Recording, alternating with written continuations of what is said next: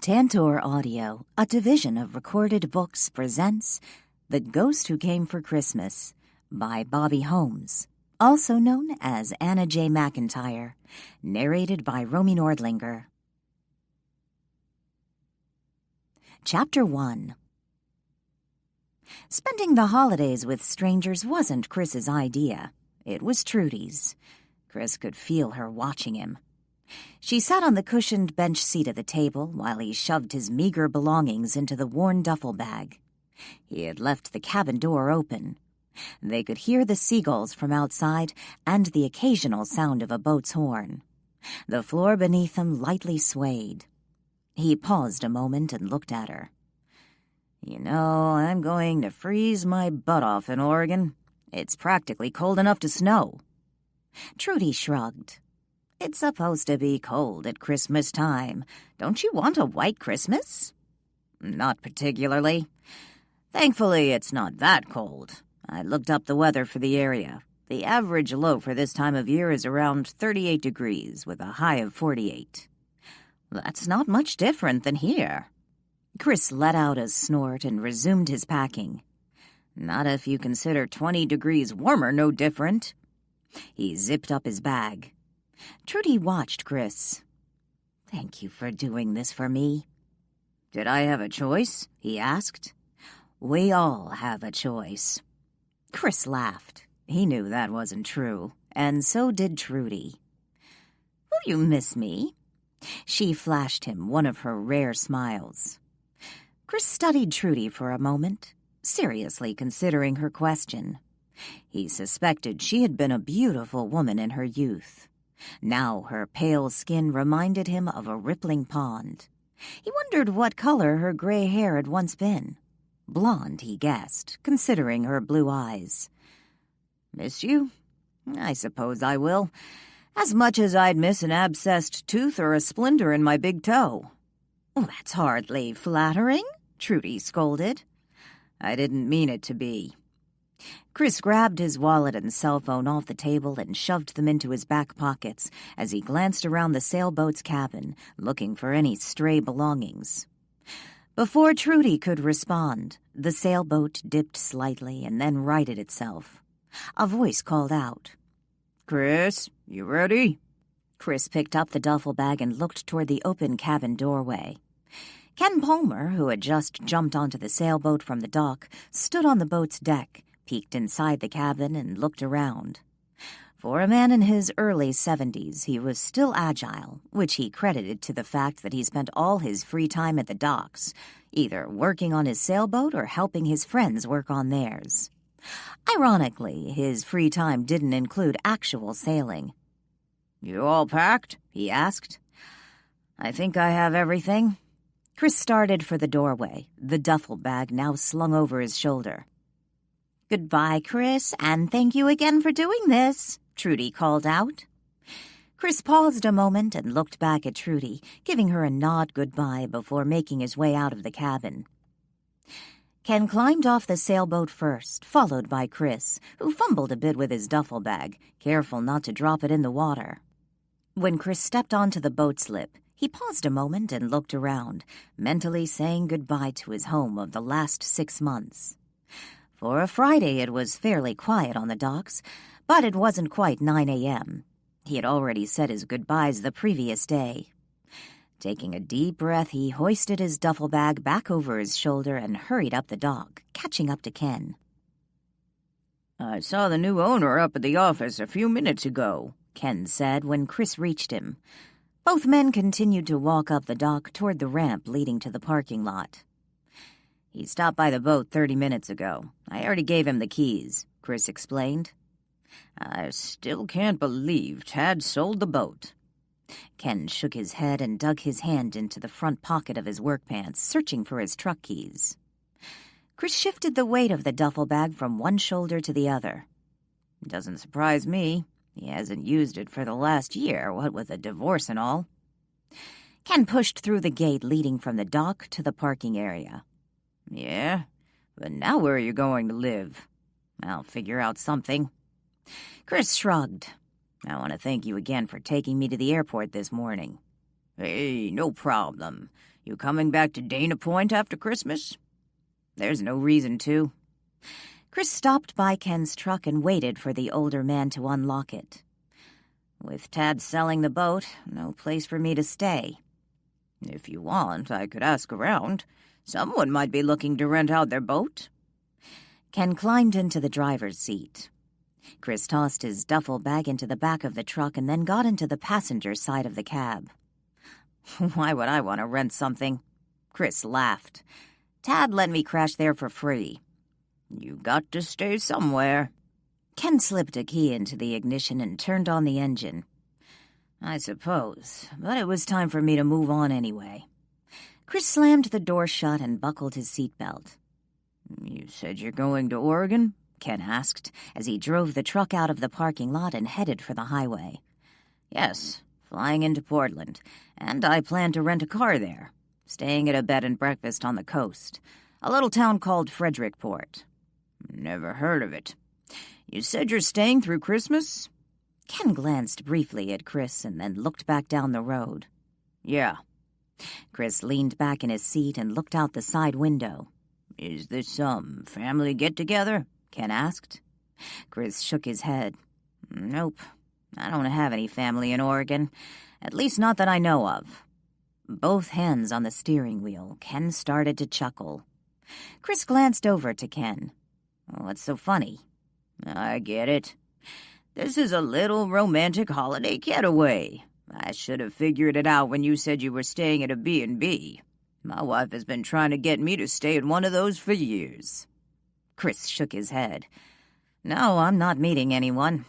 Well, at least no one I know personally. You going by yourself? Ken frowned. What about that cute little gal who was always hanging around the sailboat? The little blonde whose parents own Weekend Warrior? You mean Bridget? Chris glanced briefly at Ken. Ken nodded. Yeah, I think that's her name. Bridget is practically jailbait. Practically, but I'm sure she's at least 18. And by the way, she was always mooning over you. Damn, I'd love to be your age again. Chris laughed and shook his head. Not really interested in schoolgirls, Ken. She's a nice girl, but not my type. Ken narrowed his eyes and glanced over to Chris. You do like girls, don't you? I mean, well, if you don't, that's okay with me. After all, I have a nephew who prefers, well, you know. Chris flashed Ken a smile. I like women, all right. I just prefer one who isn't looking for a meal ticket. Guess as long as you remain homeless, you won't have to worry about that, Ken said with a laugh. I guess not. Chris smiled and leaned back in the seat. After a few moments of silence, Ken asked, So this trip to Oregon, it's just you, all alone for Christmas? I won't be alone, Ken. I assume there'll be other people staying at Marlow House. Marlow House? It's the name of the bed and breakfast. Can I ask you something? Ken asked. Chris thought the question amusing, considering Ken had practically just asked him if he was gay. Sure, ask away. Whatever gave you the idea to book a room at this bed and breakfast for the holidays? I saw a brochure on the place. It looked interesting, Chris lied. While I can't say I'd choose to stay alone at some B&B, I have to admit I rather envy your freedom to be able to just up and go wherever you want, whenever you want. Yeah, I'm one lucky guy, Chris said dryly. Still leaning back in his seat, he closed his eyes and thought about Marlow House and his real reason for going there. Without a sound, Walt appeared in the kitchen and found Danielle standing at the counter, about to dump an open bag of walnut pieces into a stainless steel mixing bowl. I assume you're making more cookies. Startled, Danielle let out a squeaky yelp and looked up into Walt's blue eyes. You scared me! Don't sneak up on me like that. She turned her attention back to her cookie batter. Sorry, but why are you so jumpy? Walt leaned closer and peeked into the bowl. I'm not jumpy. I just didn't expect you to pop in like that. Danielle grabbed a wooden spoon off the counter and started to stir the batter. And yes, chocolate drop cookies, my grandma's recipe. I wish I could have one. Walt sighed, leaning back against the counter. Waving his hand, a lit cigar appeared between two of his fingers. It's been decades since I've enjoyed a cookie. Danielle paused a moment and looked at Walt. Maybe you can't eat one of these, but wouldn't it be possible to, well, conjure up one like you do a cigar? I'm a spirit, Danielle, not a witch. I think the proper term is warlock. Warlock? Walt frowned. Yeah, a guy witch. Danielle grinned. Walt shrugged and took a drag off his cigar. Well, in either case, I can't just conjure up food like some magician or warlock. Well, I'm sorry about that. Danielle sounded sincerely contrite. One thing I love about Christmas is the baking, cookies and pie and homemade pumpkin bread. Closing her eyes briefly, she let out a satisfied sigh before opening her eyes again and resuming her task. Danielle, you like all those things even when it isn't Christmas. True that, which is one reason a bed and breakfast is an ideal business for me. I can do all the baking I want, and someone will be around to help me eat it. So who's helping you eat this? Don't your guests start arriving tonight? Walt glanced around. Where's Lily, by the way? She's over at Ian's. I thought it sounded awful quiet around here. Enjoy the solitude now, because we're going to have a full house all the way to the new year. I don't know if I mentioned it, but the Christmas tree looks beautiful. You and Lily did a wonderful job decorating it. Although I don't know why you just didn't use the Christmas lights I had in the attic. They were brand new. Walt, they were brand new when you bought them 90 years ago. I'm afraid they would probably burn down the house if I tried to use them. I suppose you have a point. Walt watched Danielle and then added, The Christmas tree brings life to the living room. Since you moved in here, I don't think I've seen you go into that room a half a dozen times. Danielle shrugged. I always thought the parlor felt more intimate, and there's something cozy about the library. The living room, well, it's just sort of large and impersonal. It doesn't feel that way now. Walt smiled. No, it doesn't. Although I'll have to think of something to do with the room when Christmas is over and we take the tree down. Otherwise, it will go back to being a big old lonely room. Walt waved his hand and the cigar vanished. You didn't answer me. Do your guests start arriving tonight? Just one. I guess he's flying in from California to Portland and then renting a car and driving here. Not sure what time he'll actually get here. He's coming alone? Walt frowned. Yes, his name is... Danielle stopped stirring the batter for a moment and tried to remember the man's name. Chris Johnson. Any relationship to Joanne? I doubt it. He didn't mention anything, and neither did Joanne. Johnson is a pretty common name. So he's not coming with a wife. Is he meeting someone here? Danielle grabbed a small scoop and began spooning up balls of cookie dough, strategically placing them on a cookie sheet. No, just him. Don't you find that odd? Danielle shook her head. Not particularly. Maybe he has family or friends in Frederickport. You really need to start asking prospective guests more questions, Walt scolded. Oh, Walt, you worry too much. Everything is going to be just fine. After all, it's Christmas. Chapter 2. I just heard it on the news.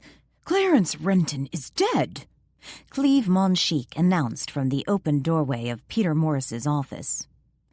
Peter looked up and waved him in. Shut the door. Strewn across his desk were papers. He hastily shoved them into an empty manila file folder, which he then set aside. When Cleve reached the desk, Peter motioned to one of the empty chairs facing him. "What are they saying?" Peter asked. Cleve sat down. "That he hanged himself in his cell. The guards found him this morning." "Any talk of foul play?" Cleve shook his head. "No, but they did say it was currently under investigation." "That's to be expected. I'm just happy to have that out of the way. Let's hold off a few days before we file his will with probate. I don't want to seem too anxious to cash in on poor Clarence's untimely death," Peter instructed. "That's what I thought, too." Peter glanced at his watch. "Richard Winston is supposed to be here any minute. I don't want you to mention anything about Clarence around him." Cleve glanced to the closed door. "Did he know Clarence?" "I doubt it. Well, he's bound to hear about Clarence's death. Considering the notoriety of the case and his connection to earthbound spirits, I'd prefer to avoid the topic. It would only confuse Richard, especially now when he has a job to do." "And you think he's the one to do it?" Peter picked up the file folder. Opening it, he plucked out a news clipping from amongst the papers. He looked at it a moment. It was about Danielle Boatman. "She's a very wealthy woman." He leaned across the desk and handed the clipping to Cleve. Cleve took it from Peter, studying the picture of Danielle Boatman in the article. "And she's a very attractive woman. What makes her especially attractive? She has no family. No one.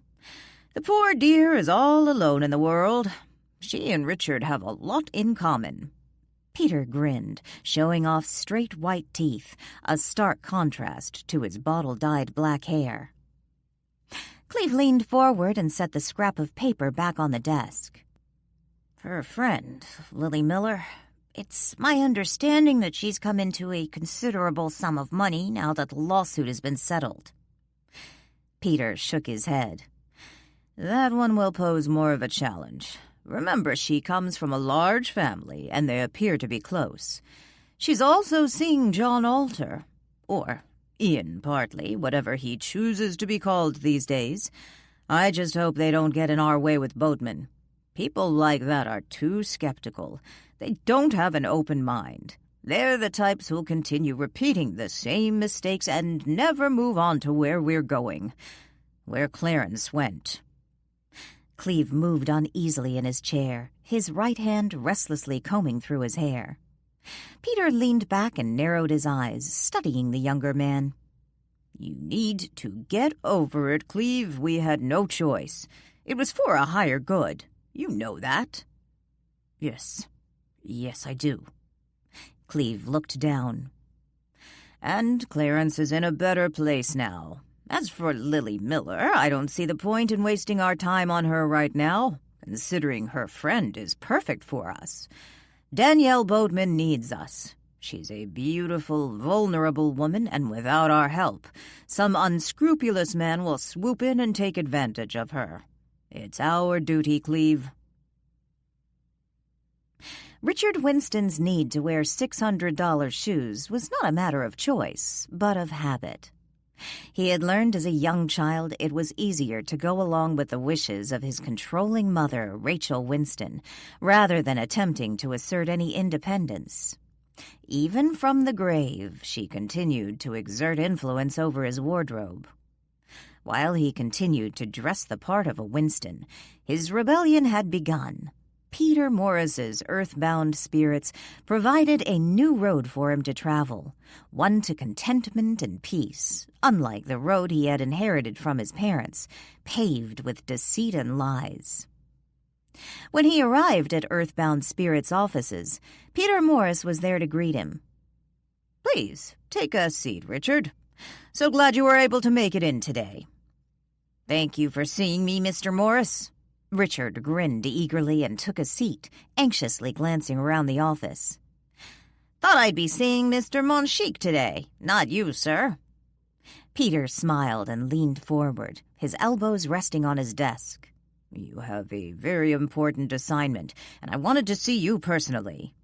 "I just want to do my part," Richard insisted. "Whatever I can do to help."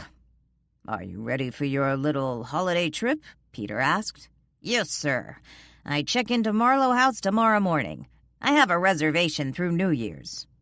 "Have you asked her about the Christmas open house?" "Mr. Monchique and I discussed that. We decided I should casually bring it up in conversation after I get there. It'll sound more natural." Peter sighed. "I suppose that'll work, but you'll need to call me and let me know what she says." Richard nodded. "Yes, of course." "Very good, Richard. Excellent. Danielle Bodeman needs us." "There's just one thing." Richard nervously cleared his throat. "What's that?" "I feel a little hypocritical at being Christmas and all, since I no longer celebrate Christmas." "Didn't you tell me Christmas wasn't very important in your family? I understand some members have a difficult time relinquishing their notion of Christmas and all its traditions. The drivel we've been fed over the years by retailers out to make a buck. Sentimental nonsense. Christmas has nothing to do with our spiritual growth. If anything, it hinders it." "There was nothing sentimental in how my parents celebrated Christmas." Richard turned his head slightly and gazed out the window. It looked out to the ocean. "Like you said, it was simply an opportunity to make more money." "Then what is it?" Peter asked. "I imagine the other guests at Marlow House will be there because of what the brochure promised. An old-fashioned Christmas." "And the problem?" Richard shrugged and looked from the picture window back to Peter. "While I agree it's nothing but nonsense, I'll feel a little like Scrooge." Peter laughed. "What, like you're there to take away their Christmas?" "I suppose, in a way." "Put your mind at rest. I don't expect you to interfere in any of Marlow House's scheduled Christmas festivities. After all, I plan to attend the Christmas open house, remember? Our point is not to convert whoever is in residence at Marlow House over the holiday, just to reach its proprietor. I'm certain this holiday will be a stark reminder to the poor girl of how alone she really is." "What do you mean?" Richard frowned. "Danielle Bodeman has no family. I don't believe the void many people feel so keenly this time of year, can be filled with strangers.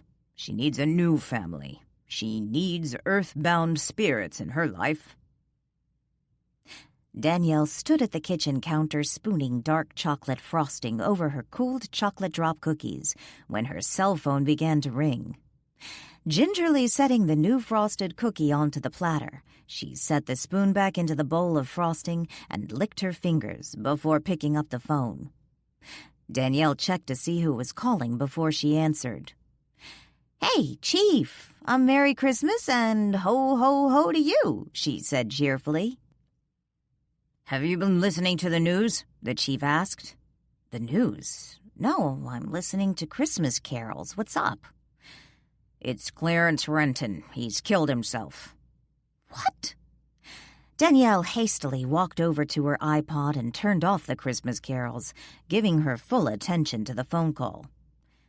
"They found him this morning. He hanged himself in his cell." "What does his cellmate say?" "His cellmate was in the infirmary for the night. Claimed to have stomach cramps. Renton was alone." "What about the guys in the other cells around him?" "All claiming they didn't hear anything, which of course would support suicide." "Yeah, like a bunch of convicts really want to rat out someone who might sneak into their cell during the night and slit their throats." "You don't believe it was suicide?" "I don't see Renton as the type to kill himself." Danielle paused a moment and then groaned. "Oh, crap." "What's wrong?" "You don't think he's going to show up here, do you?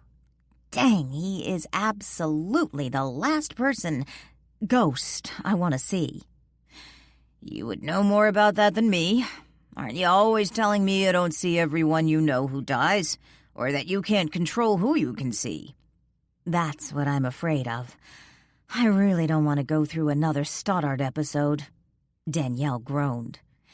If he stops by, you might want to ask him if he really killed himself." "Talk about putting a damper on the Christmas spirit," Danielle grumbled. She grabbed a chocolate-frosted cookie, sat down at the kitchen table, and shoved the cookie in her mouth. "I just thought you'd want to know." Biting off a large chunk of the cookie, she responded with her mouth full. "Yeah, thanks." "Are you reading something?" he asked. "Uh-huh, cookies," she said, taking another bite. She grabbed a glass of milk off the table and took several gulps. "From what I understand, Renton rewrote his will a while back and left earthbound spirits everything," the chief told her. "That figures, considering he was so closed-mouthed about Isabella's will." "I was always a little surprised you never sued Renton for embezzling from your aunt's estate and never filed a civil suit for killing Cheryl." "It wouldn't have brought Cheryl back. Anyway, after the courts looked into those bogus charities Renton set up, most of that money went back to my aunt's estate. And to me." "True, but still, from what I understand, Renton was by no means a pauper." "Yes, and now whatever he had goes to earthbound spirits. I still don't understand why those guys are still in business. I figured after trying to pass off Isabella's old will as the current one and blackmailing Darlene, someone would have gone to jail and they would have lost their nonprofit status." "I told you we couldn't prove anything. A little difficult to haul Darlene's ghost into court to testify about the blackmail," the chief reminded her. "There was no way to connect those photographs we found to earthbound spirits." "I suppose you're right. But if I ever see those lying jerks again—" Chapter 3. Patricia Morgan held the prize letter in her right hand and her landlord's eviction letter in her left. She studied them each a moment longer before tossing them both onto the kitchen table and glancing up at the wall clock. She would need to leave in 30 minutes to pick her daughter up at school. Jessica believed they would be buying a Christmas tree this evening. After all, it was the beginning of Christmas vacation, and Patricia had been promising her for weeks they could get a tree as soon as school was out. Normally, they bought the tree after Thanksgiving, but just days before Thanksgiving this year, Patricia had lost her job at the preschool. It wasn't anything personal. After all, the entire staff had found themselves instantly unemployed when the owners of the preschool forgot to file their corporate income tax for over 5 years straight. It was easier for them to simply close the school as opposed to coming up with the exorbitant fees they now faced. Had Patricia known she was about to lose her job, she would never have spent her savings on the new transmission for her old car. She would love to have those $1,000+ back in her bank account. It wasn't as if she was completely destitute. She had the regular Social Security payments from her late husband and a pittance of an unemployment check coming in. She had believed she would have found a job by now, yet none of the local preschools were hiring. She considered getting a part-time job in retail. After all, it was the Christmas season, and many stores hired seasonal employees. Yet that would mean leaving Jessica home alone during Christmas break, and paying for a sitter would probably eat up whatever pay she might earn from the temporary job. One thing Patricia had liked about working at the preschool: it enabled her to have school holidays off with her daughter. Picking up the prize letter, she reread it. "Congratulations, Patricia Morgan. You and your daughter have won a 2-week, all-expenses-paid Christmas holiday at Marlow House Bed and Breakfast, located in Frederickport, Oregon on the Northwest Coast. Your name was submitted by an anonymous member of our nonprofit organization.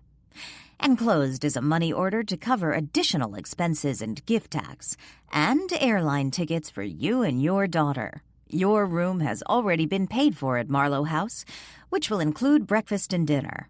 Additional Christmas gifts, valued at over $10,000, will be delivered to you and your daughter on Christmas Eve at Marlow House. So we hope you will make the trip or forfeit the additional prizes. Merry Christmas from Benevolent Charities, a nonprofit serving the needs of American families. Tossing the letter back onto the table, she picked up her cell phone and dialed the number on the letterhead for Benevolent Charities. The call went to a message machine, as it had the last 10 times she had dialed it. Standing up, she walked to the kitchen counter and picked up a piece of paper she had left there the night before. Unfolding the paper, she looked at the numbers she had scribbled on it. Since she did not own a computer, she couldn't afford the monthly Wi-Fi fee, not to mention the initial cost of purchasing a computer. She had stopped by the library and looked up Marlow House bed and breakfast. According to its website, it was a real place. Of course, she understood anyone could create a fake website. She had also jotted down the numbers for the Frederickport Chamber of Commerce, as well as the airline's phone number. She had already checked with the airline, and the tickets were legit. When she had first received the letter 2 weeks earlier, she had taken the money order to her bank, and they assured her it wasn't counterfeit and she could deposit it. Reluctantly, she did, yet she hadn't spent any of the money. She had heard horror stories of people being scammed with fake checks, only to have them bounce after they spent the money and were left having to repay the bank. Considering her options, she picked up her cell phone and looked at it a moment. It seemed everyone had one of those smartphones except her. Jessica called hers a dumb phone, one of those $20 throwaway phones with prepaid minutes. She dialed the Frederickport Chamber of Commerce. The call lasted only a few minutes. They assured her Marlow House Bed and Breakfast was a legitimate business, and the phone number she had for them was correct. Her next call was to Marlow House Bed and Breakfast. "Now what are you making?" Walt asked when he popped back into the kitchen and found Danielle dumping a bag of chocolate chips into a bowl. "I'm making chocolate chip cookies." Danielle stopped what she was doing and looked over at Walt, who had just taken a seat at the kitchen table. "I was going to come look for you after I mixed this up." Danielle wiped her hands on her apron and abandoned her baking, joining Walt at the table. "Anything particular?" "Yes, I wanted to tell you about the 2 phone calls I got a little while ago. The first one was from McDonald." "The chief?" "He told me Clarence Renton is dead. They say he committed suicide, hanged himself in his cell." Walt cringed. "Those things can't be faked." "You would know." "Does he really think Renton killed himself? And why?" "I guess there isn't anything to indicate foul play, but the more I think about it, I just find it hard to believe someone like that would take his own life."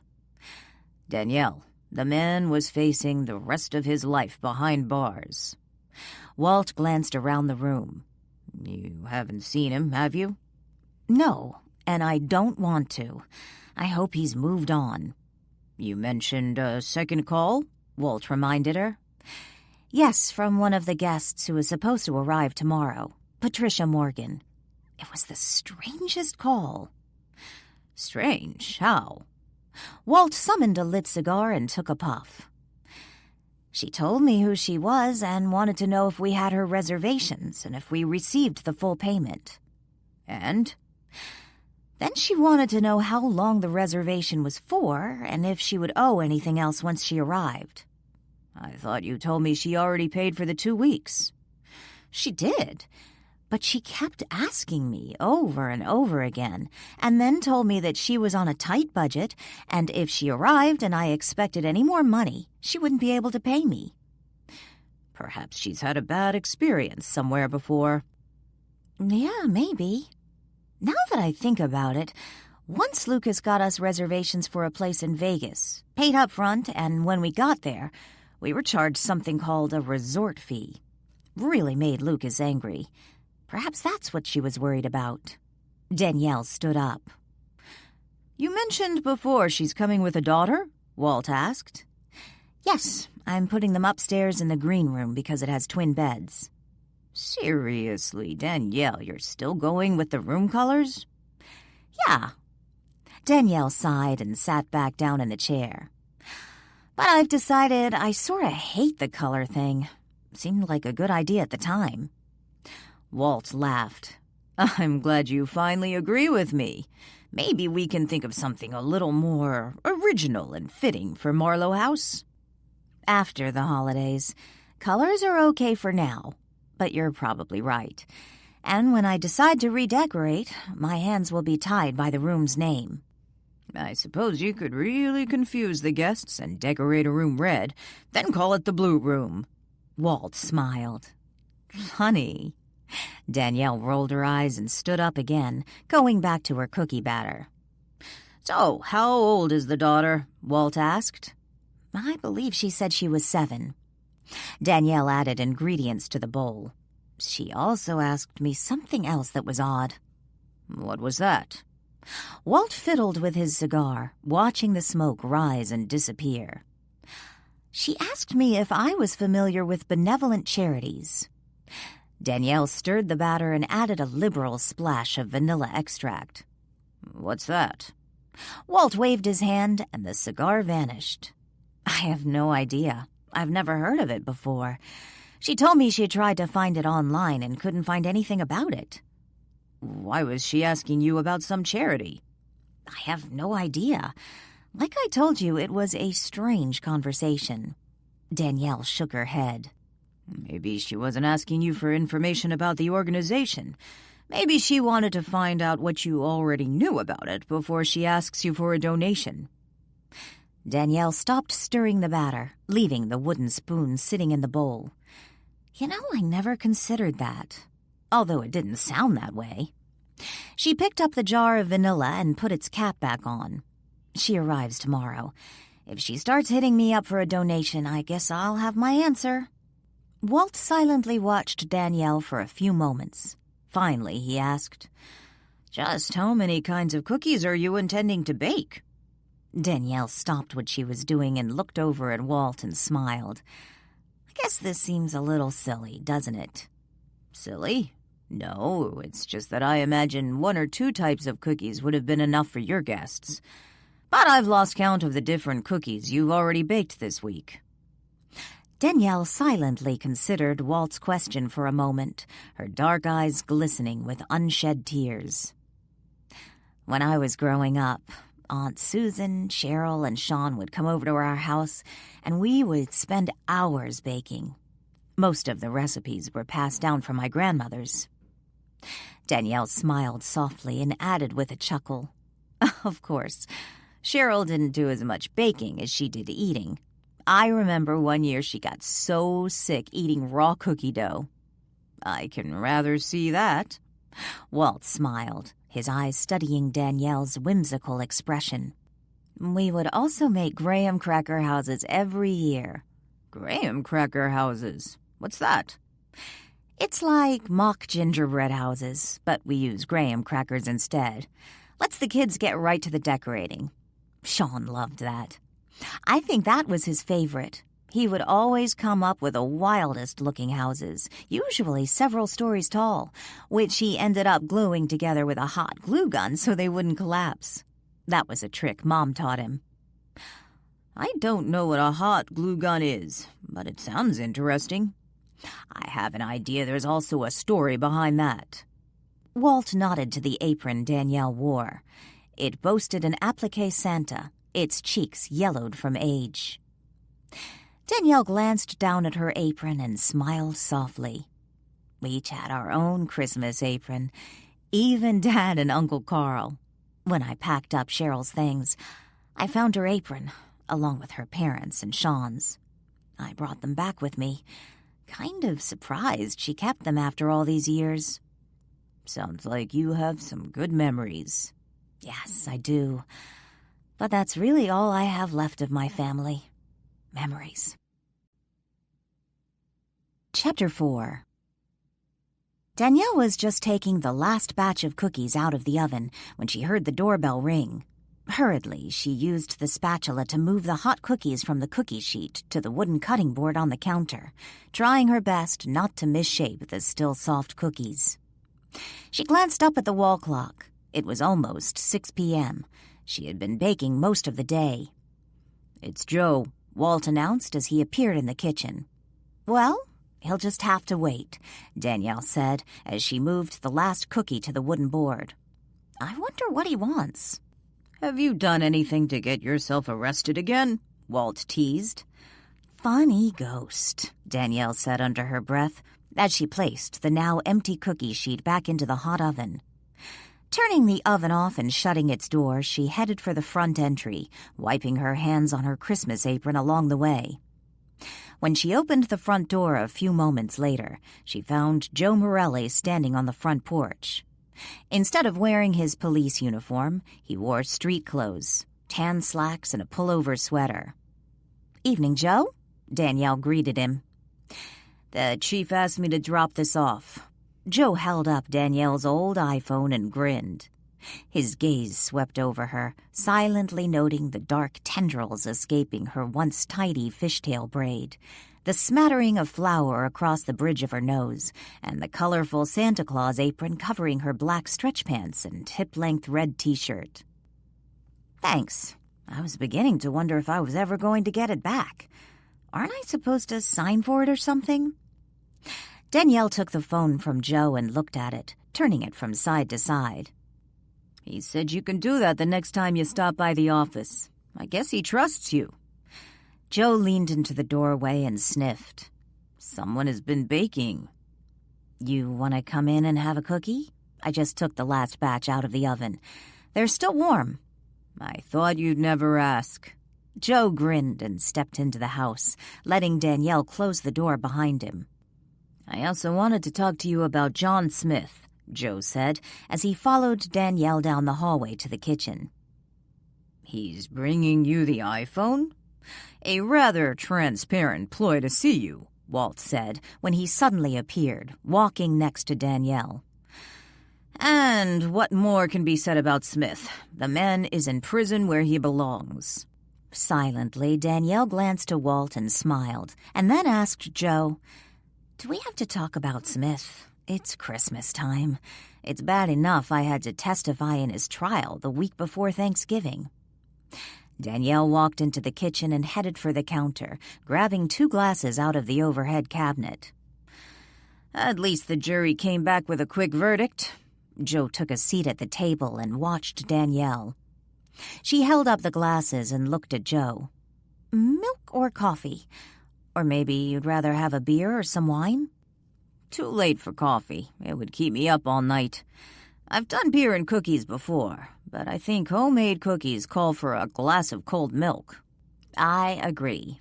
Danielle poured 2 glasses of milk and set cookies on a plate before joining Joe at the table.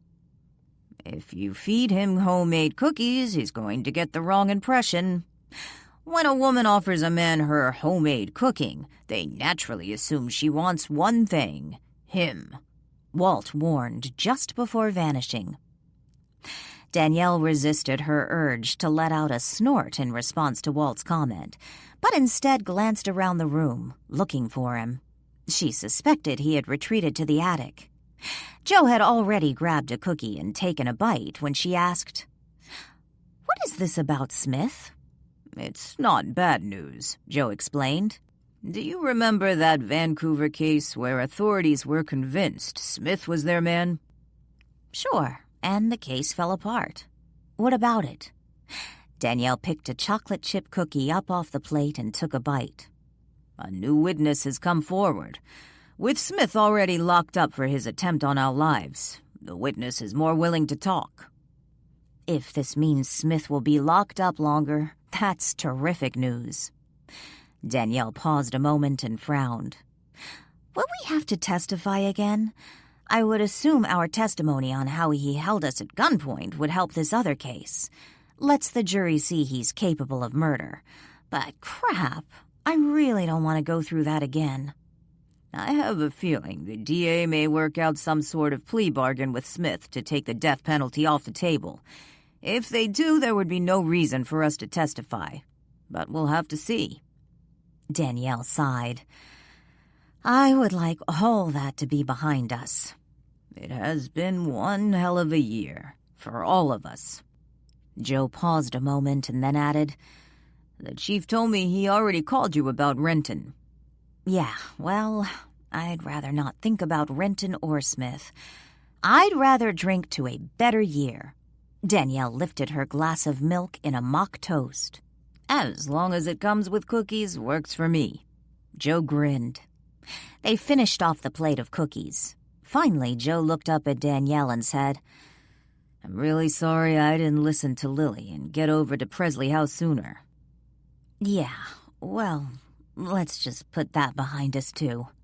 Danielle smiled. "But it really was your credit card. If someone hadn't been using it, what were the chances of that happening at the same time you get trapped at Presley House?" Danielle shrugged. "When you first told me about the credit card, I assumed someone had gotten a hold of my account information, maybe from some previous purchase. I figured my card was still in my purse, but when I checked later, it wasn't." "Yeah, you told me."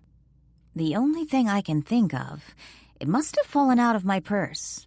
Back when all of that was going on, I remember dropping the purse in a restaurant and some stuff fell out. I thought I got everything, but obviously I didn't." "I just wish we could have caught the person who was using your card." "They had quite a shopping spree before the card was canceled." Joe glanced over to the counter where Danielle had set the iPhone.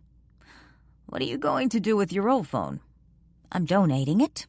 Danielle sipped her milk. Joe picked up a napkin off the table and wiped his mouth. "You could sell it on eBay." Instead of responding, Danielle just looked at Joe, her lips almost turning into a smile. He glanced up into Danielle's dark eyes and shrugged. "Yeah, I guess there's no reason to do that. You don't need the money. Of course, that doesn't stop you from baking cookies for a bunch of strangers." "Oh, stop, Joe. I like running the B&B, and I like baking." Danielle stood and picked up the empty plate, taking it to the sink. "I didn't notice any other cars out front. I assume you don't have anyone staying here now?" "Actually, we're booked up through the new year. No one is here right now, but I'm expecting someone." She paused when she heard the doorbell ring. Grinning, she looked over at Joe. "How is that for timing?" Joe watched as Danielle quickly removed her Christmas apron and tossed it on the counter before running her hands over her hair in an awkward attempt to tidy up. "You might want to remove the flour on your nose," Joe said with a chuckle as he stood up and snatched the 2 empty glasses off the table to carry them to the kitchen sink. "Flour?" Danielle lifted her hand to her nose and unsuccessfully attempted to wipe away the evidence of her recent baking. She startled when Joe stepped in front of her and reached out, his hand gently brushing off her nose and cheek. "I can't leave you alone for a minute," Walt snapped when he suddenly appeared in the kitchen, a look of disdain on his face. Startled by Joe's gesture and Walt's sudden appearance, Danielle stepped back, muttered an awkward thank you to Joe, and flashed Walt a glare before giving her nose a final wipe with her hand. She turned to the door and rushed from the kitchen. When Danielle reached the foyer, she paused for a moment by the mirror hanging over the cherry wood entry table. She took a moment to tuck a few stray tendrils back into her braid and straighten her red shirt before turning toward the front door. Joe followed her back to the entry, but paused quietly at the parlor door, watching her. The bell rang a second time just as Danielle was about to open the door. The man Danielle found standing on her front porch was nothing like she expected. For some reason, she had imagined that Chris Johnson, assuming that was who this man was, would be more in line with Will Wayne, an older gentleman alone and seeking company for the holiday. This man, whom she guessed was close to her age, perhaps a little older, looked like someone who would be spending his Christmas vacation on a cruise ship with other singles instead of tucked away in a little bed and breakfast on the northwest coast. And considering his looks, Danielle imagined he wouldn't be lacking the attention of the women. She couldn't wait until Lily got a look at this one. Dressed in faded jeans, a powder blue dress shirt, and suede jacket, The man carried a duffel bag over one shoulder. He broke into a wide smile the moment his eyes met hers. His gaze swept over her and his smile broadened. "Well, hello," he greeted her, his blue eyes twinkling. "I sure hope I'm at the right place. I'm Chris Johnson. I have a reservation. This is Marlow House, isn't it? I didn't see a sign." Danielle opened the door wider and stepped to one side. "You're at the right place. Welcome. I'm afraid we don't have a sign yet. I'm your host, Danielle Boatman." Chris put out his hand and shook the one Danielle offered as he made his way into the house. Once inside, he glanced around and immediately spied Joe standing to one side, silently watching. "Hello." He flashed Joe a smile. "Are you Mr. Boatman?" Joe stepped forward and shook Chris's hand. "No, I'm a friend of Danielle's, Joe Morelli." Joe gave Chris's hand a final firm shake while adding, "Sergeant Joe Morelli." "Sergeant? Are you in the military?" Chris asked when the handshake ended, a smile still on his face. "Joe's with the local police department," Danielle explained, flashing Joe a disapproving glance for his less-than-friendly demeanor. "Nice." Chris dropped his duffel bag to the floor and glanced around the foyer. "Never hurts to be on good terms with the local cops." "And what do you do, Mr. Johnson?" Joe asked. Chris's gaze swept over the room before looking back to Joe. He studied him a moment. "I try to enjoy life, Sergeant Morelli." "Does that pay well?" Joe asked. Chris laughed. "You would be surprised." "Thanks for bringing me my iPhone," Danielle interrupted. "I know how busy you are, Joe." Danielle started walking to the door, preparing to show Joe out. Unfortunately, Joe seemed quite content where he was standing. "You offer the boy a cookie and he starts getting all territorial," Walt announced as he appeared the next moment, standing between Joe and Danielle. "I warned you this would happen if you encouraged him." Chris's eyes widened when a man wearing a vintage pinstriped suit materialized, standing just a few feet away. Resisting the urge to voice an expletive, Chris withheld comment, his gaze shifting from Danielle to Joe. By Joe's lack of reaction and the way he seemed to be looking through the man, who was clearly criticizing him, Chris surmised Joe could not see the apparition. Yet by Danielle's body language and the way her gaze shifted between Joe and the man, Chris assumed she could both see and hear him. "Very interesting," Chris told himself. "It seems Marlow House has its own ghost, and I believe Danielle Boatman can see and hear him." Chapter 5. "So is he your boyfriend?" Chris asked, after Joe said his goodbyes and stepped out onto the front porch, closing the door behind him. Chris remained standing in the foyer with the chatty ghost and Danielle. By the way the spirit was yammering on about the cop, Chris was fairly certain he already knew the answer. Joe was not her boyfriend, but not from lack of trying. This was not only obvious by the ghost's non-stop tirade, but also by the unfriendly police officer's possessive attitude toward Danielle, which did not seem to be reciprocated. "You hear what he's asking you?" the ghost asked Danielle. "Not only are you sending the wrong message to Joe, the way you're behaving toward Joe makes others think you and he are in a relationship. I told you he's all wrong for you, Danielle. Haven't you learned that already? If you give him the chance, he'll hurt you again." Chris noted the flash of annoyance Danielle gave the nagging spirit before she turned to him and said, "No, he's just a friend. What made you think he was my boyfriend?" "It's really none of my business. I shouldn't have said anything." "No, that's okay. I was just curious why you thought he was my boyfriend." "It's not so much I thought he was your boyfriend." The ghost, now silent, stood between them. Chris could feel the apparition studying him.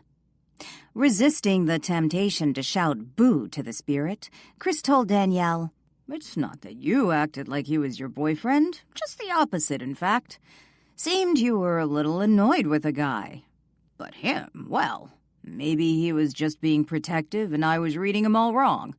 You did say he was a cop, and I'm a stranger staying in your home." Chris wanted to laugh at the ghost's sudden scowl. He caught the satisfied smirk Danielle flashed her ghost friend. At least Chris assumed he was her friend. By the way the ghost was behaving, it was obvious Joe that cop dude wasn't the only protective male hovering around Danielle Boatman. "Joe and I are just friends, but I suppose he is a little protective of me, considering that he did save my life." Chris didn't miss the mischievous grin Danielle flashed the spirit. "Oh, please, he didn't save your life. If I hadn't intervened, both you and Joe would be on this side with me." The apparition vanished. "Is he the cop who saved you from the hitman?" Chris asked. "I read about it online." "And you still decided to spend Christmas here?" Danielle stepped to one side as she opened the door to the downstairs bedroom where Chris would be staying. "I'll confess I read up on Marlow House before making the reservation. Sounds like this is a lively place." Chris flashed Danielle a grin and walked into the room. "I hope you don't expect anything too exciting during your stay here. If I have my way, this will be a nice, quiet Christmas." Chris walked into the bedroom. "That would suit me just fine. A drama-free Christmas." He was about to toss his duffel bag onto the bed when something on the center of the bedspread caught his eye. "Max?" Danielle shouted when she saw what had captured Chris's attention. The cat, all black save for the white tips on his ears, raised his head, opened his eyes, and yawned. He looked at Danielle and then turned his attention to Chris. "I'm sorry about this. I don't know how we got in here. I try to keep Max out of the guests' bedrooms." Danielle walked over to the bed and scooped up the black cat, who immediately rested his chin on her shoulder and began to purr. "I hope you aren't allergic to cats." "Not at all." Chris reached out and scratched behind Max's ears. "He's welcome in my room any time. I like cats." "He does seem to be partial to this bedroom." Danielle pointed to another door. "This room has a private bathroom through there. It's the only guest room on the ground floor." Chris tossed the duffel bag onto the bed and looked around. "Nice." Max began to squirm. Danielle set him on the floor. He immediately walked to Chris and began winding in and out around his ankles. "I think he likes you," Danielle said, looking down at her cat. "But if he gets in your way, please feel free to put him out of your room." "I assume there are other guests?" Chris asked. "There will be. We have several arriving tomorrow. They'll be staying in the upstairs bedrooms. And then there's Lily. She lives here full-time." "Lily? I think I read about her too. Is she the one that rich guy tried to pass off as his niece when she was in a coma?" "You really did read all about this place."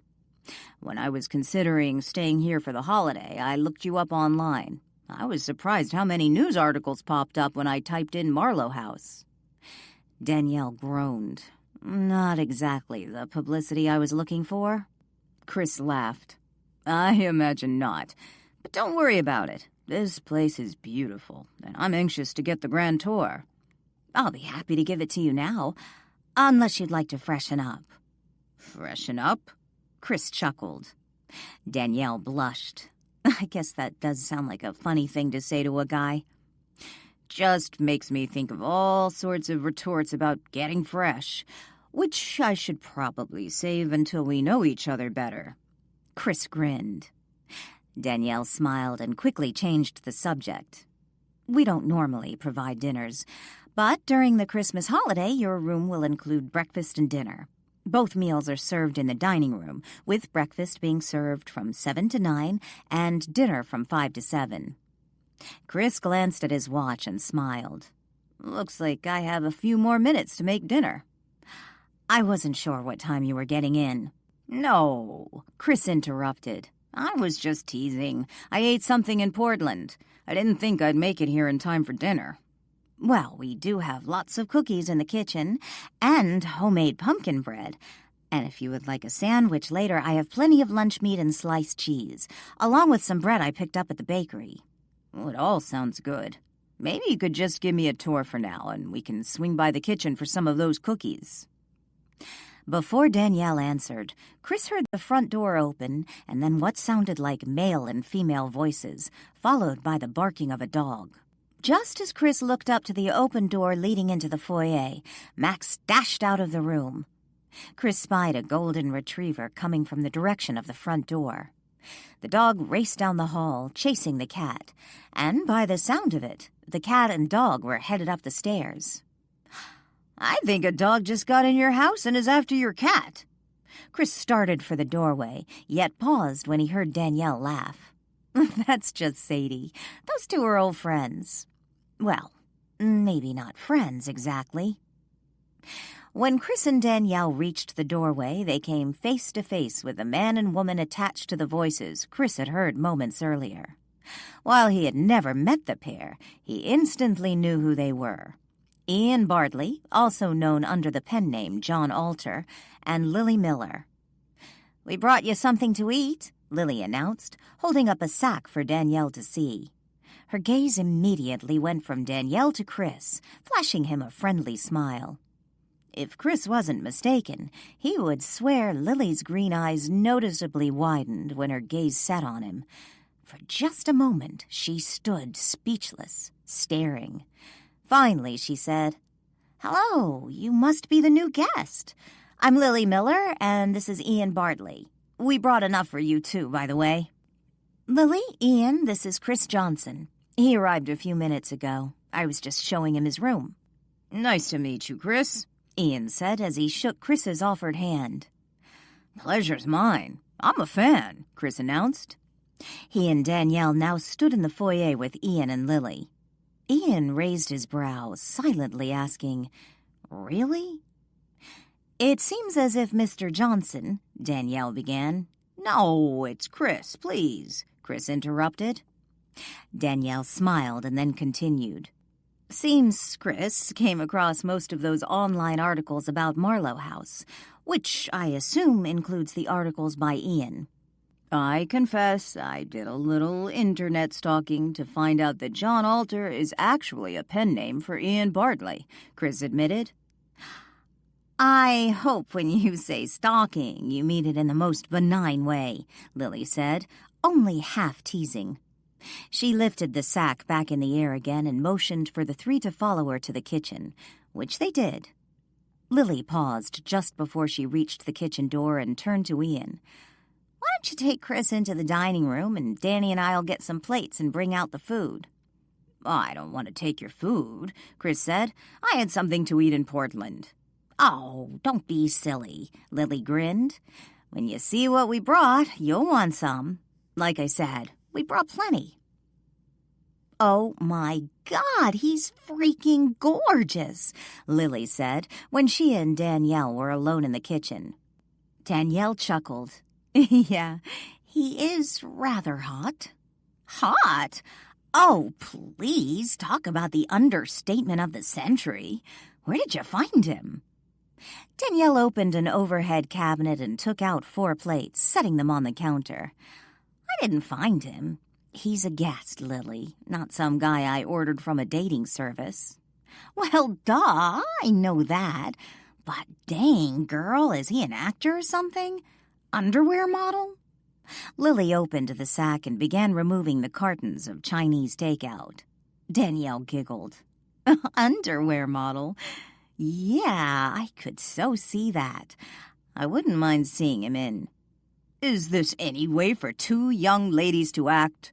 Walt reprimanded when he suddenly appeared in the kitchen. "Lily should be ashamed of herself. I thought she promised her heart to Ian." "Look out, Lily. Mr. Prim and Proper just popped in and does not approve." Danielle giggled again as she opened a drawer and pulled out some silverware. "Walt?" Lily glanced around the room. "Who else?" Danielle shrugged. "I really don't understand young women these days." Walt paced the room in a fit of agitation. "You're doing it again," Danielle reminded him. "He's doing what?" Lily glanced around, wishing she could see and hear Walt. "He's rewriting the good old days when women were proper and buttoned down and would never consider peeking at a hunky guy wearing just his boxers." Danielle tossed the silverware onto the counter with some napkins. "Didn't Walt live during the Roaring '20s?" Lily asked. "Exactly." Walt stopped pacing and looked at Danielle. "Well, he isn't that good-looking." Danielle looked over at Walt and cocked her brow. "Seriously? You can stand there and say that with a straight face? Even if I put a sack over his head, he would still look great. Those broad shoulders, he's obviously athletic, the perfect height, not too tall." "That's just because you're short," Walt spat. "Humph, that was not nice." "What did he say?" Lily asked. Ignoring Lily's question, Danielle said, "He sort of has that boyish, hunky look going for him. Sandy-colored hair that needs a trim, vivid blue eyes, nice smile, good teeth, rather yummy." Narrowing his eyes, Walt glared at Danielle. "As you know, Angela was quite beautiful. Some said a beauty beyond compare." "Your point?" Danielle asked. "I married her, Danielle. How did that work out for me?" Walt disappeared. Danielle let out a sigh and glanced around the kitchen. Walt was gone. "What is it?" Lily asked. "Walt was just reminding me that even the prettiest face can have a black and ugly heart." "True." Lily picked up the tray holding the cartons of Chinese food. "But it's still fun to look." Chapter 6. "Who's that?" Chris asked when Danielle showed him through the library after dinner. He stared up at the massive portrait, an obvious likeness to the resident ghost. He glanced from the portrait to the spirit lingering nearby, watching him. "Walt Marlow," Danielle said as she stepped up to the portrait, standing next to Chris. She looked up at the painting. "He's the one who was murdered in the attic?" Chris asked, glancing over to Walt, who continued to stare in his direction. "Yes, his grandfather built this house. Founded Frederickport." Danielle glanced briefly from the portrait to Walt. "His grandfather was Frederick Marlow." "Kind of a nerdy-looking guy, wasn't he?" Chris remarked. "What does he mean by that?" Walt scowled. No, I don't think so," Danielle stammered. She glanced nervously to Walt and back to his portrait. "Maybe it's just that suit he's wearing. The way he's standing. Rather effeminate." "What in the hell was that supposed to mean?" Walt roared. "I don't see that at all," Danielle said. The corners of Chris's mouth twitched. He resisted the urge to laugh. "And the woman, is that his sister?" "No, it was his wife, Angela Marlow. She was killed the day before he was murdered by a hit-and-run driver." "Walt Marlow is also the one who stole the missing Thorndyke," Ian said from his place on the sofa, where he sat with Lily, sharing a plate of homemade cookies. Lily, who was no longer munching on cookies, listened attentively to Chris's comments about Walt, her eyes nervously darting about the room. "The way you say that makes me sound like some sort of common thief," Walt grumbled before summoning up a cigar. "And what does he mean I look effeminate? If he's not careful, I'll knock him off his block and show him effeminate." Still standing in front of the portrait, Chris's gaze moved from the painting to Ian and then to Walt Marlow's spirit. By Ian's and Lily's body language and reaction to Walt's presence, Chris surmised that neither one could see Walt. Yet it was obvious Danielle could. Curled up under Walt's feet was Sadie, Ian's golden retriever. Chris had heard Walt issue verbal commands to both Sadie and Danielle's cat, Max. By the animals' reactions, he was certain they too could see and hear Walt, which didn't surprise Chris. Nor was he surprised the animals understood the spirit, and the spirit understood the animals on a level superior to normal human-animal interaction. He had witnessed that before. "Damnedest thing," Ian said abruptly. All heads turned in his direction. "What?" Lily asked. "Can you smell that, Chris?" Ian asked. "Smell what?" The only thing Chris noticed was Walt's cigar smoke. "Sometimes I swear I smell cigar smoke in this house," Ian explained. "It comes and goes." Chris looked over to Ian, where he sat on the sofa with Lily. He caught a brief exchange between Lily and Danielle. Lily, while popping a piece of cookie in her mouth, flashed an impish grin to Danielle. "Yes, I think I smell something," Chris finally admitted. "I'm not sure if I'm more surprised over the fact Ian can smell the cigar smoke or the fact Lily obviously knows something. I don't think she can see him. Whatever it is, I hope it doesn't interfere with what I came here to do." Danielle walked to the sofa, snatching the now empty plate from Lily. "You know these old houses. Funny smells." She set the empty plate on the desk and took a seat on one of the two empty chairs facing the sofa. "Funny smells?" Walt scoffed. "I prefer to think of it as my way of making my presence known." Chris stepped away from the portrait, a slight smile on his face as he sat in the empty chair next to Danielle. Ian's interest in the sporadic whiffs of cigar smoke quickly dissolved when Lily changed the direction of the conversation and asked Chris what he did. "I enjoy sailing," Chris said with a smile. He glanced from Ian and Lily to Danielle. "I think she was asking what you do for a living," Walt said. He moved to the sofa and sat on one of its arms, facing Chris. "You avoided that question earlier when Ian asked it in the dining room." "I dream of sailing sometimes," Danielle said. "Don't change the subject," Walt scolded. "Find out what he does for a living. If you insist on welcoming strangers into the house, you need to at least try to learn as much as you can about them." "Have you ever been sailing?" Chris asked Danielle. "Only in a dream I had once. It seemed real, but no, I've never actually been sailing." Danielle sighed and leaned back in her chair. "It felt real to me, Danielle. Isn't that all that's important?" Walt asked in a soft voice. Chris frowned, suppressing the urge to stare at Walt. What was he talking about? It felt real. What does he mean? That's all that's important. Instead, he said, "Until this morning, I was living on a sailboat." "You live on a boat?" Lily perked up.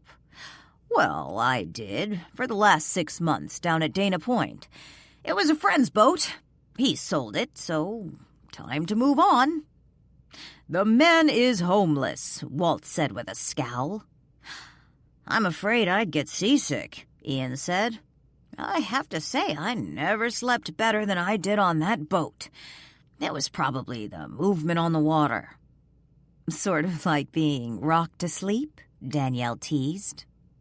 Chris smiled over at Danielle. "Yeah, pretty much." "Oh, please, Danielle, are you flirting with him?" Walt stood up and shook his head. "I don't know why you and Lily think he's so good-looking. He's nothing special. You need to listen to what he's saying. The man is homeless. I bet he doesn't have a job." "Will you be returning to Dana Point after the holidays?" Danielle asked. Chris shook his head. "No, time to move on." "So you don't have a job you have to go back to?" Lily asked. Walt smiled. "Good girl, Lily. At least you know how to ask the right question. Let's see what he has to say about that." Smiling at Lily, his eyes darting to the end of the sofa where Walt sat, Chris shook his head. I have no reason to return to Dana Point. Danielle stood up. Why don't we take this discussion in the living room? We have that beautiful tree in there, and it seems a shame not to enjoy it. 15 minutes later, they sat in the living room. Pine scent from the fresh-cut tree filled the air, triggering memories of Christmases past and overshadowing evidence of Walt's cigar smoke. Danielle poured them each a glass of wine and had just finished serving the beverages when the doorbell rang. She went to answer it, taking her glass with her. When Danielle opened the door, it was Heather Donovan, her neighbor from down the street, standing on the doorstep.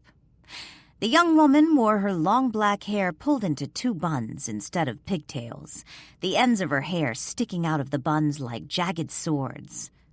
Clad in a bright green sweatsuit, Danielle thought she looked like a cast member from Grinch. "Merry Christmas," Heather greeted her, holding up a small, colorful foil sack. "Merry Christmas to you, too," Danielle returned, raising her wine glass in mock salute. "Please, come in." "I wanted to stop by and bring you this," Heather said as she stepped into the house and handed Danielle the sack. "A gift? How sweet. Would you like a glass of wine?" "I'd love one." Heather hesitated a moment and asked, "Do you have company? I don't want to just barge in." "It's just Lily and Ian and our new guest. Please come join us." Danielle led the way back to the living room, now carrying the gift sack and glass of wine. Once in the living room, both Ian and Chris stood up. Danielle was about to introduce Heather to Chris when Heather cocked her head to one side and interrupted by saying, "Do I know you?" She stared at Chris. I don't think so," Chris said hesitantly. He then added with a bright smile, "I'm sure I would remember you." "This is our neighbor, Heather Donovan. Heather, this is our guest, Chris Johnson." Heather shook her head. "No, that's not right." "You aren't Heather Donovan?" Chris asked with a mischievous grin. "No, I'm Heather Donovan," Heather said seriously. "But you... No, the person I'm thinking of... Chris... No, not Johnson." Ignoring Heather's puzzled expression, Danielle poured her neighbor a glass of wine and handed it to her, directing her to an empty chair. Heather pointed to the sack Danielle had left on the table while pouring the wine. "Open it," she urged. "It seems Heather came bearing gifts," Danielle said when she picked up the sack. "It's actually for Marlow House," Heather explained as she took a sip of her wine. Danielle pulled an electrical gadget from the sack and looked at it. "It's a diffuser," Heather explained. "You fill it with water and then add a few drops of essential oil. Look in the sack. You'll find a bottle of oil."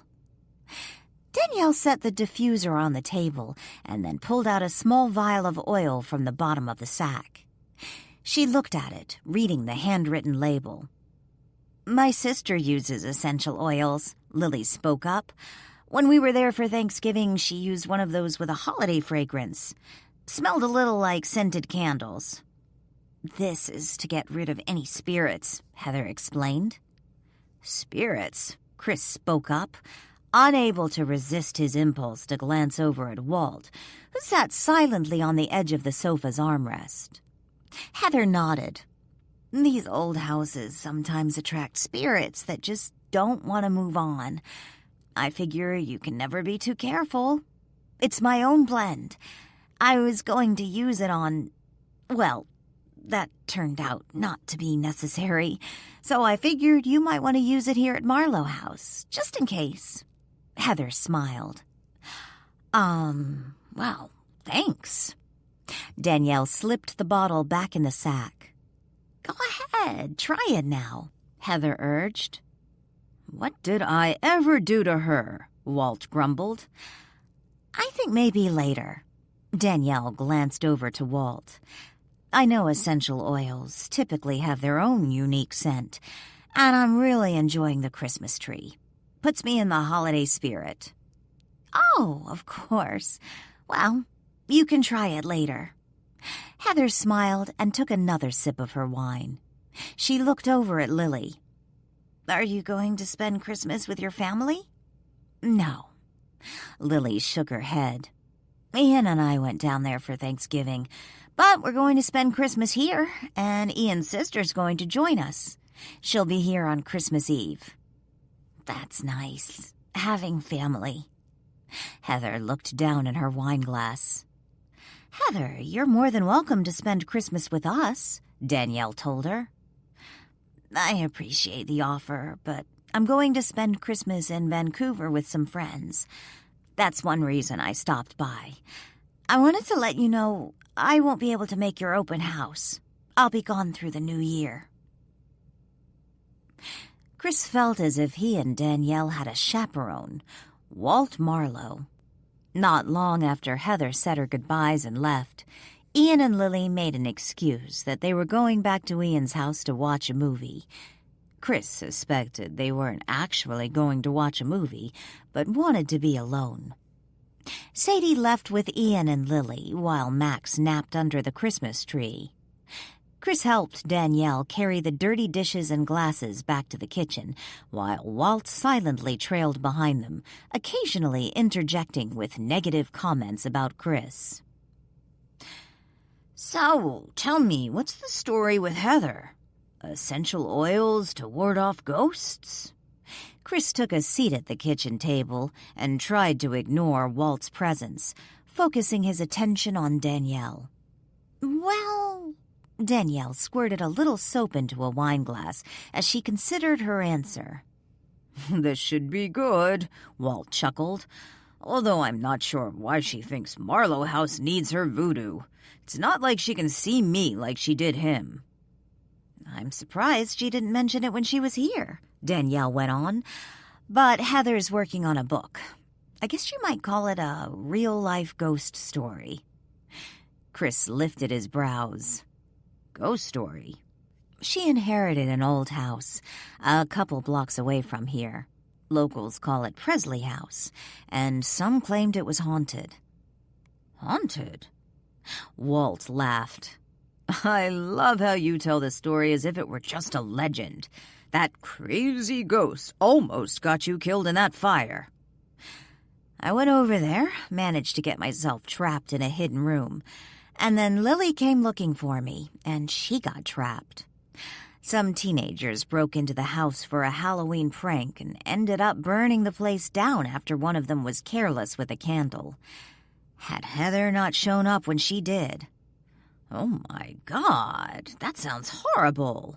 Were you hurt? Nothing major. So what is this about a ghost? Chris asked. Heather's writing all about it. Basically, she claims those old stories were true. The house was haunted and that she saw the ghost just before the house burned down. Did you or Lily see it? Chris asked. Danielle's gaze shot up and looked Chris in the eyes. Of course not. I can't see ghosts. Chapter 7. Sadie's barking brought Ian into the living room. There he found the golden retriever's wiggling butt sticking out from under the curtain's hem, her tail wagging wildly, while the rest of her remained hidden as she looked out the front window. Sadie, what's all the commotion? Ian grabbed hold of the curtain and yanked it open so he could look outside. It was Saturday morning, 5 days until Christmas. Ian glanced up and down the street, yet saw nothing to warrant the dog's enthusiastic outburst. Giving a little whistle, Ian made a snapping gesture with his fingers. Reluctantly, Sadie stopped barking and sat down, her tail still wagging. She looked up at Ian and then back out the window. I still don't see what you're barking at. Ian looked up and down the street. There were no cars parked nearby, aside from his, which was in the driveway, and Chris's rental car parked across the street. There were no walkers or joggers in sight, no stray animals. Looking over at Marlow House, he smiled when he spied the Christmas wreath hanging on the front door. He thought about how the Christmas lights had looked the night before. He had helped Lily hang a half-dozen or more strands of lights on the mansard roofline of Marlow House before they took off for California to spend Thanksgiving weekend with Lily's family. Sadie let out a little whimper, distracting Ian from his thoughts of Christmas decorations and reminding him that she had been barking just moments before. Ian, still holding onto the curtain as he held it to one side, glanced down at his dog. "What is it, Sadie? Was it Max? Did you see him outside? Is he tormenting you?" Ian smiled and then looked back up out the window. To his surprise, he saw a woman standing at the gate of Marlow House, a suitcase in her hand. Ian frowned. Where did she come from? He looked up and down the street again. Since there were no cars parked nearby and he hadn't seen a vehicle drop her off, the only explanation he could come up with was that she had arrived by foot. Yet he couldn't understand how he could have possibly missed seeing her walking up the street toward Marlow House. He had only looked away for a split second.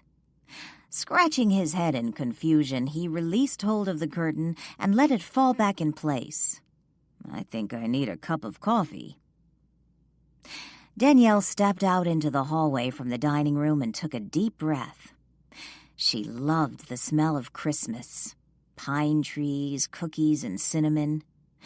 Closing her eyes for a moment, she thought about her late husband, Lucas. How couldn't she? After all, today was the first anniversary of his death. He had died last year on December 20th, killed in a car accident with his lover. She heard Lily's laugh coming from the dining room. Opening her eyes, Danielle glanced back toward the sound. Lily and Chris lingered with Joanne at the dining room table. They had just finished breakfast. Danielle suspected they were sampling the pastry tray she had left on the table while they had more coffee. If Lily remembered today was the anniversary of Lucas's death, she hadn't mentioned it. Danielle suspected her friend did not want to put a damper on her Christmas spirit. After all, Danielle had once believed it would be impossible for her to ever again enjoy her favorite holiday. The pain she had experienced last Christmas was excruciating, and she honestly believed she would never again decorate a Christmas tree or bake her grandmother's Christmas cookies. But then she had moved into Marlow House, and something inside her had changed. It was as if she had come home, and all she wanted to do was fill the house with laughter and love. She wanted to celebrate life. Danielle wanted Christmas back. She forgot why she had come into the hallway and was about to return to the dining room when she heard the doorbell ring.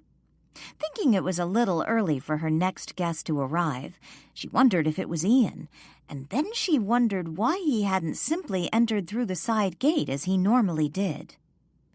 When Danielle opened the front door a moment later, she found not Ian standing on the front porch, but a young woman, suitcase in hand. Danielle had 3 more guests arriving that day. One was a man who obviously wasn't the person standing at her door. Another was a woman, yet that woman had a 7-year-old daughter, and not only was there no little girl in sight, this woman didn't look old enough to have a 7-year-old child, not unless she was 13 when she'd had her. "Hello, how can I help you?" Danielle asked. "This is Marlow House, right?" The woman held up her hand. In it was a crumpled piece of newspaper. Danielle immediately recognized it. It was the ad she had placed in an Oregon paper for Marlow House, advertising an old-fashioned, traditional Christmas holiday. "Yes, it is. How can I help you?" "I'm here for the old-fashioned Christmas holiday." She handed the crumpled paper to Danielle and started to walk into the house. "I'm sorry," Danielle said, handing the paper back. The woman froze. "But we're all full for the holiday." Tears filled blue eyes as the woman shook her head in denial. "No, please. You have to have a room. I have nowhere else to go. I can pay. Honest. Danielle peeked her head out the door and looked toward the street. The only car she saw was Chris's rental car. How did you get here? Danielle asked. Where's your car? I was dropped off. Please, I won't take much space.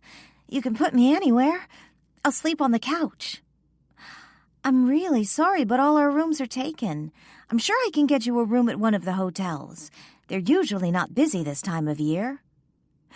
You don't understand. The woman shook her head again. It's Christmas, and I don't want to spend it alone. Not again. Not this year.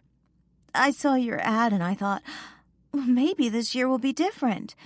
Maybe this year I won't be alone. The woman's heartfelt words felt like a slam to Danielle's gut. Staring into her blue eyes, Danielle thought for a moment she was looking at herself. She understood the woman's pain, her loneliness. Impulsively, Danielle said, There's a sofa bed in the attic, but you'd have to walk down the stairs to use the bathroom at night. That would be perfect. And it isn't very comfortable. I had it in my house before I moved here, so... Oh, that's fine. I can sleep anywhere, I promise. You don't know how much this means to me. Danielle opened the door wider, welcoming the woman in. My name is Danielle Boatman. I'm the owner of Marlow House. Nice to meet you, Danielle. Can I call you Danielle? Now in the entry hall, the woman set her suitcase on the floor and looked around. Yes, and you are? Danielle closed the front door. My name is Anna Williams. You're putting someone in the attic? Walt asked, when he appeared a moment later. Ignoring Walt, Danielle pointed toward the living room.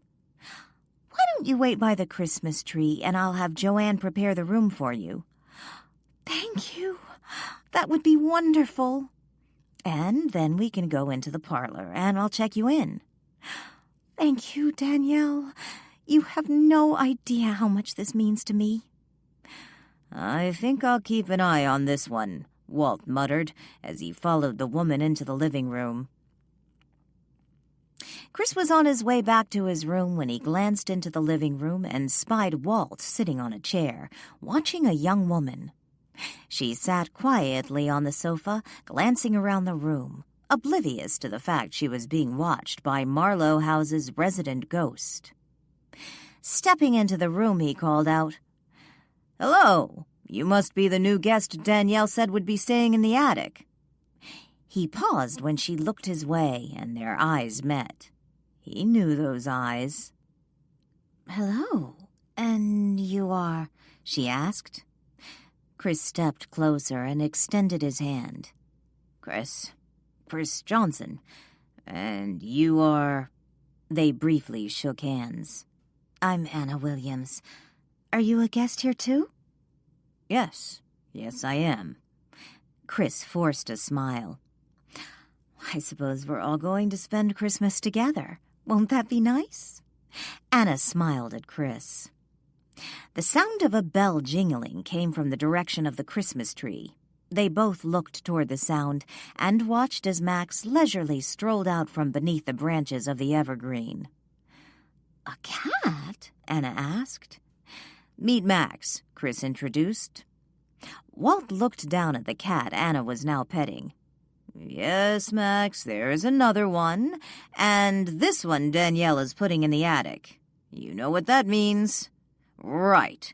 It means I'm being kicked out of the attic during the duration of her stay. No, Danielle has asked me not to go into the guests' bedrooms when they're here. Privacy, Max. No, I can't be lurking in a woman's bedroom like some peeping Tom." Max responded with a loud meow. "I wonder if he's hungry," Anna asked. "Come on, Max. Let's go see the attic one last time before she officially kicks us out." The moment Walt vanished and Max strolled from the room, Chris leaned forward and hissed, "I know who you are, But why are you here?" "Oh, Chris, you did recognize me. What was all that—" "Listen to me, Anna. He could come back any minute." "He?" Anna glanced around the room. "You didn't see him?" "What are you talking about? Him who?" "It seems Marlow House has its own ghost, and I'm fairly certain Danielle Boatman can see and hear him. What I can't figure out is why didn't you see him?" Anna looked around. "Are you telling me there was a ghost in here?" Chris nodded. "He just left. So unless you want to ruin everything, you need to be careful, because maybe you can't see him, but he can obviously see you." Anna frowned. "This could complicate things." "Fortunately, from what he was saying—" "He was talking to you?" "No, he was talking to the cat." "But he doesn't have to talk out loud to communicate with the cat." "Maybe not, but he obviously likes to think out loud. What I was about to say is, I don't think he'll be going into the attic while you're there. Something about an arrangement he has with Danielle about the guest rooms." Now that would really complicate things. "You still need to be careful.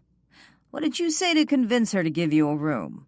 "She came into the dining room and asked Joanne, the woman who works for Danielle, to help her fix up a place in the attic for an unexpected guest. Joanne and Danielle's friend Lily seemed quite surprised Danielle was willing to let you stay in the attic." Anna smiled. "Oh, it wasn't difficult to tap into her vulnerabilities." Chapter 8. Walt stood by the Christmas tree and watched Anna absently tap her right toe to the melody of Rudolph the Red-Nosed Reindeer. She sat on the living room couch, flipping through the latest version of Country Living magazine. Christmas carols had been streaming non-stop through the living room speakers since Anna had checked into the attic room and returned downstairs. The volume was low enough that it didn't prevent conversation. Yet at the moment, Anna was alone in the living room, and there was no one for her to talk to. That wasn't entirely accurate. She wasn't alone. Walt was in the room with her. But she could neither hear nor see him, so conversation was out of the question. The first time Walt had heard the song, he had asked Danielle about this Rudolph character. He had never heard of him before, which wasn't surprising, considering Rudolph was born about 14 years after Walt died. Anna began to hum along with the song as she tossed the magazine onto the coffee table and picked up another, beginning to flip through it. Walt couldn't put his finger on it, but he thought there was something a little odd about Marlow House's newest guest. She looked normal enough, a young woman whom he guessed was barely 20 years old, if that. It wasn't her appearance he found odd, though she was dressed rather conservatively for her generation if he compared her attire to what he saw on television and in Lily's People magazines. She was actually a pretty thing, with white blonde hair cut into soft curls falling to her shoulders and clear blue eyes. Maybe it was her eyes, he thought. It was the way they looked at Chris earlier. They reminded him a little of Angela's eyes. Not how he first saw Angela, but later, after she had revealed her true nature. Walt found that disturbing. He also wondered where she had come from. According to Danielle, Anna's ride had dropped her off in front of Marlow House, yet she couldn't quite explain who that ride was. As much as he tried, Walt couldn't get Danielle to see how peculiar it was. Someone just being dropped at the front door without any prior arrangement and willing to take any room, even a sofa bed in the attic? All Danielle could see was a young woman all alone for the holidays. Lunchtime had come and gone, and while Danielle had said the rooms only included breakfast and dinner, she had offered Chris a sandwich, which he had accepted. At the moment, Chris sat outside with Danielle on the back patio, talking. Judging from the way they were bundled up in jackets, Walt guessed it was cold outside and suspected the reason Danielle had invited Chris outside for hot tea and cookies was so that Walt couldn't listen into their conversation. Anna had declined a sandwich, saying she had eaten a big breakfast that morning. Walt was somewhat relieved to know the woman had already paid for her room, through New Year's Eve, with cash, and so far she hadn't been peeking in drawers and closets, looking for something to pilfer. Ian had taken Lily out for lunch, and they hadn't yet returned. Instead of leaving Sadie at Marlow House, Ian had left his dog at his house across the street. Walt hated when he did that. Max was upstairs sleeping on Danielle's bed. The cat seemed to spend most of his life sleeping. Also upstairs was Joanne Johnson, attending to her housekeeping duties. The sound of the doorbell interrupted Walt's thoughts. Anna stood abruptly, tossing the magazine back to the table as she looked toward the doorway and straightened imaginary wrinkles from her skirt with the palms of her hands. Walt wondered if Danielle would come inside now to answer the door, or would Joanne hear the doorbell and come downstairs to answer it? A moment later, Anna dashed from the room. Walt followed her into the hallway and to the entry. Without hesitation, Anna opened the door. Standing on the front porch was a young man, a suitcase by his side. Walt surmised this man was around Chris's age. Does Danielle really need a house full of men? Walt asked himself in disgust. Upon seeing the young man, Anna let out a gasp, her right hand flying to her mouth. "Bobby!" Walt thought the man looked a little taken aback by Anna's outburst. He stood there for just a moment, staring at the woman, when his frown quickly turned to a smile, one that seemed oddly fake to Walt. He said, I'm Richard Winston. Are you Danielle Boatman?" "Oh, no." Anna shook her head and nervously glanced behind her. "I'm Anna Williams. Danielle is outside having tea with another one of the guests. But please come in. I'll let her know you're here." Anna showed the man to the living room and then rushed outside to get Danielle. "Your attic guest seems a little unstable. I think she just frightened your newest guest," Walt told Danielle as she and Chris walked into the kitchen from the outside patio, Anna by their side. Danielle glanced over at Walt as they made their way through the kitchen. When Anna opened the front door, she acted like she knew him. Called him Bobby, Walt explained. "Anna, have you tried one of Danielle's chocolate drop cookies?" Chris called out to Anna, who seemed intent to tag along with Danielle back to the living room. Anna paused a moment and flashed Chris a questioning frown. Lifting the lid off one of the cake pans sitting on the kitchen counter, Chris picked up a cookie and offered it to Anna. "Really? You must. They're amazing. They remind me of chocolate cake, but better."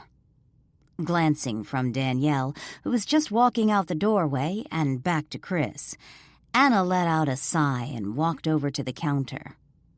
"What is it?" She looked at the cookie in his hand. "You know I don't want that."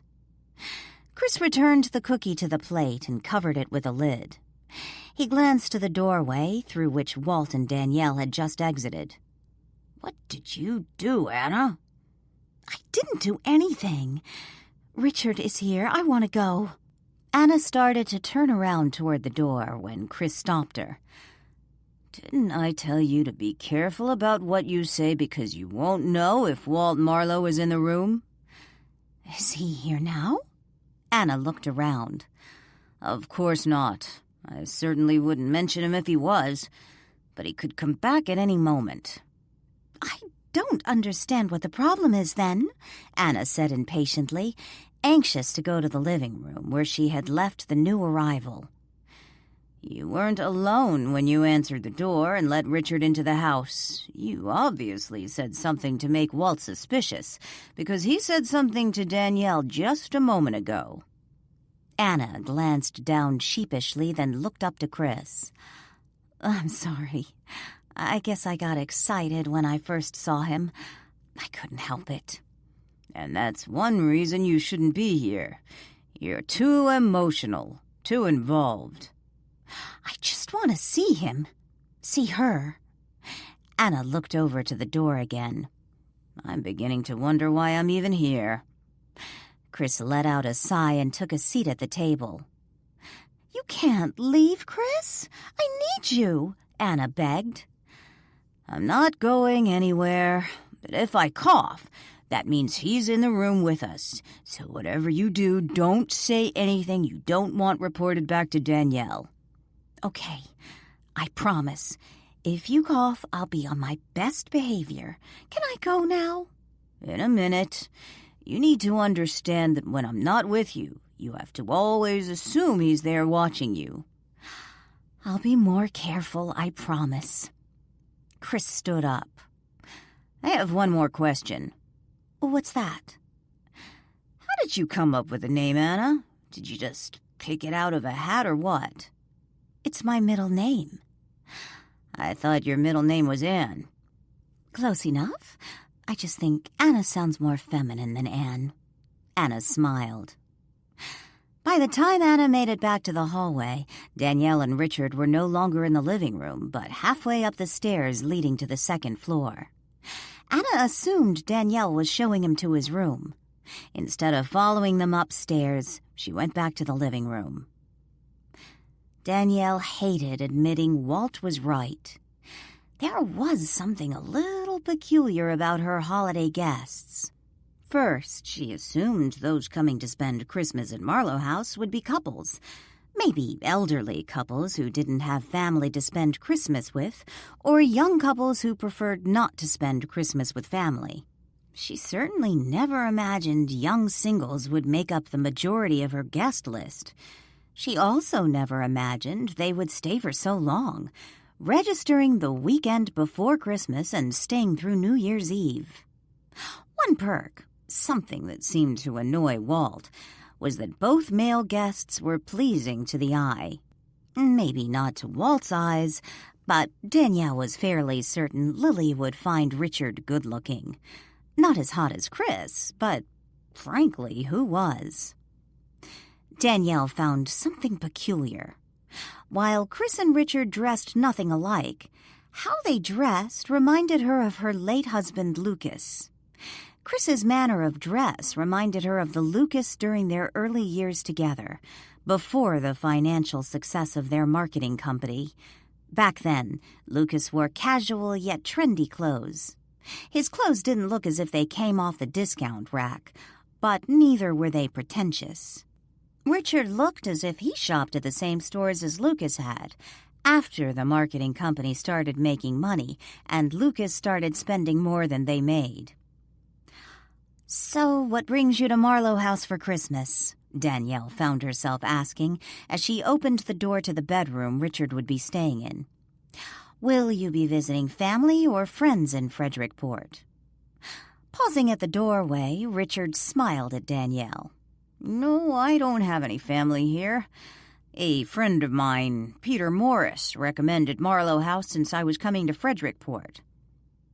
Danielle stared at Richard for a moment before asking, "Peter Morris? Not the same Peter Morris from Earthbound Spirits?" "Yes.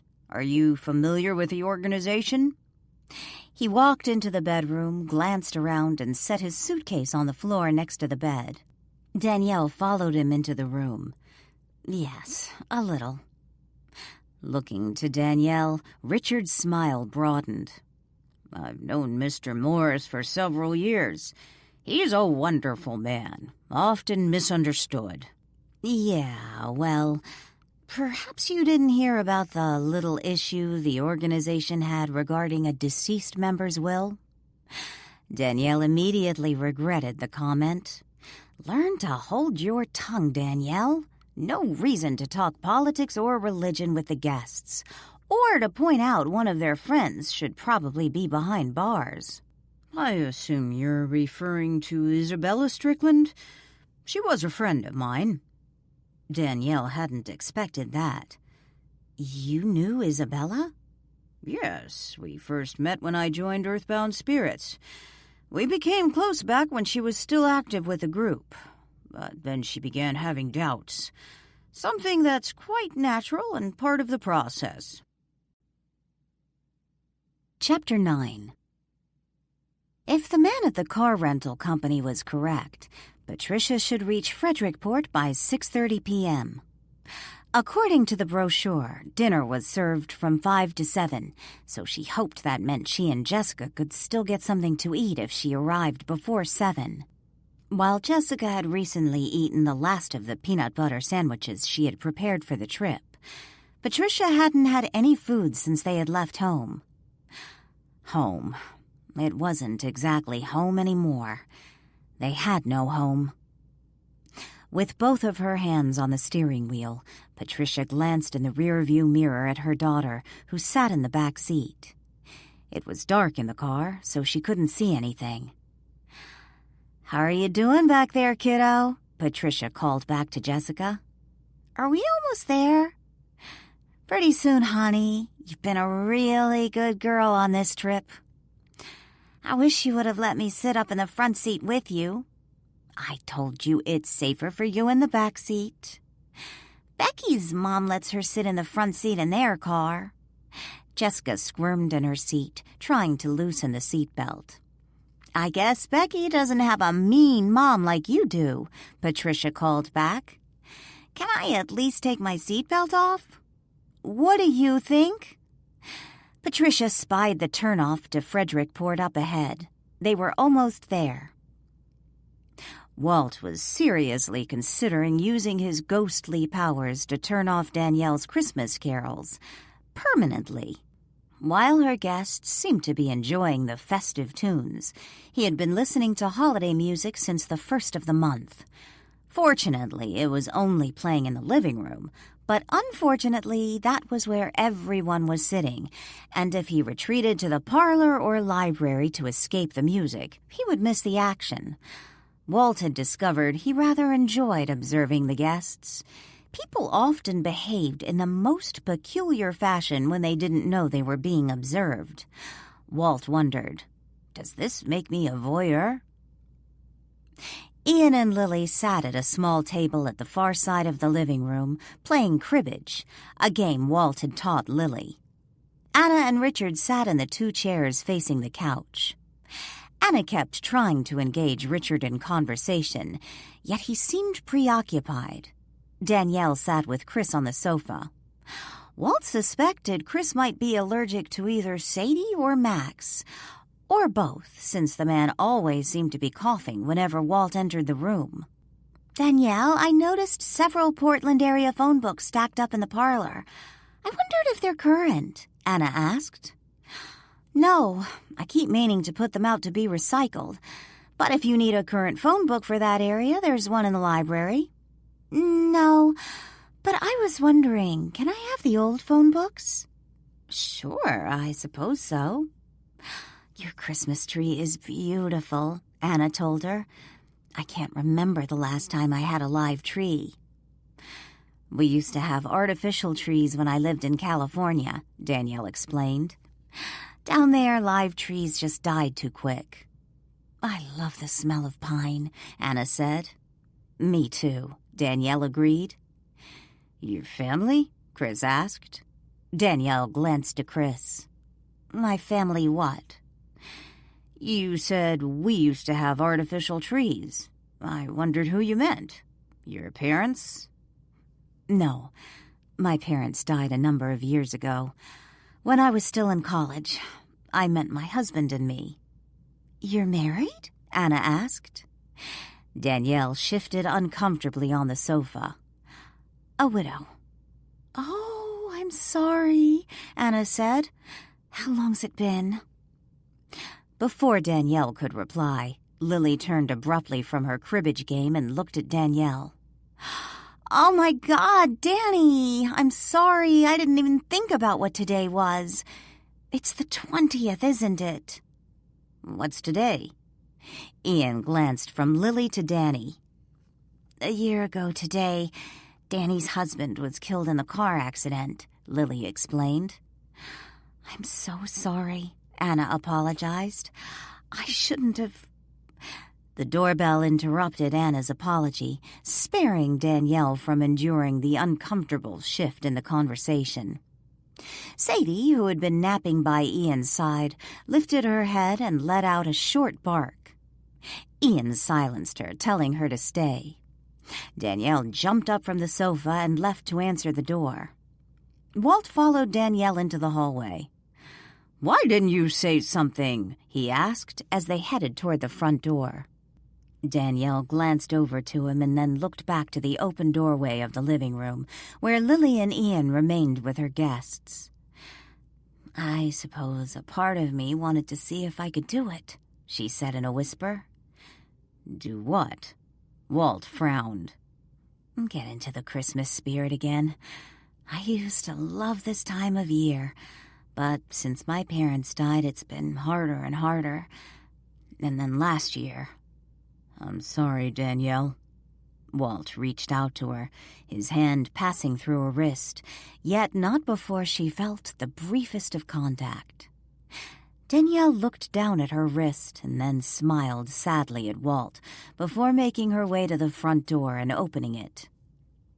Standing at the front door was a tall, slender woman and a young girl. Several suitcases sat next to them on the porch. The woman, her blonde hair pulled back into a careless bun and held in place with a clip, looked to be in her mid-40s, perhaps younger. Red edged her tired blue eyes, and had she put on makeup that morning, it had since faded away. Danielle's mother would have described her as pleasant-looking, an expression she used when she felt a woman was neither homely nor a great beauty. The girl by her side bore a remarkable resemblance to the mother. At least, Danielle assumed it was the mother. However, the child was quite stunning, with brown eyes and raven-black hair curling wildly to her shoulders. By the child's mussed hair, it was obvious to Danielle the girl had recently been sleeping in the car. "I'm hoping this is Marlow House. It's so dark out, and I didn't see a sign." The woman then glanced to a piece of paper in her hand. "But it does seem to be the right address." "Yes, this is Marlow House. I'm afraid we don't have a sign yet. You must be Patricia Morgan." Danielle opened the door wider. The woman picked up the suitcases by her side. "Yes, and this is my daughter, Jessica." "Welcome to Marlow House. I'm your host, Danielle Bodeman." Just as Patricia and Jessica stepped into the house, Sadie came racing out from the living room to greet the new arrivals. Jessica's eyes widened when she spied the golden retriever charging in her direction. Instead of being afraid, she dropped to her knees and opened her arms while saying, "Oh, you have a dog!" Without hesitation, Sadie accepted the child's invitation and in the next moment covered her face with kisses while Jessica wrapped her arms around Sadie, resting her head against the furry face. "Jessica loves dogs. I was going to ask if she was friendly, but I guess that answers my question," Patricia said with a laugh. "Sadie is the unofficial greeter around here," Danielle grinned. "And yes, she's friendly. We also have a cat, which is mentioned in the brochure. I figure it's best to let people know up front before they make a reservation, in case they have an allergy. I must have overlooked that when I read your brochure. Is there going to be a problem?" Danielle glanced from Patricia to the child, who was still loving on Sadie. "Dogs don't bother me, but I'm allergic to cats." "Oh, my. We usually mention Max when someone makes a reservation. If it helps, I don't let Max in the upstairs guest rooms where you'll be staying." "I'll be fine," Patricia assured her. "As long as I don't pet or hold the cat, I'm usually okay." "I'm really sorry about that," Danielle apologized, showing Patricia and her daughter into the parlor to check in. After showing Patricia and Jessica to their room to leave their luggage and freshen up, she met them downstairs in the kitchen. The rest of the household had eaten dinner prior to Patricia and Jessica's arrival. Instead of feeding the latecomers in the dining room, Danielle felt the kitchen was a cozier setting. 45 minutes later, Lily found the three in the kitchen, sitting together at the table. Danielle and Patricia each sipped a cup of eggnog, while Jessica finished up her dessert, a piece of homemade apple pie. "I was wondering where you disappeared to," Lily said when she walked into the kitchen. Danielle stood up from the table. "Lily, I'd like you to meet our new guests, Patricia Morgan and her daughter Jessica." "Hello, nice to meet you both," Lily greeted them, her eyes settling on Jessica. "What grade are you in, Jessica?" "Second." Jessica smiled up at Lily, showing off a missing front tooth. "No kidding. I teach second grade." Lily took a seat at the table. "Are you staying here for Christmas too?" Patricia asked. "Well, currently I'm living here," Lily explained. She looked over to Jessica and added, "I suppose I should have said I used to be a second grade teacher. I had to take a leave for medical reasons, so I'm currently not teaching. But I hope to get back to it someday." Lily flashed Jessica a smile and gave her a wink. "Patricia mentioned earlier that she's allergic to cats, so we need to make sure Max doesn't sneak into her room like she did Chris's," Danielle told Lily. "Chris?" Patricia asked. "He's another guest here," Danielle explained. "He's staying in the downstairs bedroom, and that seems to be the only guest room Max loves to invade." "I like cats. Where is he?" Jessica asked. Danielle looked over to Jessica. "Last I noticed, he was napping under the Christmas tree, which seems to be his new favorite place." "I want to see the Christmas tree and the cat." Jessica pushed her plate aside and got off the chair. Lily glanced over to Patricia, a concerned frown on her face. "I hope your friend mentioned the cat to you. He promised he would." Patricia, who was still sitting down despite her daughter's energetic attempt to pull her from the chair so she could see the Christmas tree and cat, looked over to Lily. "Friend?" "Yes, the one who made the reservation for you. I told him Marlow House had both a cat and a dog, something we always tell people before they check in. Well, technically, Sadie doesn't live here, but this is her second home." "I still don't understand what you're talking about. What friend?" "Mom, please. I want to see the Christmas tree and cat." Jessica tugged on her mother's arm. "Shh, in just a second, Jessica," Patricia scolded, looking back to Lily. "The person who made the reservation for you and paid for the room. He explained it was for you and your daughter, and when I told him about the animals, he said that wasn't a problem. I asked him to please check with you. I have friends who can't even be in the same room with a cat. He promised he'd let you know, and if there was a problem, he'd call me back. I assumed that since we never heard from him again, there wasn't a problem." "I don't know about any of that." Patricia shook her head. "I didn't know the person who made my reservation." "What do you mean?" Danielle asked. "I assumed you would know." Patricia glanced from Danielle to Lily. "I won my trip here." "What do you mean you won your trip here?" Lily asked. "Someone from Jessica's school put our name in for some drawing. The prize was a holiday getaway here, to Marlow House. I assume whoever made the reservation was from Benevolent Charities." "Benevolent Charities? Isn't that the organization you asked me about when you called to confirm your reservation?" Danielle asked. Patricia nodded. "Yes, I wanted to make sure it was legit. I called the Frederickport Chamber of Commerce, and they vouched for you. I asked you about the organization. I just figured you had some agreement with them to respect their anonymity." "No." Danielle shook her head. Until you mentioned the group on the phone, I had never heard of them before. Chapter 10. Danielle sat at a booth at Pier Cafe eating lunch with Adam Nichols. It was Sunday afternoon, 4 days until Christmas.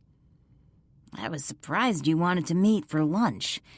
Grandma tells me you have a full house. Adam picked up his burger and took a bite, his eyes still on Danielle, who sat across the booth from him, absently stirring her iced tea with a straw. Danielle shrugged. Everyone's been fed. They're all doing their own thing. Lily's at the house. And Walt. So what did you want to talk to me about? I don't think you asked me out to lunch to simply enjoy my company. Adam took another bite of his burger. Danielle dropped the straw back into the glass and looked up at Adam and smiled. Picking up the glass, she took a sip from the straw. Setting the glass back on the table, she flashed Adam a smile. Aw, come on, you know your grandma would be thrilled if we surprised her with a Christmas wedding. Startled by Danielle's quip, Adam began choking on his food. Dropping his half-eaten burger to the plate, he grabbed his glass and took a swig of water while still struggling to breathe normally. When he finally stopped choking, he looked across the table and glared at Danielle, who clearly found humor in his discomfort. Hell, I haven't even seen you naked yet. Danielle cringed. Now you're just being gross. Hey, you started it, Adam reminded her. Well, yeah, but if we can't find humor in your grandmother's matchmaking attempts. And anyway, wouldn't kissing come before getting naked? No wonder your grandmother is having such a hard time getting you married off. You don't seem to know the order of things. So, are you saying you want to kiss me? Adam asked with a grin. Ew, you're getting gross again. Danielle picked up her sandwich and took a bite. Okay, then. Tell me why you asked me to lunch today. Or was it just to mock me? Destroy my fragile male ego? Now you're almost making me feel guilty. Danielle set her sandwich back down on its plate. I say almost because I know there's nothing fragile about your male ego. I think I'll take that as a compliment. Adam took a sip of his beer. Please do. Danielle grinned and then got serious. I wanted to ask you something about Isabella. Isabella? What about her? Did you get to know any of her friends from Earthbound Spirits? A couple. Why? One of them is spending the Christmas holiday at Marlow House. Really? Adam took another sip of beer. His name is Richard Winston. I wondered if you knew him. Richard or Rick? Adam asked. He introduced himself as Richard, but he might go by the nickname Rick. Does it matter? I remember meeting a Rick and a Richard that belonged to the group. I don't think I ever knew their last names. The group wasn't big on last names. I doubt Isabella even knew what they were. It had something to do with distancing themselves from their previous lives. Adam picked up his burger again and started eating. Well, he knew her last name, but that might just be because of everything that was in the press when her body was found. Describe what your Richard looks like. Well, my Richard looks about 35. Nice-looking, light blonde hair, blue eyes, not quite 6 foot, on the thin side, not the athletic type. Looks like he would be at home working on computers. Oh, you mean nerdy-looking? Nerdy? No, not at all. I said he was good-looking. Dresses pretty nice, too, on the expensive side. Nodding, Adam picked up his napkin and wiped his mouth. I know which one. He does go by Richard. From what I recall, he was from Bend. Or maybe it was Grants Pass. Adam shrugged. Whatever. Just remember he wasn't from Frederickport. Isabella used to drag me to some of their events, trying to convert me. I remember meeting him, if he's the same one I'm thinking of. Sort of quiet. Got the impression he came from a wealthy family, yet never found out which family exactly. Not that I bothered checking him out. So what's he doing staying at Marlow House? He came to stay for Christmas. According to him, Peter Morris recommended the place. If he's a member of Earthbound Spirits, his reason for staying at Marlow House has nothing to do with Christmas, Adam said. Why do you say that? For one reason. They don't celebrate Christmas. They don't? Adam shook his head. Nope. That time I met Morris and his sidekick, they explained what they believed. Now that you mention it, there was no mention of God per se, and certainly no mention of Jesus, so I don't know why I'm surprised. Adam shrugged. I remember Isabella had a hard time with that. What do you mean? Christmas was her favorite time of year, and having to give up Christmas for her new religion was a little rough on her. Well, a lot of people who don't identify as Christians celebrate Christmas. And some people who identify themselves as Christians don't celebrate it. I suppose it means something different to everyone. So why couldn't she still have Christmas? With Earthbound Spirits, denying Christmas is almost a show of faith. And members like Isabella, those who are reluctant to leave behind Christmas trees and other holiday traditions, are instructed to donate the money they would normally spend on Christmas to Earthbound Spirits. The rationale being that money is being spent on helping guide other souls to their ultimate destination. If that money helps feed the homeless or starving children, then maybe they have something, Danielle said. Adam laughed. Earthbound Spirits never fed any starving people. That's not their gig. In fact, according to Morris, starving people are simply reaping what they sowed from their misdeeds in previous lives. And to interfere by feeding them, well, that spoils the lesson they're here to learn. And basically, you would be interfering with their progress if you gave them food. Tisk, tisk. Are you serious? Danielle frowned. Yep, pretty much. Adam pushed his now empty plate to the edge of the table. After a moment of silence, Danielle asked, Did you hear about Renton? Yeah, I heard about it on the news. Never saw Clarence as the type to take his own life. That's pretty much what I thought, too. Can't say I felt all that bad when I heard the news. After all, he did try to frame me for your cousin's murder, and I can't imagine you cried any tears for him yourself. No, but like you, I don't see him as someone who'd take his own life. Did you know he got involved with Earthbound Spirits? Yeah, I remember hearing about that. I can't remember if you told me or if Grandma did. Apparently, Renton left his estate, what's left of it, to Earthbound Spirits. Interesting. Adam finished the last of his beer and then set his glass back on the table. Maybe he did kill himself. Why do you say that? Not only does Earthbound Spirits not believe in Christmas, they encourage suicide in some situations. Of course, that's not widely known outside the group. Morris tries to keep that little bit out of the press. They encourage suicide? In what situation? The terminally ill? Adam shook his head. No, they believe we're here on this earth to learn lessons. And when we finally realize that's the purpose of this life, when we die, then we move on to the ultimate, more perfect life to live out our eternity. If we die without realizing that, we get reborn and do it all over again. Like the movie Groundhog Day? Danielle asked. Pretty much.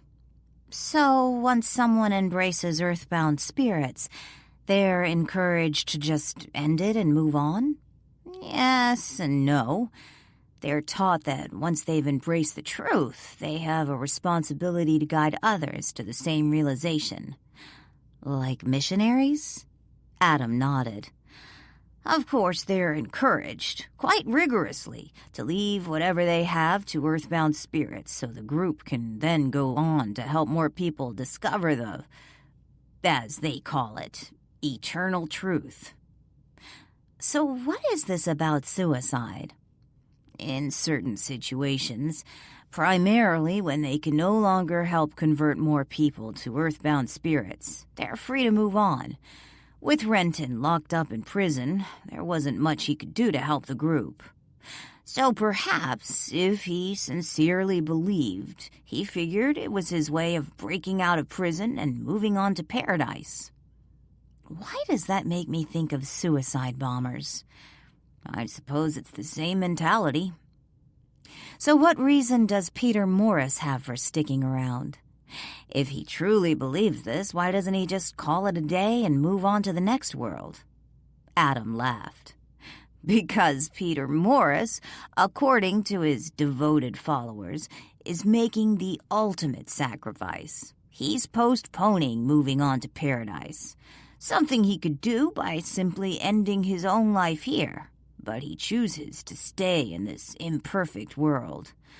I believe Isabella compared him once to the captain of a ship who makes sure all of the passengers get on the lifeboat before he does.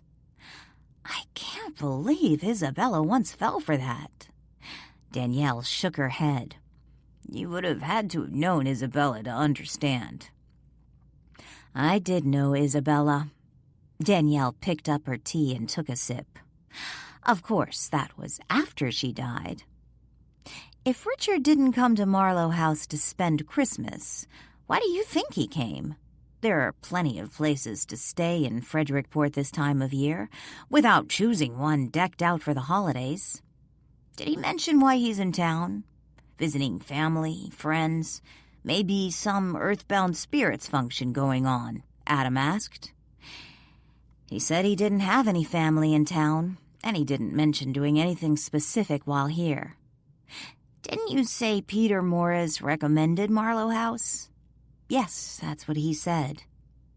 Adam considered the question for a moment and then looked up at Danielle and smiled. I can only think of one reason why he's here. Why? He's here for you. For me? Danielle frowned. If I'm not mistaken, Danielle Boatman, I believe you're about to get recruited by earthbound spirits. Recruited? Are you telling me Richard intends to convert me to his wackadoodle religion? I would be sorely disappointed in you, Danielle, if he actually succeeded. But yes, I believe that's exactly what he intends to do. After all, you said yourself, Peter Morris recommended Marlow House. Morris doesn't go around giving travel tips unless there's something in it for him. Ugh. Danielle slumped down in her seat. Richard admitted being friends with Isabella? Yes, when I brought up the issue of the will. Of course, I didn't mention any names, but he knew who I was talking about. What did he think about that? The fact that his beloved leader tried to cash in on Isabella's death and fraudulently claim her estate. He obviously believes what Morris sold the court, that he didn't realize Isabella had made a new will, leaving everything to her uncle. Whatever you do, don't say anything to Grandma about one of your guests being a member of Earthbound Spirits. Why? Adam chuckled. Grandma would have an absolute fit. She's grown very fond of you, and if she thought you were in danger of being sucked in by that cult, she'd probably insist I drive her over to Marlow House so she could personally evict this Richard character. Trust me, you do not want to rile the protective mother side of Grandma. Danielle grinned at the thought. Adam frowned. Why are you smiling like that? I was serious. Oh, I know you were. It's just sort of a nice feeling to know there's someone out there, someone beyond Marlow House, who actually cares what happens to me. Chapter 11. Lily was about to step out of the kitchen when she heard Jessica tell her mother, "But I'm hungry, Mom."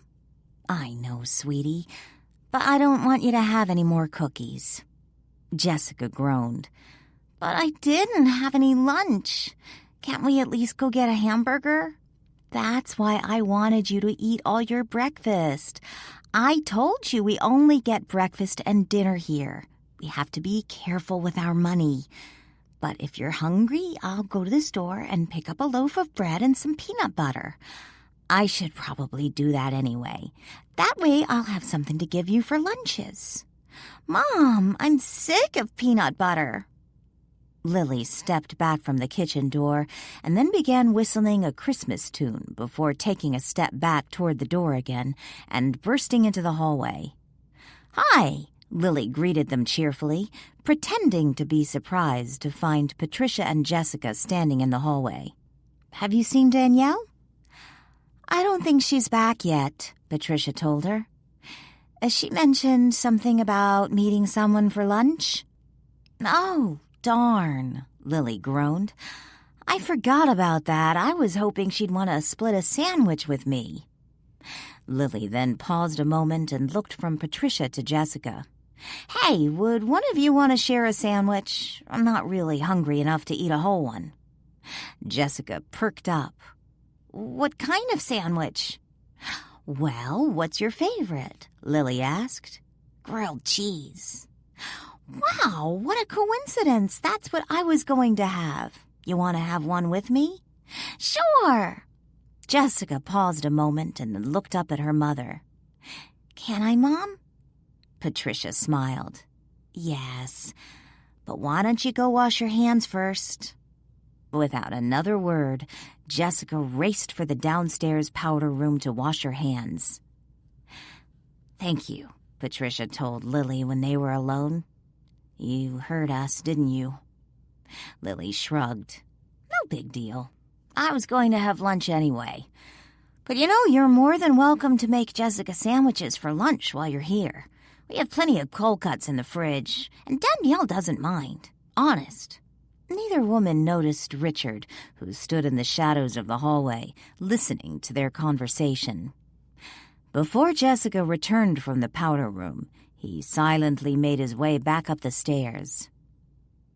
An hour later, Jessica, who was no longer hungry, crouched down and peered under the Christmas tree. All she could see of Max was his golden eyes staring back at her. "Here, kitty, kitty," Jessica said for the third time, determined to coax the cat out from his hiding place. "Come on, Max, be a sport. The kid just wants to say hello. She's not going to hurt you," Walt called out from where he lounged against the sofa, keeping an eye on Marlow House's holiday guests. Max responded with a loud meow. "Oh, come on, Max," Walt scoffed. "Don't exaggerate." "Jessica, leave the poor cat alone. He'll come out when he wants to," Patricia scolded. She sat in a chair next to Anna while Chris lounged silently on the sofa, flipping through a magazine, seemingly oblivious to his surroundings. When no one was looking, he would peek over the top of the magazine and look over at Walt and then at the women. Anna stared at Jessica. "Your daughter has such beautiful hair." "Thank you. She gets that from her father." Anna reached out, leaned toward Patricia, patted her knee, and then leaned back in the chair again. "It must be difficult for you, raising the child all alone." Patricia shifted uncomfortably in her chair. She looked over at Anna. "Jessica is a good girl. I'm very blessed. But yeah, it's rough sometimes. And I hate knowing as each day goes by she forgets more and more about her father. He was such a good father." "I didn't mean to pry." Anna glanced over to Chris, who looked at her and rolled his eyes before turning his attention back to the magazine. Walt, who had moved to the other side of the room, caught the exchange and frowned. He turned to Chris and then looked over to Anna. "What is with you two?" Walt asked. "Is there something going on?" "I just understand how difficult it is to raise a child on your own. It's not easy, especially if you don't have any family support," Anna said.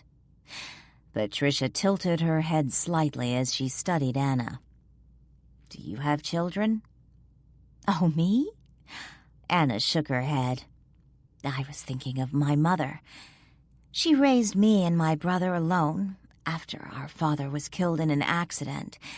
It wasn't easy on her, and when she died, well, there was no family to step up and help.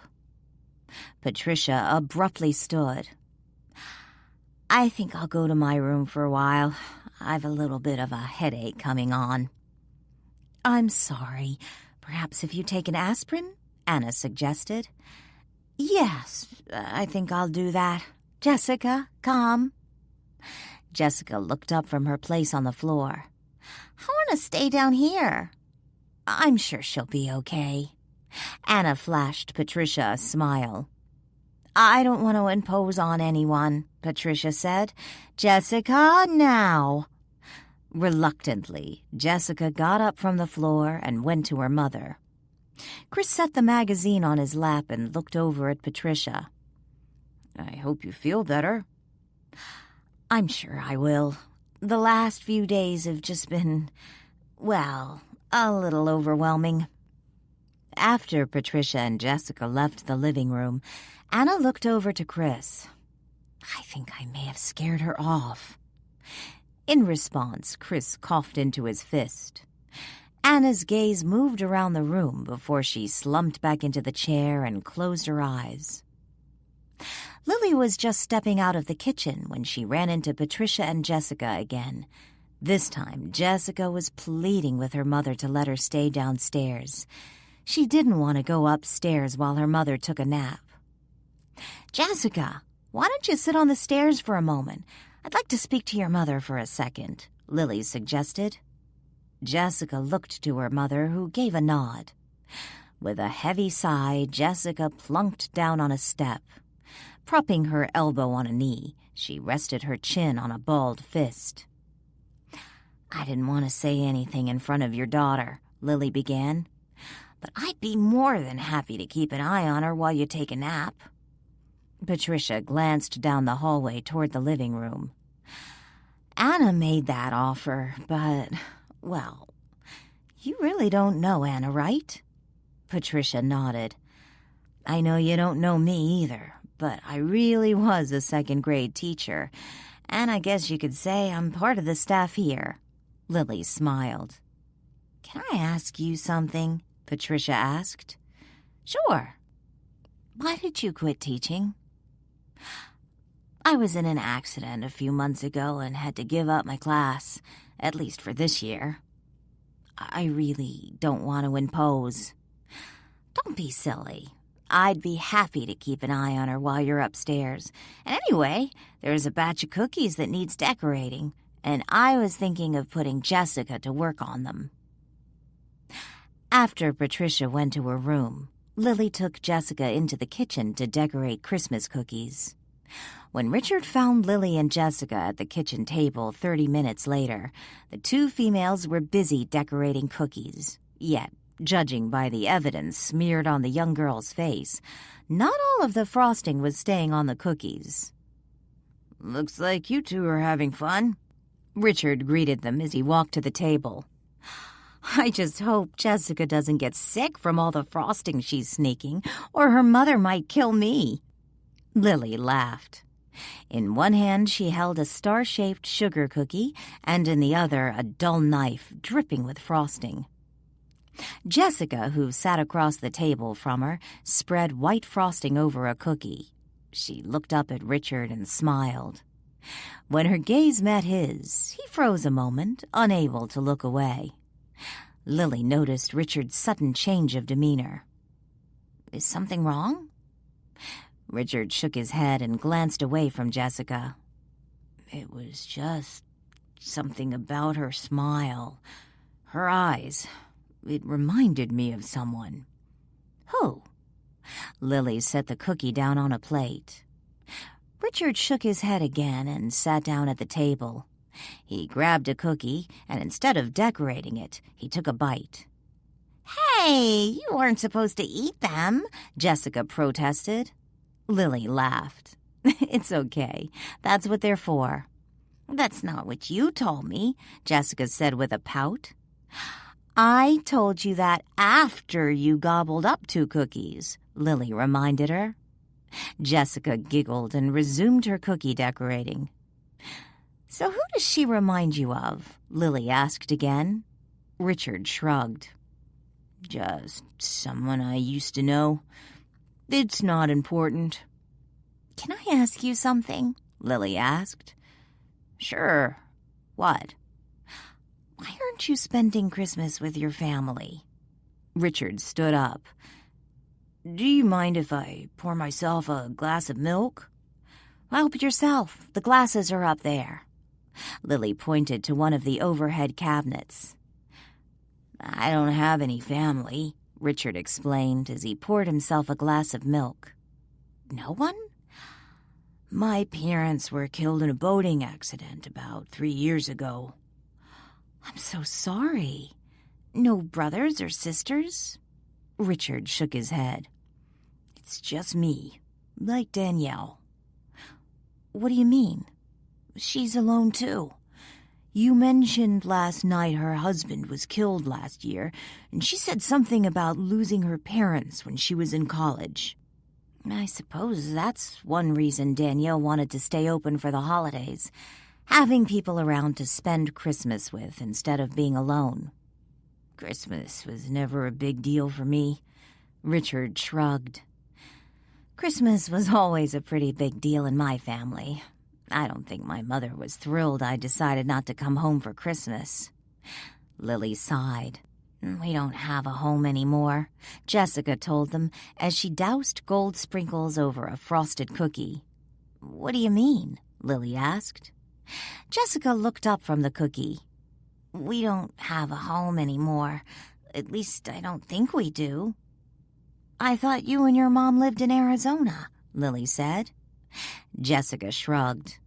Before we left, we had to put everything in our car. Mom said after Christmas we'd find someplace new to live. Where's your car? Richard asked. At the airport, back where we used to live. Jessica set her now decorated cookie on the platter and grabbed another one to frost. Did you live in a house? Richard asked. Jessica shook her head. Mom called it an apartment. We moved in there after Daddy died. I don't care about moving. I didn't like it anyway. Mr. Beaumont's kids were mean. Who is Mr. Beaumont? Lily asked. He's the one who told Mommy we couldn't live there anymore. Did you live with Mr. Beaumont and his kids? Richard asked. Lily felt compelled to change the direction of the conversation, yet Jessica answered before she could say anything. No, they lived in an apartment downstairs with Mrs. Beaumont. He was your landlord? Richard asked. Jessica shrugged. Richard stared at Jessica. What about all your furniture? I don't know. I don't think we could take it because it wasn't ours. Mom used to tell me I had to be careful with the furniture or we'd lose our deposit. Let me get this straight, Richard said, sounding slightly annoyed. You moved out of your apartment, stored all of your belongings in your car, and then went on vacation. This really is none of our business, Lily said under her breath. Chapter 12. Patricia was back downstairs within the hour. Jessica had finished decorating cookies and was once again looking under the Christmas tree, trying to coax Max from his napping spot under the branches. The moment Patricia walked into the living room, Chris tossed the magazine to the coffee table and stood up. Standing akimbo, Chris glanced around the room. Who wants to join me for a walk along the beach? He asked. Patricia frowned. Isn't it cold? Nothing a jacket can't cure. Chris grinned. Certainly you didn't come all this way to stay inside the entire time. I understand Frederickport has some beautiful beaches. Richard glanced at his watch. Where's Danielle? Lily, who sat in a chair next to Anna, glanced up from the book she was reading. She hasn't come back yet. Then I suppose I'll join you. Let me go grab my coat. Richard started for the door. Chris looked at Patricia. "What about you and Jessica? A little fresh air will do you both some good." "Oh, can we, Mom?" Jessica jumped up from the floor. "Fine, but go run up to our room, grab our jackets, and your gloves and hat. I put them in the top dresser drawer." "I don't need a hat," Jessica protested. "If you want to go for a walk on the beach, you do." Patricia pointed to the door. With a sigh, Jessica raced from the room and headed upstairs. "I think I'll go too." Anna looked over at Lily. "Are you coming with us, Lily?" Lily shook her head. "No, I told Danielle I'd stay here until she comes back. Go have fun. Come back with a good appetite. Danielle has a delicious dinner planned." Chris and Anna trailed behind Richard and Patricia as they strolled down the boardwalk, heading toward the pier. Jessica ran ahead of the adults, periodically stopping and looking back, careful not to get too far ahead. It was decided they'd stay on the boardwalk when Richard realized sand would get in his shoes, and Patricia decided it was too cold for Jessica to remove her sneakers and walk on the beach. "He's not with us," Chris whispered to Anna. Anna glanced behind her and then looked at Chris. "I assume you're referring to Walt Marlow's ghost?" Chris nodded. "He's been hanging out in the living room all afternoon, watching and listening." "What is he, some type of ghost spy?" Anna asked under her breath. "He suspects there's something going on between you and me." Anna scowled. "Why? We haven't really said anything around him." "I think he picked up on something. The way we look at each other, maybe." "Nosy little spirit. He needs to mind his own business." "Fortunately for me, he has a habit of thinking out loud, so it's easier to get a handle on him. Doesn't seem particularly threatening. I don't think he has any powers." Still walking alongside Chris, trailing far enough behind Richard and Patricia that they couldn't hear their conversation, she asked, "Why do you say that?" "For one thing, when I insulted him, he didn't retaliate." "What do you mean, insulted him?" "I said something about him being nerdy." Anna laughed. "You do realize the term nerdy was not in use when Walt Marlow was alive. If he's been confined to Marlow House since his death, which I suspect he has, I doubt he knows what that even means." "Perhaps, but I also called him effeminate." Chris grinned. "Do you think it's wise to provoke him?" Chris shrugged. "I have to have some fun." "No, you have to focus on what you came here to do," Anna reminded him. "And you, Anna, are entirely too bossy." "I thought you said I was a nag." "That too, which is why I'm here. Anything to get you out of my life." Richard buried his hands deep in his jacket's pockets, seeking warmth. He walked alongside Patricia as they headed toward the pier. He watched Jessica, who skipped ahead of them, zigzagging her way down the boardwalk, periodically stopping to investigate some treasure in the nearby sand, such as a feather, rock, or shell. "Your daughter, she reminds me of someone," Richard told Patricia, his gaze fastened on the young girl. "Oh, really?" Patricia glanced at Richard for a moment and then looked at her daughter. "It's driving me crazy." Patricia frowned. "Why is that?" "I just can't put my finger on it. Have you ever done that before? Seen someone who reminds you of someone else but can't remember who?" Patricia shrugged. "I suppose. Occasionally I see someone on television who looks familiar, but I can't place him. It's not just the way she looks. It's a feeling." "I don't think I understand." "I can't explain." Richard shook his head. "It'll come to me." They walked in silence for a few more minutes when Richard said, "Jessica told me you moved out of your apartment before you came up here." Patricia frowned. "She told you that? When?" "For the record, I didn't initiate the conversation. You can ask Lily.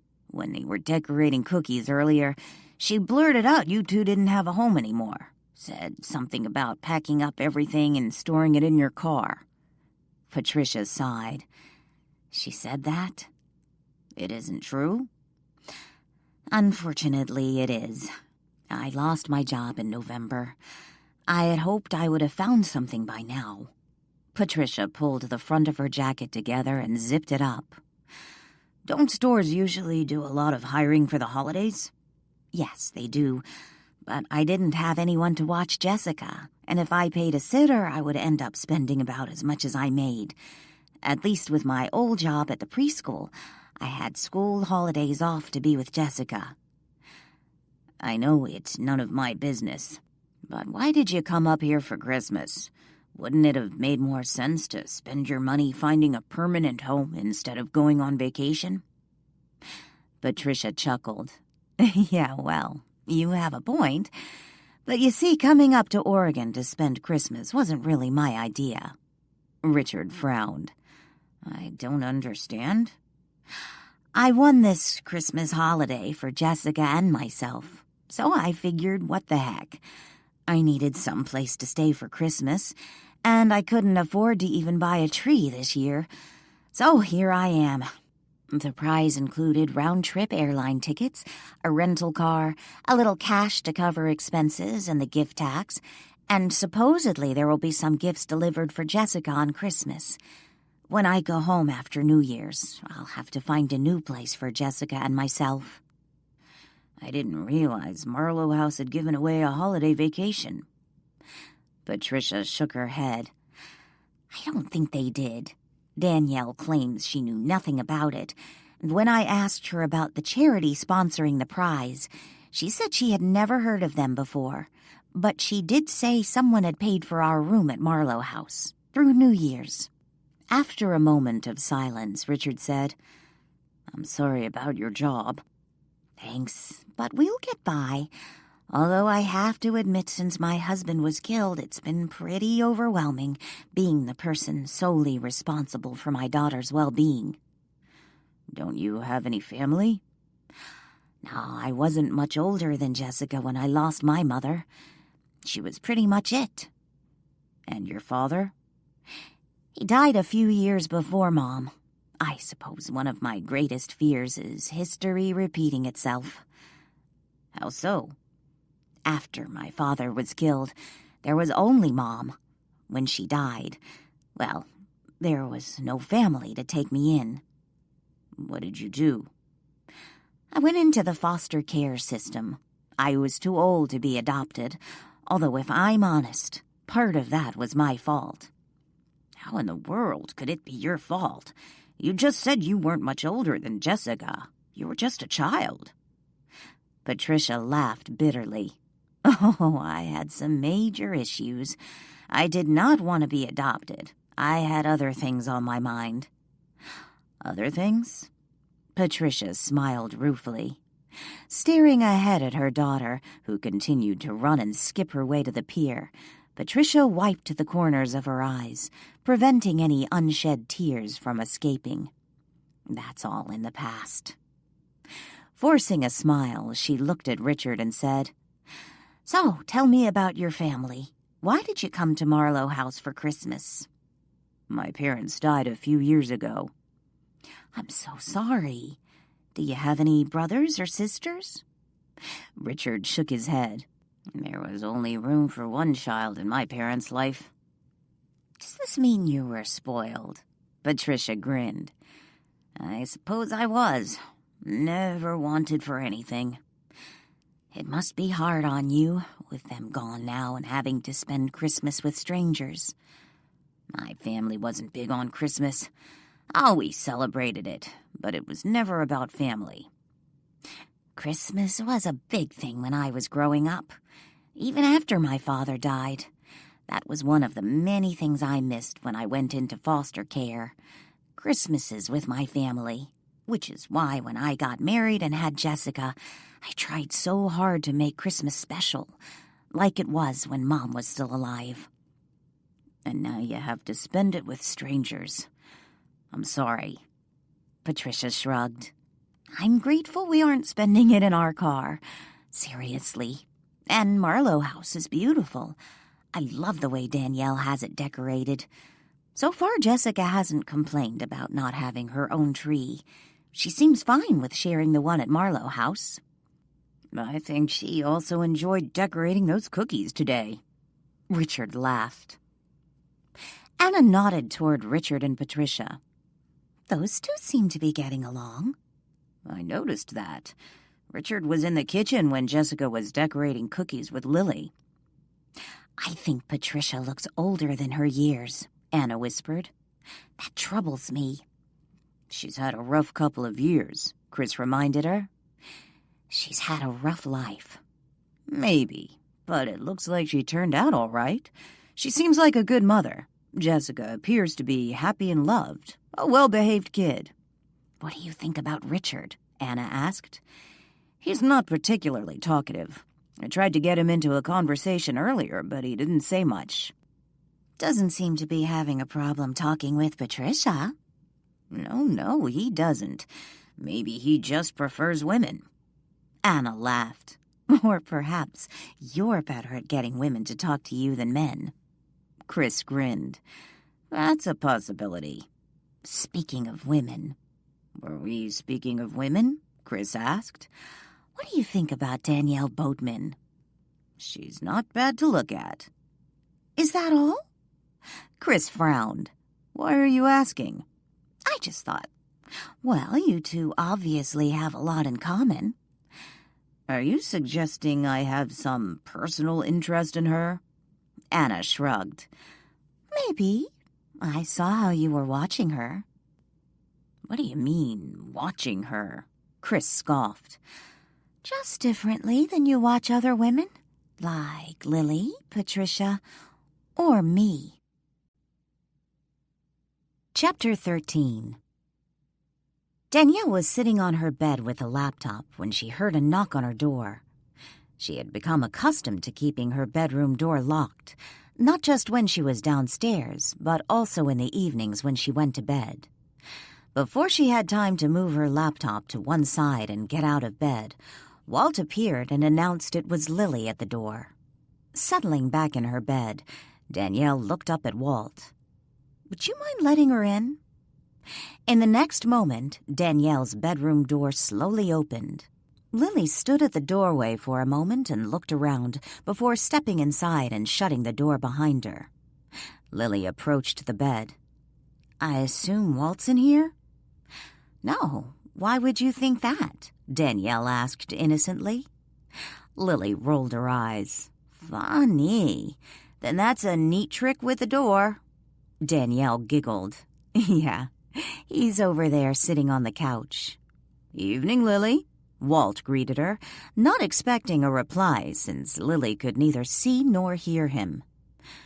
That was a great dinner. You outdid yourself. Lily sat on the edge of the bed and looked over at the computer screen. What you doing? Figured I would do a little online sleuthing. I'm a little curious about a few of our guests. Lily chuckled. They all seem nice enough. What are you getting all Nancy Drew about? We haven't had much time to talk since the guests started arriving.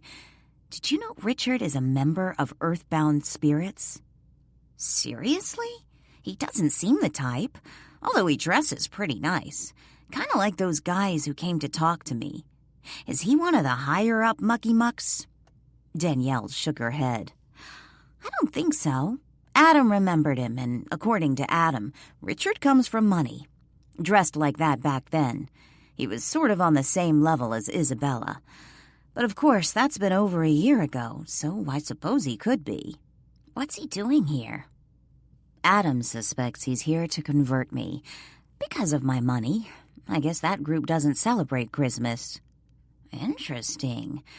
I heard Richard singing along with the Christmas carols. He complimented the tree, and this afternoon he even decorated a couple cookies. Danielle shrugged. I suppose even non-believers, or those who don't celebrate Christmas, could still do those things. Christmas carols aren't necessarily religious, and I have a few Jewish friends who put up trees, and decorating cookies isn't exclusively a Christmas thing. True. I don't think I told you, but a while back I looked online to see what I could find on earthbound spirits, and I came across something I thought was funny. What's that? I can't remember her name. She was a medium, explaining what a ghost is. Lily glanced over to the sofa. No offense intended, Walt. None taken, Walt countered. According to this medium, a ghost is an earthbound spirit. That makes sense to me, Danielle said. But that's not how the group uses the term. You're right. I found Earthbound Spirits, Morris's organization, online, and they say we are all spirits trapped in a physical body. I believe he calls it our earthly vessel or something like that. In fact, he denies the existence of ghosts or any spirits like Walt.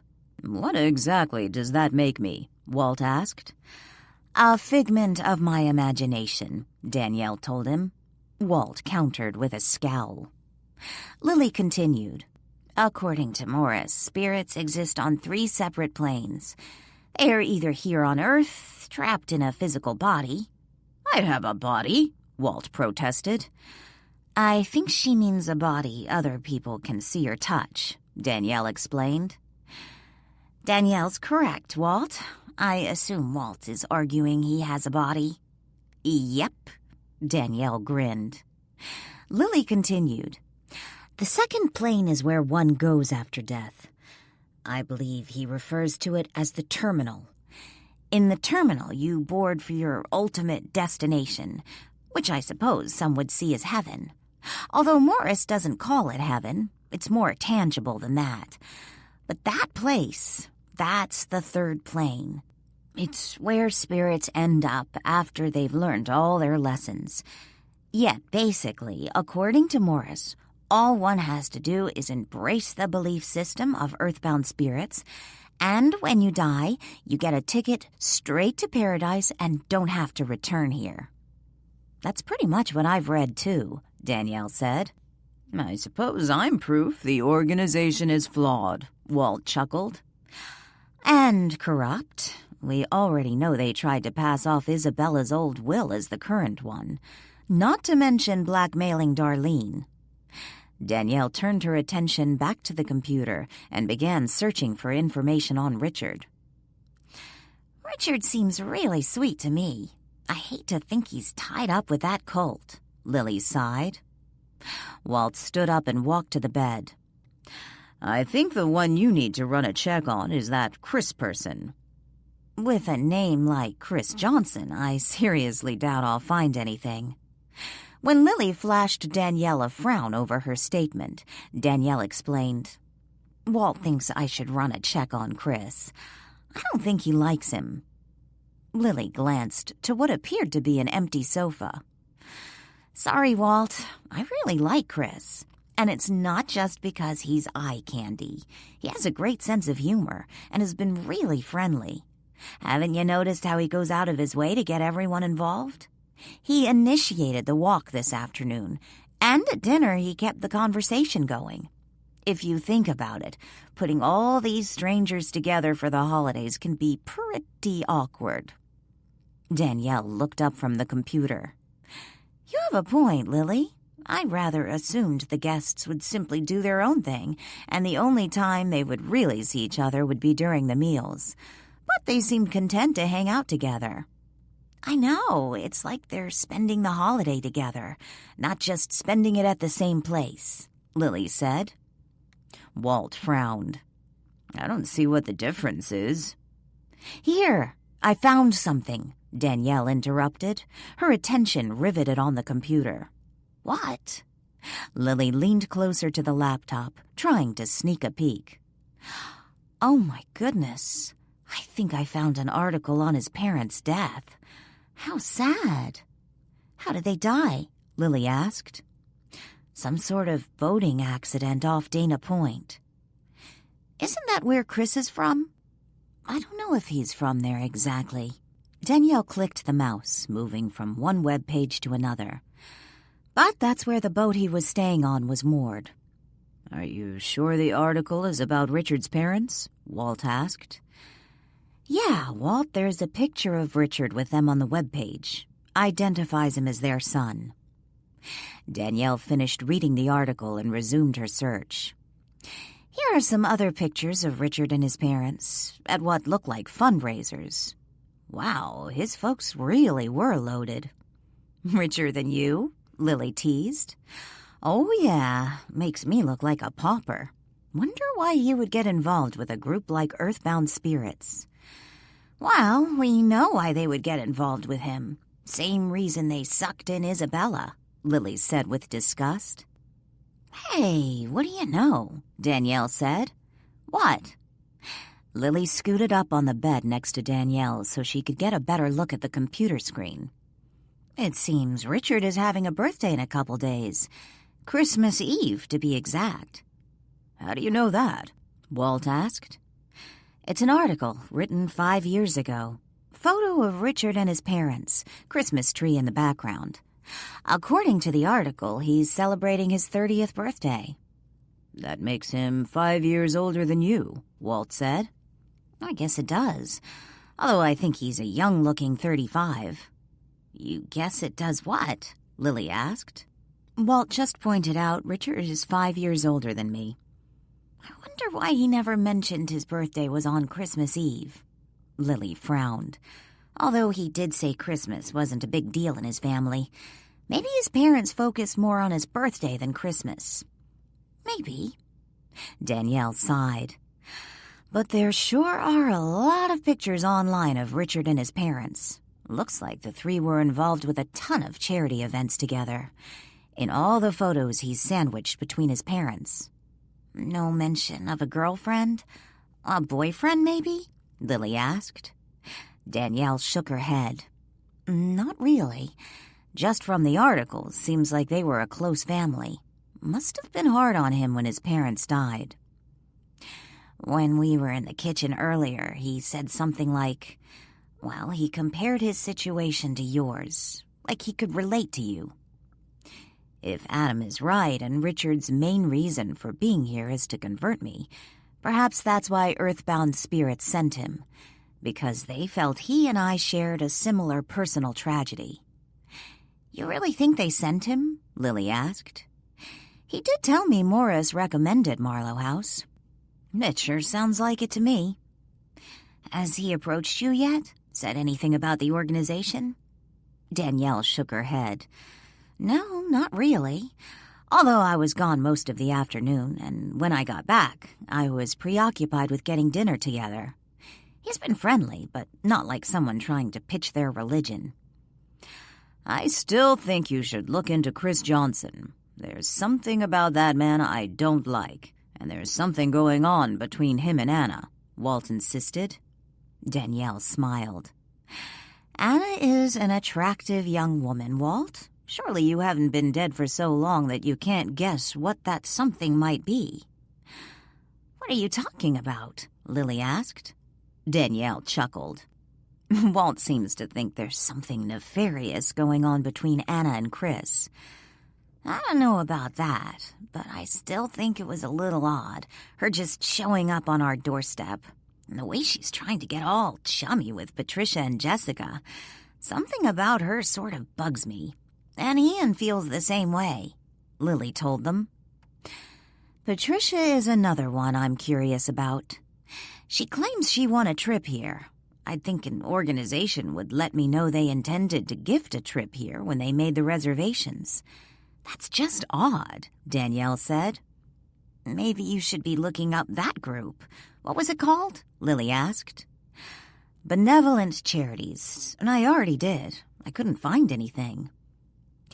Danny, I forgot to tell you. I think Patricia and Jessica might actually be homeless. What do you mean, homeless? Danielle frowned. When we were decorating cookies, Jessica blurted out that they didn't have a home anymore. According to her, they moved out right before they left for Oregon and stored all their stuff in their car. And earlier, I overheard Jessica telling her mother she was hungry, and Jessica said something about having to be careful with how they spent their money. I know they both had breakfast. Danielle frowned. This was at lunchtime. I hope you told her she was welcome to make Jessica a sandwich. Yes, I ended up making Jessica a grilled cheese sandwich. Maybe there is no benevolent charities. Maybe one of their friends simply wanted to give her and Jessica a Christmas holiday and did it in the guise of a prize, Danielle suggested. That's possible. Lily shrugged. Well, let me make one more search on Richard, although so far I'm not really learning anything new. Lily got off the bed and was just about to announce she was going to head off to her room when Danielle blurted out, Well, this is just damn creepy. Lily stood by the bed. What? I just did a search on Richard, plugging in his full name, date of birth, and his parents' names. I just found his grave. Lily frowned. Excuse me? Yes, his grave. According to this website, Richard Winston Jr., only son of Richard and Rachel Winston, died when he was 6 years old. Are you saying his parents had another son who died, and they gave Richard his dead brother's name? Danielle shook her head. No, because this child, the dead one, had the same birthday as the Richard here. Same month, day, and year. Maybe it was a twin brother, Lily suggested. Perhaps that site got the names mixed up, and some people actually give their kids the same name. Look at George Foreman.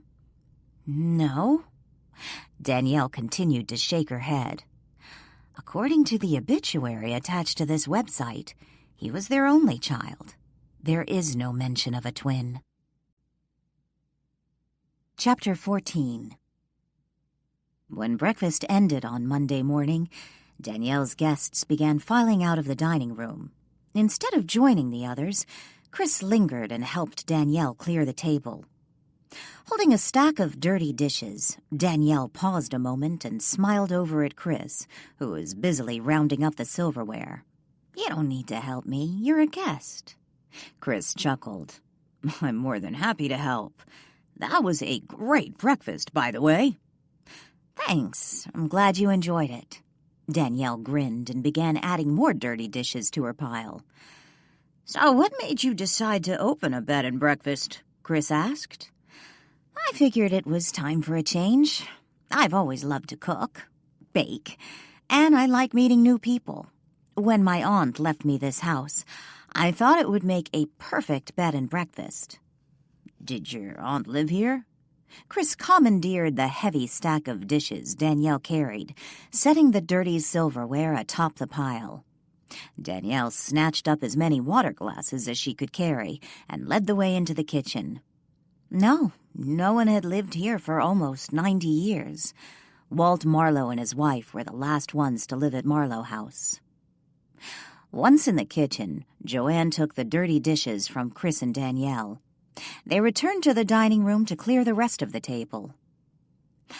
I remember reading about that in the brochure, but I wondered if maybe it was the edited version of the house's history. Nope. Danielle shrugged. What you read in the brochure is pretty much everything. In the dining room, they gathered up the last of the dishes and glassware. I thought maybe there might be a ghost or two you didn't mention, Chris grinned. Danielle stopped what she was doing and looked over at Chris, a frown on her face. Ghosts? Well, this is a big old house. I bet it was pretty spooky when you first moved in, especially since it was vacant for so long. I imagine some people might start imagining things, especially since Walt Marlow was killed in the attic. That sort of thing creeps some people out. Danielle shrugged. I never found the house particularly scary. It's just a house. I think he's trying to frighten you, Walt said when he appeared a moment later. Maybe I should show him what it feels like to experience fear. Danielle flashed a warning glare in Walt's direction. Of course, Chris said nonchalantly. After having a look at Marlow's portrait, I don't see him as much of a threat, even if he decided to stick around and haunt this place. Please, Danielle, can't I just give him a little scare? Walt pleaded. No, don't think so, Danielle murmured. You don't think so what? Chris asked with a mischievous grin. I don't think Walt Marlow would be much of a threat had he stuck around. Danielle looked up and into Chris's eyes. Because I think he was probably a very nice and caring man and would never do anything to make me feel uncomfortable.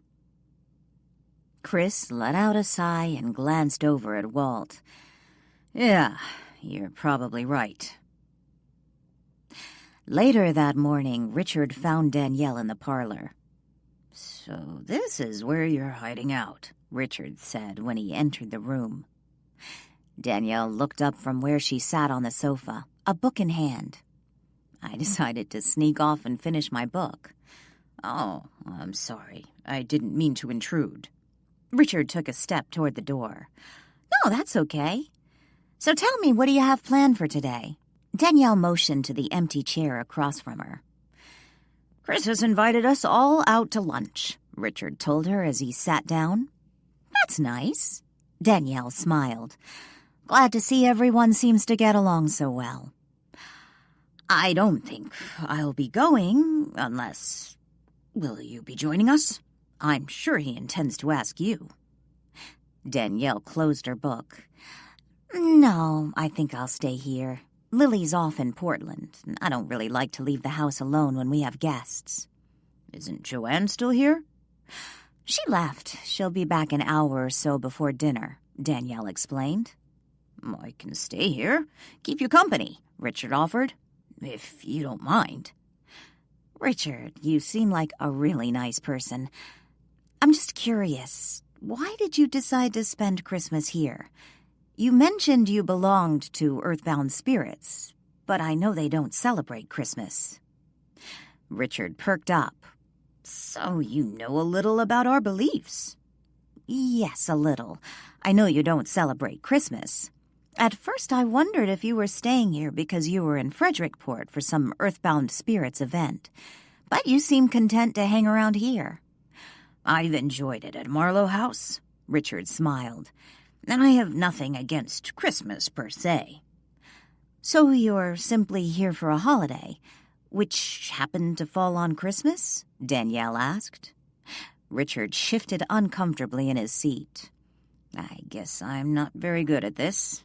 Good at what? Why, suppose I am, well, what you might call a missionary. I've never really done this before. Missionary? You mean like one of those people who go out and convert others to their religion? Danielle tossed her book on the coffee table and leaned back in the sofa, studying Richard. Yes. And you're here on some mission? Richard looked down and nodded. So who are you here to help see the light? Richard looked up into Danielle's eyes. You. Danielle smiled. That's sort of what I figured. You aren't mad? You haven't really done anything yet to make me mad. I assume Peter Morris gave you the assignment to convert me? We don't actually say convert. That sounds like some sort of cult. My job is to help you see the light. What happens if you aren't successful? Do you get in trouble or anything? Of course not. It's not like that. No one is twisting members' arms to spread the truth. Mr. Morris just felt you and I had a lot in common, and there might be some connection between us. Something that would help me, help you. If you discover I'm a hopeless cause, which I am, by the way, will you start working on my other guests? Because, frankly, that I couldn't allow. Oh, no, I've been paired with you, not with anyone else here. Paired? You aren't implying you and I... Oh, no. Richard blushed. Nothing like that. Absolutely not. Danielle chuckled. Not sure if I should be insulted that you find the idea so horrifying, or relieved, which I am, by the way. Relieved. I promise I won't be discussing earthbound spirits with any of your guests. Frankly, it's personal. Danielle sat up straighter in her chair. Since you've leveled with me, I think I owe you a little honesty. Ever since I heard you belonged to Earthbound Spirits and that Morris sent you here, I've been curious. Last night I looked you up online. And? Found some pictures of you and your parents. Why didn't you mention your birthday was on Christmas Eve? Richard shrugged.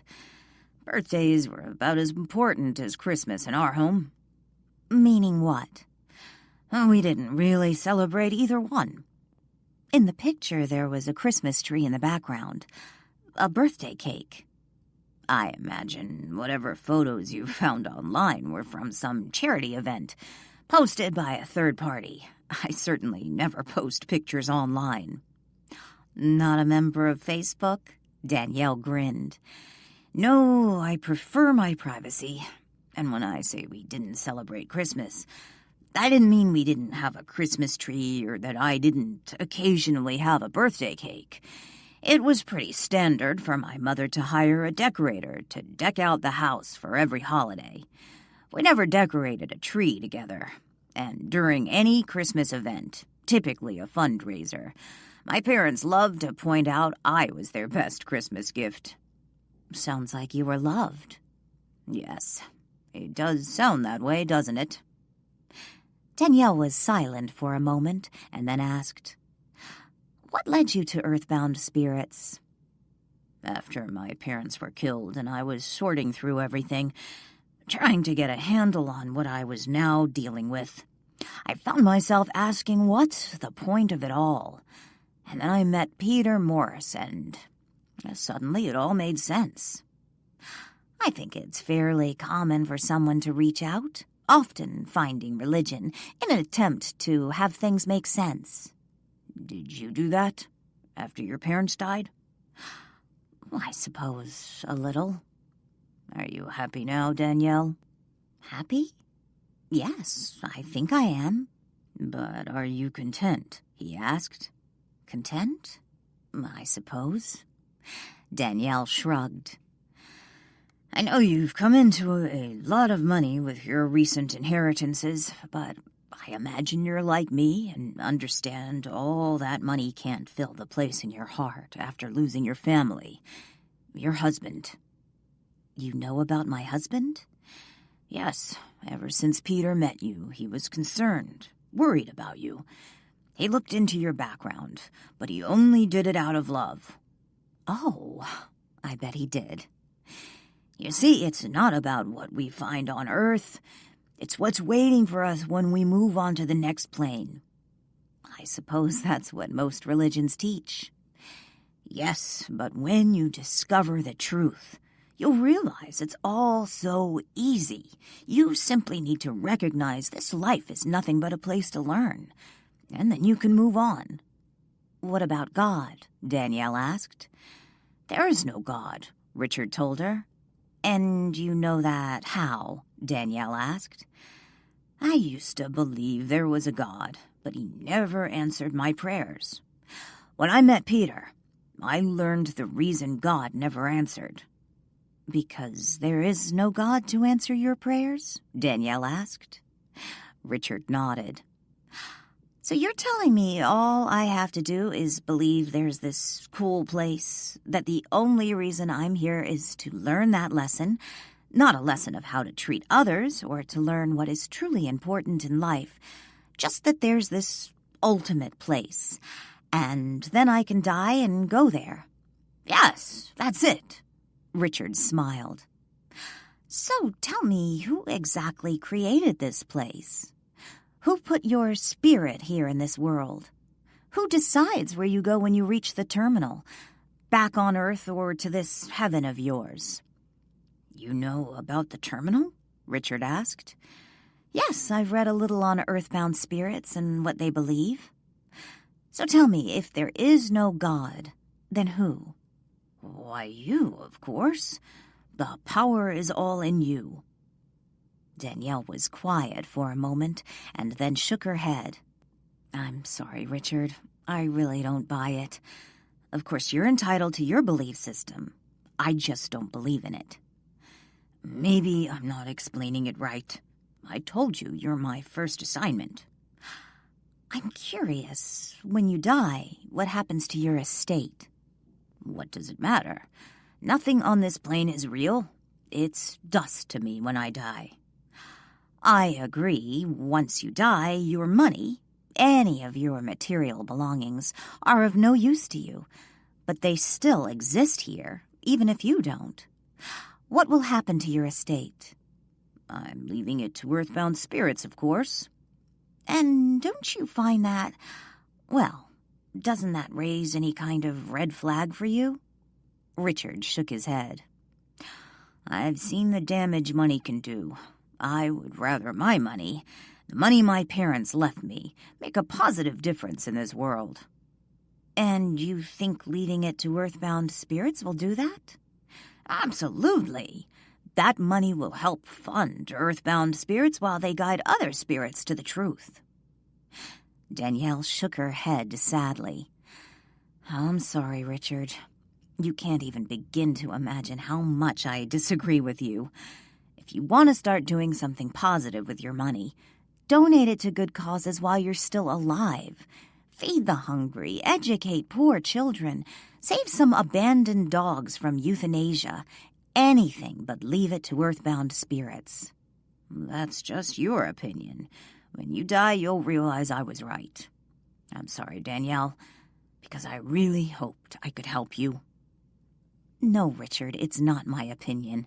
I know for an absolute fact, earthbound spirits has it wrong. How can you say that?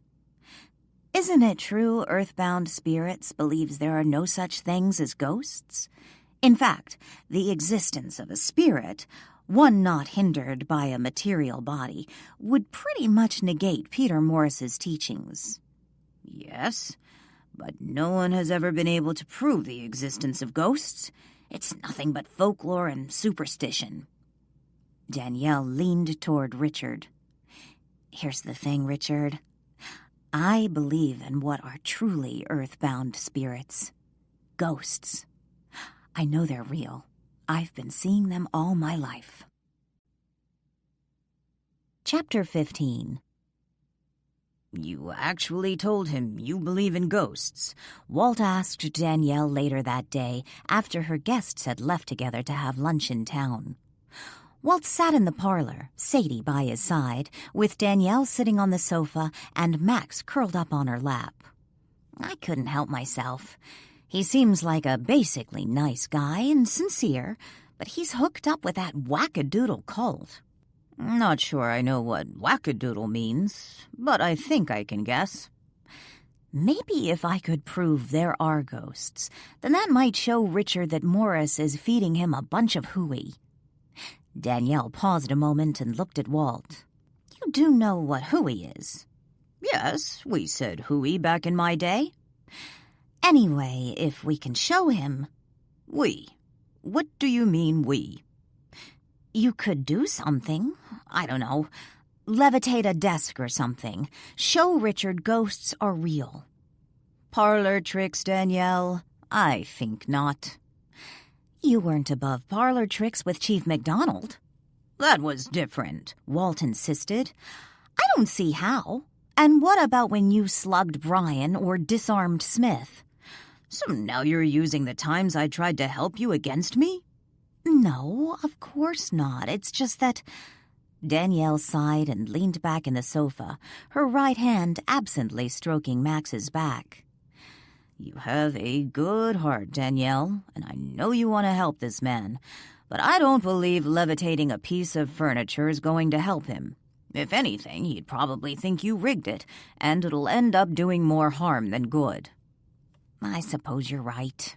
Danielle glanced down at Max, who had just lifted his head and now stared at her through golden eyes. I have one other question. Danielle stroked Max's back.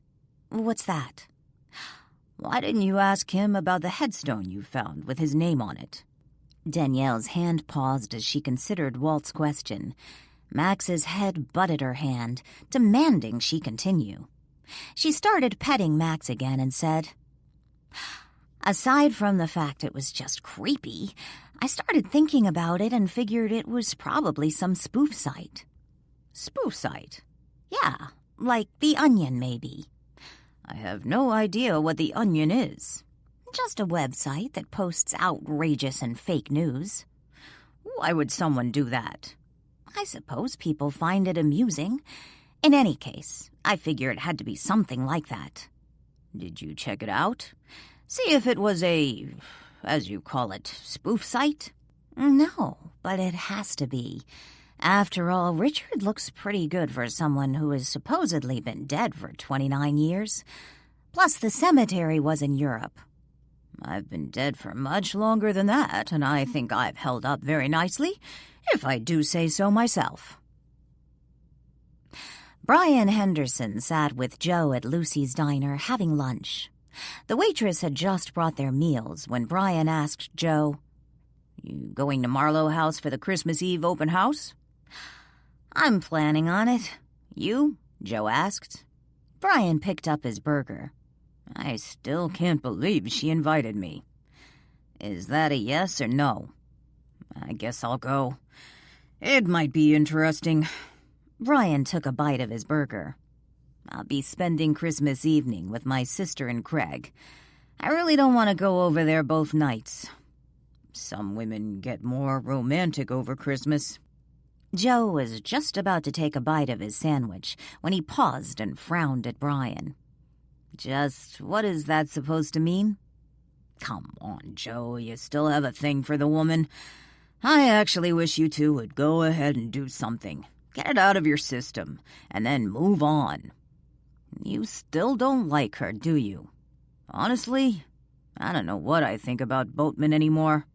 Brian took another bite of his burger. "Speak of the devil," Joe said, when 5 customers walked into the diner. 2 men, 2 women, and a young girl. Brian glanced at the newcomers and then looked back to Joe. "What?" "I think that's who's staying at Marlow House. I recognize one of the guys." "The way you said that, I thought Boatman just walked in." Brian watched as the party sat down at a table. "So they're all staying at Marlow House? Some sort of family Christmas reunion?" "I don't think so." Joe leaned forward, lowering his voice. "I ran into Joanne this morning. She told me she had just left Marlow House and was going back this evening. Apparently, Danielle is full up. She even took in someone off the street." "What do you mean, someone off the street?" Brian frowned.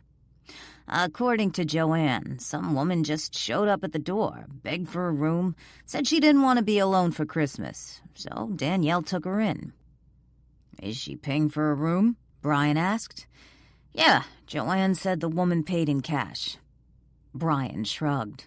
"So what's the big deal? That's what Boatman does. She runs an inn, takes people off the street. If the woman paid her, so what?" Joe leaned back and picked up his sandwich.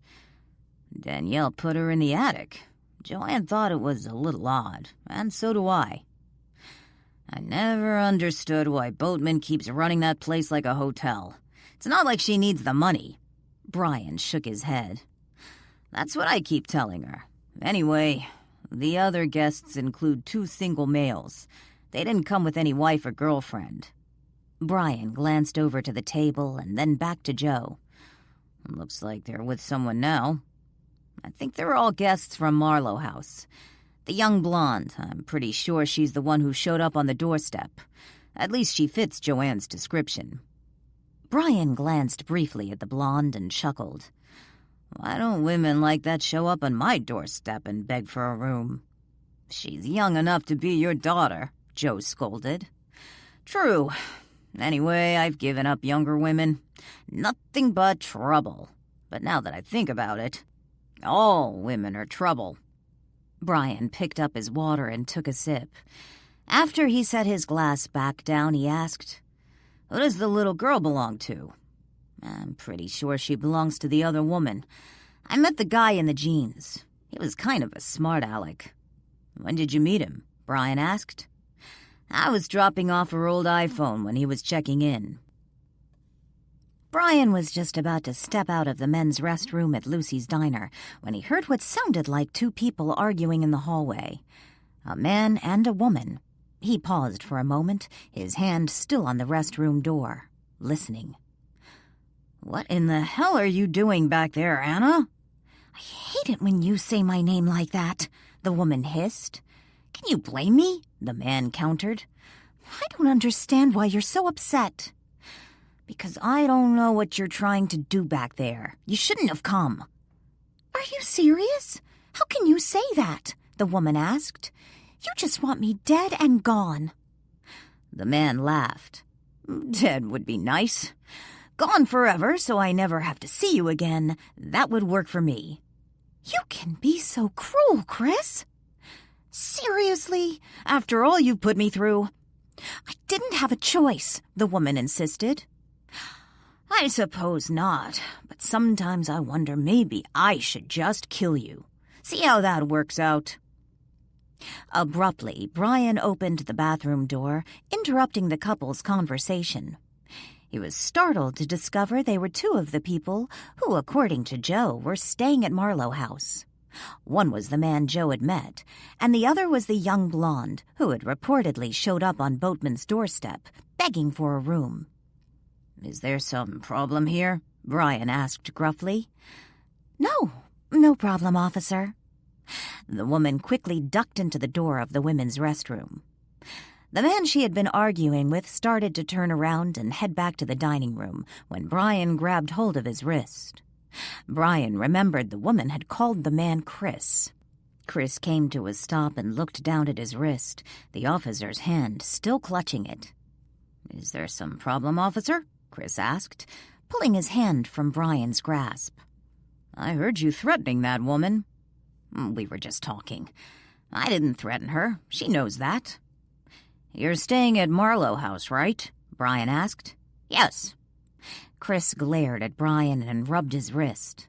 "How long you staying in town?" Brian asked.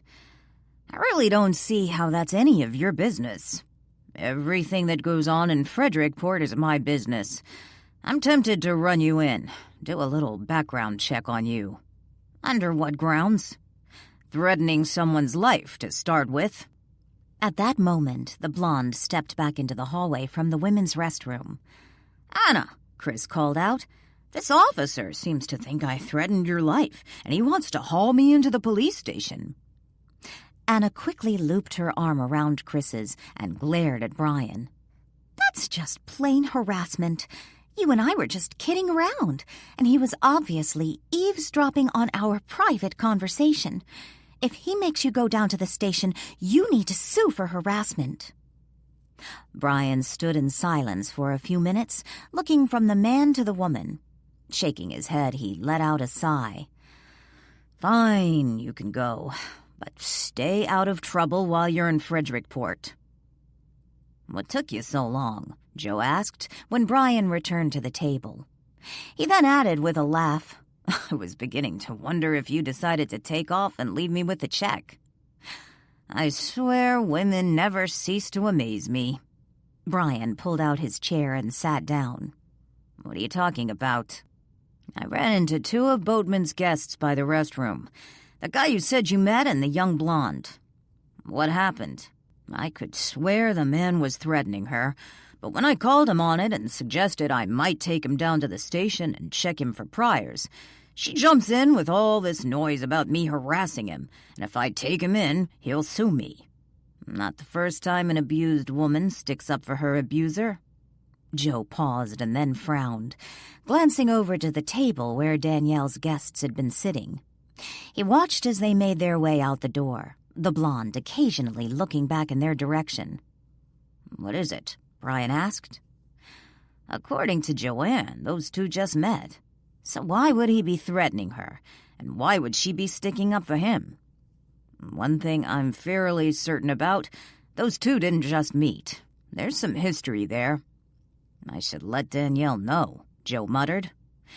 "Didn't you say the blonde just showed up on the doorstep and begged for a room?" "That's how Joanne described it." Brian laughed. "It's pretty clear what's going on." "What?" She obviously followed him to Frederickport and knew he was staying in Marlow House. He probably broke up with her before he got here, and she's determined to get him back. Some women just can't take no for an answer. I guess I can understand his frustration. Brian picked up the check from the table and looked at it. Tossing it back to the table, he stood up and pulled his wallet from his pocket. So you don't think I need to mention it to Danielle? Brian pulled some money from his wallet and threw it on the table with the check. I suppose you could if you want, but I don't see the point. Chapter 16. "Would you mind if we stopped at the arts and crafts store?" Anna asked as they got into Chris's rental car. She had pointed out the store earlier that afternoon on the way to the diner. "Oh, can we?" Jessica asked excitedly. She sat between her mother and Anna in the back seat of the car. "Jessica, we can't buy anything," Patricia whispered. "Sure we can, and I'll treat," Chris offered. "You already bought us lunch," Patricia reminded him. Chris started the engine and headed for the craft store. "Hey, it's Christmas." When they pulled up in front of the craft store, Richard looked out the window and said, "I'll just wait in the car." "No, you won't," Chris said with a laugh. "Us guys have to stick together, and the women already outnumber us. You certainly aren't going to make me go in there alone." Richard gave a disinterested shrug, but got out of the car. He figured Chris had bought his lunch. The least he could do was go along with the group. They followed Anna around in the store as she picked up 3 cans of spray paint, gold, green, and silver. She then had Jessica help her pick out miniature Christmas ornaments. Tiny silver balls, bells, glittery stars, and other festive miniatures, along with several small bottles of white glue. Chris paid for the purchase and carried the sack out to the car for Anna. "What are you going to do with all that?" Richard asked when he got into the car. "You'll see," Anna said cheerfully as she fastened her seatbelt. "You're going to help?" "Me?" Richard glanced in the back seat at Anna and frowned. "Yes, everyone in this car is going to help, right after dinner. All except Chris.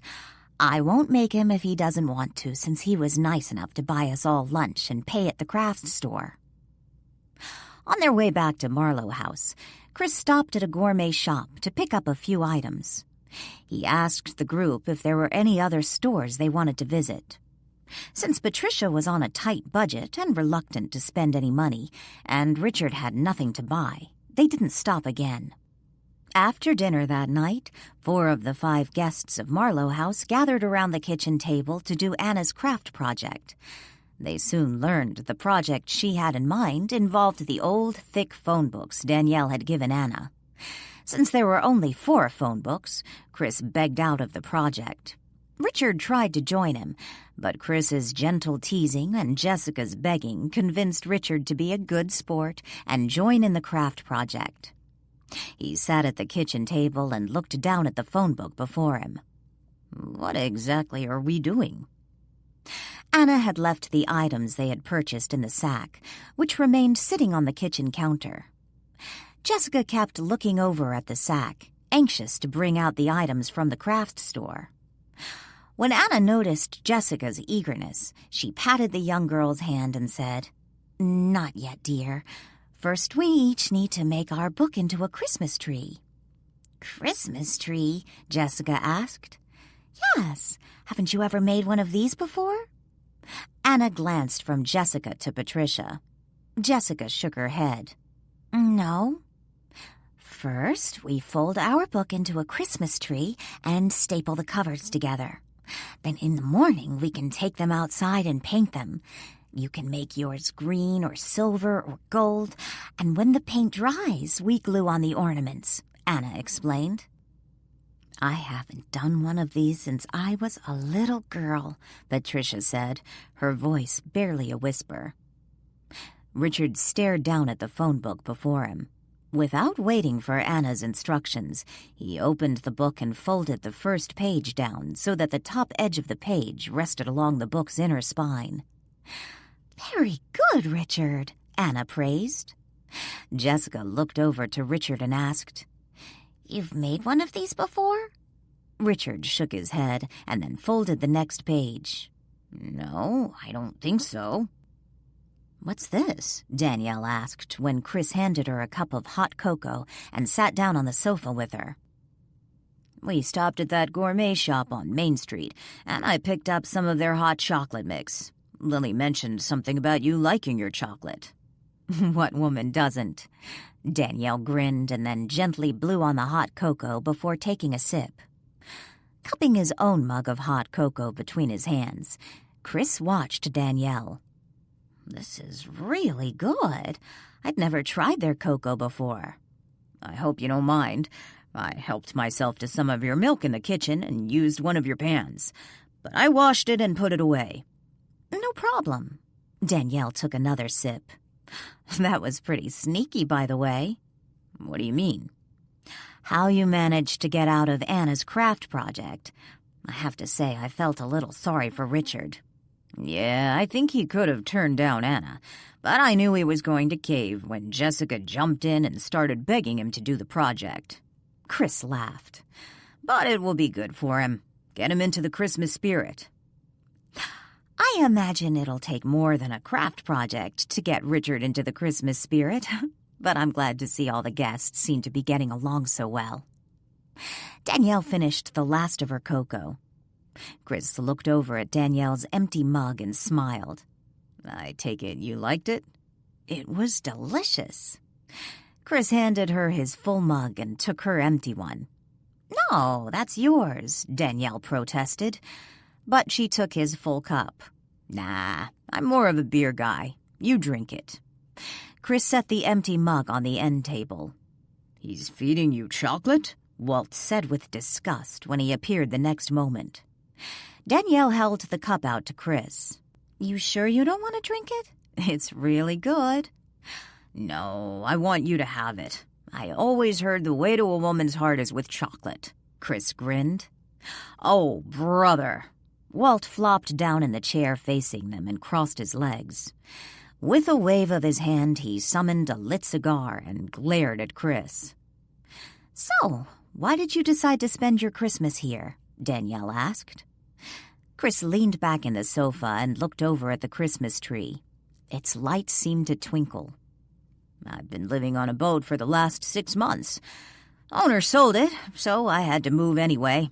Figured I might as well go somewhere for the holidays before I had to look for a new place to live. Found Marlow House online. Looked like an interesting place. Plus, it's close to the ocean. I like being close to the water." "Ask him what he does for a living," Walt said. "You still haven't found out what he does." "Didn't you want to spend Christmas with your family?" Danielle asked instead. Chris shook his head. "There really isn't any family. I've been on my own for a while." Danielle leaned back on the sofa, the mug cupped between her hands. "There seems to be a lot of that going around." "What do you mean?" Chris asked. "I don't have any family. My last family member was killed this summer. I get the idea it's just Patricia and Jessica. Patricia doesn't seem to have anyone, and Richard. I know his parents died a few years back, and he doesn't have any brothers or sisters. As for Anna, well, the fact she wanted to stay here instead of being alone for Christmas makes me think she doesn't have anyone." "Perhaps that's why everyone seems to be getting along so well. Christmas has always been a time for family, but none of us have that. So, here we are," Chris suggested. "We've created our own little family." "If he gets any more maudlin, I'm leaving," Walt groaned. "What about Lily? Does she have family?" Chris asked. "Yes, she comes from a large family. They're close.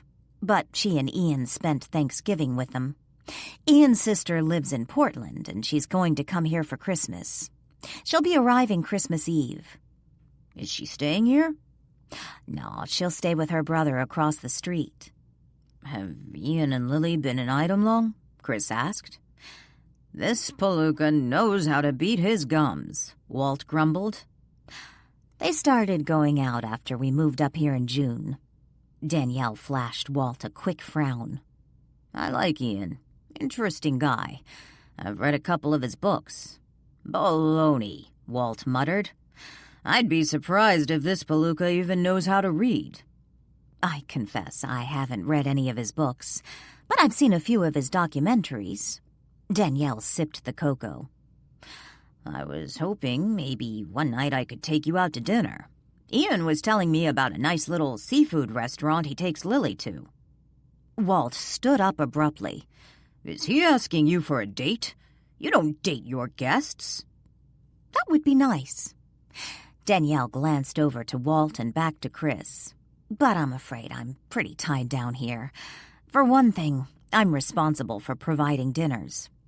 And it would be very unprofessional to start going out with your guests, Walt added. I was thinking maybe one night after Christmas. I heard you say something about how Joanne prepares dinner a few times a week. Maybe we could go one of those nights. Okay, sure, that would be nice. Danielle smiled. Is this because you think he's good-looking? Walt asked.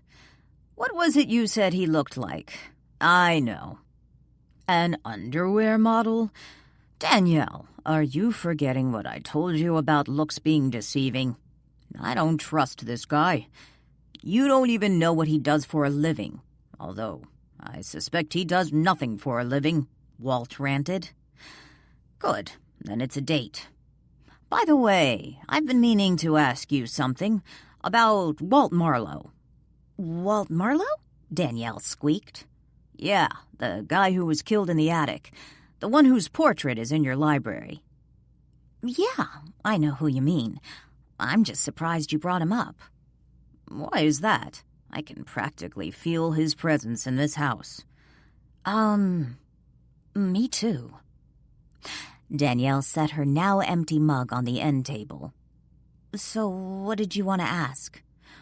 What did Walt Marlow do for a living? Do you know? Well, his grandfather founded this town. He built ships.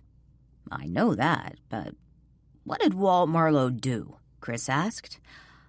Well, I know he inherited his grandfather's estate. That's it? Chris asked. Did he ever actually do anything, aside from spending his granddaddy's fortune? Chapter 17. Danielle had just crawled into bed when Walt burst into her room and announced, I didn't just while away my time spending my grandfather's money. I never said you did.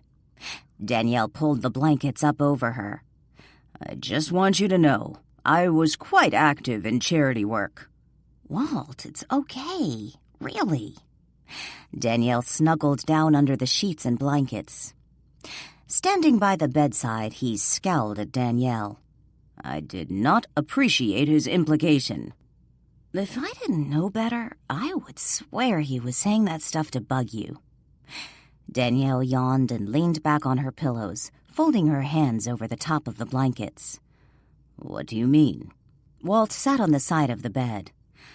I can't explain it exactly, but when he says certain stuff, I just get the weirdest feeling he's talking to someone else. And in this case, you, because it obviously irritates you so much. Are you saying he knows I'm in the room? Of course not. Danielle yawned. Then what are you saying? He likes to talk to imaginary people? Danielle shrugged and scooted farther down in the bedding. And you're still willing to go out to dinner with him? What can I say? Danielle yawned and rolled to her side, curling up in the fetal position, her back to Walt.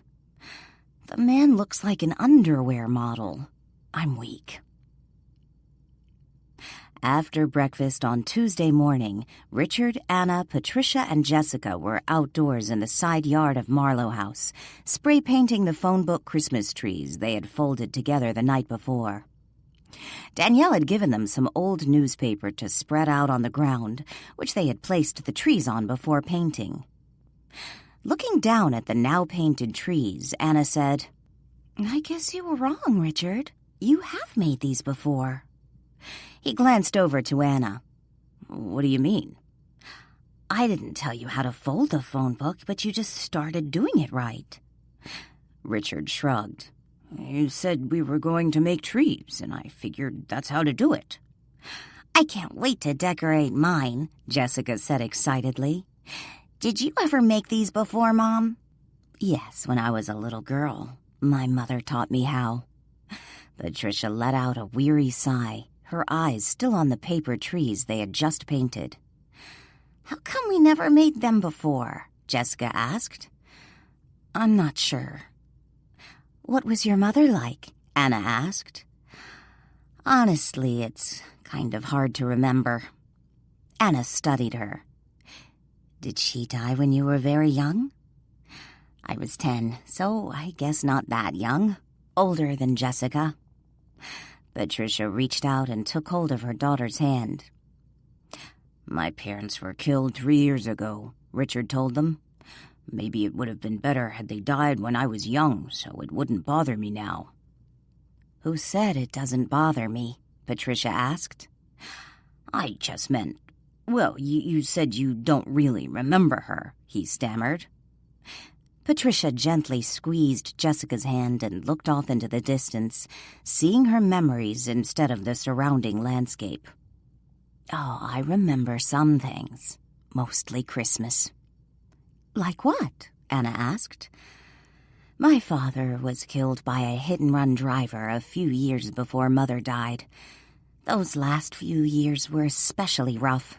He didn't have any insurance, and she had never worked before. I'm so sorry, Richard whispered.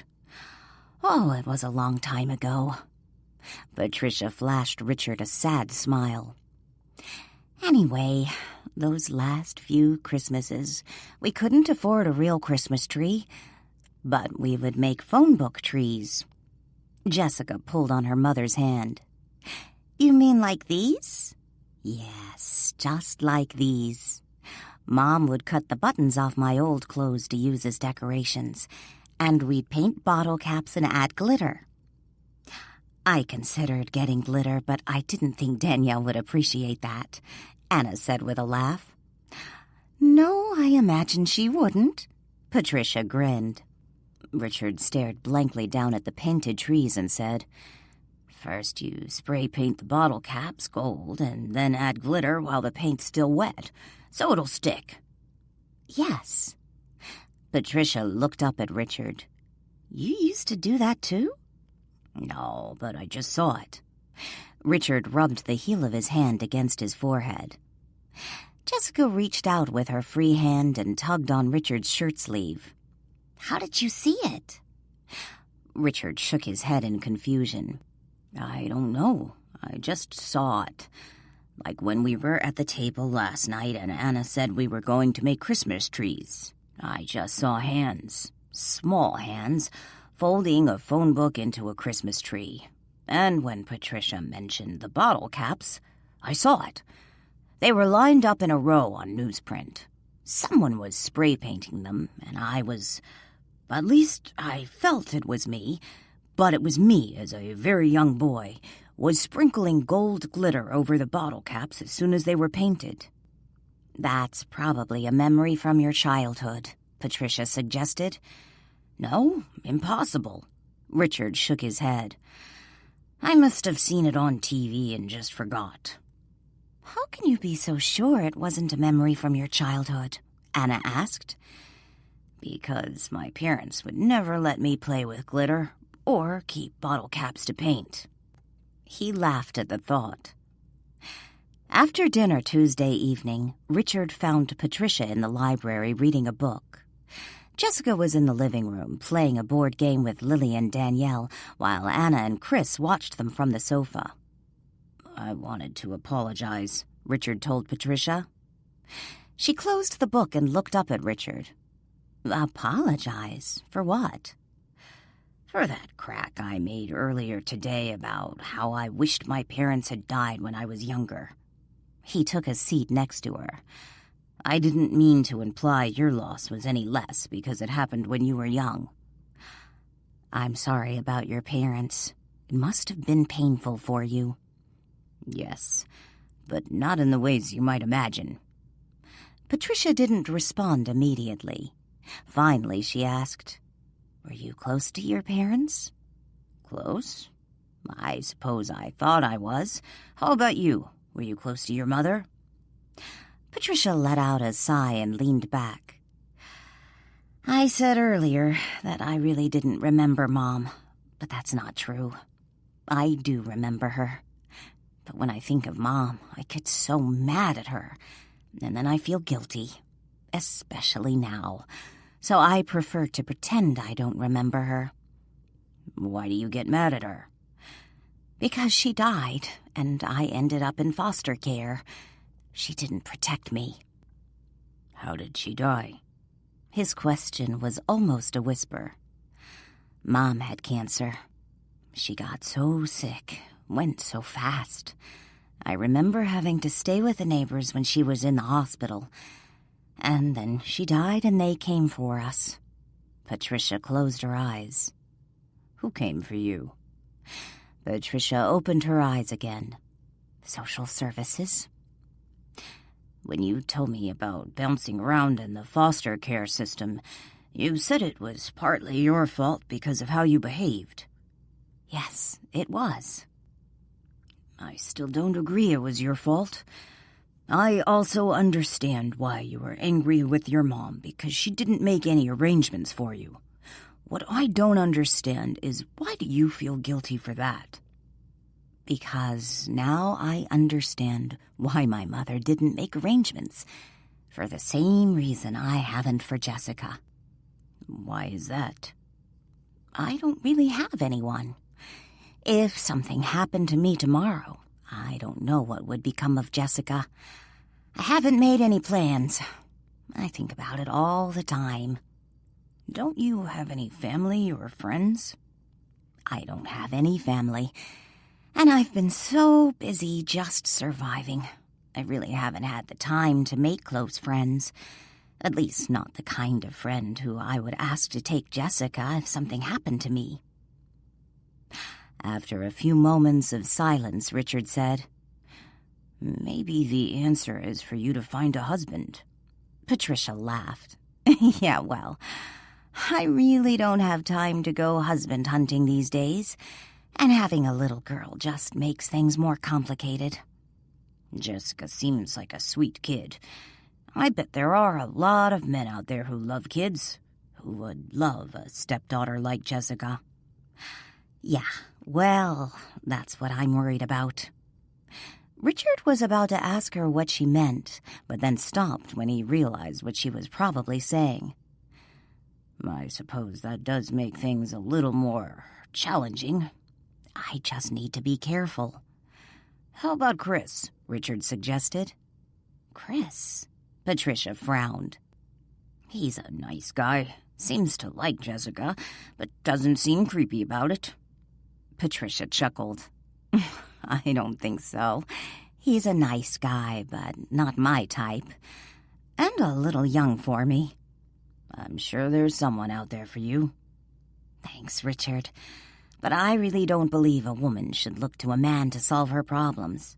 I suppose when I return to Arizona, I should make more of an effort to reach out to my friends, make more time for them. After I find us a place to live, of course. What will that do? Maybe I'm overlooking a friend who'd be willing to step up to the plate and raise Jessica if something were to happen to me. Nothing's going to happen to you. I hope not. Patricia let out a weary sigh. After a few moments of silence, Richard said, My mother always let men solve her problems. My father, to be precise. If Mother ever had a problem, Dad was always there to solve it. The extremes he would go to were mind-boggling. Sounds like he loved her. I suppose. If that was love, I don't want any part of it. You sound bitter, Richard. I suppose I do. I suppose I am. Do you want to talk about it? Richard considered her offer. After a few moments of silence, he said, "Mother married well, never had to think of money. Whatever she wanted, she bought. They say money doesn't buy happiness, but my father sure tried to prove that adage wrong." "Was your mother happy?" "I don't think so.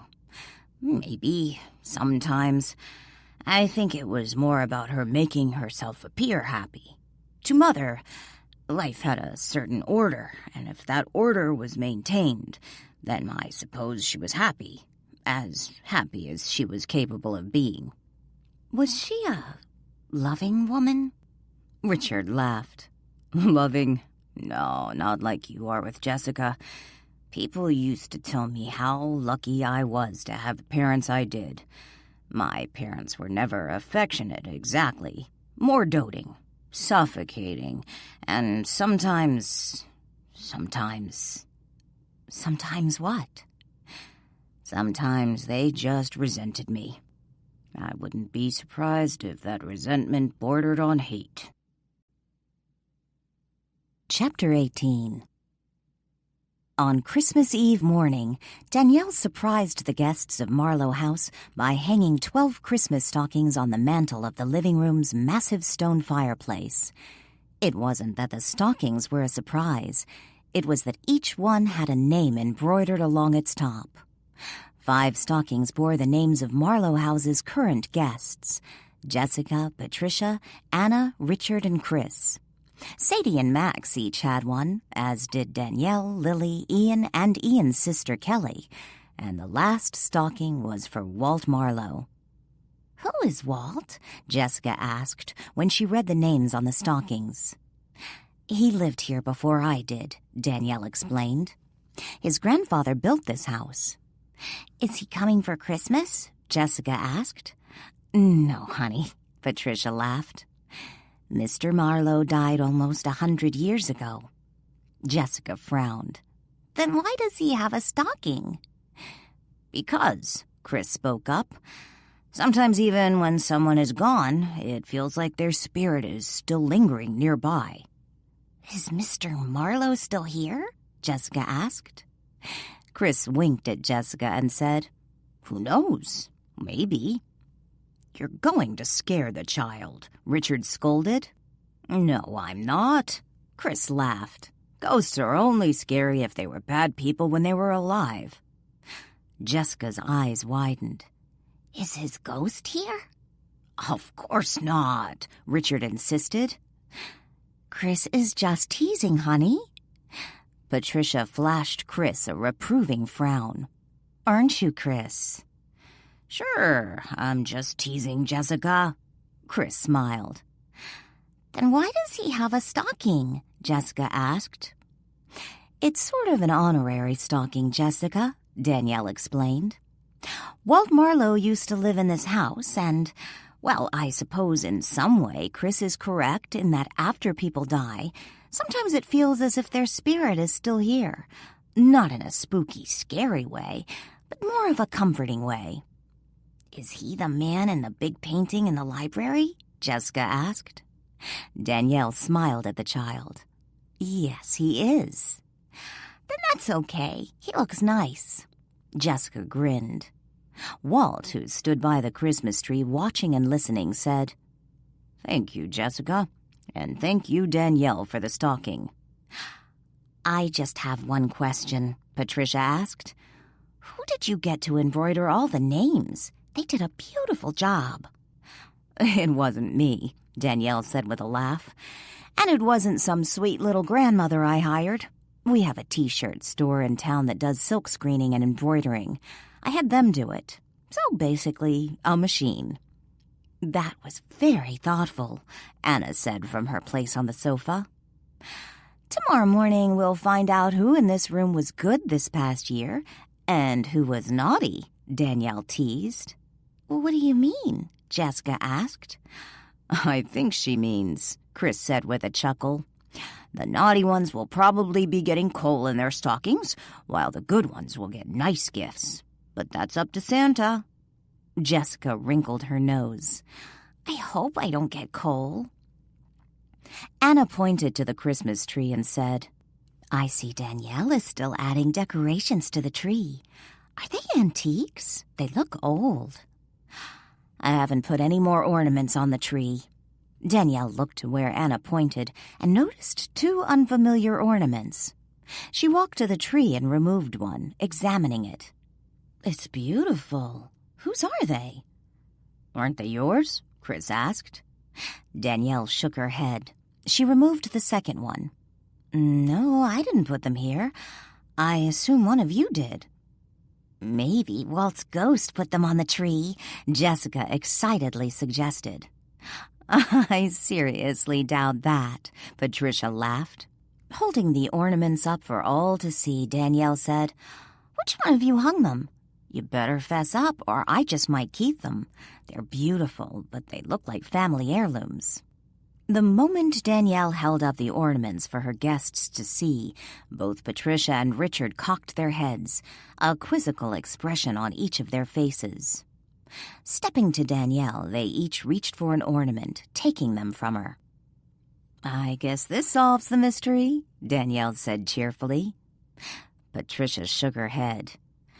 No, but I had one just like this when I was a little girl. She looked over to the one in Richard's hand. Silently, Richard stared at the ornament, mesmerized. We had one like that, too, Patricia explained. You mean they aren't yours? Danielle asked. No. Patricia handed the ornament back to Danielle. She looked at Richard. Are they yours? Richard shook his head. We never had ornaments like this, but... What? Danielle asked. Richard abruptly shoved the ornament back to Danielle. Nothing. It's nothing. No, they aren't mine. 15 minutes later, Patricia followed Danielle into the kitchen, leaving Jessica in the living room. Danielle, thank you again for the stockings. It was very sweet. I brought Jessica's from home. I was going to ask if I could hang it, but I won't now. If you want to hang her stocking, please do. In the kitchen, Danielle began removing platters from one of the cabinets. No, that's fine, but I brought a few gifts for her stocking, so if you don't mind if I put them in the one you hung for her. Patricia leaned against the counter and watched Danielle.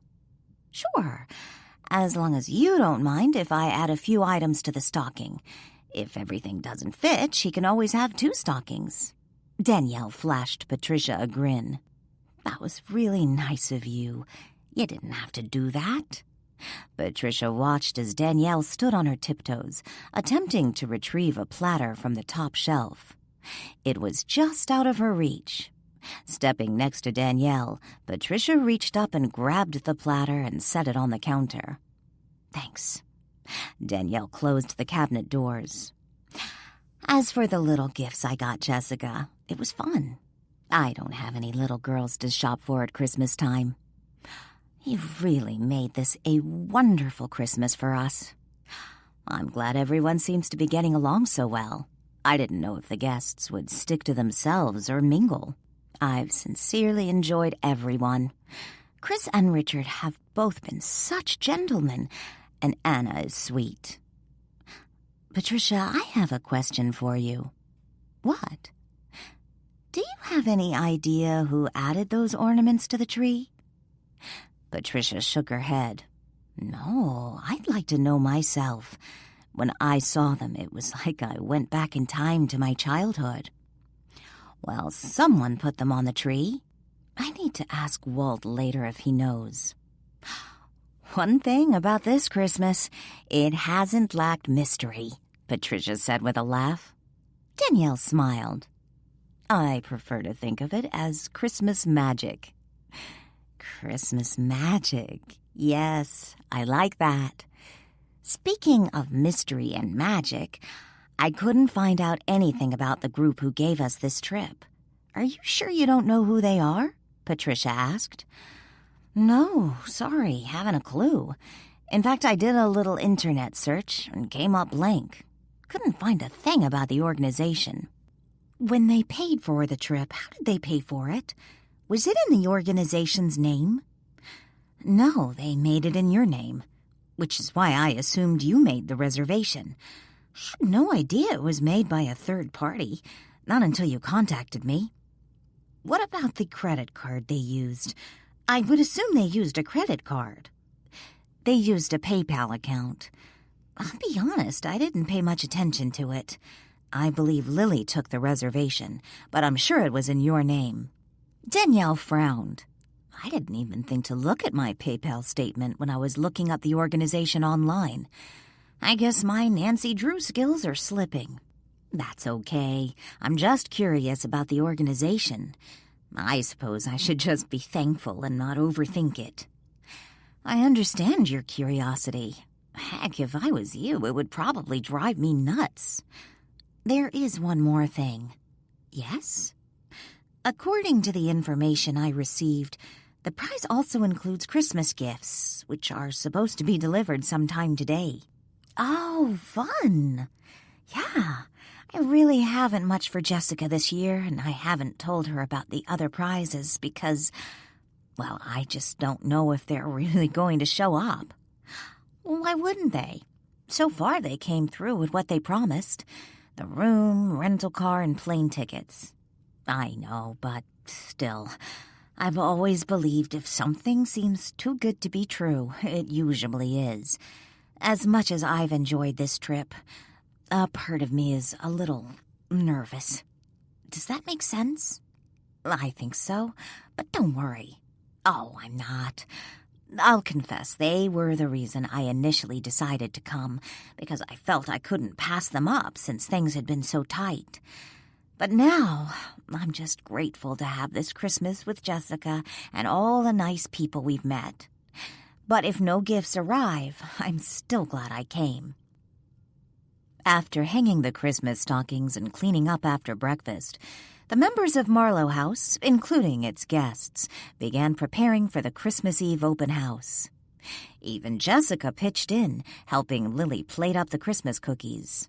Meatballs simmered in one slow cooker and oyster stew in another. Danielle confessed that oyster stew was not her favorite, but it was a recipe her father had made every Christmas Eve, so she felt compelled to include it for tradition's sake. There were homemade tamales, purchased from a local woman who made them each year, and the customary chips and dip. Homemade cheese balls, first rolled in diced walnuts and sprinkled with parsley, were arranged in the center of Christmas plates and surrounded by crackers. Sticks of celery, carrots, and zucchini joined cherry tomatoes, cucumber slices, and bell pepper strips on platters, paired with bowls of ranch dressing. There were platters of cookies Danielle had baked, along with platters of sliced bread, pumpkin, zucchini, and banana. Danielle had baked them as well.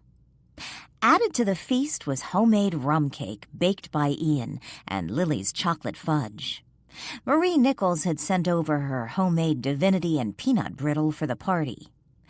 Several days before Christmas Eve, Millie Sampson had dropped off her famous fruitcake, and much to Lily's surprise, it was really quite delicious.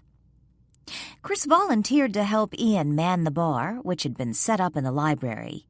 Chris, Ian, and Richard were already on their second cocktail when the first guest arrived, who happened to be Ian's younger sister, Kelly. Upon arriving, she grabbed Ian's house keys so she could drop her bags off across the street before returning to the party. After leaving her suitcases and Christmas packages off at Ian's house, Kelly locked up the front door and glanced at her watch. It was a few minutes past 3:00 p.m. Leaving her car in Ian's driveway, she started to walk across the street when a black Mercedes pulled up in front of Marlow House.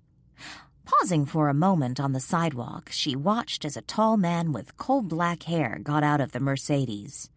Had she not seen his car, she would still have suspected he had money, considering the exquisite cut of his suit. The man briefly glanced her way, and she recognized the face. Peter Morris, the founder of Earthbound Spirits. She certainly hadn't expected Morris to be on Danielle's guest list. Instead of starting across the street and heading for Marlow House, Kelly decided to let Morris go in first. Chapter 19. Danielle was rushing from the library to the parlor when she heard the doorbell. "I'll get it," she called out, although she doubted anyone else heard the bell. Everyone but Jessica and Joanne was in the library, laughing and discussing drink recipes, while Chris and Ian tried to outdo each other by creating the most outrageous holiday cocktail. Jessica was in the kitchen with Joanne, helping her set out the food. Dressed in black leggings, an oversized Christmas sweater just hideous enough to be considered a fashion statement instead of a blunder, and red and green ribbons wound throughout her braided hair, Danielle cheerfully threw open the front door. Her exuberant "Merry Christmas" quickly fizzled when she came face to face with Peter Morris.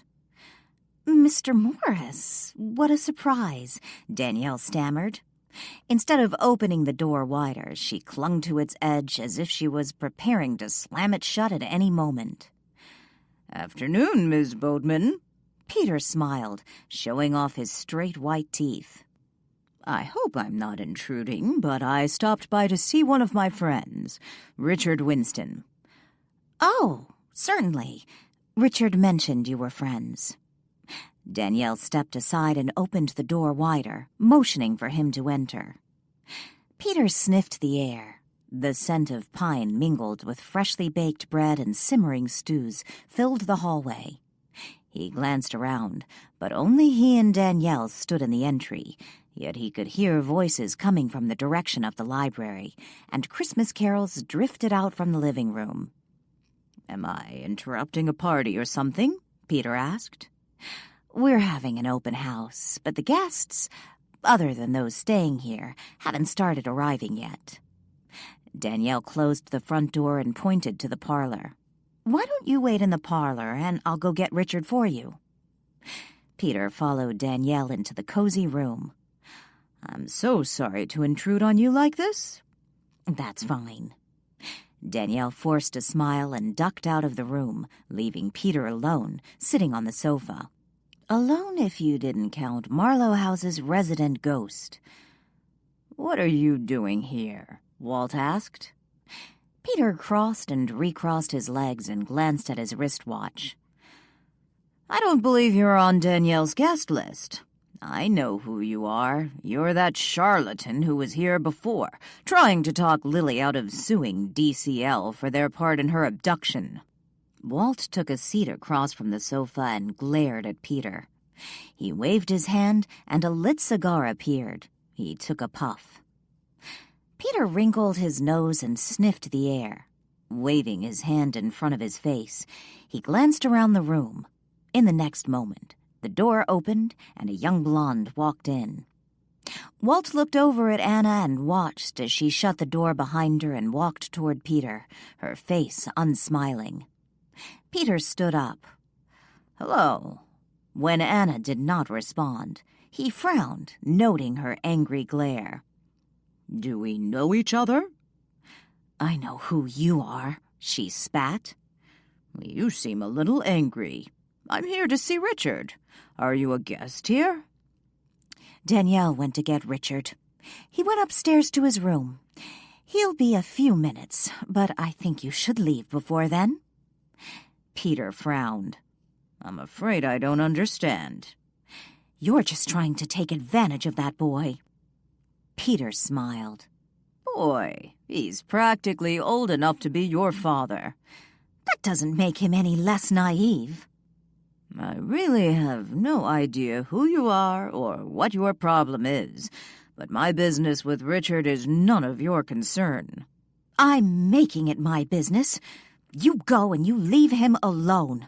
Stop filling his head with nonsense." Peter started to say something and then paused.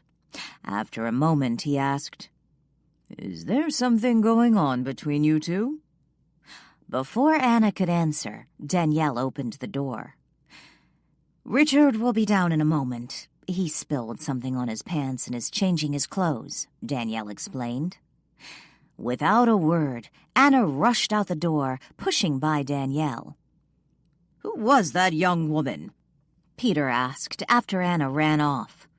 Danielle stepped into the parlor. "She's one of our guests."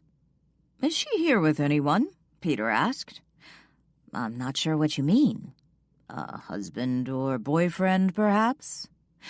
Before she considered her words, Danielle asked, "Isn't she just a little young for you?" Peter chuckled. "No, I wasn't interested in her personally. I just got the impression she and Richard might be, well, intimately involved." "I don't know anything about that. I really have no idea if anything romantic has blossomed. But if it has, it's really none of my business. Or yours." "I'll say one thing about Anna. She showed good sense when it comes to this charlatan," Walt called out. Until she heard Walt's voice, Danielle hadn't noticed Walt sitting on the chair across from Peter. She glanced at him and then looked at Peter. "Did Anna say something to make you think she and he were involved?" Danielle asked. "She seemed a bit territorial. But then I imagine you frequently encounter that yourself." Danielle frowned. "I don't understand what you mean." "Men who wish to stake their claim on you try to keep others away." No, can't say that's really been an issue." Danielle suppressed her grin. "Are you forgetting Joe?" Walt asked. "I find that hard to believe, Ms. Boatman. Not only are you quite attractive, if you don't mind me saying so, you're a wealthy young woman. It makes you quite vulnerable to those who wish to take advantage of you." "Fortunately, that hasn't been an issue." "Sadly, you may not even be aware it's happening. I'd like you to know if you ever need anything, support, counseling, I'm here for you. And I don't want you to get the wrong idea. I would think of you as a daughter." "I confess, Mr. Morris, I feel just a little uncomfortable with your organization ever since that issue with Isabella's will." "I understand. But please, believe me, you have my word we sincerely thought the will she'd given us was her most current one. We had no reason to believe the will Stoddard found wasn't a fake." "I understand Clarence Renton issued both wills, and with him being a member of Earthbound Spirits, I'd assume he would have informed you Stoddard's will was legitimate." "Danielle, do you really want to get into this with him? I don't trust this man," Walt warned. "Unfortunately, Clarence was overzealous, which is not uncommon with those who've just discovered the truth. I certainly understand your issues with Clarence. He did some very bad things during his time here, but he had reformed, and I believe in this instance he felt he was doing the right thing. But it was wrong. When we submitted Isabella's will to probate, I sincerely believed Stoddard's will was fake, especially since Darlene told the court Stoddard claimed the will he found was counterfeit." "Yes, but Darlene was blackmailed to say that," Danielle reminded him.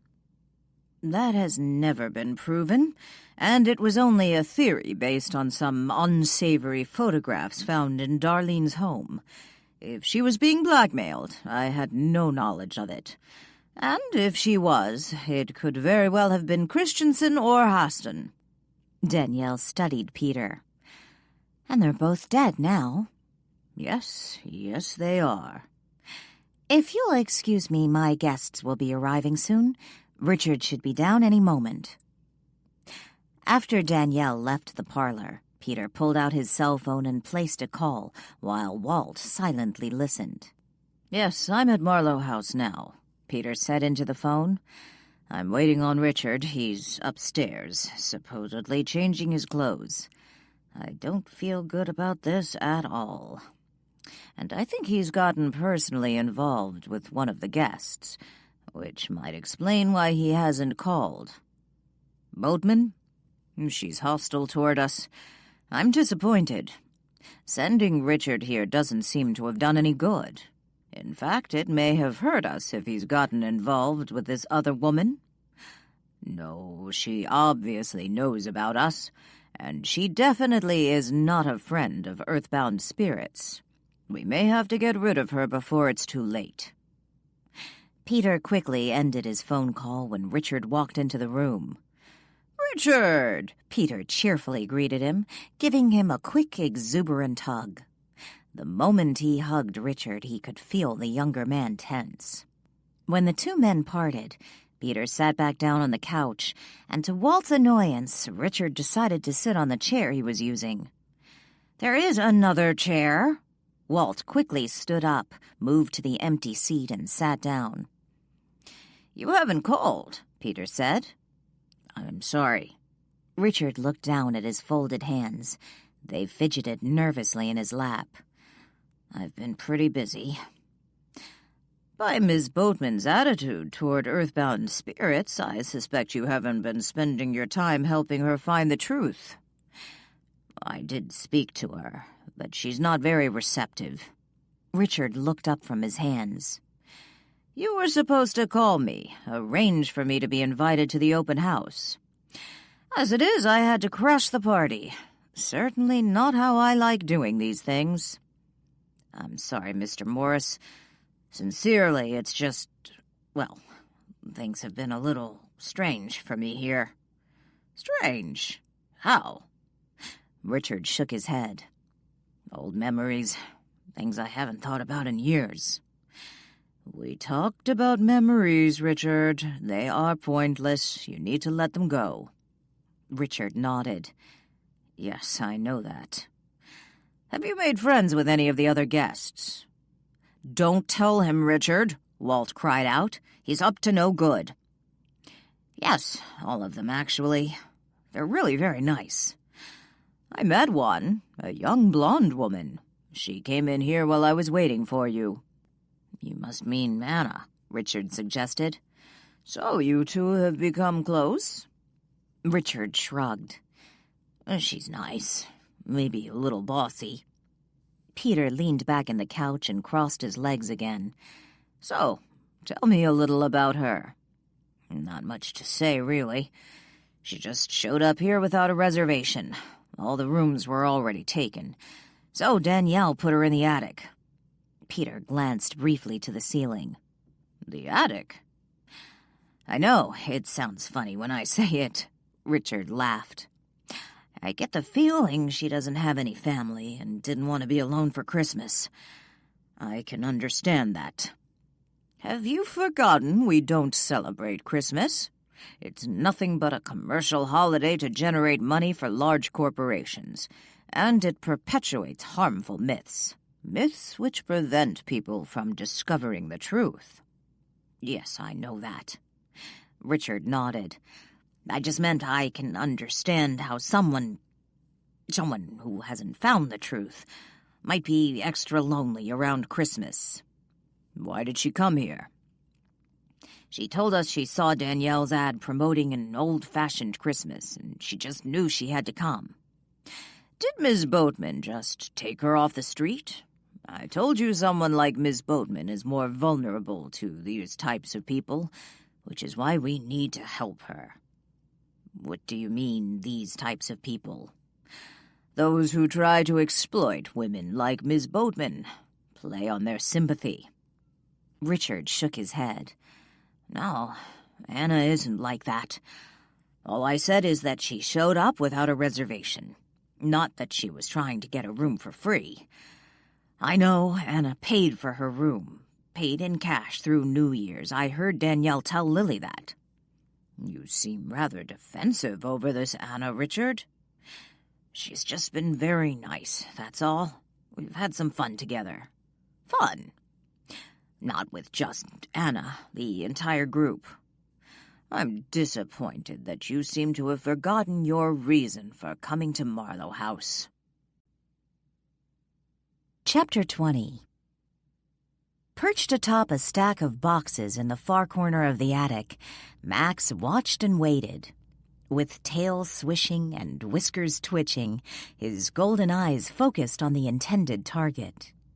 Before the day was over, he vowed he would take down the trespassing rodent. Since Danielle had turned the attic over to a guest, the area had been off-limits for him and Sadie, and also for Walt. Yet the woman had left the door ajar when she went downstairs, And that was when he spied the interloper. At first, it was just the flash of a long tail peeking out from the end of the sofa and disappearing. Max saw it when he peered into the open doorway. The moment Max crept into the room, the body attached to the tail dashed from the sofa and ran across the attic floor, diving behind a dresser adjacent to the pile of boxes from which he now perched. Time ticked away, and Max didn't know how long he had been waiting for the rodent to show himself again. Yawning, he decided it was time for a quick nap. The sofa bed the woman had been using was still made out into a bed. Someone had spread a quilted comforter over the mattress and linens. Max thought it looked rather inviting. Leaping down from the boxes, he strolled over to the sofa bed and jumped up onto the mattress. He could sleep on the pillows piled at the head of the bed, yet the suitcase sitting on the center of the mattress looked more inviting.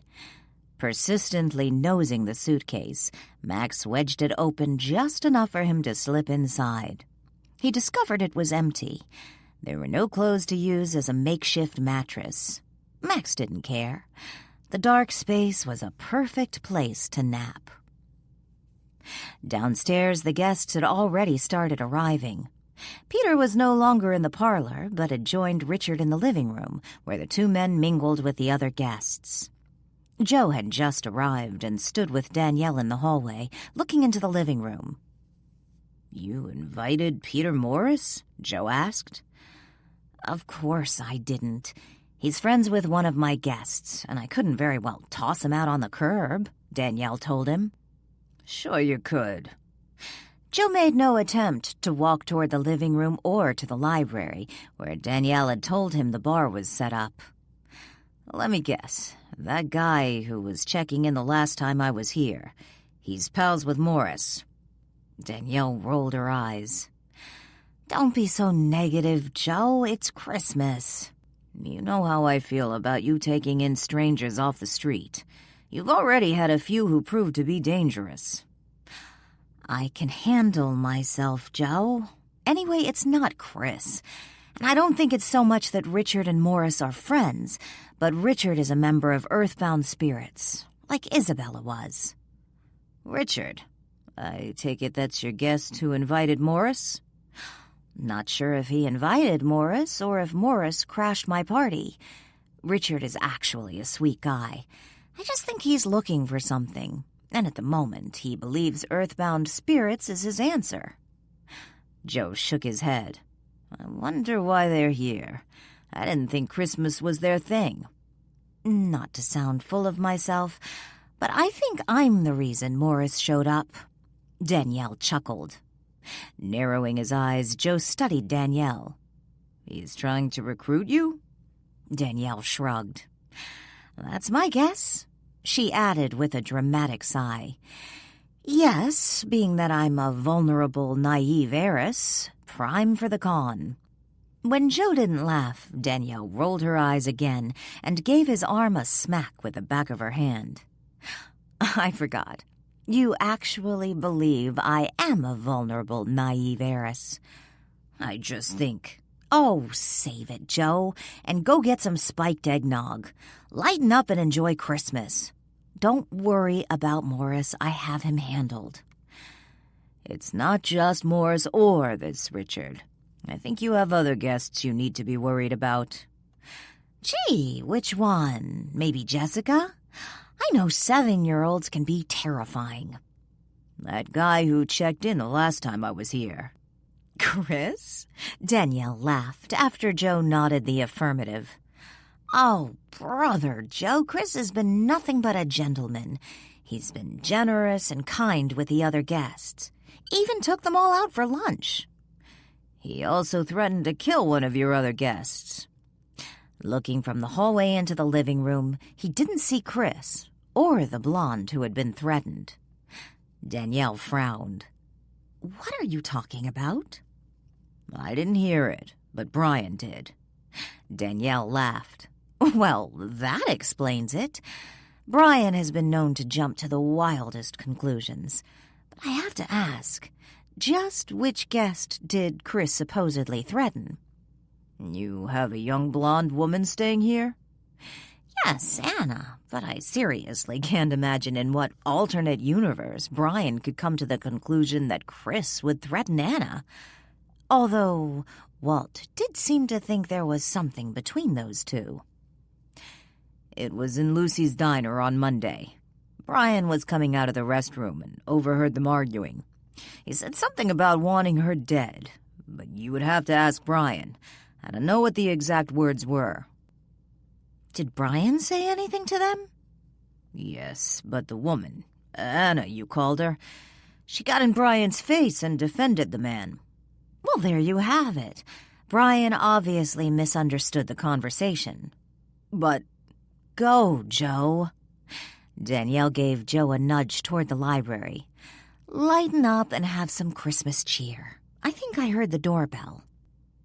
I don't think Anna needs to worry about Chris. But Peter Morris is another matter altogether, Walt said when he appeared in front of Danielle as she turned toward the front door. She caught herself in time and didn't cry out in surprise. I hate when you do that, she hissed under her breath. Walking to the door, Walt by her side, she asked, "And what are you talking about?" "I overheard a phone conversation Morris had in the parlor. I don't know who he was talking to, but he said they might have to get rid of Anna." Danielle paused by the front door and glanced at Walt, and then looked behind her toward the open door leading to the living room. She couldn't see in the room, but she could hear the mingling of Christmas carols streaming through the living room speakers with the voices of her guests. Why would he want to get rid of Anna? Do they know each other? Danielle asked in a whisper. Now that you mention it, she was in the parlor with Morris when I went to tell him Richard would be a few minutes. He didn't seem to know her, but she knew him, and she told him to stay away from Richard.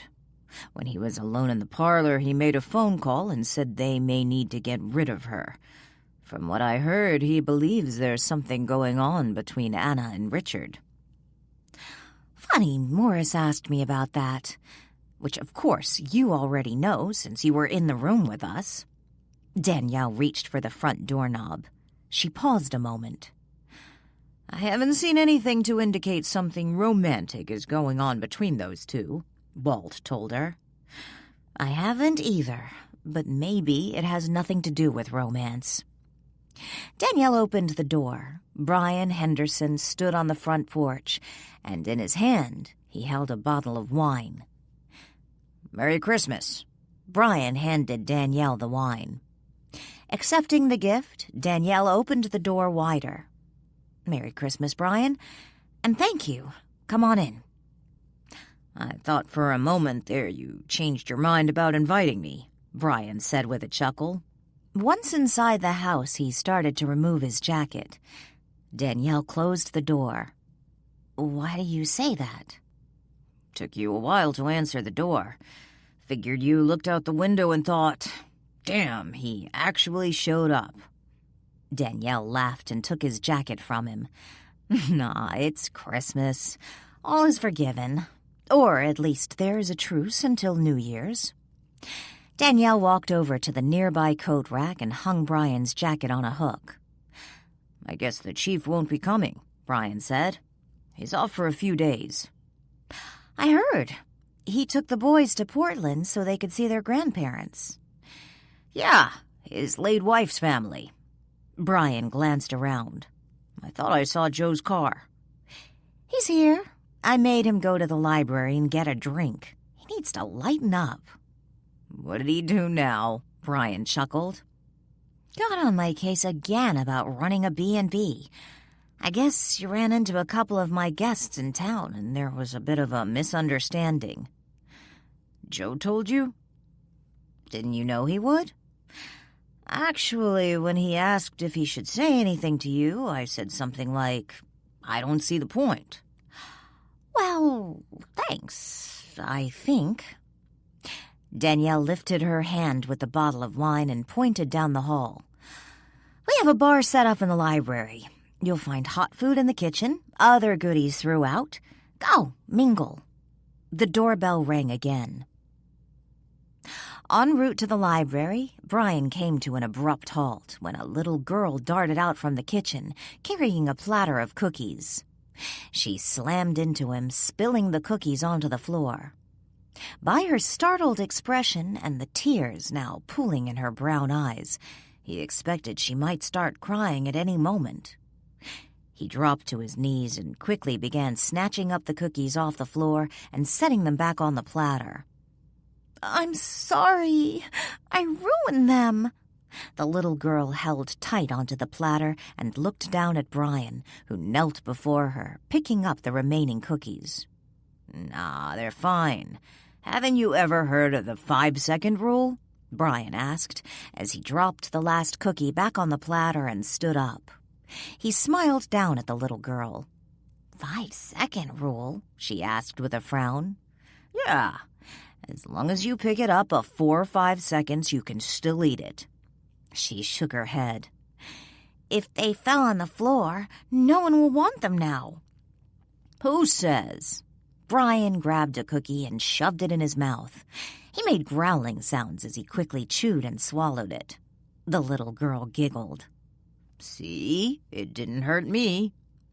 Brian then grabbed hold of his throat and pretended to choke and swoon. The little girl started to laugh. "Here, Jessica, let me take those," Joanne said as she stepped out of the kitchen. Jessica handed Joanne the platter. "I'm sorry." Joanne ruffled the top of Jessica's head and said, "Hey, don't worry. We have plenty of cookies. Danielle's been baking for days. I'll just bag these up for Brian and he can take them home with him." Joanne flashed Brian a smile and wink. "I'd like that," Brian grinned. "Merry Christmas, Joanne. So Danielle did all the baking?" "Yes, she's quite a good baker and cook. Must say I'm impressed. Glad to see you made it." "And who is this young lady?" Brian glanced down at Jessica. "Brian, this is Jessica. Jessica, this is Officer Henderson. He is one of our local police officers." "You can call me Brian, Jessica. I saw you the other day at the diner with your friends." "We've been having so much fun since we got here. We went to the craft store after we went out to lunch." "You did? Did you buy anything?" Brian asked. "Chris bought us stuff to make phone book Christmas trees, but Anna picked it all out. Anna said he didn't have to make them with us because he paid for everything." "So this Chris and Anna, they're married? Boyfriend and girlfriend?" Jessica giggled. "No, silly." Chapter 21. "Why were you asking Jessica about Chris and Anna?" Joanne asked, when Brian followed her back into the kitchen. Jessica had already run off, looking for her mother. "I ran into them the other day when they were at the diner. They seemed to be having some sort of disagreement. Just wondered what was up with them." Joanne carried the platter of cookies over to the counter and set them down. "That surprises me. All the guests have been getting along. If I didn't know better, I'd think they've been friends for years." Brian lifted the lids off the slow cookers to see what was inside. "So what's this about, one of them showing up without a reservation and taking a room in the attic?" "That's Anna. I'm surprised someone her age is so content just hanging out with the other guests. She even had them doing a craft project together." "What are the other guests like?" Brian grabbed a clean spoon from the counter and dipped it in the slow cooker with the oyster stew. "You met Jessica. She's here with her mother. From what I understand, they won their trip here." Joanne picked the cookies up from the platter. "Danielle is giving away trips?" Brian blew on the spoonful of oyster stew before sampling it. "No, according to Patricia, she won a Christmas holiday for her and Jessica. Danielle knew nothing about it, but it appears to be legit because Danielle was paid for the room." Joanne tossed the cookies into the trash can. "Odd Danielle didn't know about it." Brian dropped the spoon in the sink. "I'm happy for them. They seem to be enjoying themselves." Marie Nichols arrived at the open house just as Peter Morris stepped out the front door to leave. Holding onto her grandson's arm with one hand and a cane in the other, she made her way up Marlow House's front walkway. She paused when she saw Peter walking her way. Lifting her cane, she asked in a loud voice, "What is he doing here?" "Grandmother, please, it's Christmas," Adam said in a hushed voice. "I know what time of year it is, I'm not daft. But he doesn't believe in Christmas. Why is he here?" "Good evening, folks," Peter said politely as he walked past Marie and Adam, making his way to the street. Marie stubbornly refused to budge. She stood and watched as Peter got into his car and drove off. "I can't believe Danielle would invite him," Marie said. "I doubt she did. And, Grandma, just because someone's religion doesn't acknowledge Christmas doesn't mean they don't attend Christmas parties. I've been to a few of your Christmas gatherings when you've invited your Jewish friends, and they attended." "That's different," Marie spat, turning to the house. "Jewish is a real religion." "I believe it's called Judaism," Adam corrected. "Are you being obstinate?" "Peter Morris, he's a friend of Richard's?" Chris asked.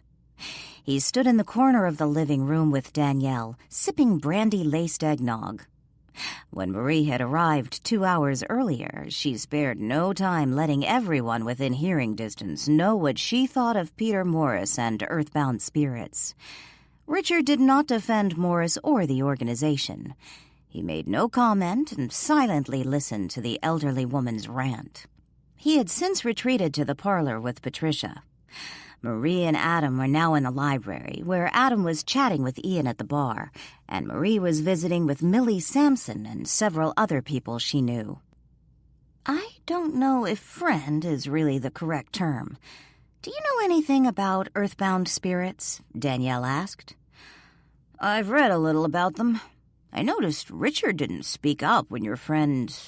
Marie, is that her name?" "Yes." "When Marie let us all know what she thought of the cult, as she called it. If Richard hadn't introduced me to the man when he was here, I wouldn't have known they knew each other.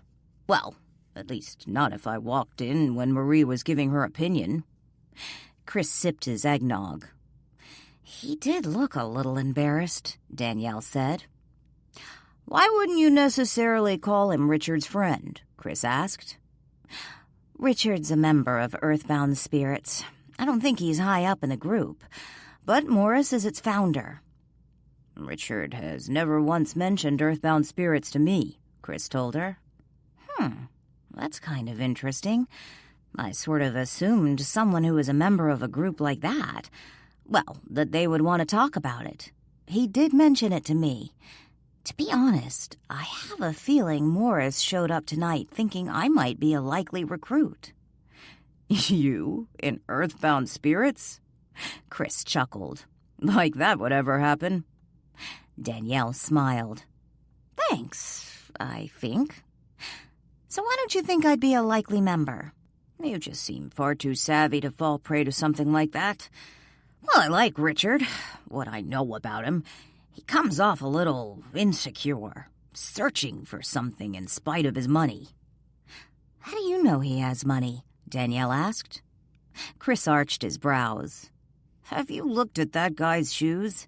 They probably cost more than what I pay for my shoes. In a lifetime."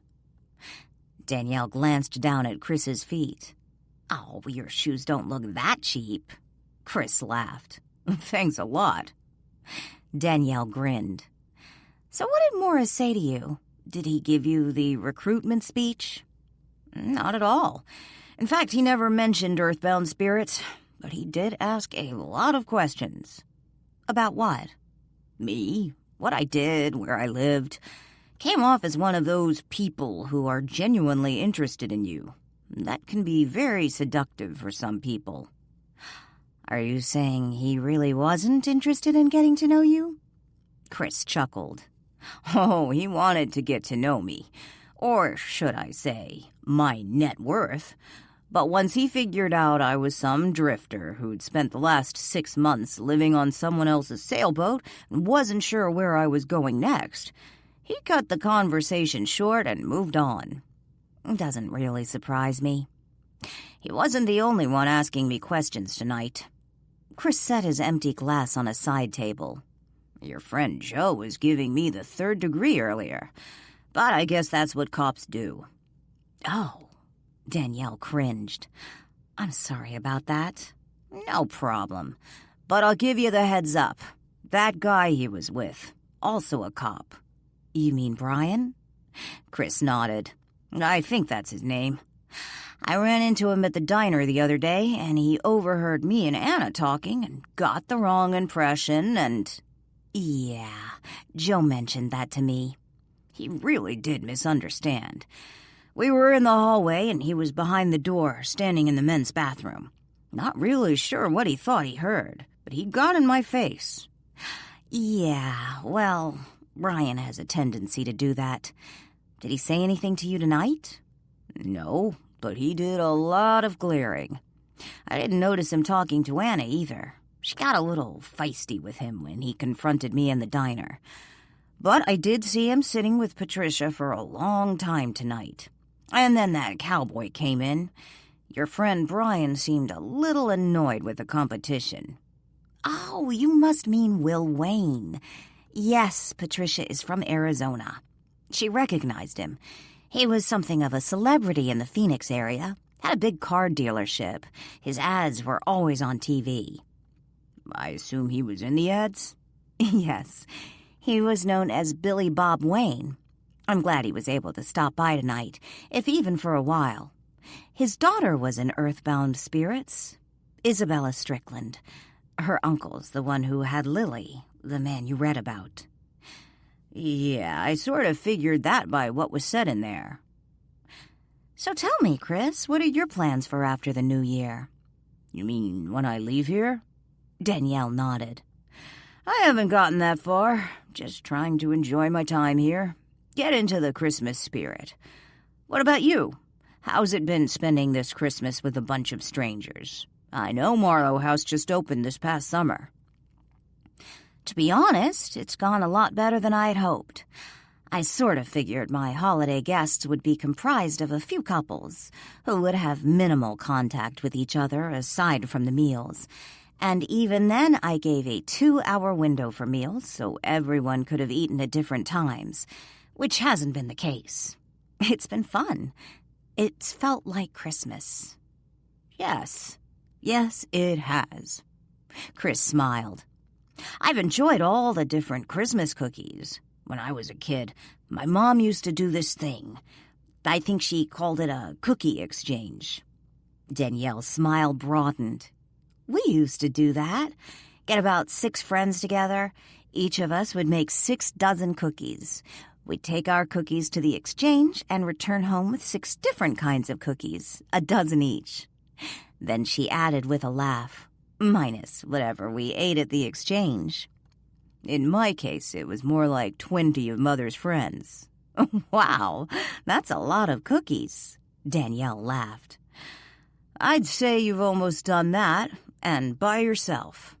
Not quite 20, Danielle grinned.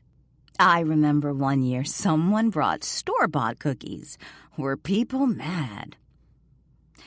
Isn't this fascinating? You're discussing cookies, Walt said when he appeared, standing between Danielle and Chris. Trying to ignore Walt, Danielle asked, You mentioned your parents are gone too. They've been gone for 3 years now, Chris explained. Any brothers or sisters? I have a sister. She and her husband moved to London 2 years before our parents were killed. That's where my brother-in-law's from. I'm happy for her, but it makes it a little difficult to get together for the holidays. Did you meet Ian's sister? She was here for a while, but went back over to Ian's. Said she was exhausted, but she'll be here in the morning. Ian's sister seems like a nice girl, Walt chimed in. She and Chris would make a nice couple. You should seat them together at the dinner table for tomorrow night. Too bad you didn't hang any mistletoe. You never know. A gentle nudge under the mistletoe for those two, and Ian might have a new brother-in-law. Yes, I did. Ian introduced us. She seems like a nice girl. Maybe you should seat her next to Richard tomorrow night at the dinner table. I think they would make a cute couple. Chris smiled.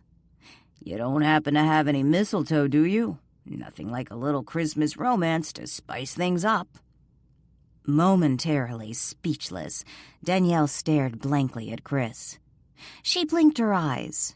Finally, she asked, "Have you ever felt that maybe you're a little, clairvoyant, maybe?"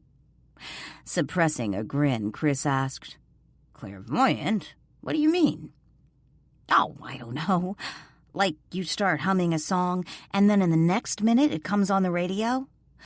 Or a friend starts talking about something, and it's something you were just thinking about? Stuff like that." "You're thinking of Hunter, aren't you?" Walt asked. "How he heard me say Marvin. Of course he got everything else wrong." Chris shook his head. "No. What made you think of that?" "Oh, I don't know.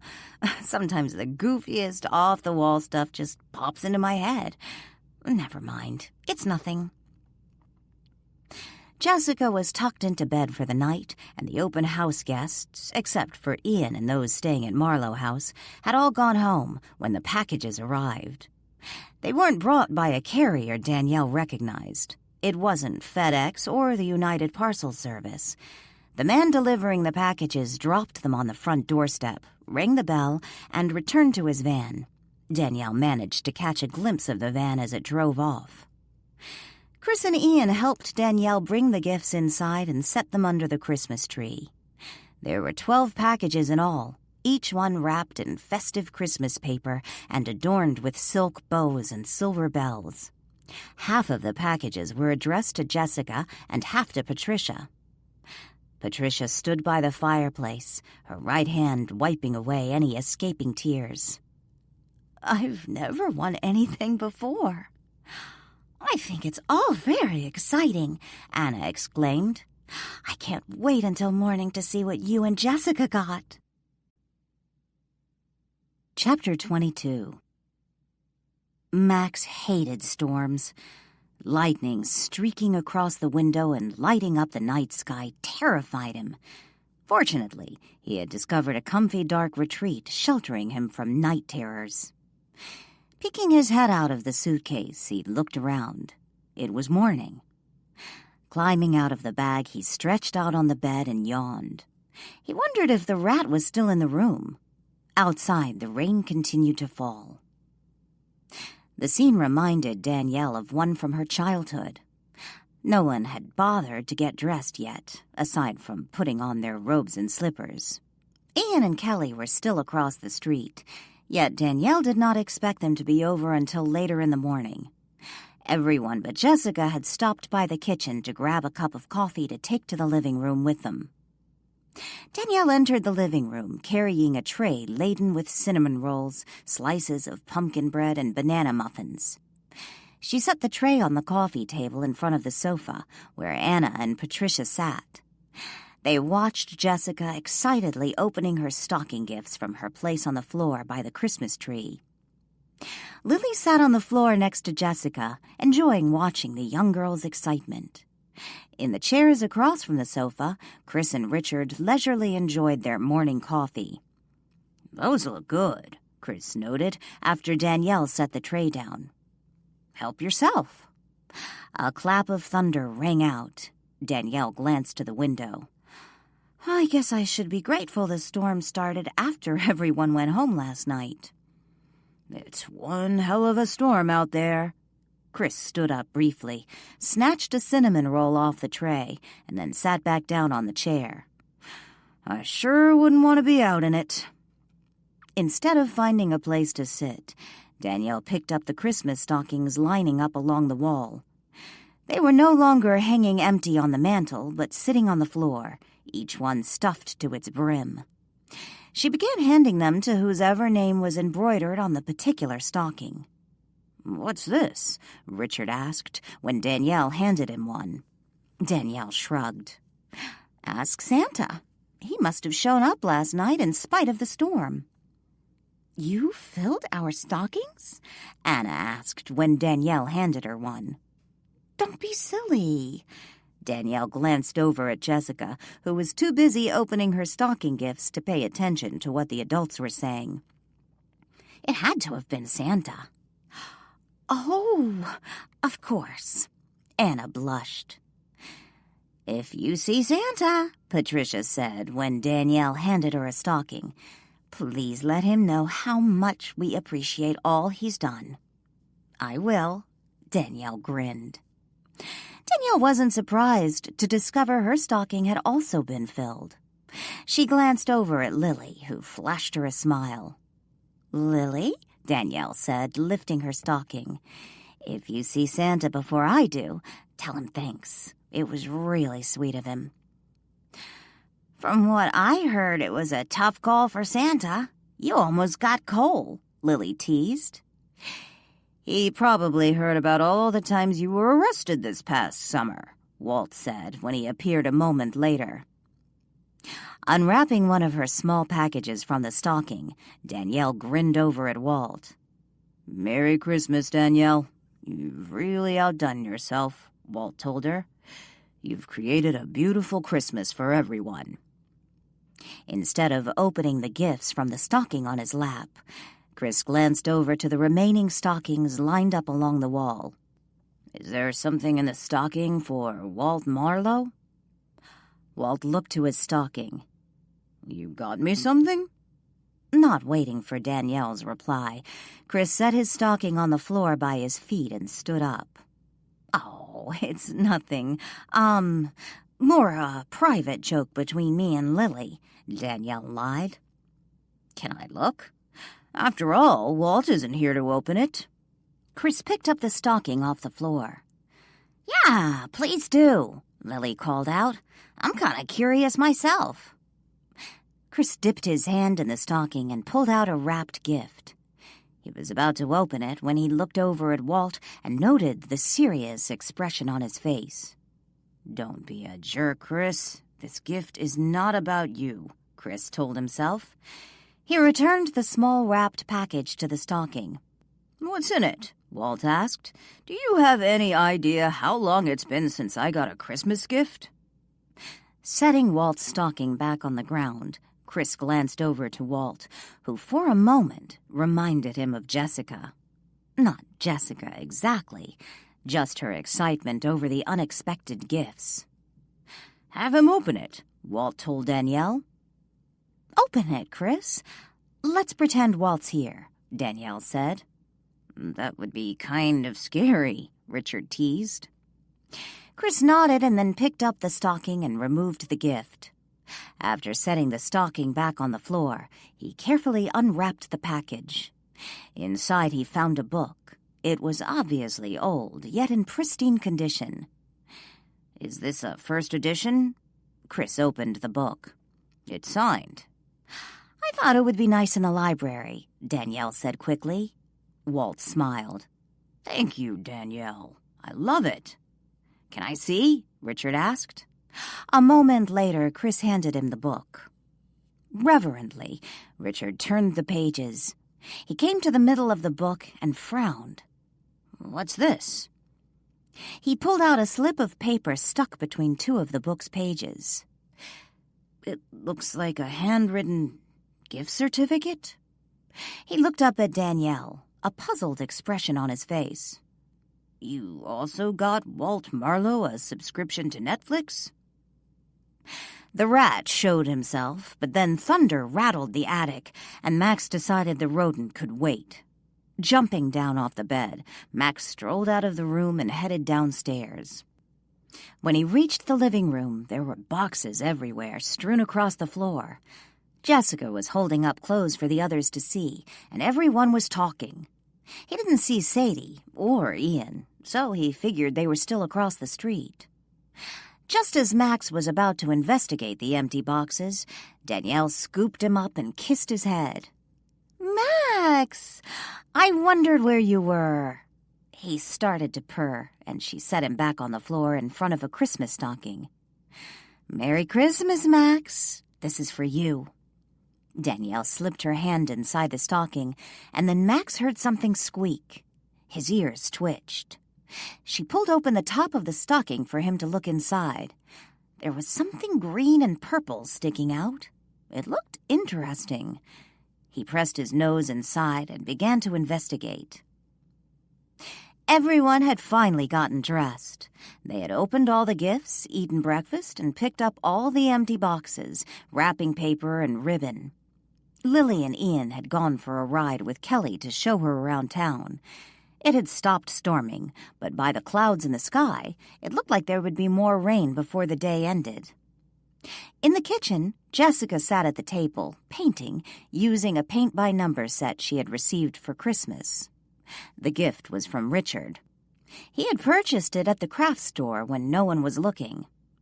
In the living room, Danielle sat with her other guests while flames flickered in the nearby stone fireplace. "I couldn't say it with Jessica here, but thank you for the stocking, Danielle," Richard told her. He reached down and petted Sadie, who slept by his feet. "And everyone. I really didn't expect gifts. It's been a few years since I've exchanged gifts with anyone, and, well, frankly, Christmas was never much with my parents. Oh, I got presents, don't get me wrong, but it's been a long time since I ever felt, well, the Christmas spirit. Thank you." "Yes, thank you," Chris agreed. "I had some great Christmases with my parents. Since they've been gone, well, basically, it's just been another day. This has been nice." "I agree," Anna nodded.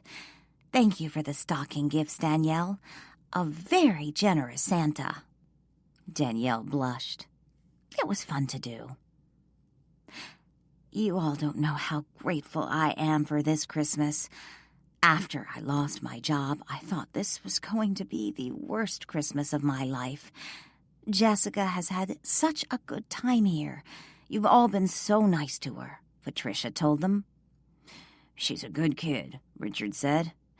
"And that's pretty amazing how you won the holiday here, not to mention some pretty nice gifts." "You know, I'm really grateful for those gifts. The clothes, gift cards, and the computer. We didn't have a computer, and Jessica was growing out of her clothes. And I will certainly put all those gift cards to good use, especially the ones for the grocery store. But in all honesty, if the prize was just for the trip, I'd still be thrilled. At first, I wasn't going to come. I needed to find a new place to live, but I couldn't afford to pass up the gifts. Yet now, well, it's been a wonderful Christmas. The gifts were frosting on the cake. But frankly, it's the cake, not the frosting, that means the most to me. If you ever find out who sponsors benevolent charities, I'd love to know," Danielle said. Patricia nodded. "Patricia, you mentioned you don't have any family," Chris said. "No, it's just me and Jessica. My husband and I were both in foster care. That's where we met. Neither of us had family." "No brothers, sisters?" Chris asked. Patricia didn't respond immediately. Instead, she looked over at the Christmas tree. Finally, she said, "I have a brother. Somewhere." "What do you mean, somewhere?" Chris asked. "I had a younger brother. He was 6 when Mom died. They didn't keep us together." "That's terrible. Have you ever tried to find him?" Richard asked. "Yes, a number of years ago. I learned he was adopted, the record sealed. I really didn't have the resources to look for him. And if I found him, would he even remember me?" "What do you remember about him?" Chris asked. Patricia smiled softly. "I remember he was a sweet boy. Shy. It was hard on him when our father died. He might have been young at the time, but those two were so close. And when Mom died, he was devastated, refused to talk." "Did they try to keep you together?" Danielle asked. Patricia shook her head. No. I was pretty angry at the time, acting out, defiant. I was furious when they separated us. You see, after our father died, Mom had to get a job. After school, we stayed at a neighbor's. But my brother had never come out of his shell after losing Dad, so he clung to me. I was really the only one he would talk to other than Mom.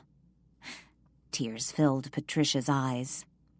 Technically, the neighbor was his after-school babysitter, but I was the one who took care of him. Why didn't they keep you together? Danielle asked. I don't understand why they would separate siblings like that. Patricia wiped away her tears. I always figured it was my fault. I overheard one of the caseworkers saying something about how I would never get adopted out because of my age and my attitude, and that my brother's only chance of finding a real family was to get away from me so they could help him.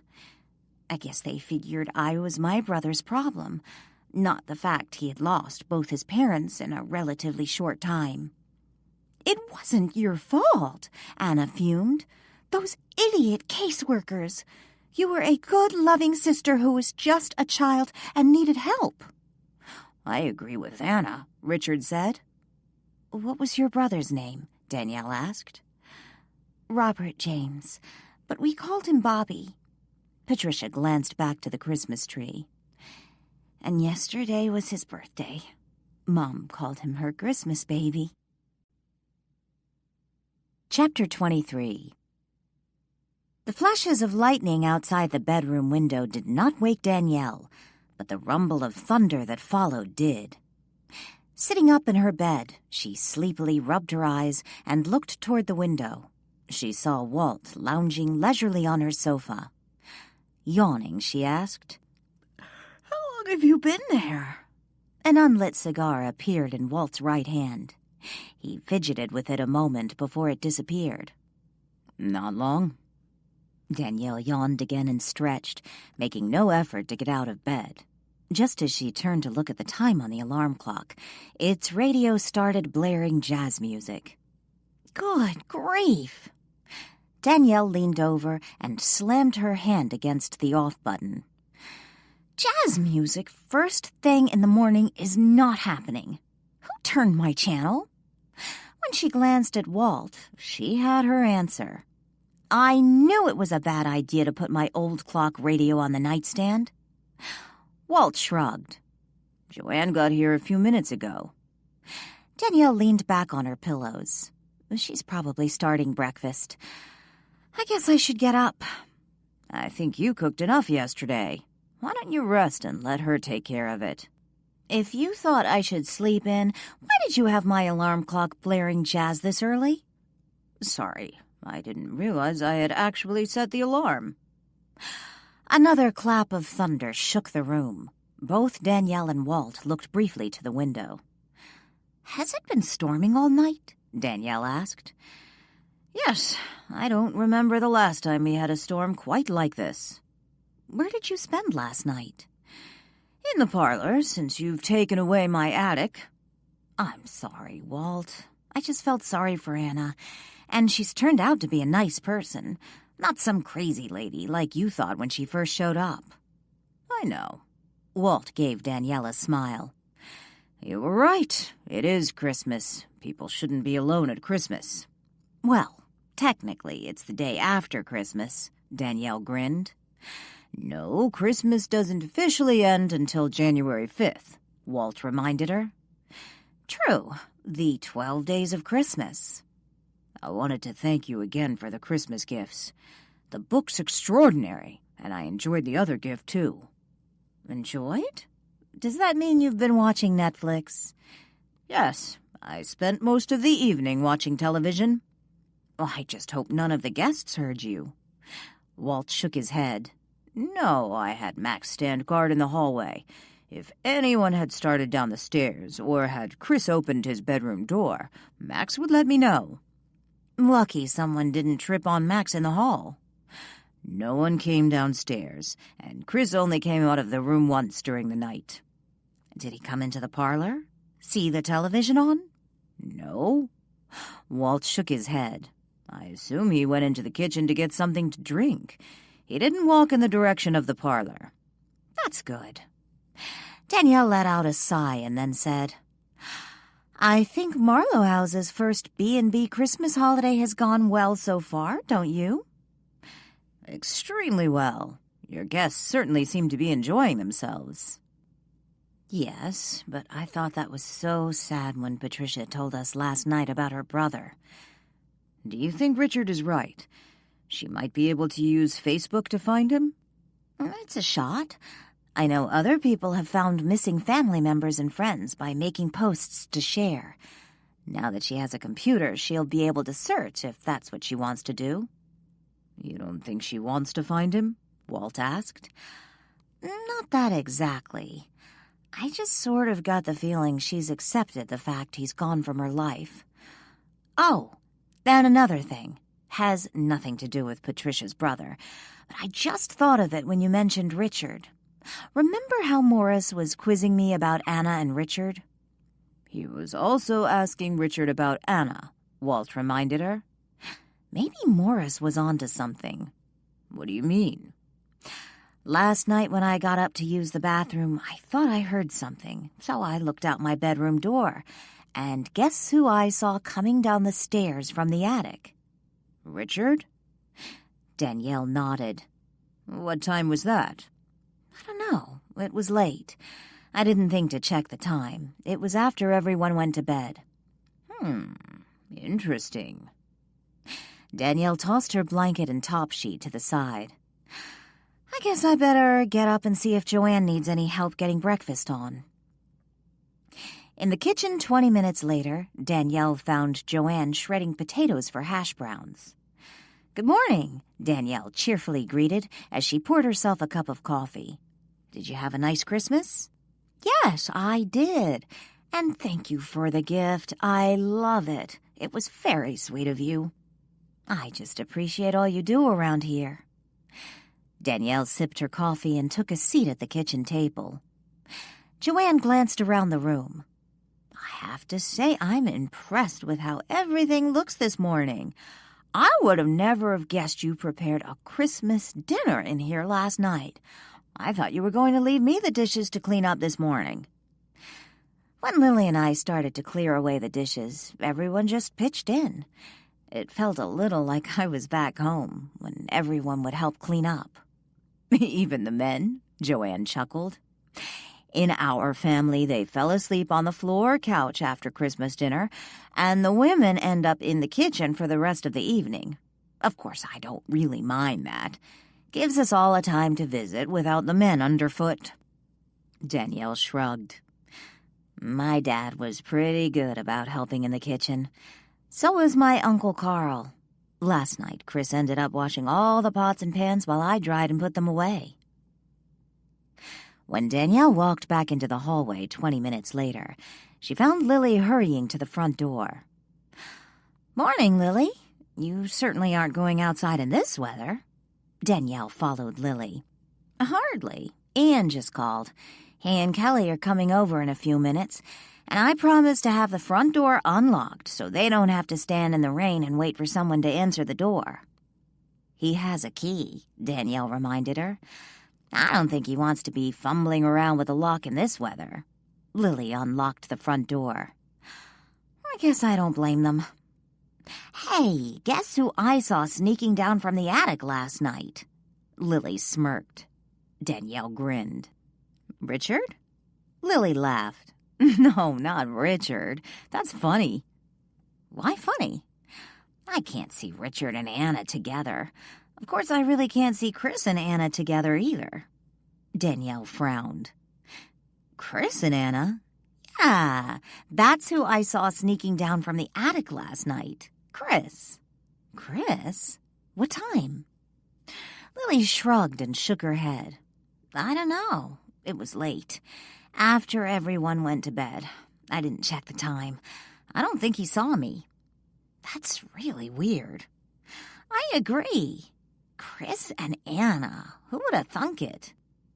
That's not what I mean, Lily. I saw Richard coming down from the attic last night, too. Really? What time? I don't know. It was late. I didn't check the time either. The front door flew open. Laughing, Ian and Kelly raced inside with Sadie and slammed the door shut behind them. Rain dripped from their umbrella. Sadie immediately shook off the water and went to find Walt, her tail wagging. We had to share my umbrella, Kelly laughed. It seems my brother is too cool to own one. What self-respecting Portlander owns an umbrella? Ian slipped out of his wet jacket and hung it on the coat rack. For one thing, you're not a Portlander, Kelly countered. No, but you are, and you should be ashamed. Yeah, well, you weren't too proud to crowd under it when we came across the street. Kelly lifted the umbrella up. You want me to put this outside? Nah, just hang it in the bathroom, Danielle suggested. Shouldn't we wait for Anna? Patricia asked, after they all sat down at the dining room table to eat breakfast. Almost everyone was there. Lily, Danielle, Ian, Chris, Richard, Patricia, Kelly, and Jessica. Everyone but Joanne, who was in the kitchen, and Anna, who hadn't yet come downstairs for the morning. She's probably sleeping in, Richard suggested. I don't know how she can sleep with all that thunder, especially with her in the attic. It must be loud up there, Patricia said. Danielle picked up a platter of hash browns and handed it to Richard.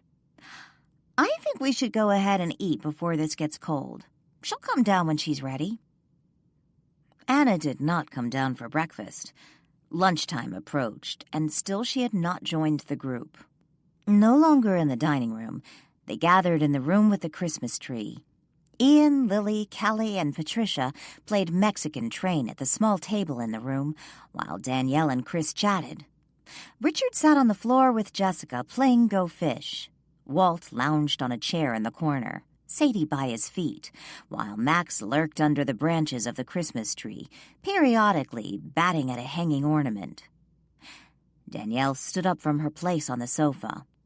I think I'll go check on Anna, make sure she's not sick or something. Patricia looked up from the game. That's probably a good idea. I would have thought she'd be down by now.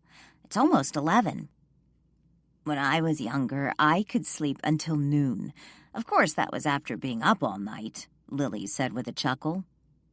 Danielle looked over at Lily and they exchanged glances, each of them thinking of what they had seen Christmas night. Walt stood up. I'll go with you.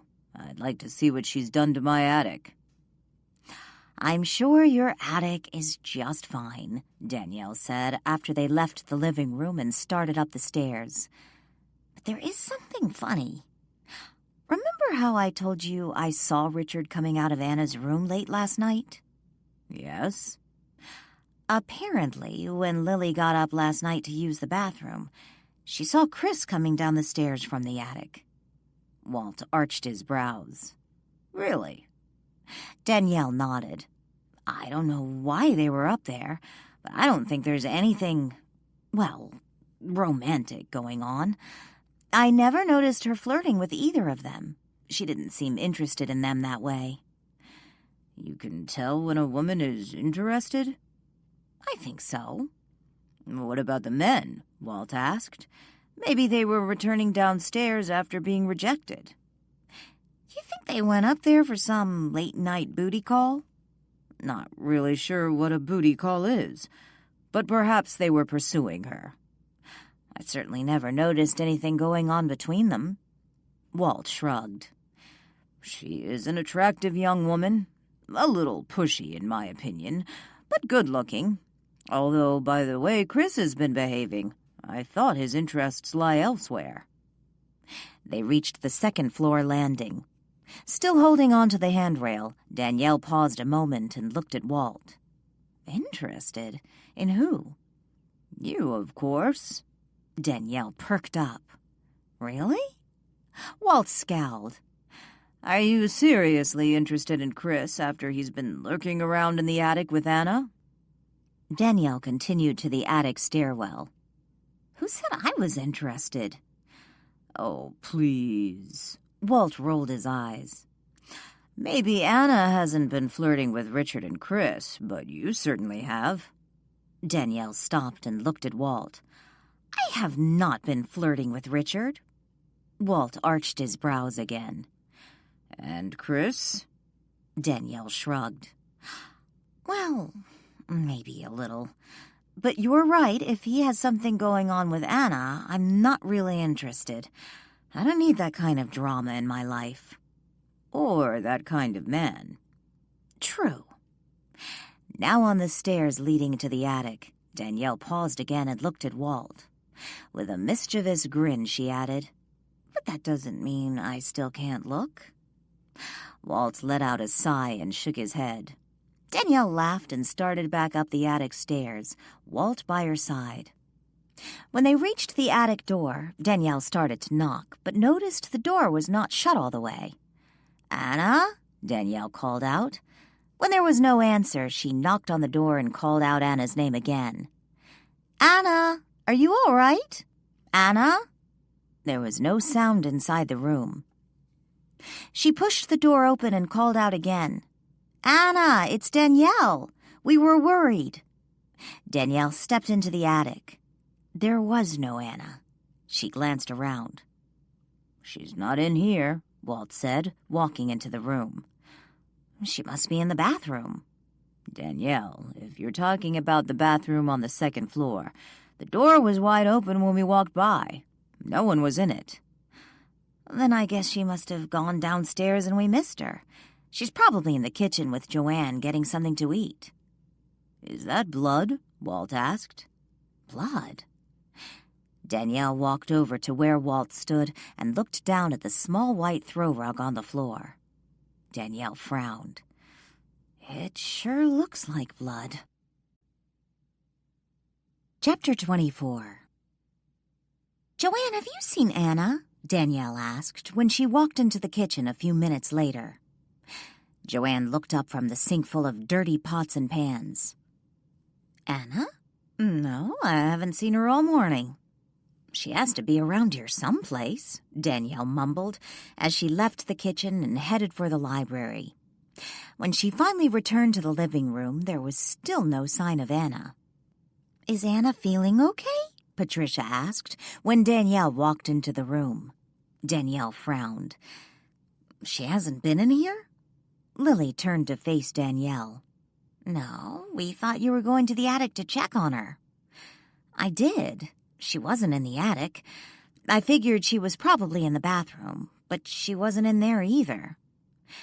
Danielle, we didn't check all the guest bedrooms, Walt said.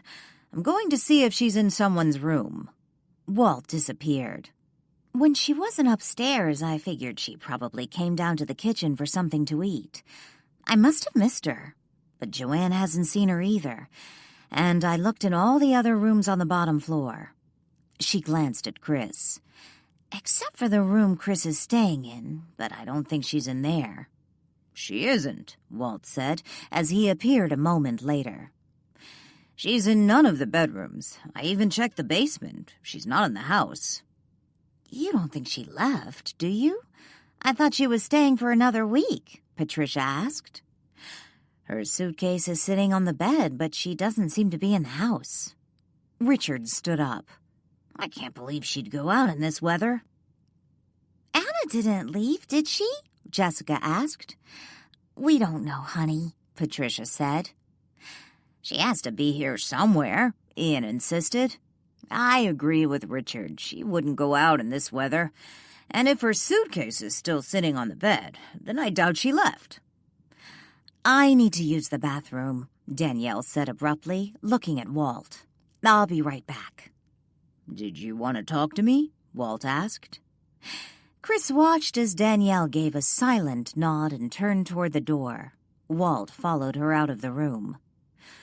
Something about this creeps me out, Danielle whispered as she went into the downstairs bathroom with Walt, closing the door behind her. What do you mean? The blood on the rug, for one thing, but I didn't want to say anything about it with Jessica in there. She probably just cut her foot on something, Walt suggested. I'm sure you're right, but seeing the blood there, Danielle shivered. What do you want to do? Walt asked. I'm not sure. If it weren't for this weather, I wouldn't be so concerned. Do you think she went out when we were having breakfast? Walt shook his head. I don't see how she could have passed by the dining room without someone seeing her. Then she must have slipped out last night. But why? And where did she go? If she'd gone down those stairs last night, I would have known. Max was standing guard all night. So you're saying she's somewhere upstairs? What? Hiding from us? Danielle frowned. I suppose she could have slipped by without me noticing. Maybe Max fell asleep on the job. He does sleep a lot. What do you want to do? I know you've already checked the house, but before we start looking around outside, we need to check the house again. I can't very well tell everyone you already did that. Walt glanced at the closed door. It wouldn't hurt to go through the house again. But I don't want them to see the rug, especially Jessica. It might freak her out. I was thinking maybe you could go upstairs and move it somewhere. You want me to hide it? Just for now. Like you said, she probably cut her foot. I seriously don't think anyone's been stabbed in the attic. A knock came at the bathroom door. Danny, you okay? It was Lily. I'll go move the rug. You arrange the search party. Walt vanished. They searched all the rooms of Marlow House, even the basement. There was still no Anna. When they returned to the living room, Ian announced he was going to check the grounds. Perhaps Anna had stepped outside for some reason, maybe to watch the lightning, and then tripped and fell. Richard and Chris joined him on the search. When they returned 15 minutes later, all the men were drenched, and still no Anna. Jessica, would you please go into the kitchen and get us a plate of cookies? Joanne can help you, Lily asked. I think you need to call the police, Lily said, after Jessica darted from the room. The police? Why? Chris asked. Lily looked at him. To begin with, Anna's missing. As far as we know, she left the house a few minutes before Danielle checked on her, so she hasn't been missing for even an hour. The police aren't going to do anything, Chris insisted. If she went out in this storm, she could be in trouble. I can't imagine anyone intentionally staying outside in this weather. Maybe whoever dropped her off picked her up last night, Chris suggested. Danielle shook her head. No, Chris, her suitcase is still here. Patricia pointed to the opened packages shoved under the tree. And her presents are still here. She wouldn't leave without them. Danielle looked at Lily. What are you thinking? Anna's not here. She obviously went out last night for some reason, and if her things are still here, I have to believe she intended to come back. But this weather... Danielle sat in the parlor with Joe and Brian. She wished the chief wasn't out of town for Christmas. She would rather be dealing with him. So one of your guests has gone missing? Brian asked as he opened his notebook. Yes, Anna Williams. I believe you met her at the open house. She's the young blonde, early 20s. If it wasn't for this storm, I would have called you. I would have just assumed she had walked down to the beach or something.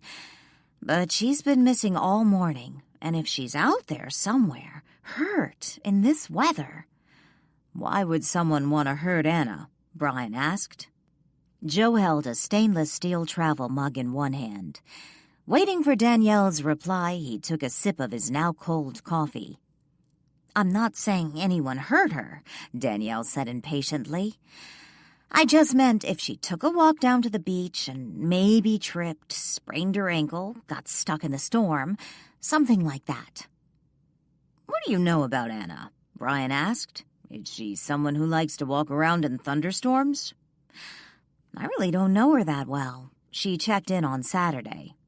Is her car still here? Joe asked. She doesn't have a car. Well, at least not here. Someone dropped her off. Who? Brian asked. Danielle shrugged. I have no idea. Do you know how to contact her family? Any of her friends? Joe asked. No, all I have is her name. She told me she's been living in Portland, but nothing specific. Do you know what she does for a living? Joe asked. Danielle shook her head. No, we never talked about it. When was the last time you saw her? Brian asked. Danielle considered the question for a moment. A little after midnight? She said goodnight before heading up to the attic. I was just going into my bedroom. We all stayed up pretty late last night. It's been storming nonstop since before midnight last night. Why would Anna go outside? Joe asked. I have no idea. That's why I decided to call the police and file a missing persons report. Do you know if anyone else saw her after she went upstairs? Brian asked. Danielle shifted nervously in her chair. You have to tell them, Danielle. You have no choice, Walt told her. Well, I don't know if they actually saw Anna or not, but I saw Richard coming down from the attic sometime after midnight. And according to Lily, when she got up to use the bathroom, she saw Chris coming down the attic stairs. What time was this? Joe asked. Danielle shook her head. I have no idea. I asked Lily what time she saw Chris, and she didn't remember. Just that it was after we all went to bed. Can we look at where she was staying? Brian asked. Danielle nodded and stood up. Brian and Joe followed Danielle out of the parlor and up to the stairs. In the living room, Lily, Ian, and Kelly waited anxiously with the rest of Marlow House's guests. Walt was already in the attic when Danielle arrived with the 2 police officers. You fixed it up nice up here, Joe noted as he glanced around. He walked to the bed and looked at the suitcase sitting on the center of the mattress. I never really intended to rent this room out, but Anna was so insistent, and I hated the idea of her being alone for Christmas, Danielle explained. Joe opened the suitcase and looked inside. It's empty. I assume she put her things in a closet or something? Danielle walked to an antique oak chifforobe next to the window. I told her she could put her things in here. Brian walked to the chifforobe and opened its closet. It was empty. Why would she take her things and leave her suitcase? Maybe she put her things in the drawers, Danielle suggested. No, don't have them look in there. I put the rug in the top drawer, Walt called out. Brian reached for the top drawer, but it was stuck. He tugged on the handle, but the drawer stubbornly refused to budge. That drawer always sticks, Danielle lied. I doubt she put anything in it. Brian abandoned the top drawer and reached for the one below it. It opened. It's empty. A clap of thunder momentarily distracted Walt. He looked to the window. In that instant, Brian tried the top drawer again, giving it a quick jerk. It flew open, almost falling out of the cabinet. What's this? Brian pulled the stained rug from the drawer and looked at it. Is that blood? Joe asked. He and Brian looked to Danielle. Have you ever seen this before? Brian asked. Yeah, it's my throw rug. Brian handed the rug to Joe while asking, Where do you normally keep it? Danielle pointed to where the rug had been before Walt had moved it. On the floor by the bed. Do you know what the blood's from? Brian asked. Danielle shook her head. Where was the rug the last time you saw it? Joe asked. Danielle pointed back to the space on the floor. I'm assuming it didn't have blood on it the last time you saw it, Joe asked. It didn't, Danielle lied. She watched as Joe touched his finger to the red stain. He paused and looked up. This is still wet. Danielle's eyes widened. She looked at his finger, now red-tipped. What? Whatever this is, Blood or something that looks like blood. It's still wet. Whoever put this rug in the drawer couldn't have done it that long ago, Joe said. How many suitcases did Anna arrive with? Brian asked. Just the one on the bed. I'm assuming she brought clothes, cosmetics with her. Brian glanced around the room. None of which appear to be here. She didn't wear the same outfit every day, so she obviously had clothes in her suitcase, Danielle said. How long was she supposed to stay for? Joe asked. Until after the New Year. She already paid in cash. Danielle glanced from Joe to Brian. She also left the things we got her for Christmas. You got her a Christmas present? Joe asked. Danielle nodded. I got stockings for all the guests and filled them, and they ended up exchanging gifts. Little things. But I can't imagine Anna would leave hers behind. It looks like she decided to leave, but for some reason left her suitcase behind, Brian said. And the rug? Joe asked. Maybe she cut herself, got blood on the rug. Looks like she left in a hurry. Probably shoved the rug in the drawer because she didn't want to clean it, Brian suggested. If Anna put the rug there, then it means she hasn't been gone that long. Danielle shook her head. Strange. Maybe she did leave. But why leave her suitcase? Who knows why people do things, Brian said with a sigh. But it looks to me like she simply decided to move on. You said someone dropped her off. Maybe that someone picked her up last night. Maybe she decided she didn't like her suitcase anymore and shoved her stuff in a sack. Who knows? Of course, someone else might have put this rug in the drawer, Joe suggested. What are you thinking? Brian asked. Maybe we should talk to one of the guests, Chris Johnson. Danielle frowned. Chris? You did say Lily saw him coming from her room last night, and I heard him threatening Anna at the diner, Brian told her. Danielle didn't respond immediately. Finally, she said, I know you think Chris threatened her, and even if he did, which I'm not convinced was the case, he wasn't the only one who had an issue with Anna. Who else had a problem with Anna? Richard? You mentioned you saw him leaving the attic last night, Brian asked. Danielle looked up into Brian's eyes. Peter Morris of Earthbound Spirits. Chapter 25. What does Morris have to do with your missing guest? Did they know each other? Joe asked. No, I don't think so. But Richard's a member of Earthbound Spirits. In fact, he was a friend of Isabella, Danielle explained. When Morris was here on Christmas Eve, he started grilling me about Anna, asking me if she and Richard were involved. Are they? Joe asked. No, I don't think so, but Richard's a member of Earthbound Spirits. In fact, he was a friend of Isabella, Danielle explained. When Morris was here on Christmas Eve, he started grilling me about Anna, asking me if she and Richard were involved. Are they? Joe asked.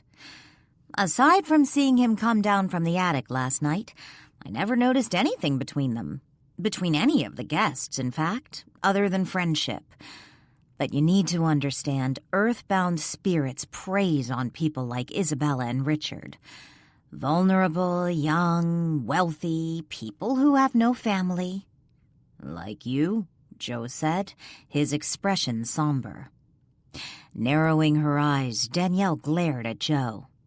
I said vulnerable, Joe. I'm fairly certain one reason Morris stopped in here the other night was an attempt to get close to me, intending to exploit me like he did with Isabella and Richard. But I'm not interested in what he's peddling. So no, not like me. And what does this have to do with Anna's disappearance? Brian asked. I'm not saying it has anything to do with it. I'm just suggesting if you're looking for people who might have wanted to hurt Anna or make her disappear, I would put Morris on top of the list. From what I understand, Anna didn't like earthbound spirits, and she told Morris so. How do you know that? Brian asked. Anna told me, Danielle lied. I can't very well tell them Walt overheard her ripping into Morris. So she didn't like earthbound spirits? So what? Joe asked. I don't like them either. If Morris thought you were getting chummy with Richard and afraid you might be able to influence him, then maybe he'd want to get rid of you too. After all, members of earthbound spirits typically leave their estates to the organization. Look at Renton. Even Isabella was going to until she had a change of heart, Danielle explained. Brian scribbled some notes into his book, while Joe silently considered what Danielle had said.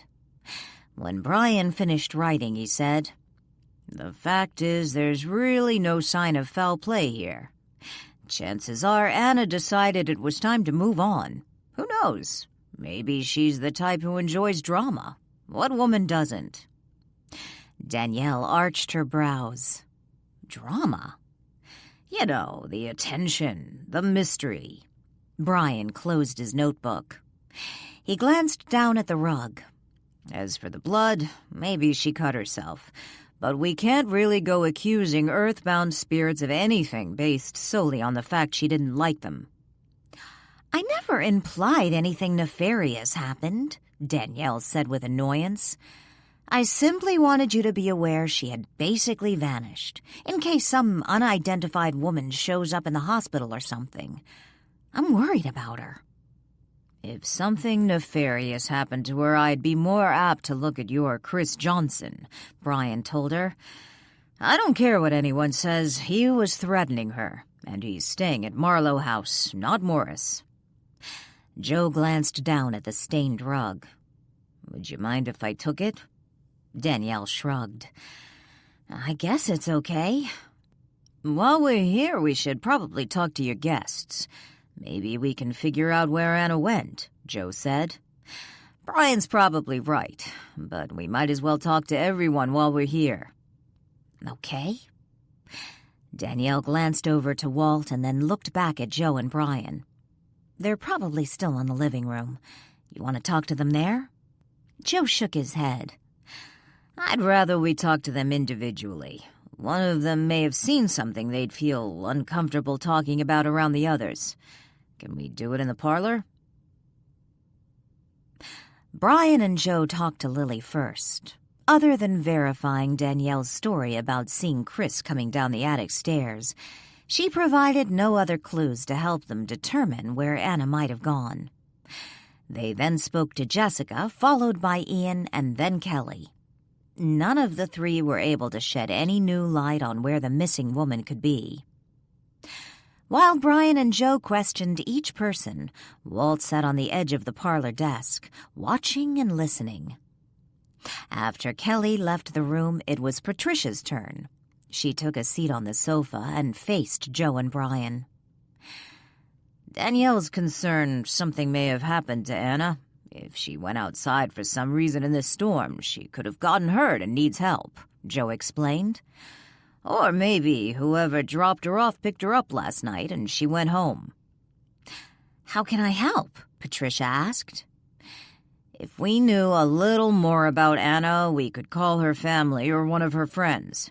Maybe they've heard from her. If Anna doesn't show up for the rest of the week, we really won't know if she's a missing person or just decided to go home, Brian explained. I'm sorry, I have no idea how to contact your family. Do you know where she lives? Joe asked. Anna was friendly. She was always asking us questions about our families, our lives. She seemed genuinely interested in everyone, but she really didn't talk about herself. The only thing I really know about her is that she once lived in Portland. Whenever I would ask her specific questions, especially about her family, she would change the subject. How did she get along with the other guests? Joe asked. Chris and Richard? Fine. We all get along. Did you ever notice anything going on between her and either of them? Brian asked. Patricia frowned. What do you mean? Something more than friendship? Joe suggested. Patricia shook her head. No, not at all.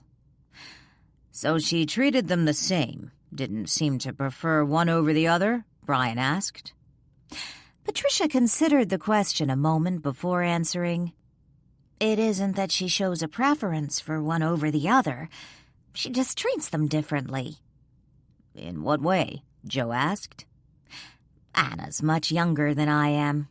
I'm probably old enough to be her mother. If I had her as a teenager, that is. Patricia smiled. But she's a very self-confident young woman, a dominant type. I never felt any of us intimidated her. Why should she feel intimidated? Brian asked. I'm not saying she should feel intimidated. I just meant being a young woman, coming to a place where you don't know anyone. I could see how that might be intimidating. Even though she was here by herself, she was never shy. She initiated conversation with all of us. Reminded me a little of a cruise director, wanting to make sure everyone was having a good time. Patricia smiled. How did you mean she treated the men different? Brian asked. Anna treated Chris, well, more like a colleague. I noticed she was a little more bossy with Richard. Or maybe bossy isn't the right word. Domineering, maybe. Liked to give him advice. She liked to give me advice, too, which I always found fairly amusing, considering her age. But I never noticed her do that with Chris. Did you feel either Chris or Richard was romantically interested in her? Joe asked. No. Did she argue with either of them? Brian asked. No, I don't recall any tension between any of them. Why is this important? Do you think Chris or Richard did something to Anna? We're just trying to understand all the players, Brian explained. Do you know anything about earthbound spirits? Joe asked. Who? Patricia frowned. Did you meet Richard's friend Peter Morris at the open house? You mean the older gentleman with the dark hair? Joe nodded. Yes. Richard introduced him to me, but I didn't really talk to him. Why? He's the founder of Earthbound Spirits. You never heard of the organization before? Brian asked. No, I don't think so. Richard sat on the parlor's sofa where Patricia had been sitting 10 minutes earlier. We understand you were probably the last one to see Anna last night. Richard fidgeted nervously. Me? You went up to the attic last night, didn't you? After everyone went to bed? I went up the stairs, but I didn't go into the attic. I didn't see Anna. Why did you go up there? Brian asked. I wanted to talk to Anna about something. It was stupid of me. When I got up the stairs, I realized if I knocked on her bedroom door in the middle of the night, she might get the wrong impression. So I came back downstairs. Figured I'd talk to her today. What did you want to talk to her about? Joe asked. I wanted to ask her about something she said. What was that? Brian asked. Private things. What do you mean, private things? Brian pressed. Richard stared down at his hands. They fidgeted nervously on his lap. She told me things that had happened to me, but they didn't. Brian frowned. I'm not following you. Richard looked up at Brian. She reminded me of things that happened when I was a child, but those things never really happened to me. Are you saying she made up stories about you? Brian asked. Richard shook his head. Not exactly. They were dreams I had. She knew. Well, that was weird, Brian said after Richard left the room. Just a little, Joe agreed. I think we're wasting our time. If this woman can see into dreams, maybe she's down on the beach doing some pagan rain dance. Brian shut his notebook and started to stand up. Danielle popped her head in the parlor and asked, "You want me to send Chris in now?" "Give us 5 minutes and then send him in," Joe told her. When Danielle left and closed the door, Brian asked, "Why? We're wasting our time." "You heard Johnson threaten her. There's blood on the rug. Do you really think she's out walking in the rain?" Joe asked. "So what do you want to do?" Brian asked. "I want to find out more about Johnson. I don't trust him." Joe picked up his travel mug and wiped the outside of it with his shirt tail until it shined. Gingerly holding the mug by its rim, he set it on the end table next to the sofa. "Are you doing what I think you are?" "Hey, I learned the trick from you." Joe grinned. "We understand you were the last one to see Anna last night," Joe told Chris, who sat on the parlor sofa. "How do you figure that?" "You was seen coming down the attic stairs last night after everyone went to bed," Joe explained. Chris shrugged. "So? Why were you up there?" Joe asked. "Just talking." "Was it common for you to go up into Anna's room at night when everyone was asleep?" Brian asked. "If you're trying to insinuate there's something going on between Anna and me, you're way off base. We were talking. That was it. Purely platonic." "What were you talking about?" Joe asked. "Nothing particular." "Did she mention anything about leaving or going anywhere?" Joe asked. Chris stared at Joe for a moment. Finally, he shook his head. "No, but I got the feeling she was the type of person who does things impulsively. So I suppose it wouldn't be unreasonable to imagine she'd just take off if the mood suited her." Joe started to cough. He glanced around and then looked over at the end table next to Chris. He coughed again and pointed to his stainless steel mug. "Could you please hand me my water?" 10 minutes later, after they'd told Chris he could go, Brian and Joe stood alone in the parlor. Walt watched as Joe gingerly held the rim of the stainless steel travel mug. Joe looked at Brian and said, "Let's get out of here." Chapter 26. Danielle closed the front door after Joe and Brian said their goodbyes and headed down the front walk toward their car. She turned away from the door and came face to face with the remaining occupants of Marlow House. "Well, what are they going to do?" Lily asked. "I don't think anything." Chris was right. This really isn't a missing persons case. She hasn't been gone that long, and Anna is an adult. She has the right to take off if she wants. But they said they'll keep an eye out for her in case she's stranded in the storm. Lily scowled. "That's it?" "I'm sure she's fine," Chris chimed in. Danielle shrugged. "It's past noon. Why don't y'all go into the kitchen and have some lunch? There's plenty of leftovers. Joanne can help. I need to make a couple phone calls. I'll be out in a minute. Who knows, maybe Anna will be back before you finish lunch." Danielle stepped into the parlor and closed its door. Turning around, she faced Walt. "I probably shouldn't have called the police or let Joe take the rug." "Why do you say that?" "If the blood was still wet, then it must have been a recent cut. I think if anyone was in the attic this morning playing slasher, we would have heard it." Walt chuckled. "I don't know about you, but I never considered the blood on the rug was from anything other than a cut on the foot or something like that." "I know, but Joe took the rug, and you know how when he or Brian get involved in something like this, everything gets twisted. And more often than not, it means I get arrested." "I don't think they're going to arrest you for anything." "Maybe not, but I wish I hadn't called them. I keep thinking I want to move past all the misunderstandings of the last 6 months, and then something like this happens. Maybe I'm just paranoid." "Where do you think Anna is?" Walt asked. "Not sure.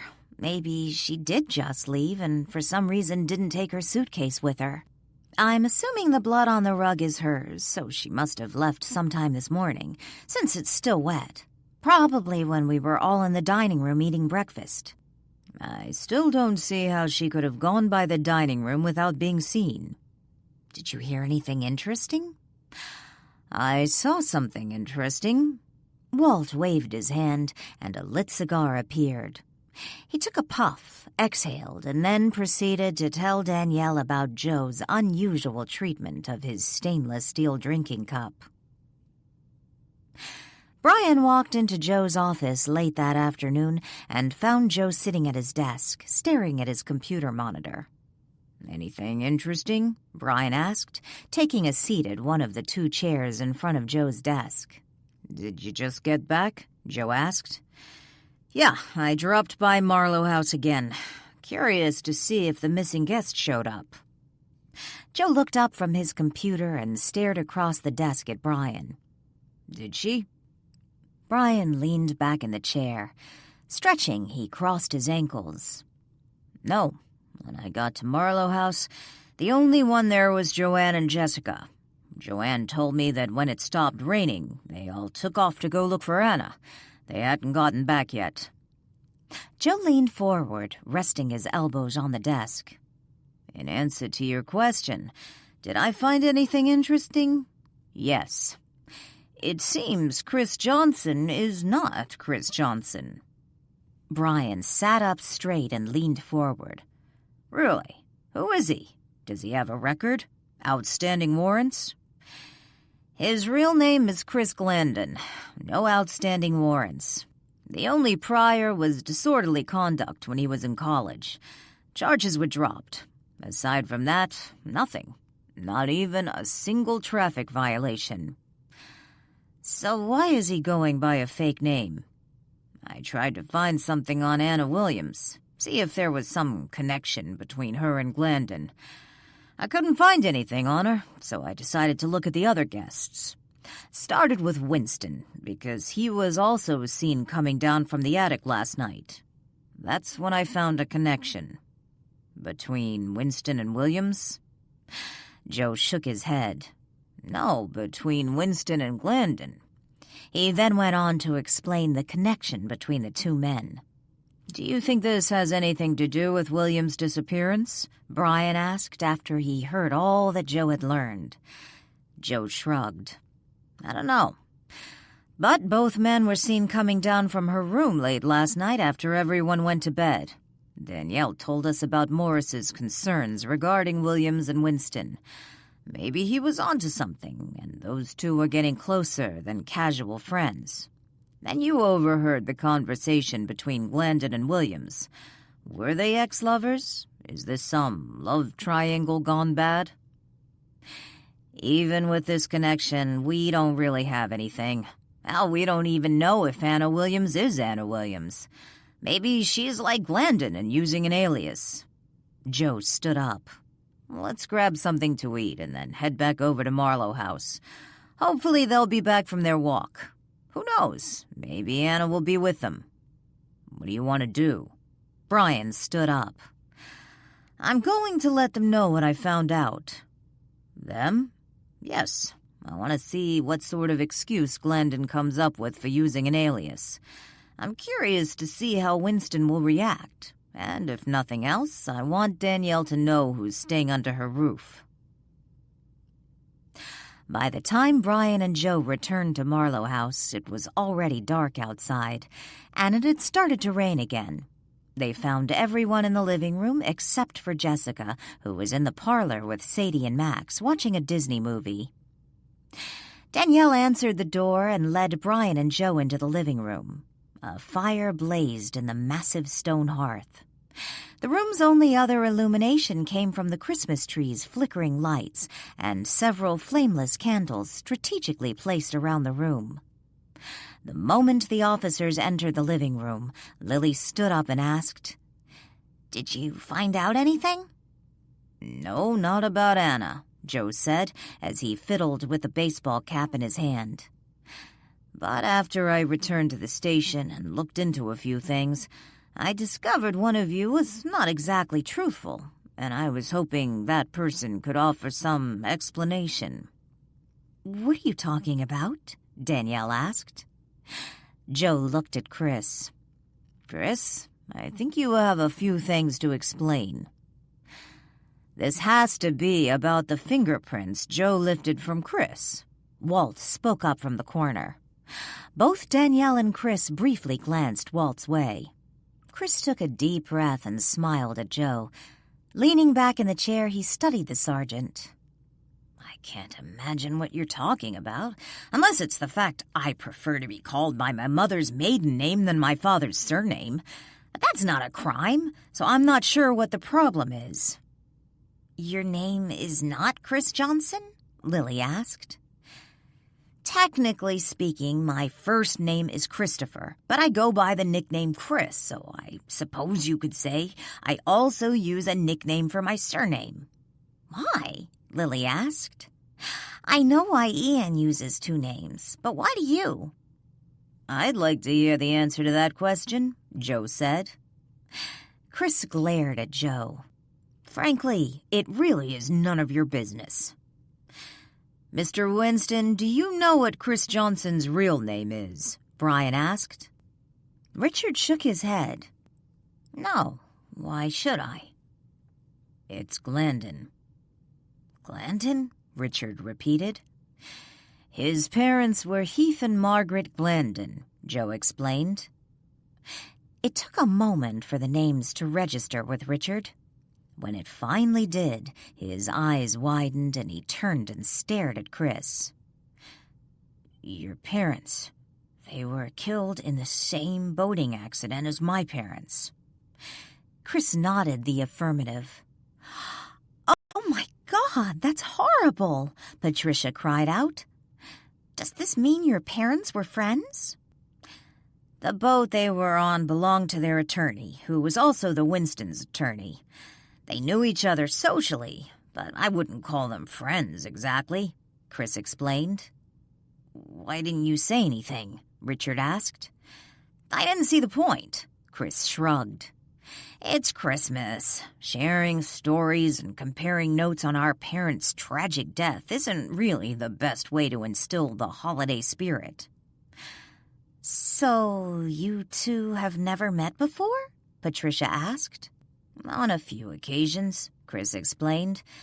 "Nothing more than a casual introduction. Until this week, we'd never had a real conversation." Richard frowned. "If we met before, I can't believe I wouldn't have recognized you." Chris smiled. "Well, back then I was sporting a beard and I wore my hair longer, and you would have known me as Chris Glandon." "Is that why you used Johnson instead of Glandon? So Richard wouldn't recognize you?" Danielle asked. Chris looked at Danielle. "That would mean I knew Richard was also staying at Marlow House. I made my reservation before I ever saw Richard here. And like I said, I typically use my mother's maiden name when I meet new people." "Why is that?" Joe asked. "Do you have something to hide?" "You tell me, Sergeant Borelli. You're the one who seems to know all my deep, dark secrets." "Joe, how did you figure out Chris's real name?" Ian asked. "I suspect it was that stainless steel cup he asked me to hand him," Chris told Ian. "You took his fingerprints. Why?" Ian asked. "Danielle did call us here this morning regarding her missing guest, who, by the way, still has not shown up.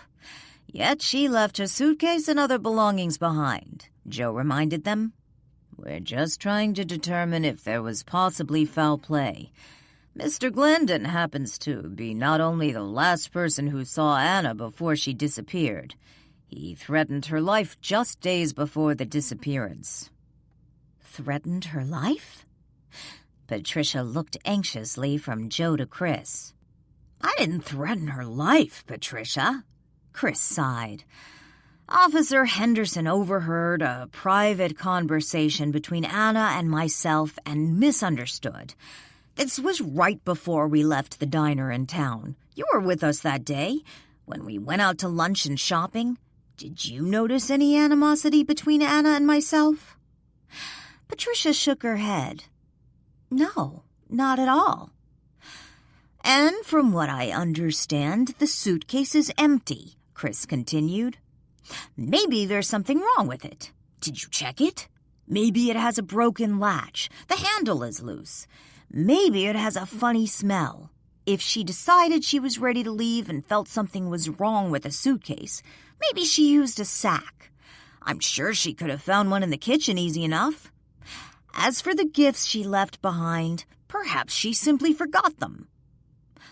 So you're saying you believe Ms. Williams decided to leave early and not tell anyone? Brian asked. It's entirely within the realm of possibility. Chris leaned back in the chair. You still didn't explain why you're using a fake name, Joe said. And I told you it really is none of your business, Chris countered. Ian began to chuckle. All heads turned in his direction. Kelly frowned. What's so funny? I just figured out who Chris is. Ian looked at Joe again and shook his head. Think, Joe, if you were him, would you go around introducing yourself as Chris Glandon? Ian laughed again. Unsmiling, Joe stared at Ian. I don't know where you're going with this. Exactly. Where did you get your information on Chris? Ian asked. If it was on the internet, you obviously didn't read much. What happened? Did you just pull up the story on his parents' death? Figured out the connection between him and Richard and stopped there? Chris let out a weary sigh and leaned back in his chair, closing his eyes. When he opened them again, he found the entire room staring in his direction. I always wanted to do a story on you, Ian said. I've sent inquiries to your attorney. You're a difficult man to track down. Chris smiled at Ian. Yeah, I got your inquiries. Not big on interviews. No hard feelings? Ian chuckled. And to think I spent Christmas with you and didn't even know. Ian laughed again.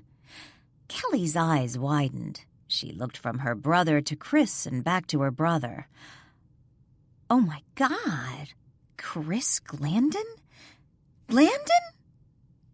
Ian chuckled and looked at Kelly. A little slow on the uptake, sis. But yeah, Chris Glandon. Chapter 27.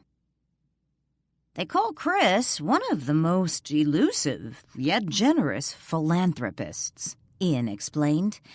He flashed Chris an apologetic smile and said, Sorry, but they already know your real name now. All they need to do is go online and do a thorough Google search. Kelly looked at Chris. In all the online photographs I've seen of you, you always had the beard. These days, I tend to avoid getting a current photograph taken. Makes life easier. I imagine people always wanting something from you, while you're trying to figure out where you want to give your money, Ian said. I remember now. Richard looked at Chris. You're the one who's been giving massive amounts of money away to charities ever since your parents were killed. Well, hell, Walt grumbled, slumping down in a chair. He tossed his lit cigar into the air. It vanished. I was rather hoping to find out he was a mass murderer. At the very least, a con man who took advantage of sweet little old ladies. Wait a minute. Are you saying Chris is rich or something? Lily asked. Put it this way. Danielle is considered below poverty level compared to Chris, Ian chuckled. I don't consider using my mother's maiden name a lie, but I did lie about one thing, and I'd like to come clean now. Walt sat up in the chair and grinned. I hope it's good, something unforgivable. I don't have a sister. In fact, I don't have any siblings, Chris explained. Why would you lie about that? Danielle asked. Chris Glandon is an only child. By taking an imaginary sibling, I put more distance between him and me. We'll be going now, Brian said abruptly. "If Anna shows up, let us know." "I have a question for you," Brian asked when he and Joe got into the squad car. "What's that?" "I don't believe you missed the online articles about how Glandon likes to give away his money." Brian buckled his seatbelt. "I read a few, but as far as I'm concerned, that really doesn't explain why he likes to go around using an alias. He has a direct connection to Richard and chose to keep that a secret. Why didn't he just tell us when we were interviewing him?" "Sounds like this guy is loaded." Joe buckled his seatbelt. "So, we both know rich people are capable of doing evil things. You more than anyone should realize that." Brian let out a sigh. "Yeah, well, I have a feeling the chief isn't going to be thrilled with us when he gets back in town. He's gotten pretty tight with boatmen. This time, Danielle called us. There is no way she can say we harassed her." Joe put the key into the ignition and turned on the engine. "I know, but if Chris Glandon feels we've harassed him, he has enough money to make the chief's life miserable. And if the chief is miserable..." "Won't happen," Joe said as he pulled away from the curb. "You forget. Glandon doesn't like attention. Of course, if he does make a fuss, we'll know he was lying." "Lying? How?" "If Ian's right, then Glandon won't want to do anything to draw public attention to himself. But if he was using Johnson because he didn't want Richard to recognize him, well, that cat's now out of the bag. So no reason not to retaliate against us, if that's what he wants to do." "Hell, I hope Ian was right." "But if Ian is wrong, I don't care how much money the guy supposedly has. As long as he's in town, I'm keeping an eye on him." Danielle sat across the kitchen table from Chris. She had cut them each a slice of pumpkin pie.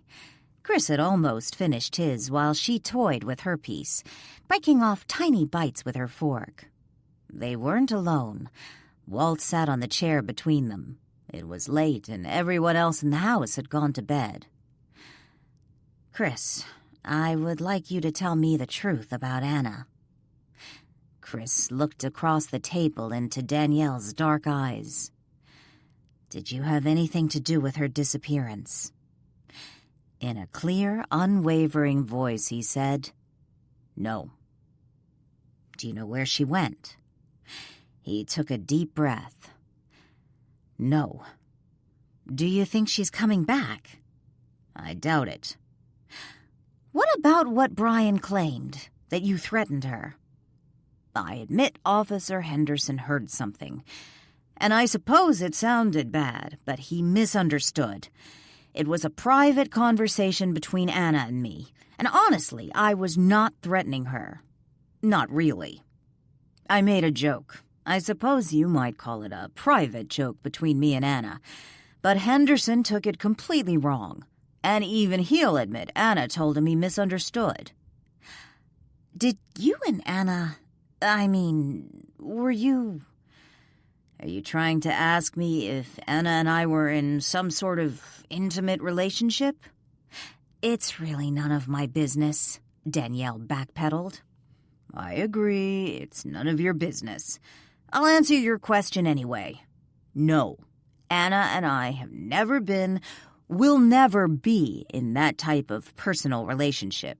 Never, ever." Danielle couldn't help but smile. "You seem pretty adamant about that." "Put it this way. Even without the age difference, there's a massive personality difference." "Did you know Anna before you came to Marlow House?" Chris stood up and grabbed his empty plate. "Enough with the questions." He walked to the counter and rinsed his plate in the sink. "How about if the question isn't about Anna?" "Maybe. Try me." Chris left his plate in the sink and sat back down at the table. "Is it true? Do you like to give away your money?" Chris shrugged. "My parents were billionaires back when rich people were still millionaires. When they died, they left everything to their only child, me. My needs are pretty simple, and no one person needs that much money. How long have you been going by Johnson? Since about a year after my parents died. While I try to keep my donations anonymous, that doesn't always work out. People were appearing out of thin air, literally, needing me to help them. Out of thin air? Literally? Danielle chuckled. You would be surprised, Chris said with a snort. Anyway, I decided if I wanted to maintain some sense of normalcy, I needed to go back to flying under the radar. Using Mom's maiden name was a start. Even if the press figured out my alias, tracking down Chris Johnson was going to be a hell of a lot more difficult than Chris Glandon. What do you mean going back to flying under the radar? I always thought children from families like that were always in the spotlight. Chris shook his head. My parents were private people. They did a good job sheltering me. I suspect one reason the spotlight started shining in my direction was my parents' death. The boating accident received a fair amount of press at the time. And then there was the issue with the will. The will? Your parents? Chris nodded. My father's 2 brothers. Mom and Dad left everything to me. My uncles were not happy. I was more than willing to give them something. After all, I had far more than I needed, and I felt bad they hadn't been mentioned in the will. Of course, when the lawsuit started, I realized why Dad didn't leave his brothers anything. They wanted it all, every last billion. Wow. They didn't get anything, did they? Chris shook his head. No, I always thought it was karma at its finest. Had they never brought the lawsuit, I would have given them something. Of course, now I know whatever I would have offered would never have been enough. Why would they ever imagine they were entitled to your parents' money instead of their son? Chris smiled up at Danielle. Because I'm adopted. So? Danielle frowned. You're still as much their kid as if you were their biological child. Chris reached across the table and covered Danielle's hand with his. He gave it a squeeze and then let go. Thank you, Danielle. Some people don't get that. Danielle shrugged. So have you always known you were adopted? Yes, I spent my first 6 years in foster care, so not exactly a secret. Chris grinned. Wow, your parents adopted an older child? I'm impressed. Seems most people want babies, and with your parents' money, my folks were good people. Mom couldn't have kids, and they initially intended to adopt a baby. At the time, she was doing some charity work for older children trapped in the foster care system. She heard my story and asked to meet me. When we did, I suppose you might say we fell in love. Why didn't they adopt any other children? Not sure, really. Your father was okay with adopting an older child? As far as I know. He was never anything but loving and supportive with me. I learned later how opposed my uncles were to the adoption. Of course, now I know why. Can I ask you a question? Danielle asked. Sure. Are you behind benevolent charities? He said nothing. I take that as a yes. Chris let out a sigh. I have to wonder why here. Why did you send Patricia and Jessica to Marlow House? Danielle set her fork down on the table and studied Chris. Oh my God, you're him.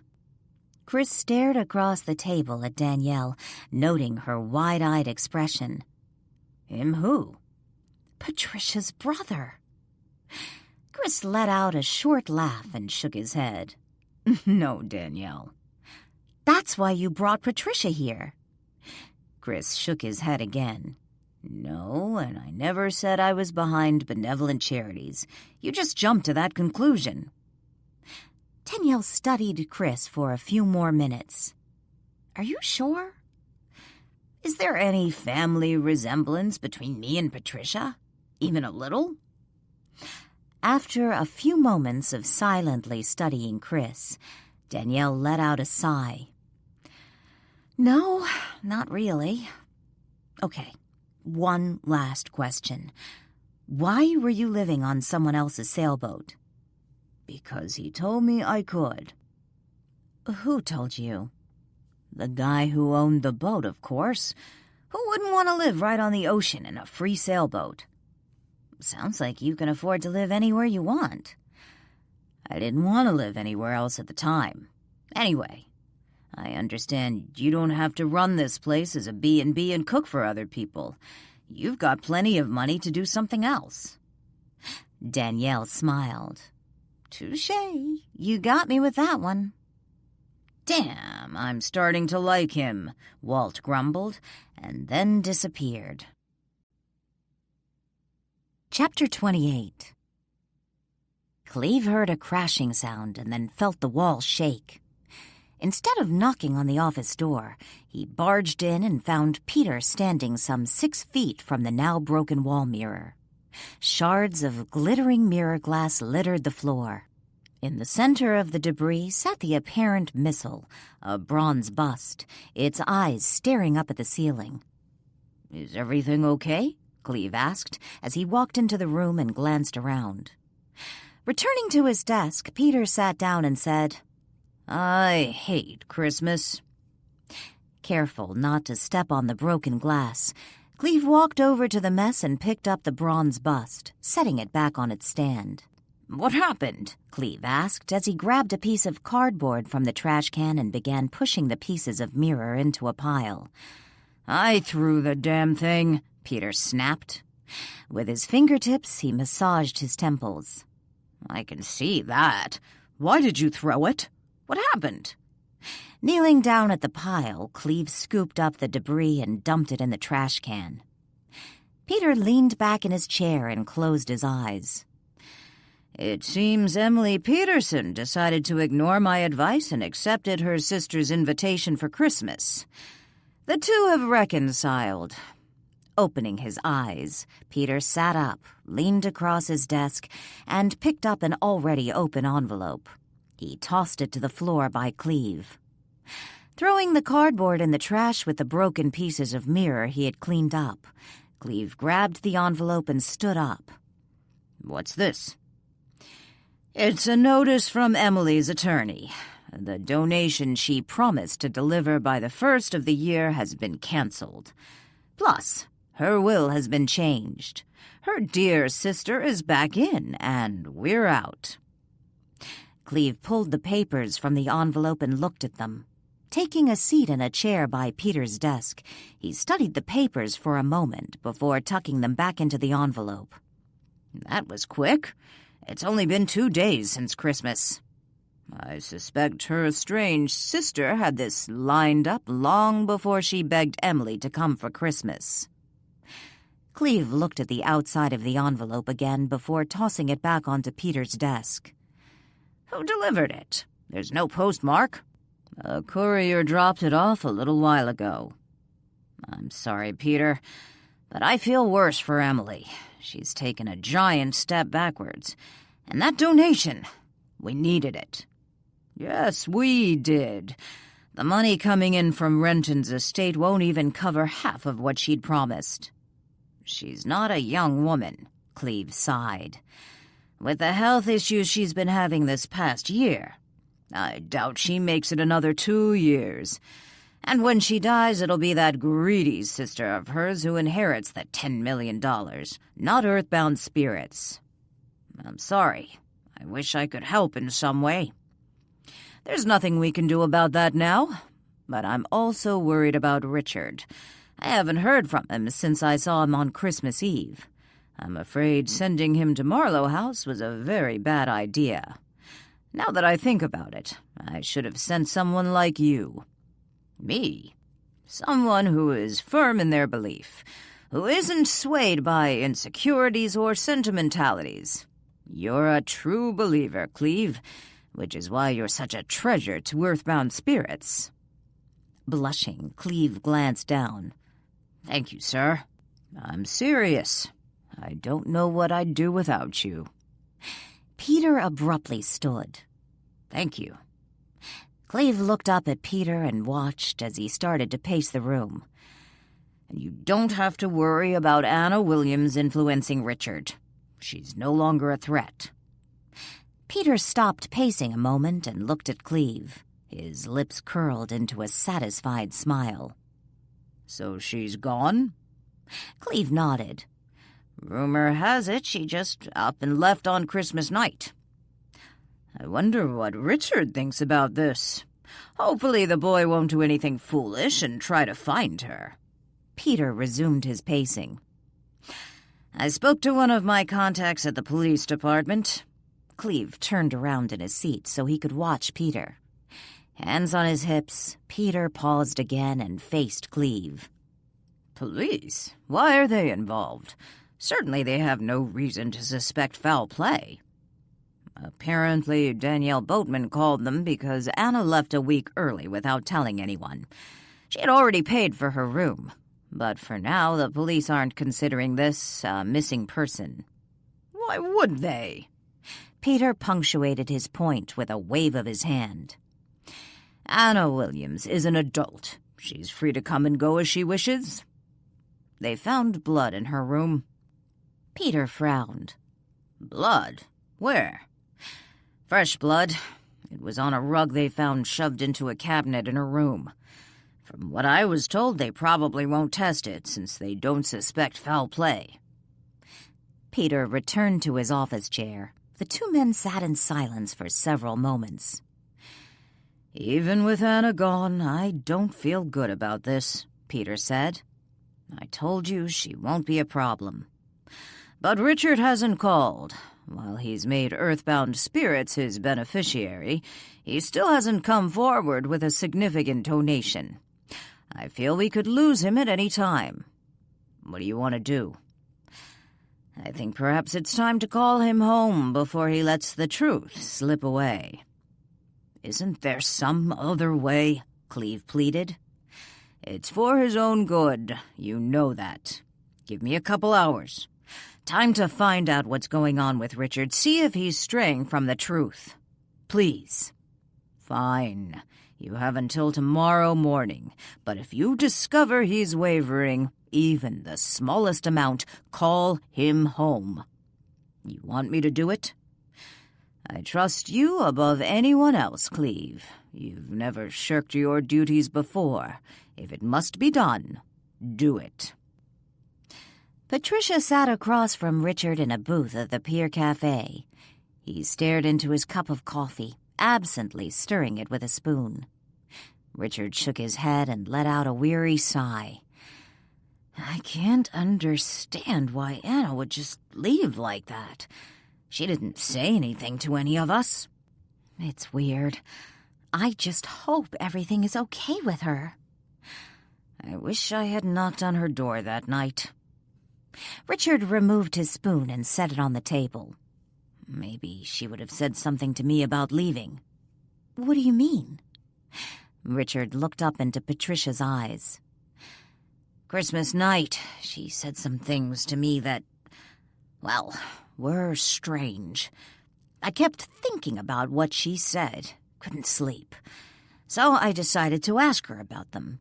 Everyone had already gone to bed. I went up to the attic, stood at the door to her room, debated with myself about knocking, and then decided to talk to her in the morning. I started worrying she might get the wrong impression, me coming to her room so late at night. I wasn't thinking straight. But now I wonder if I should have just gone ahead and knocked." "What did she say?" "Remember when you mentioned your brother's birthday was on Christmas Eve?" "Sure. What about it?" Patricia picked up her ham sandwich and took a bite. "She said something like, 'Don't you think it's a strange coincidence you and Patricia's brother share a birthday?'" Patricia set her sandwich back on her plate and frowned. "Your birthday's not on Christmas Eve, is it?" Richard nodded. Why didn't you say anything to anyone about it being your birthday? Patricia asked. Richard shrugged. I didn't see the point. I don't celebrate my birthday anymore. He broke off a piece of his tuna sandwich and popped it in his mouth. Why not? I just don't. He broke off another piece of sandwich. So how did she know? I know Danielle knew, but when I asked her about it later, she said she never said anything to Anna about it. But that's not all. What else? Do you remember those 2 ornaments on the Christmas tree? The ones Danielle said weren't hers? Sure, how could I forget? We had 2 just like that when I was a kid. Brought back memories. They looked so familiar to me. Maybe you had the same ornaments when you were a kid. Richard shook his head. No, we never had those types of ornaments. Ours were imported from Germany. Trust me, we never had anything like that. Patricia shrugged. You probably saw them somewhere, in a store or on someone else's tree. That's the thing. I know exactly where I've seen that ornament. Patricia set her half-eaten sandwich down on her plate. Where?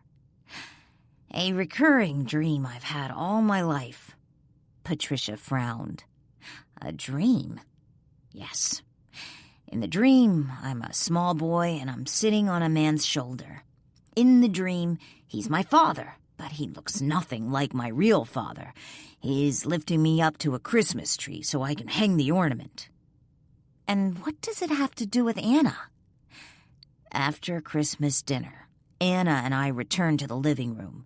We were alone for a few minutes. She took the ornament off the tree, the one that looks like the ornament from my dream. She showed it to me and asked me if I remembered how I used to sit on my father's shoulders to hang it on the Christmas tree. I guess that's a little strange, but maybe she just meant ornaments in general. A lot of fathers lift their children up on their shoulders or help them to hang ornaments on high branches. But why did she show me that ornament? If you'll remember, you seemed fascinated with it when someone first pointed it out. I suspect Anna was just making conversation, suggesting something she figured probably happened when you were a kid. I think she tried a little too hard to make conversation sometimes. She seemed to go out of her way to stir up old childhood memories. What do you mean? If you think about it, when did Anna ever really share anything about her life? Whenever any of us would ask her a question, she would turn it around and ask us something. I think it was her way of making friends, showing an interest in our lives. I know she did it with me. But it wasn't just that. She knew about the dream I had about Jessica. Patricia frowned. You've been dreaming about my daughter? No, not Jessica exactly. Someone she reminds me of, Richard explained. I don't understand. The dream about the ornament, me as a child on the man's shoulders. I have that one maybe once a year, normally around Christmas time.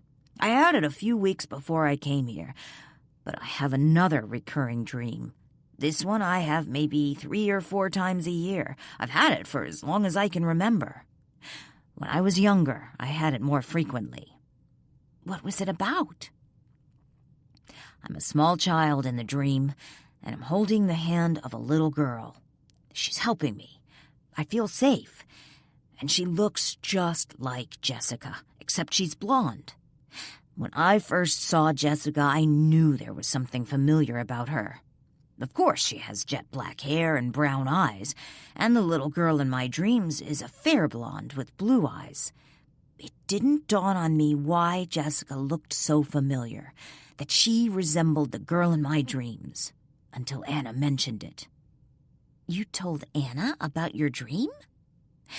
Richard shook his head. On Christmas morning, when I was watching Jessica open her packages, I mentioned to Anna that Jessica reminded me of someone, but I just couldn't figure out who it was.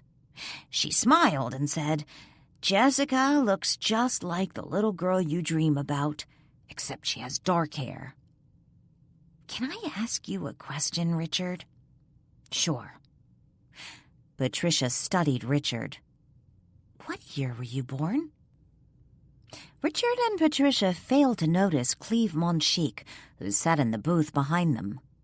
Slumped down in his seat, wearing a wool cap pulled down to his eyebrows and bundled up in a bulky jacket, Cleve appeared to be reading the newspaper while drinking his coffee. Chapter 29. Ignoring the persistent cries of the man and woman, he raced toward the ocean. Sand kicked up from beneath his paws. They continued to call his name, but he kept running. He stopped when he reached a massive pile of seaweed. By the time the man and woman reached his side, he was already frantically tugging on the tangled mass. The man, now out of breath, shouted, "Bear, get out of there!" The black Labrador retriever ignored his command. With a mouthful of seaweed, the dog shook his head and pawed at the salty heap of sea foliage. The woman looked down at the dog. They stood just a few feet from the water's edge.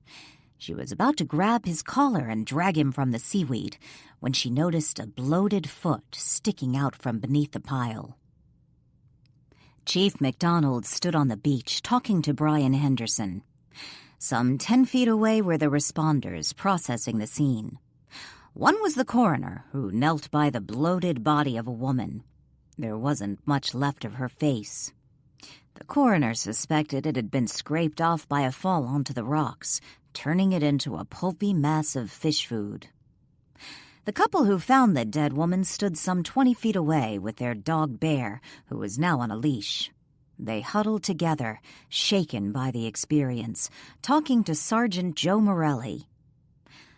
"They're staying in a rental down the beach," Brian told the chief. "They were taking a walk. The dog found the body." "Any idea who it was?" The chief glanced up to the sky. Only a few lingering clouds remained.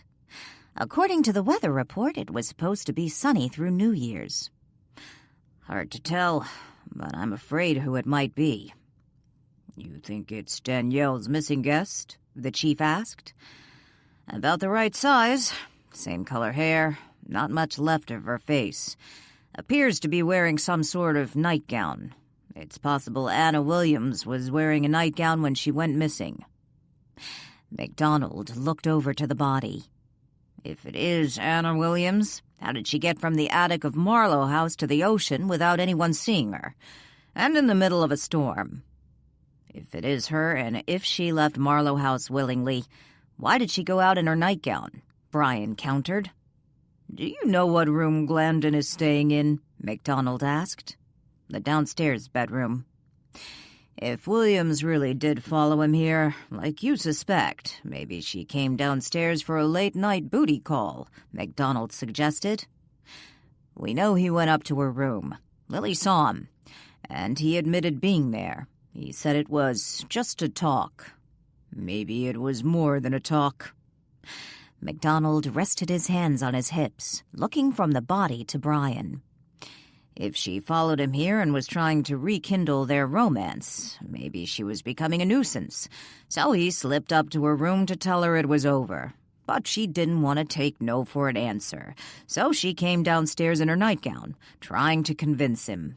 Maybe they argued. He hit her. Things went too far, and he had to get rid of the body. So he dragged it outside in the storm, put it into his car, and then drove somewhere and dumped the body over a cliff. If Glandon killed her, he has the resources to disappear the moment he realizes we're onto him." The chief sighed. "Let's not jump too far ahead. We need to ID our Jane Doe first." Cleve had heard enough. Pulling cash from his pocket, he threw enough bills on the table to cover his tab and a tip. Tugging the top of his jacket collar up to his chin, he slid off the booth bench, leaving the newspaper on the table. Hastily making his way to the exit, he kept his head down. Once outside, he picked up his pace, hurriedly walking along the boardwalk to where he had parked his vehicle. When he was a good distance from the cafe, he pulled off the knit cap he had been wearing and tossed it into a trash can along the way. Before coming to Pier Cafe, he had stopped at Marlow House, asking to see if he could speak to Richard. According to Boatman, Richard had gone with another guest to Pier Cafe for lunch. The idea came to Cleve when he was returning to his car after talking to Danielle. According to her, Richard and the other guest were first dropping Lily and Jessica off at the theater to watch The Penguins of Madagascar. After they dropped the two off at the show, they were heading to Pier Cafe, and Danielle told Cleve he could probably catch Richard there, or he could try calling him on his cell phone.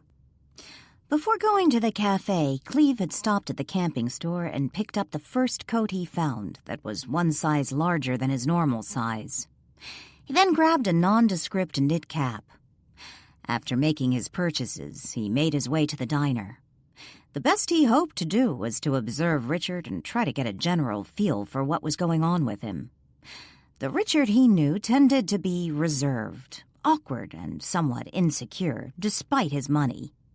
Cleve never imagined he would secure a seat behind Richard, enabling him to clearly overhear his conversation. When Cleve reached his car, he pulled his cell phone out of his pocket and accessed a file stored on the phone. Reading through the document, he let out a curse and called Peter.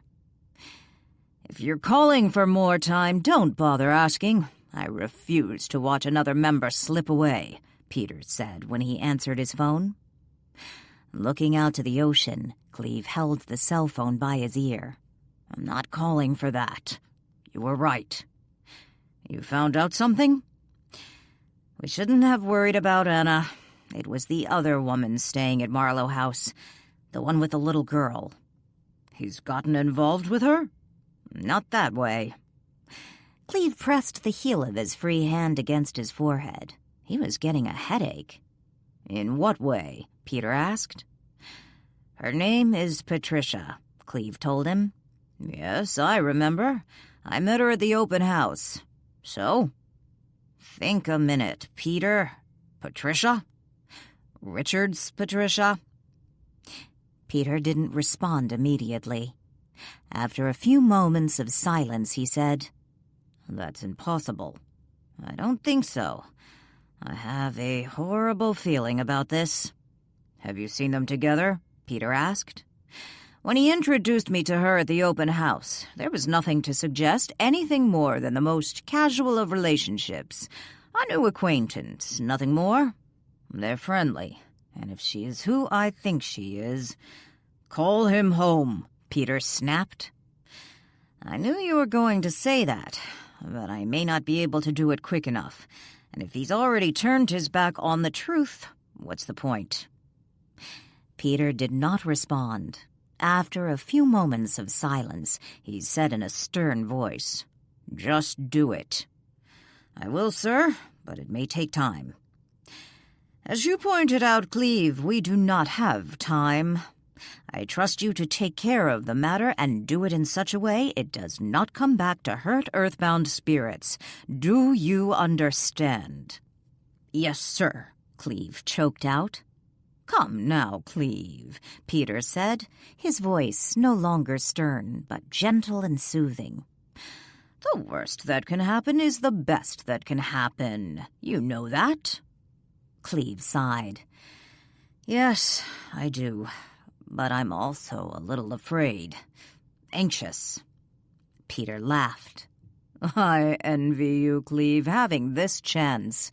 Of course, don't be selfish, and if you discover there's no reason for you to go home, stay and continue in your service. It's our duty. We must lead as many to do the truth as possible before we move on."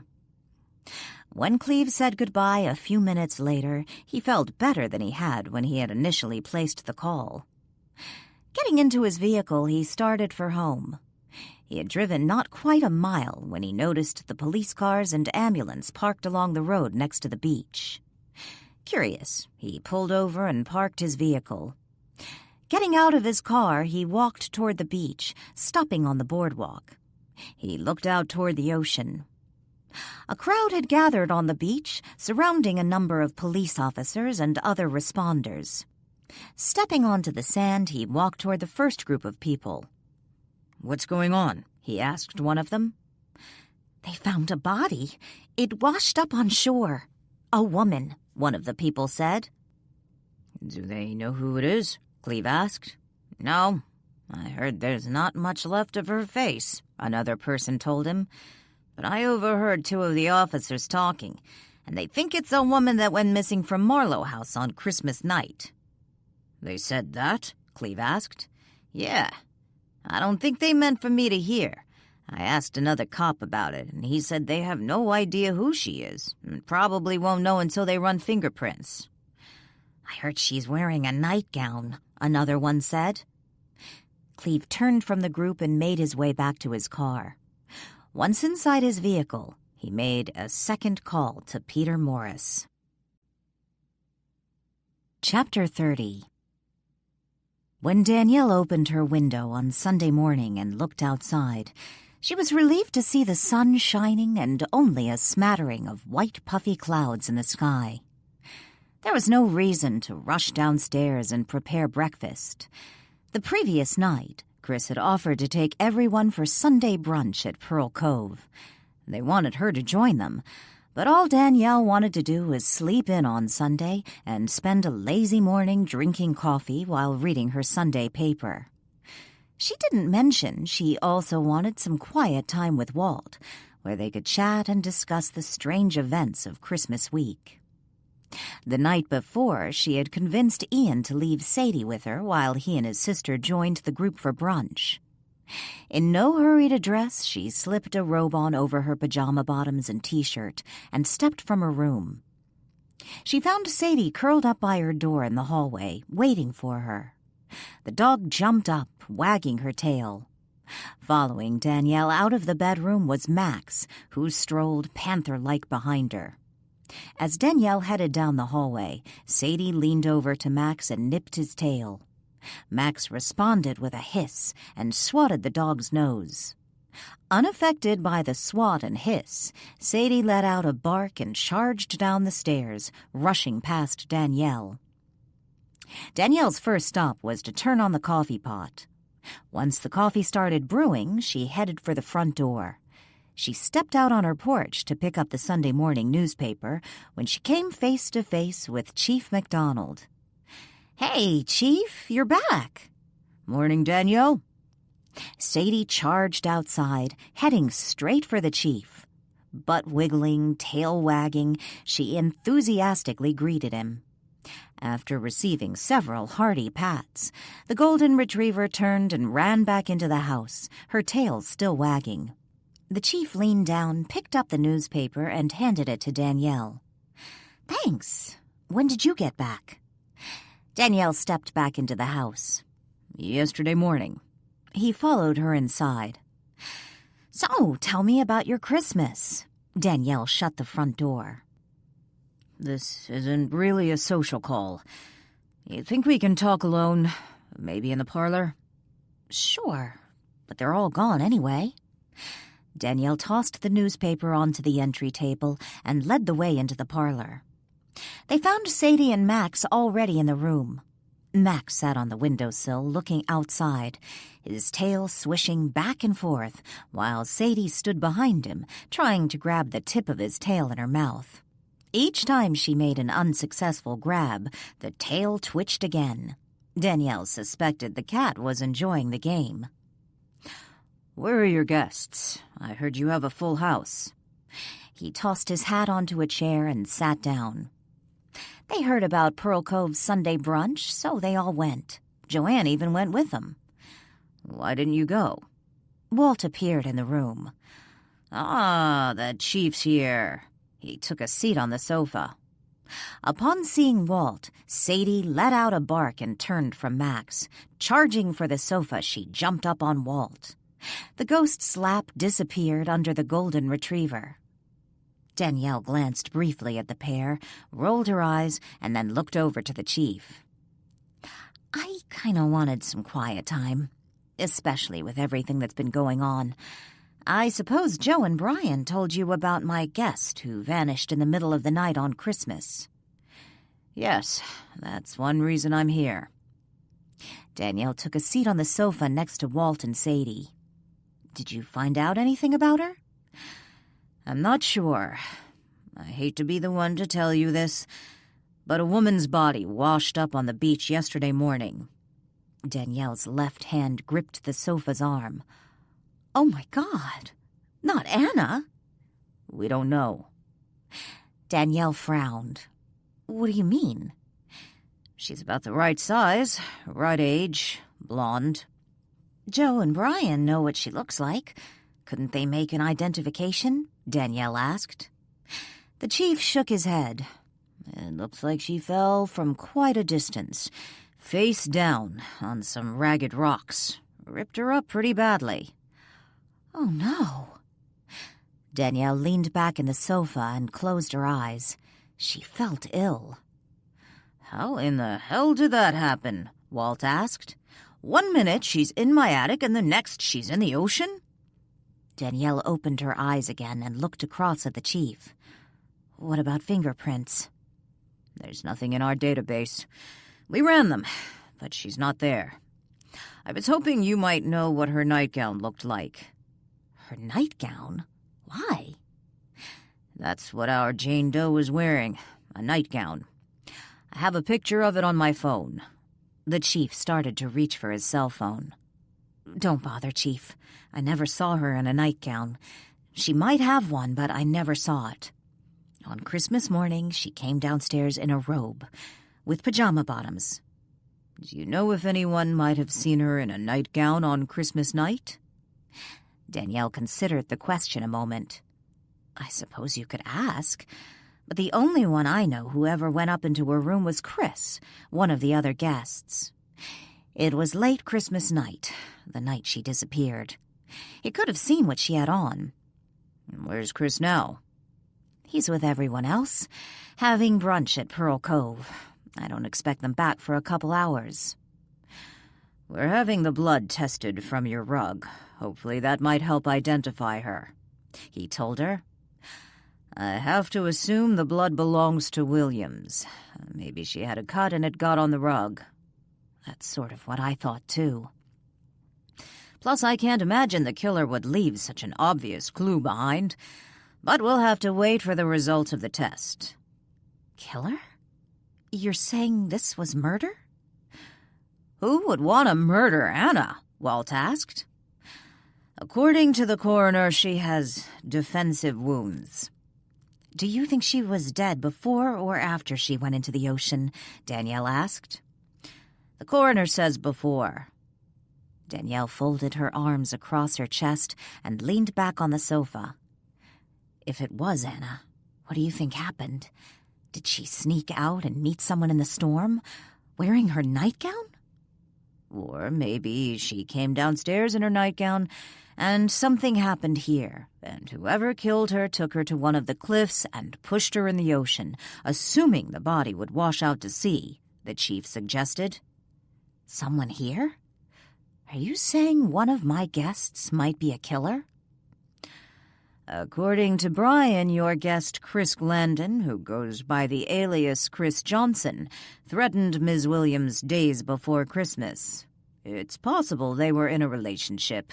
Glandon tried to break it off. She followed him here.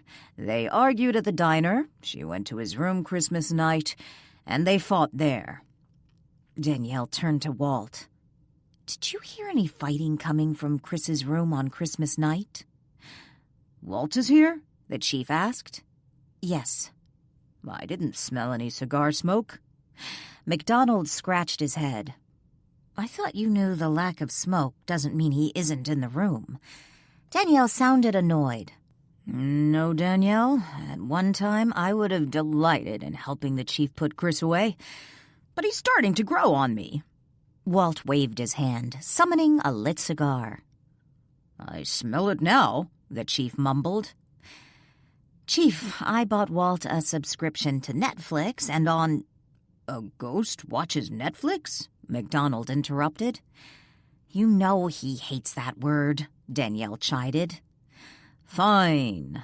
A spirit watches Netflix. Seriously? Why is that so strange? Danielle asked. I thought it was a very thoughtful gift. Walt puffed his cigar. Danielle smiled. Thank you, Walt. She turned her attention back to the chief. Anyway, Walt spent Christmas night in the parlor watching television. After Anna checked in, the attic was basically off limits for him. Why? The chief asked. I think guests deserve privacy. And don't you think it would be a little creepy, Walt lurking around in one of my female guests' rooms? I do not lurk, Walt told her. Danielle sighed. You know what I mean, Walt. Are you telling me he was downstairs all night? He didn't see anything suspicious going on. Danielle glanced at Walt. He shook his head. She looked back at the chief. Nothing. He had left the door slightly open, had the television on low. Max was playing guard in the hallway. Max? Your cat? Yeah, letting Walt know if Chris was coming out of his room, which he only did once. I assume that was when he went upstairs to talk to Anna. But he returned to his room alone and shut the door. How are you so certain of that? The chief asked. Max told Walt, of course. You forgot one thing, Danielle, the chief reminded her. What's that? Anna obviously came downstairs sometime because she's gone. What does Max say about that? Danielle let out a heavy sigh and leaned back in the sofa. I don't know. That one has me stumped. The only thing we can figure out. Max fell asleep and she got him. But had Chris had some sort of fight with Anna in his room, not only would Max have heard it, Walt could have too. You seem very certain this Chris guy is innocent of any wrongdoing. Yes, you do, Danielle. Walt studied her. And I suspect it isn't just because Max and I were downstairs all evening. Danielle silently considered this series of events before responding. After a moment, she said, You're forgetting Anna's clothes. Her clothes? When Anna left, she took everything with her that she brought, except for the suitcase. I'm not sure why she left it behind, but she didn't leave anything else. I understood she left the gifts she received behind, the chief reminded her. True, but you're missing my point. If she snuck down here like you suggest, to see Chris, and then they got into some fight, then that would mean he went back up to her room afterwards and gathered up all her clothes to make it look like she left. But if he did that, why leave the suitcase behind? That doesn't make any sense. It just raises more questions. The chief stood up.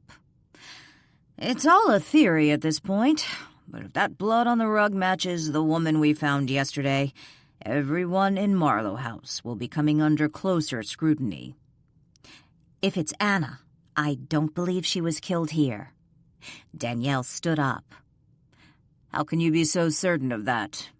If she was in Glandon's room with the door shut, it's possible something happened without Walt hearing. Ah, but you're forgetting one crucial fact. Danielle grinned. What's that? Anna's spirit. A murdered person's spirit is not going to just disappear without making some commotion. I thought you said you can't always see or hear a spirit. So if she made a commotion, you might not know, MacDonald said. True, but Walt would. Walt? Certainly. While I can't necessarily see or hear every spirit that passes my way, or at least I don't think I can, an assumption I made because I never saw my parents or Lucas. That's not true for spirits. You put a bunch of spirits in a room and they can see each other. Just like if you put a bunch of living people in a room, they can see each other. Not true for blind people, Walt pointed out. Danielle glared at Walt. You know what I mean. Walt shrugged and took a puff off his cigar. And there's also the matter of the blood, Danielle added. What about it? MacDonald asked. If it was Anna's, it was still wet when Joe found it. In your scenario, this would have all gone down before we got up in the morning, and I would assume by the time Joe found the rug, the blood would have been dry. Not necessarily, MacDonald disagreed. With all the rain we've been having, I imagine it's rather damp in the attic. Quite possible for the blood to still be wet hours later. Chapter 31. It was a great brunch. You should have come with us, Lily told Danielle when she returned later Sunday afternoon. Danielle stood in the kitchen making herself a sandwich. Glad you liked it. Did everyone come back? Danielle piled turkey on a slice of bread. Lily leaned against the counter and watched Danielle build her sandwich. Joanne went home, and Kelly left for Portland. Yeah, Kelly mentioned she was going to head back to Portland after the brunch. We already said goodbye. Danielle set her sandwich on a plate and cut it in half. Before carrying it to the table, she put the lid back on the jar of mayonnaise and returned it to the refrigerator. I put a movie on for Jessica in the parlor. Where's everyone else? In the living room. Lily followed Danielle to the table and took a seat across from her. They had this amazing lobster quiche. A woman's body washed up on the beach. Danielle took a bite of her sandwich. What? Danielle nodded, finished chewing her bite, and then swallowed. The chief stopped by. He said an unidentified woman washed up on the beach yesterday, and he thinks it might be Anna. Oh, no! Lily's eyes darted to the doorway. I don't want to talk about this around Jessica. Lily shook her head. Of course not. But why hasn't there been an identification made? We don't have to go down there and do it, do we? No. Joe or Brian could have made an ID, but the woman's face, I guess it's pretty messed up. She must have fallen on the rocks. It's impossible to tell what she looks like. Danielle set her partially eaten sandwich back on the plate. Oh, poor Anna. That's assuming it's Anna, which I'm not. The woman was wearing a nightgown. I don't believe anyone forced Anna out of this house. And if she decided to leave in the middle of the night in a storm and take her clothes with her, I would think she'd first put her clothes on. She wouldn't go out in a nightgown. That doesn't make sense to me. If they can't tell by her face, what about fingerprints? They already ran them, but the woman isn't in the system. I guess they plan to have the blood on the rug tested. To see if it matches the woman they found? Yeah. When are you going to tell everyone? You said they're all in the living room?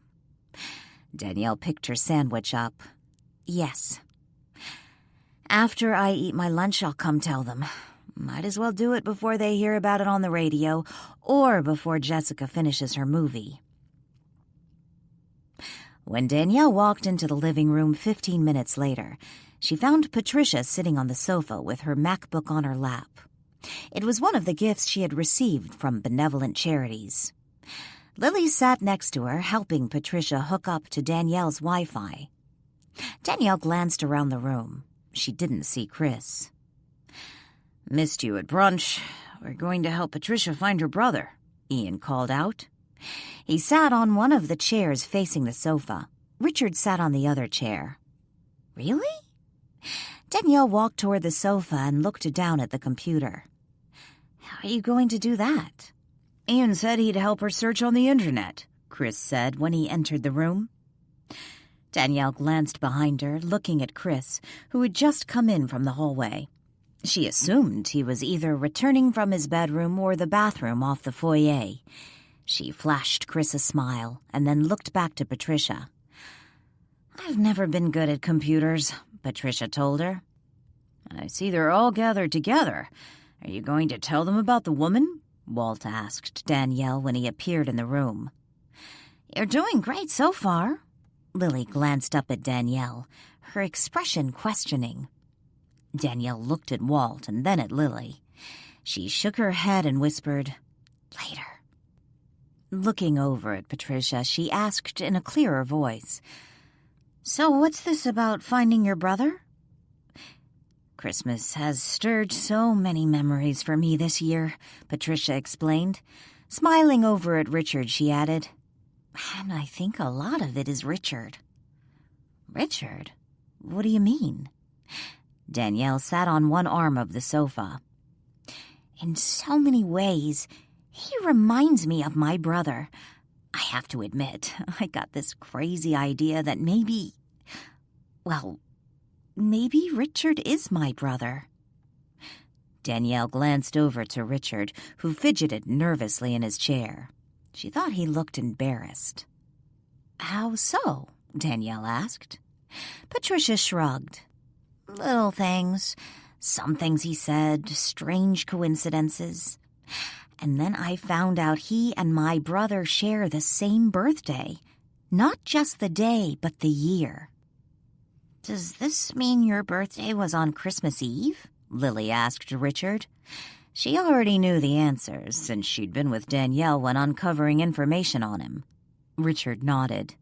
"Yes." "Patricia isn't kidding," Ian chuckled. "Last night she confided in me that she thought he might be her brother.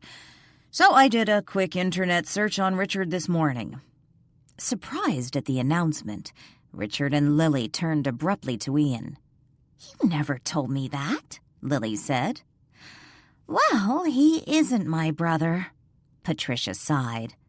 She looked at Richard and smiled. "I suppose I always knew you really weren't.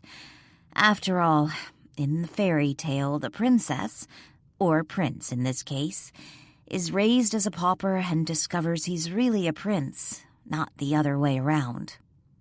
"I'm curious. What did you find online?" Chris asked. He sat on the floor by the Christmas tree. "That proved Richard isn't Patricia's long-lost brother?" Ian asked. Chris nodded. "Yeah. It didn't take me long. First article I found was an extensive interview with Richard's father. Discussed the birth of their only child on Christmas Eve. Included pictures of him and his wife bringing Richard home from the hospital. Discussed their time living abroad, returning to the States. I have to admit, I was disappointed." Patricia laughed. "Look on the bright side," Ian said. "You found a new friend in Richard, and if we're lucky, we'll track down your lost brother." "You don't know how much this means to me," Patricia told them. "I really appreciate your help." "First, we need to—" Ian began. Richard stood up abruptly and blurted, "I can't do this." Wide-eyed, Patricia looked at Richard. I'm sorry if I made you uncomfortable. All this talk about how you remind me of my brother. I know you have your own family." No, I don't." Richard shook his head and began to pace the room. "What is it?" Chris asked. Richard stopped pacing and looked at Patricia. "I think I'm your brother." The room went silent. Everyone stared at Richard. After a few moments of silence, Ian said, "That's impossible. I found your birth information." Richard shook his head. "No, you found the other Richard. The real one." "I don't understand," Patricia muttered. Standing in the middle of the room, Richard looked around. They continued to stare at him. He took a deep breath. "I always knew there was something different.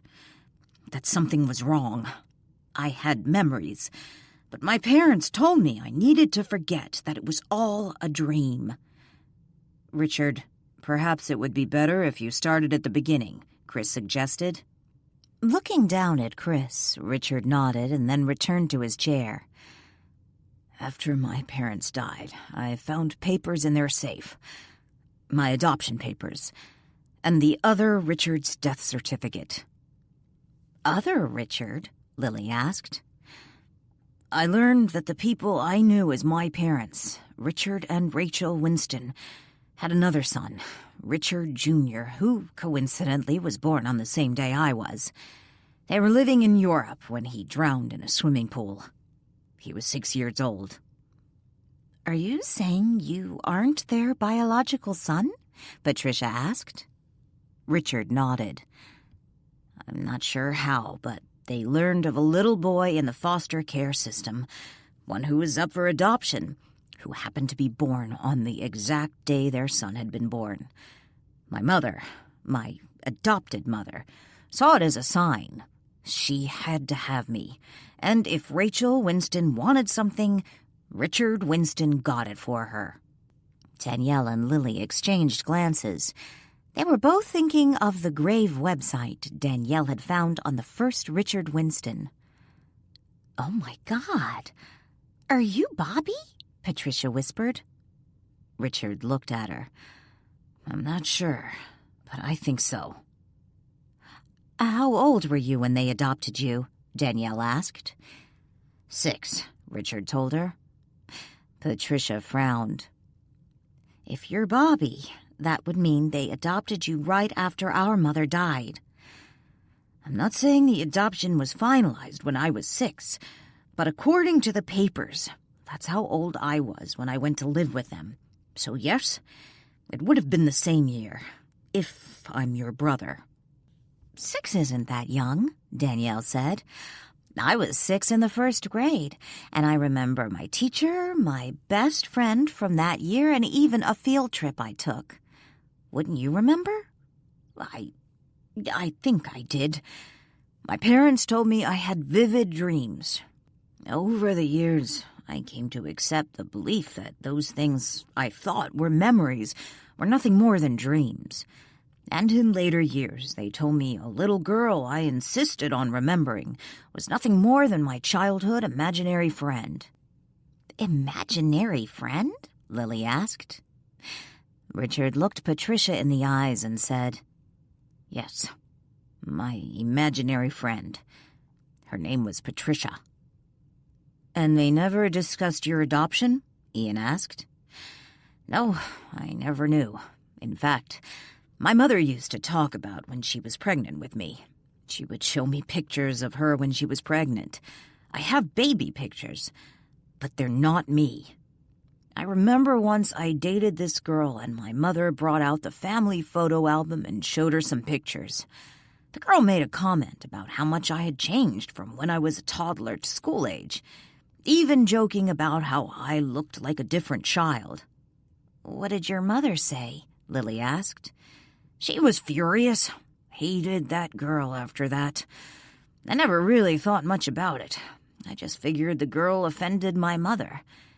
It wasn't long after that we stopped seeing each other. What about your parents' friends' family?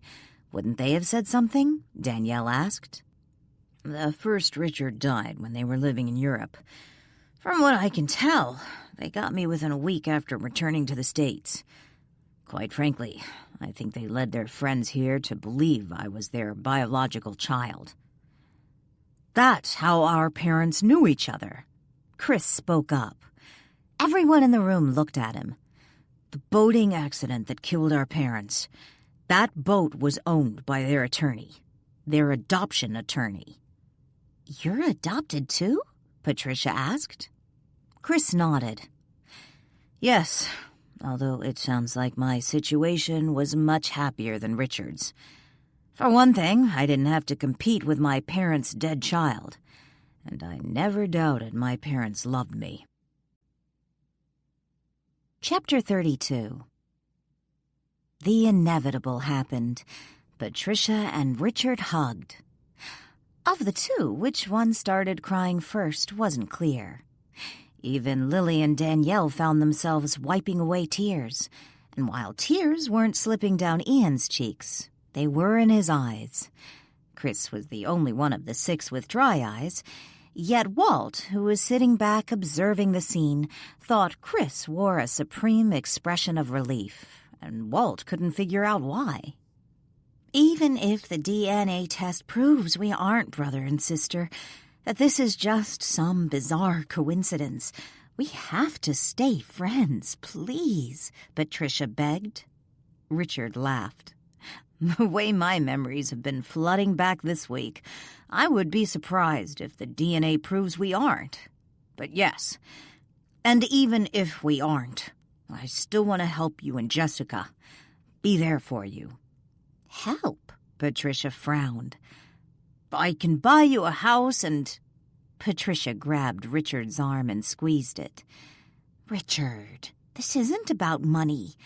I don't expect you to buy us anything, even if the DNA tests prove our hunch is correct. I just want my brother back." Richard shook his head and laughed, giving Patricia another hug. "This is all very touching," Walt said as he stood up. "But this sentimentality, it's draining." Walt disappeared. When the doorbell rang, Danielle was reminded of what she meant to discuss with everyone before Patricia and Richard's startling revelation. She was fairly certain who was at the door: Chief MacDonald. Her initial intention was to let everyone know about the body that had washed up on shore before he arrived. Now she didn't want to say anything because Richard and Patricia were so excited about finding each other. That was, of course, if they really were siblings. She excused herself and went to answer the front door. As she suspected, it was the chief. "Afternoon, Danielle. I assume they've all returned?" Wearing his uniform and cap with the department insignia, MacDonald stood on the doorstep. "Yes, Chief. Have you gotten the blood test results back yet?" "No, I doubt we'll have that until tomorrow. Are you going to let me come in, or do you plan to make me stand on the porch all afternoon?" "Chief," Danielle whispered, stepping outside and partially closing the door behind her. "This really is a bad time. And Jessica, she's the young girl staying here, is in the parlor watching a movie. I really don't want her to know anything yet, or at all. She really liked Anna, and if the woman you found isn't Anna, I see no reason to upset her." "I guess this means you were going to make me stand on the porch all afternoon?" "Please, Chief, can we do this tomorrow, after you get the blood test results?" "Why don't you want me to come in? Who are you protecting?" He tried to look over her shoulder. "This has nothing to do with Anna or the body that washed up, I promise," she whispered. The chief stared at her. "Chief, you don't even know if the woman is Anna, so why don't you wait until the results of the blood test are in before upsetting all my guests?" "Danielle, what's going on?" She let out a sigh, glanced over her shoulder, and then looked back at the chief. In a rush, she said, "If you must know, 2 of my guests, Patricia and Richard, who just happened to come here for Christmas and didn't know each other before this week, or at least didn't realize they knew each other, just discovered they may be each other's long-lost sibling, and at the moment the emotions are very high, and springing this on them right now, especially when we really don't know if that woman is Anna, just does not seem like the right thing to do." When she finished, she took a deep breath and added, "Please, Chief, can we wait until tomorrow after the test results?" MacDonald blinked several times and asked, "You're serious?" "About what? Wanting to wait until tomorrow, or about Patricia and Richard maybe being siblings?" "Both, I guess." Danielle nodded. Very serious. After a moment, he said, "Fine. But tomorrow, when the test results come in, I expect you all to come into the station. We'll talk there." Danielle nodded. "Okay, deal. I'll make sure everyone is there." Walt stood in the attic and looked around. The sleeper sofa was still pulled out, made into a bed. No one had moved Anna's suitcase from the center of the mattress. He wondered if Danielle expected Anna to return. She might, providing she wasn't the woman who had washed up on shore the day before. Walking to the window, Walt was about to adjust the spotting scope when he heard small feet race across the wood floor and then a thumping sound, as if whoever was running had just hit the wall.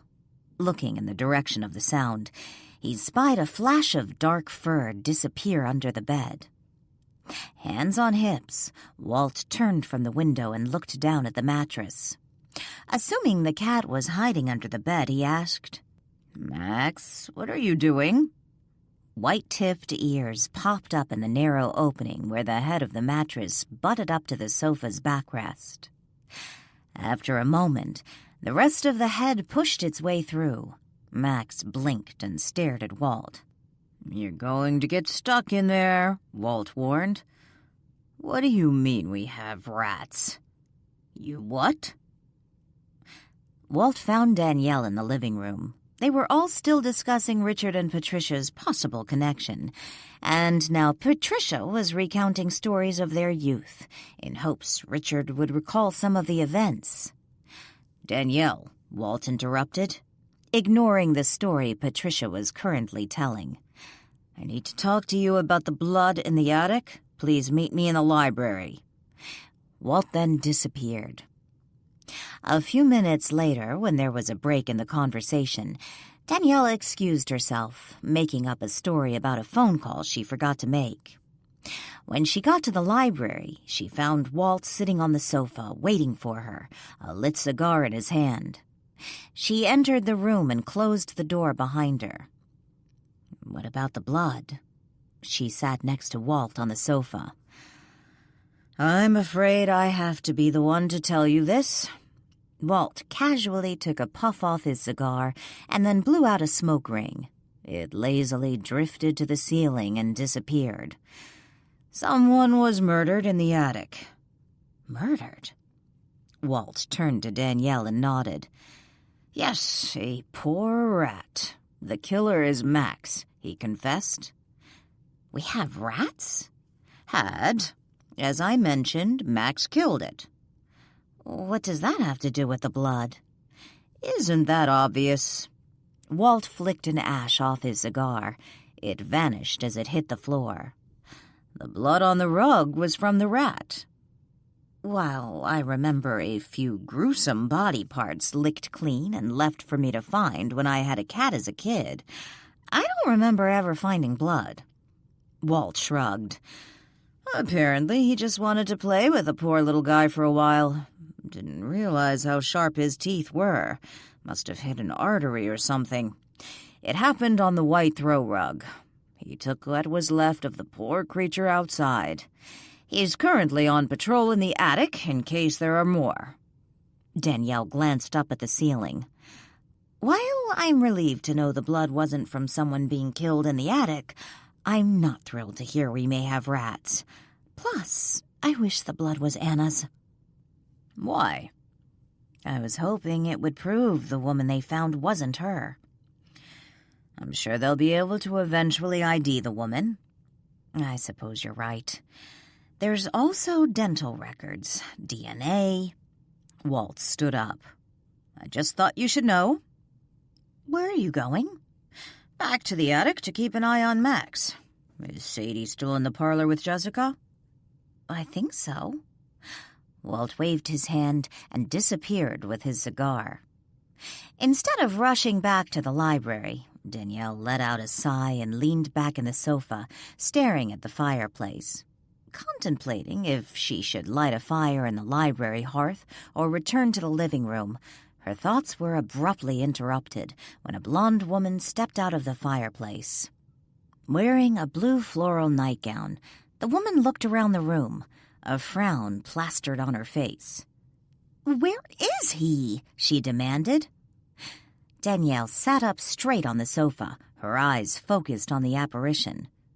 "Who?" Danielle found herself asking. "The cop, of course. I followed him here. Where did he go?" The woman walked farther into the room and looked around. "Chief MacDonald?" Danielle asked. Exasperated, the woman flopped down on a chair and propped her bare feet on a table. "I don't know what his name is, just a cop, that's all I know." "Who are you?" Danielle asked. The woman stared at Danielle a moment before answering. "I'm Beatrice Montgomery, if it's any of your business." The woman glanced around again. "Where am I?" "You're at Marlow House." "Marlow House?" The woman scowled. "Never heard of it." "Why do you want Chief MacDonald?" "I never said I wanted Chief MacDonald. I want the cop I was following." "Chief MacDonald is the cop who was just here." Beatrice shrugged. "Maybe that's his name. I don't know. He wouldn't talk to me." "Rude. He ignored me at the beach. None of them would answer my questions. I followed him back to the police station. I even went to his house. Lord, he has some wild little boys. One of them told me to leave and threw a toy truck at me." "One of his sons saw you?" "What kind of question is that?" Beatrice shook her head in disgust. "Maybe you should tell me why you want to talk to the chief. I mean the cop." "I want him to arrest my husband, Herbert." What did Herbert do?" "He pushed me off that cliff. That's what that jerk did. And then just drove off in the motorhome. This is the last time Herbert pulls something like this on me. I want a divorce." "Can you tell me what happened exactly?" Beatrice let out a sigh and leaned back. "I wanted to take a cruise, but Herbert got this bright idea to rent a motorhome and travel up the Oregon coast. Who travels up the Oregon coast in December? What was he thinking? I wanted somewhere tropical and warm." "Where were you staying?" "Staying? Why, anywhere that wouldn't charge us a camping fee. Cheap jerk. We ended up on some pullout along the highway for Christmas. Sure, it had a great view, but the wind starts howling and the rain keeps falling and the thunder and lightning. I told Herbert I wanted to move, that I didn't want to be washed away in some tsunami." "So what happened?" Danielle asked.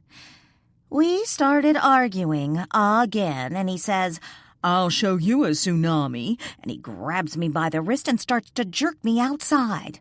I don't want to go outside. It's raining, and I only have my nightgown on. But we start fighting, and the next thing I know, we're outside in the rain yelling at each other, and that jerk pushes me off the cliff." Before Danielle could respond, the door to the library opened, and Chris walked in. "Hey, Danielle, I wanted to ask you—" Chris stopped talking and looked at the blonde woman. "Oh, I'm sorry, I didn't realize you had company." Beatrice's eyes widened, and she broke into a smile. Sitting up straight in the chair, she crossed her legs, attempting a flattering pose, and said, "Well, hello, cutie. Who are you?" Danielle glanced frantically from Beatrice to Chris and then asked, "You can see her?" Chapter 33. "What kind of question is that?" Beatrice asked, flashing Danielle a dirty look before turning her smile back to Chris. Frowning in confusion, Chris looked from Danielle to the stranger. It was then he noticed the blonde wasn't wearing a dress. She wore a nightgown. A woman wearing just a nightgown, sitting in the library of Marlow House, wouldn't be so unusual if she happened to be staying at the B&B, he thought. "Are you a new guest?" The moment he asked the question, he realized how idiotic it was. All of the guest rooms were occupied, and he didn't think Danielle was about to rent out Anna's room. After all, she had paid through New Year's, and technically it was still hers, even if she wasn't coming back. As for the blonde's attire, he couldn't imagine a potential guest would just show up wearing a nightgown. However, it was Danielle's question, "You can see her?" that gave him a sickening feeling. "Guest? Goodness, no," Beatrice laughed. "But if you're staying here, I might seriously consider checking in." She winked at Chris, recrossed her legs, and wiggled the toes of her top foot. Walt took that moment to re-enter the room. He seemed as surprised to find the nightgown-clad blonde as Danielle was to discover Chris could see Beatrice. My goodness, the good-looking men just seem to pop out of the woodwork around here, Beatrice gleefully exclaimed. Walt walked to the blonde and took note of her floral nightgown. He then looked at Danielle.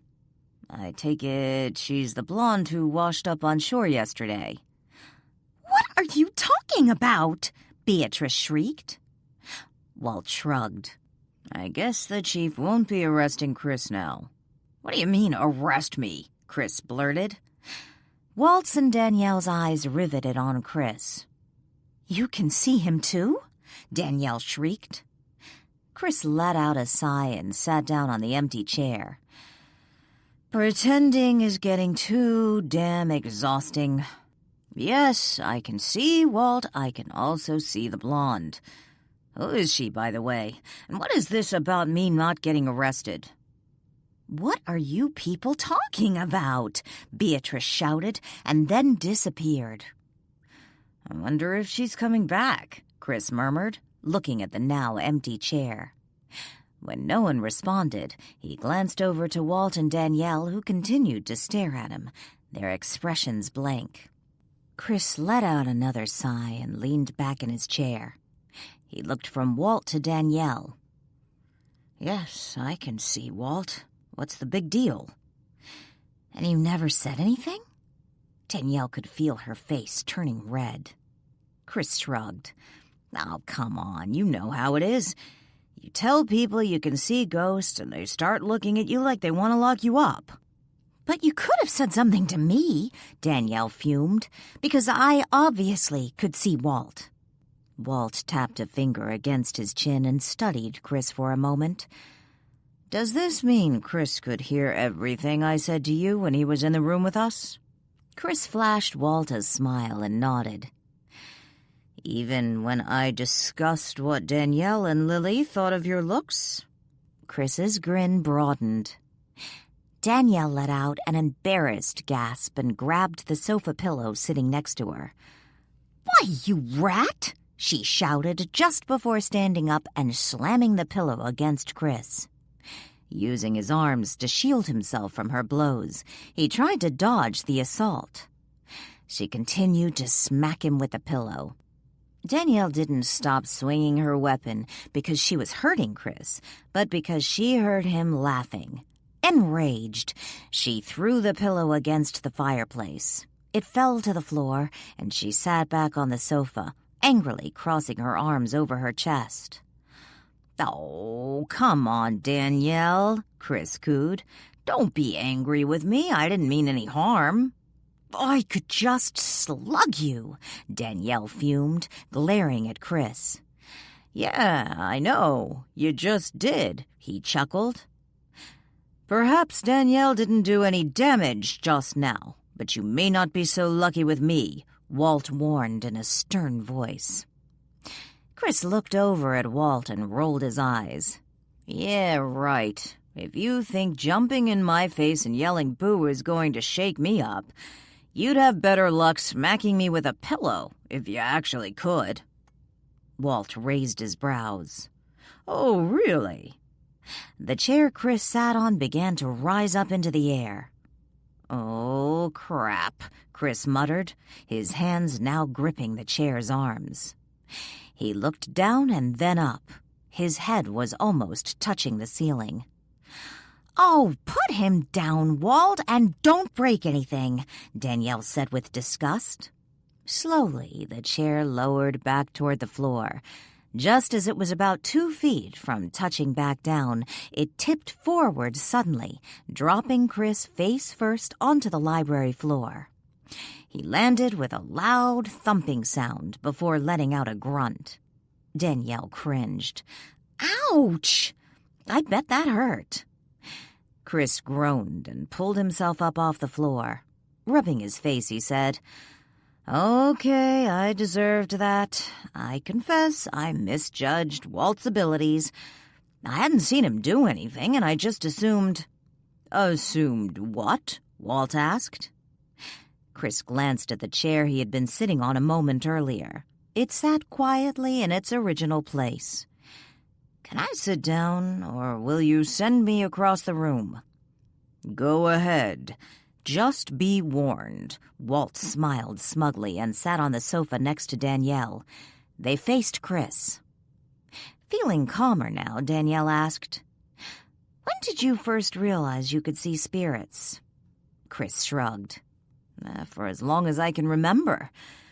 My mother told me I had a vivid imagination, that I would probably be a writer someday. She encouraged me to tell her about my imaginary friends, yet she suggested I keep it our secret. "When did you realize they were more than just your imagination?" Danielle asked. "I suppose when I was about 10 and went to my first funeral, and the guest of honor decided to sit next to me and chat." "Was it someone you knew very well?" "It was a neighbor. Nice enough guy. I was a bit freaked, but after that things started to make sense. How about you?" Danielle told Chris about seeing her grandmother and of the neighbor boy who got her sent to a shrink and how she learned to keep the secret. "Does anyone else know about your ability?" Chris asked. "Lily and the chief." "The chief?" Chris frowned. "The police chief, Chief McDonald." "Wait a minute. Is this the chief Walt was talking about who wants to have me arrested?" "Aren't you being a bit presumptuous?" Walt asked. Chris frowned. "Presumptuous? How?" "Calling me Walt. Did I give you permission to call me by my first name? Young people have no manners." "I didn't hear you calling me Mr. Johnson," Chris countered. "Your name's not Johnson." "I haven't heard you call me Mr. Glendon either. Anyway, you died before you were 30. That technically makes you the youngster, Wally." "Have you forgotten the chair?" Walt warned. Chris quickly put up his hands in defeat. "You're right.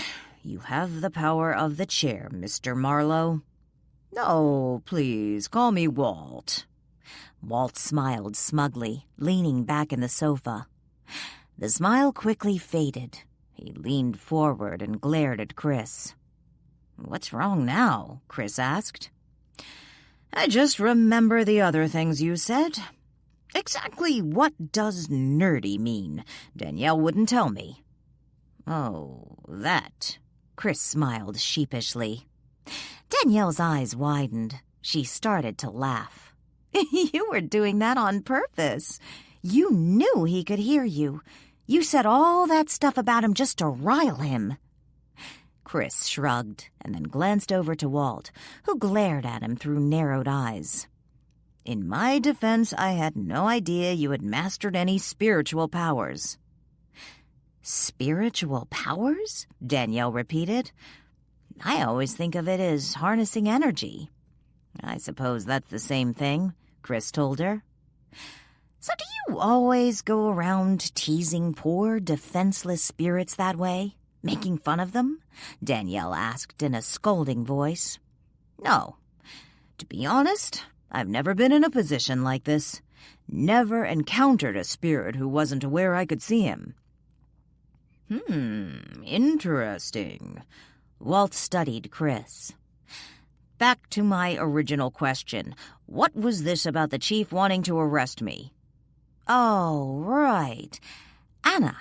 Beatrice," Danielle said with a sigh. "Anna.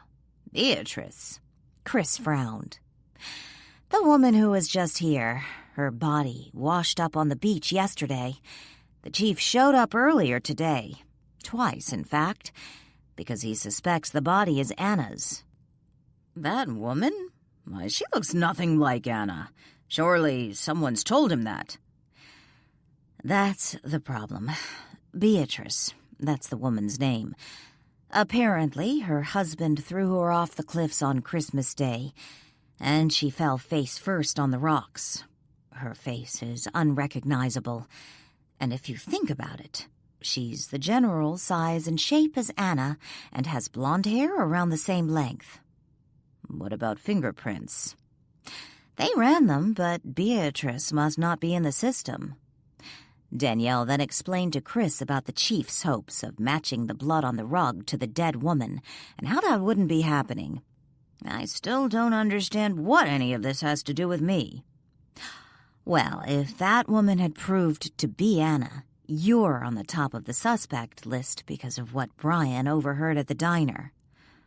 I didn't kill Anna, Chris reiterated. Maybe not, but if you could get her to return, clear up the mystery of the disappearance, then they'll leave you alone. That's not going to happen, Chris mumbled. You think they'll stay on your case even if Anna returns? No, I meant Anna is not going to come back. That's not going to happen, but it has nothing to do with me. I can't control what Anna does. Then maybe you need to tell them where Anna went, if you know. I don't know. Chris shook his head. Trust me, I really don't know where she went. Well, at least now that we know the woman who washed up on the beach is not Anna, and that the blood they found on the rug isn't human blood, they really shouldn't be bothering you. Yeah, but how do we convince them the woman isn't Anna? You said yourself her fingerprints aren't in the system. No, but I can go to the chief, tell him I saw her spirit, give him her name. Oh, her name! What was her last name again? And her husband's name? Danielle closed her eyes and tried to remember. Yeah, right, like you can just tell the police chief you saw the woman's ghost. Shh, Chris, I need to remember. What was her name? Danielle jumped up from the sofa and ran to the desk. She opened the desk drawer and pulled out a piece of paper and pen. Her name was Beatrice. Beatrice Montgomery, and her husband's name started with an H. Henry? No. Hugh? Herbert. Danielle quickly scribbled down the names. Can I talk now? Chris said impatiently. Danielle folded the piece of paper and tucked it in her pocket. Sure. What? Knowing the name of the victim will help identify the body, but only if you can get the police chief to listen to you. How in the world are you going to convince him to check it out? You can't very well just march in there and announce her ghost gave you the information. Sure I can. Danielle smiled. You can? I told you. The chief knows I can see ghosts. Chapter 34. Danielle dabbed the corner of her toast into the egg's yolk before taking a bite. Everyone at the table seemed to be talking at once, discussing their upcoming day, rehashing the events of the past week, and tallying up reasons to believe Patricia and Richard were probably siblings. She wasn't joining in any of the conversations. Her thoughts were elsewhere.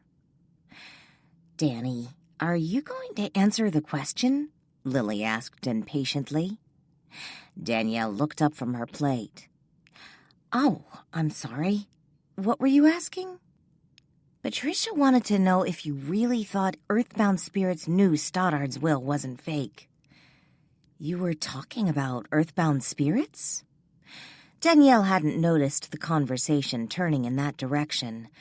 She glanced around. All eyes were on her. Lily sat at the dining room table with her and the guests of Marlow House. Danielle set her fork on her plate and looked down the table at Richard, who silently waited for her answer. I'm afraid I do. They had to have known. Clarence Renton prepared both wills for Isabella, and he became a member of the group after he went to prison. I really don't believe he would have kept that a secret from Morris. Do you, Richard? I always understood Mr. Renton was just eager to help Earthbound Spirits, and he made a poor decision. Danielle smiled and picked up her fork again. Oh, I believe Clarence made a number of poor decisions. Yet I don't think that was one of them. You told me why you don't believe in Earthbound Spirits' ideologies, Richard said with a shy smile. Both he and Danielle were thinking of what she had told him. that she believed in ghosts. Do you really have a specific reason? I mean, I understand just not believing. I remember once reading there are over 4,000 religions in the world.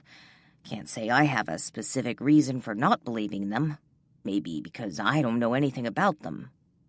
There are some things earthbound spirits may have gotten right. I believe there's something after this life. The reincarnation thing? Maybe. I don't know. Other religions believe in reincarnation, but I don't believe we should waste the time we have on Earth trying to get to that other place. We'll get there soon enough. Our life here is a gift, and I don't believe we should squander it or shorten it like Clarence did. Unlike earthbound spirits, I do believe in a higher power, a god. Patricia reached over and patted Richard's hand. I believe in God because he's answered my prayers. I think the biggest issue I have with earthbound spirits, Danielle continued, is how Morris coerces his members to make large donations and leave all their money to the group after they die. And what does the group really do with the money?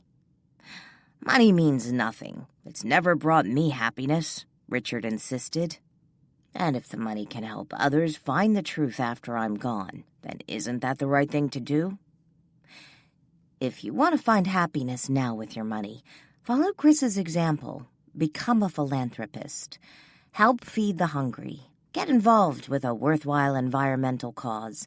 Create jobs. Do something with your money that helps other people, here and now, in this life. I guarantee that will buy you a measure of happiness, Danielle suggested. Flames flickered and curled in the library fireplace. The house was quiet. Walt lounged on the sofa reading the book Danielle had given him for Christmas. Aren't you worried about someone walking in here and seeing that floating over the sofa? Chris asked as he walked into the room.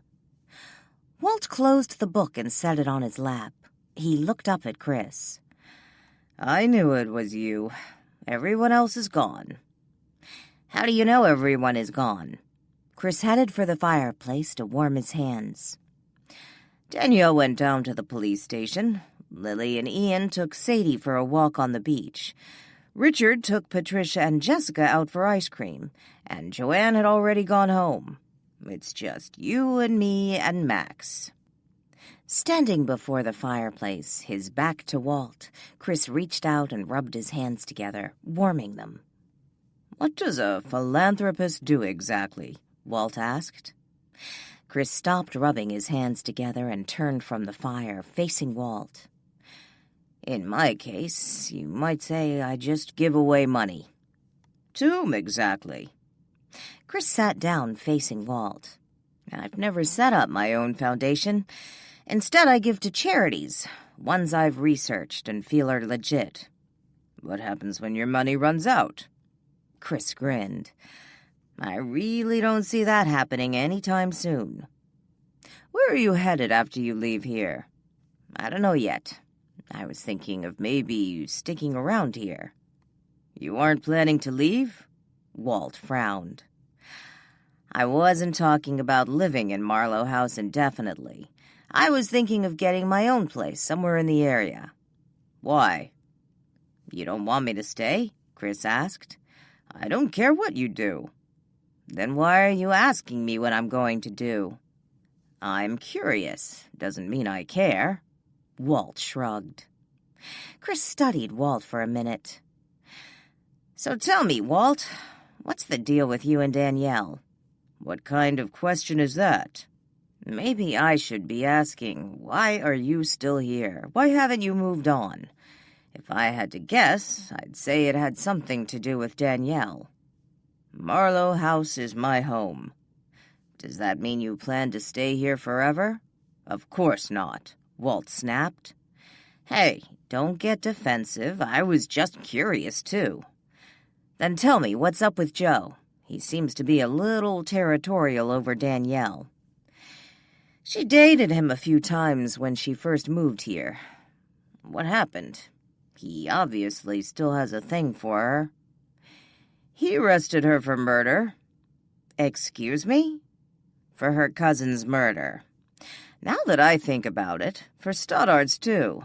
There might be a few other murders he arrested her for, but it's hard to keep them all straight. Are you joking? I wish I was. Walt tossed the book on the coffee table and looked over at Chris.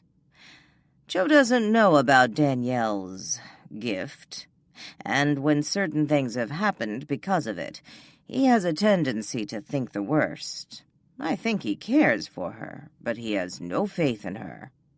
Sounds like a jerk. Walt didn't comment.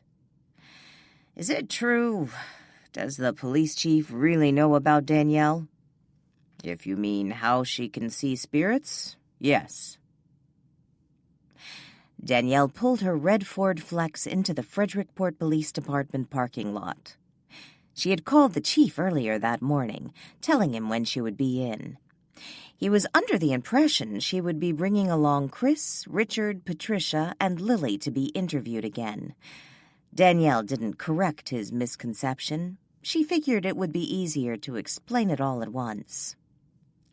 When she walked into the front office of the police station, she found the chief standing at the front desk with Joe and Brian. The three men stopped talking when she entered and turned toward her. Danielle glanced at the empty chair at the desk. "Where's Marcia?" "She doesn't work here anymore."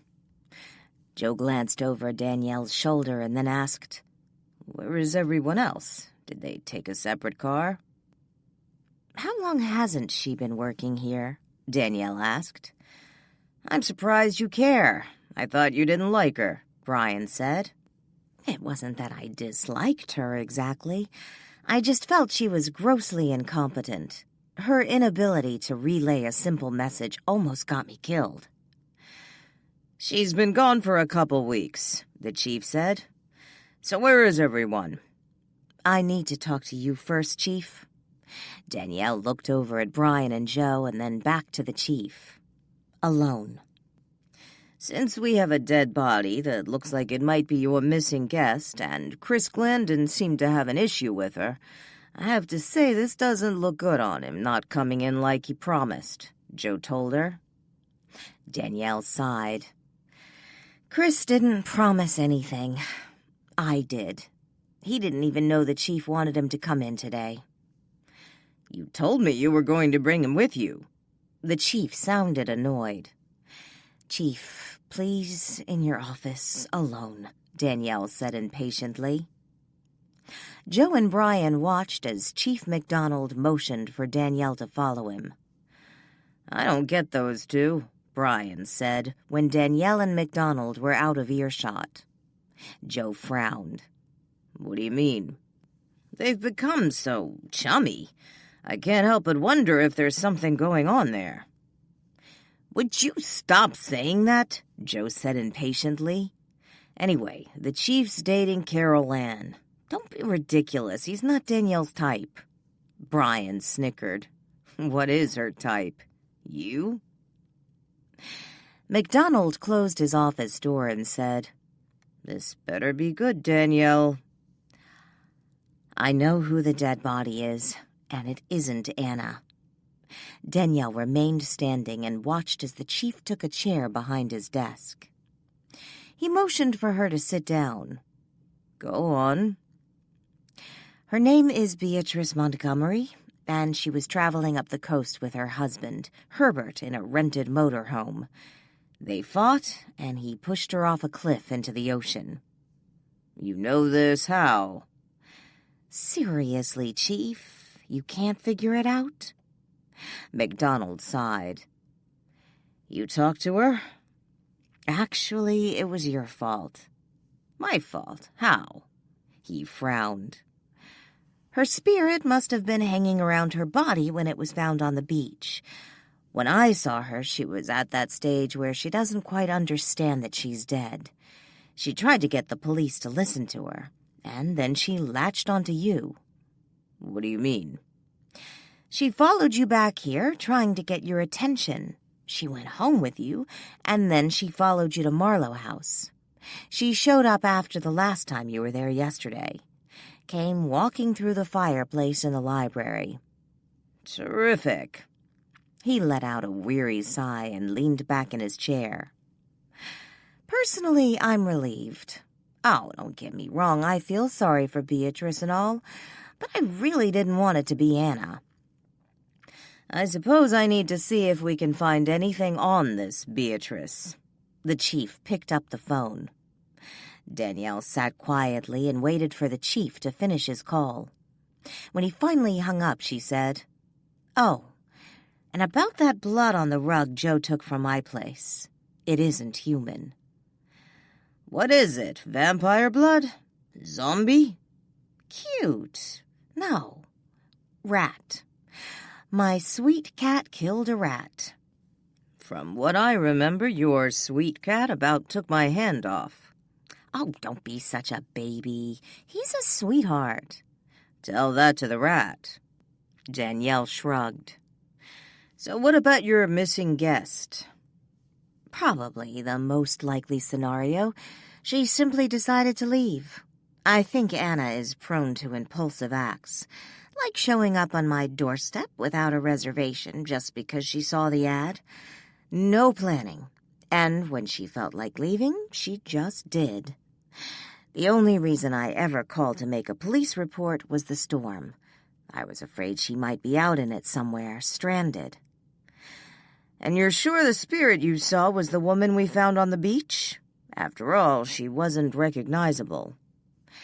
"You told me she was wearing a nightgown. Any chance that nightgown was a blue floral pattern?" "Yes." He nodded. "As a matter of fact, it was."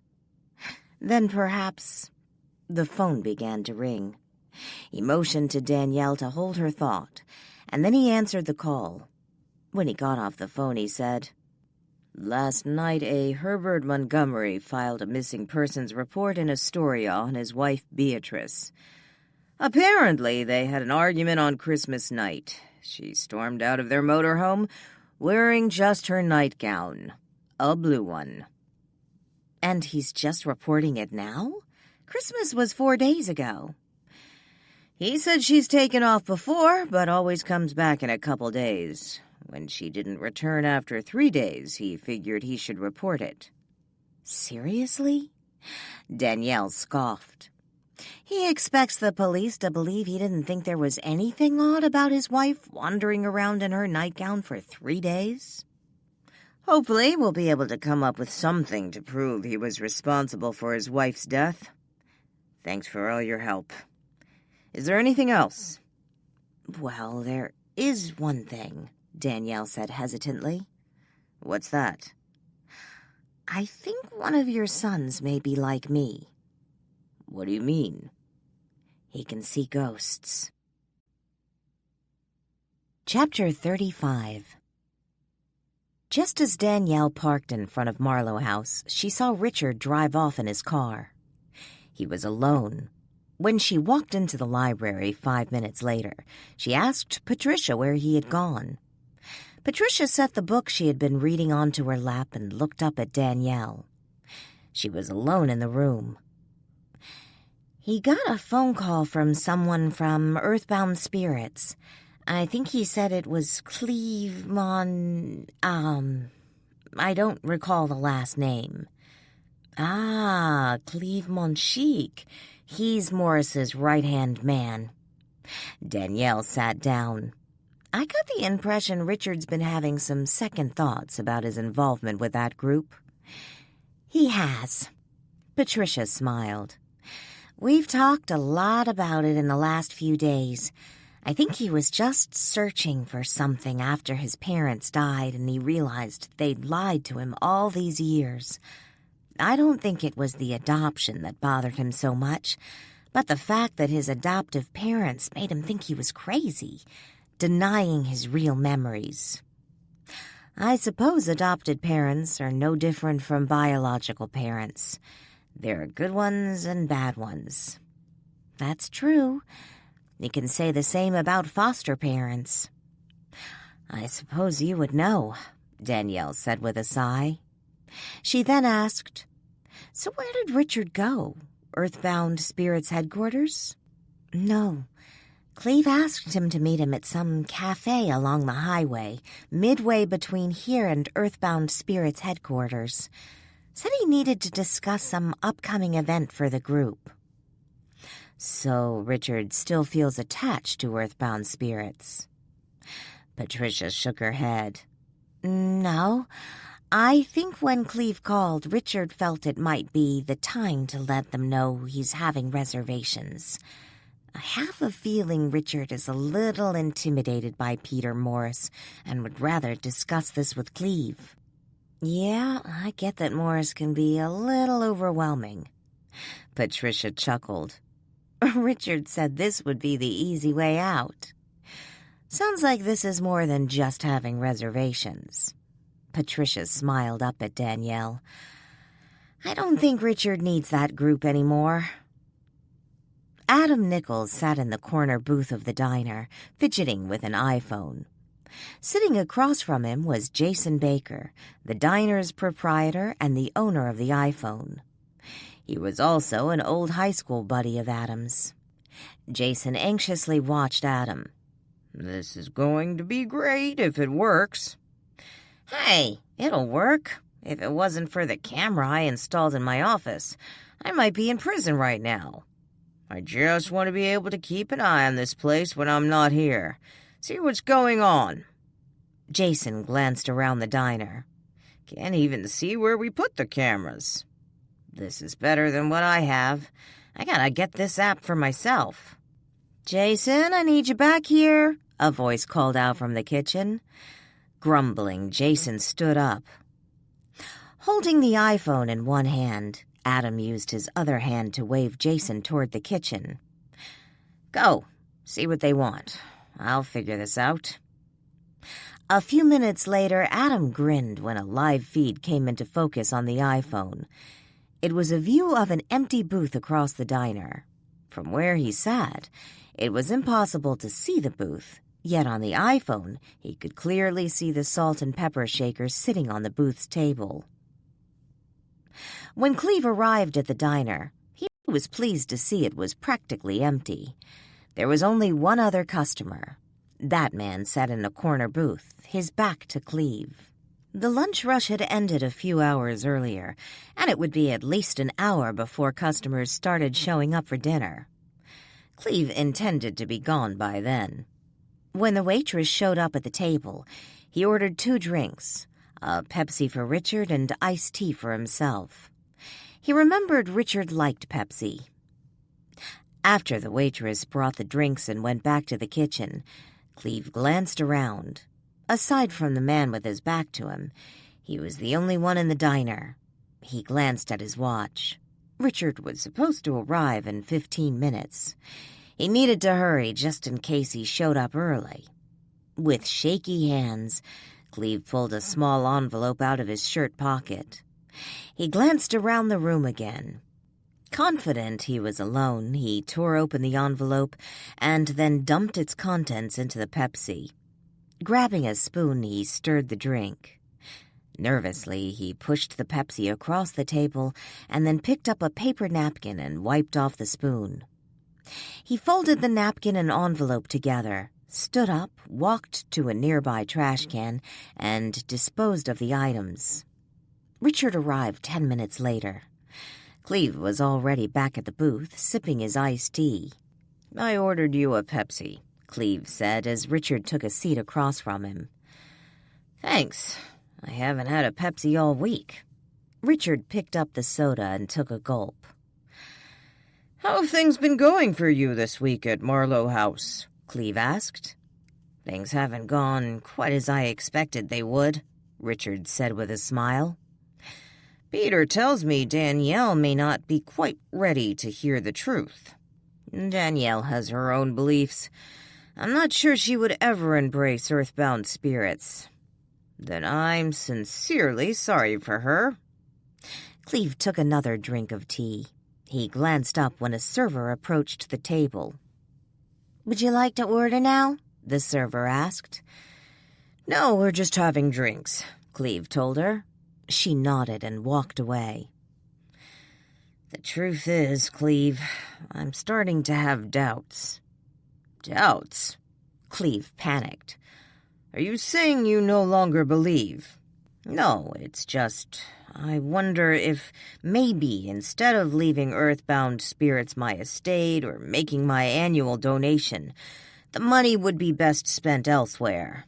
Danielle had a good point when she said money may not buy happiness, but by helping others, we can find happiness. So you're saying you aren't necessarily doubting the truth, you just want the freedom to spend your money on the good causes you choose, as opposed to helping earthbound spirits spread the word. I suppose that would that put me in bad standing with earthbound spirits? Cleve studied Richard for a moment. Finally, he reached across the table and patted his hand. Of course not. Our biggest concern is helping you find the truth. While we would naturally welcome financial support from our members, we don't want to give the impression it's all about the money. So if you feel you need to spend your money elsewhere, then we understand. Really? Of course. Richard smiled. I feel so much better. I knew Danielle was wrong. There is something else I need to tell you, which I feel better sharing with you now. What's that? I think I've found my sister. Your sister? I never talked to you about it. I assumed maybe Mr. Morris had discussed it with you. But after my parents died, I learned I had been adopted. What I didn't realize, I have a sister and a niece. I suppose that means you'll want to change your will, to leave your estate to your sister instead of earthbound spirits. Do you understand? Richard asked hesitantly. Of course, you should probably do that right away. Cleve smiled. I won't be able to do anything until after the new year, with the holiday and all. Well, I certainly don't think anything is going to happen to you before then, so it'll be fine. Richard winced and grabbed his forehead, massaging it a moment. Is everything okay? Cleve asked. I just had a shooting pain in my head. Finish your Pepsi, and then maybe you should be heading back to Marlow House. It's already dark, and the roads between here and there can be dangerous. Especially if it starts raining again. Richard rubbed his head again. I think I will. He downed most of his Pepsi and then stood up, preparing to take out his wallet. No, I have it, Cleve insisted. After Richard left the diner, Cleve looked around. The man still sat at the far booth, his back to Cleve. All the other tables and booths were empty, and the server was still back in the kitchen. Cleve reached out and knocked over what remained of Richard's Pepsi. Waitress, Cleve called out. I need a towel. I spilled my drink. He glanced up, looking straight into the hidden camera. Adam stood up and looked at the front doorway of the diner where Cleve had just exited through. He scratched his head. Something did not feel right. Jason walked out from the kitchen. Sorry I took so long. There was a problem with the deep fryer. Hey, Jason, can I have a plastic bag? Adam asked. A trash bag? Why? No, I was thinking of something like a Ziploc bag. His head throbbed. All Richard wanted to do was get back to Marlow House and lie down. He had experienced migraine headaches before, but this had to be his worst. As he approached the curve along Pilgrim's Point, he began seeing double. Blinking his eyes, he found it difficult to breathe. Darlene Gusaroff wanted to move on. Unfortunately, maneuvering Chuck Christensen's car off Pilgrim's Point had indefinitely altered her travel plans. She had learned that killing someone when you were dead had consequences, just as it did when you were alive. She would argue that if anyone had deserved to take a header off Pilgrim's Point, it was Chuck. After all, he had killed her first. Yet to her eternal regret, revenge didn't work that way. Plus, there was that little matter of Stoddard. Killing her husband was her first mistake. Darlene stood at the crest of Pilgrim's Point, looking down into the darkness. It was where she had died. She could hear the breakers hitting the shore below. Something behind her made her turn around. It was headlights, coming her way. She watched as the car attached to the headlights weaved back and forth in her direction. "Oh, please, am I going to get blamed for this one, too?" Darlene said with disgust. Richard felt his head weaving back and forth, as if it were no longer attached. He wanted to pull over to the side of the road, but he couldn't seem to get his body to do what he wanted. It was as if his hands and feet were on some bizarre autopilot, acting independently of his brain. Just as he felt his car careen off the highway, the driver's side door flew open. His eyes widened when he saw a woman who appeared to be hovering in midair alongside his car. Her hand reached in, grabbed him by the shirt, and jerked him from the vehicle. He landed along the side of the road just as his car hurled off the top of Pilgrim's Point to the surf below. Chapter 36. Outside, an ambulance's siren blared. It faded into the distance until Adam could no longer hear it. A few feet away, a young boy pounded on a vending machine in an attempt to free a Snickers bar. The boy's mother sat across the room from Adam, texting on her cell phone. On the opposite end of the room, a baby began to cry. Adam glanced up at the wall clock over the sliding door leading to the parking lot. He had been sitting in the ER waiting room for over 30 minutes. Just as he was about to call Danielle and ask what was taking her so long, the sliding door opened and Danielle rushed in with Chris and Patricia. He had met them both at the Christmas Eve open house. Adam stood up and started toward Danielle, meeting her halfway. They stood in the middle of the room. "Adam, thanks for calling us," Danielle greeted him, slightly out of breath. "Is he going to be okay?" Patricia asked. "I think so," Adam told her. He turned to Danielle. "I recognized him from your party. I knew he was staying at Marlow House and wasn't sure who else to call." "What happened?" Chris asked. "I was coming home, just going past Pilgrim's Point, when a woman flagged me down. I pulled over and I found him. He was on the side of the road, unconscious." "What did the woman say happened?" Patricia asked. "That's the thing, Adam looked at Danielle. "I checked his vitals, turned around to ask her what had happened, and she was gone." "Gone?" Danielle asked. Adam nodded. "And the really weird thing, I know you're going to think I'm nuts, but when I first saw her standing along the side of the road with my headlights on her, I thought for a moment it was Darlene Gusarov." "Darlene Gusarov?" Patricia looked at Danielle. "Is that someone you know?" Danielle glanced from Adam to Chris. "Yes, Darlene was killed a few months back. They found her body at Pilgrim's Point." Patricia responded with a startled gasp, yet she said nothing. "You said on the phone his car went over the cliff?" Chris asked. "Yes. After I checked his vitals, I called for help. When the cops arrived, they found his car. It had driven off the side of the hill. Looks like he jumped out at the last minute." Officer Brian Henderson seemed to appear out of nowhere. None of them had noticed him walking up. They had been so engrossed in what Adam was saying.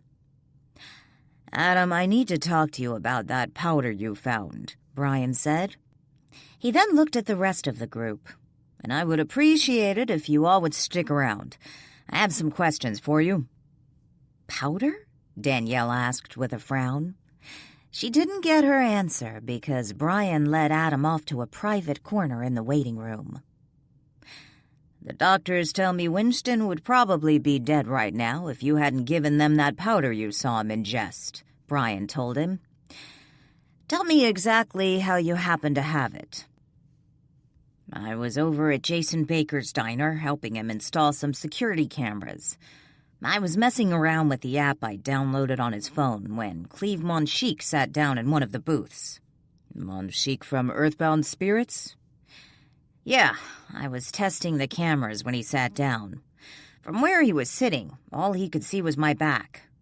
But you could see him through the camera. Adam nodded.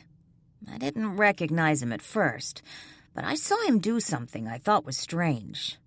What? He took a small envelope from his pocket and dumped something from it into the soda. I figured he was going to drink it, but he pushed it to the other side of the table, and a few minutes later, Richard Winston came in. I recognized him from the Christmas party at Marlow House. He drank it. So how did you get the envelope with the powder residue?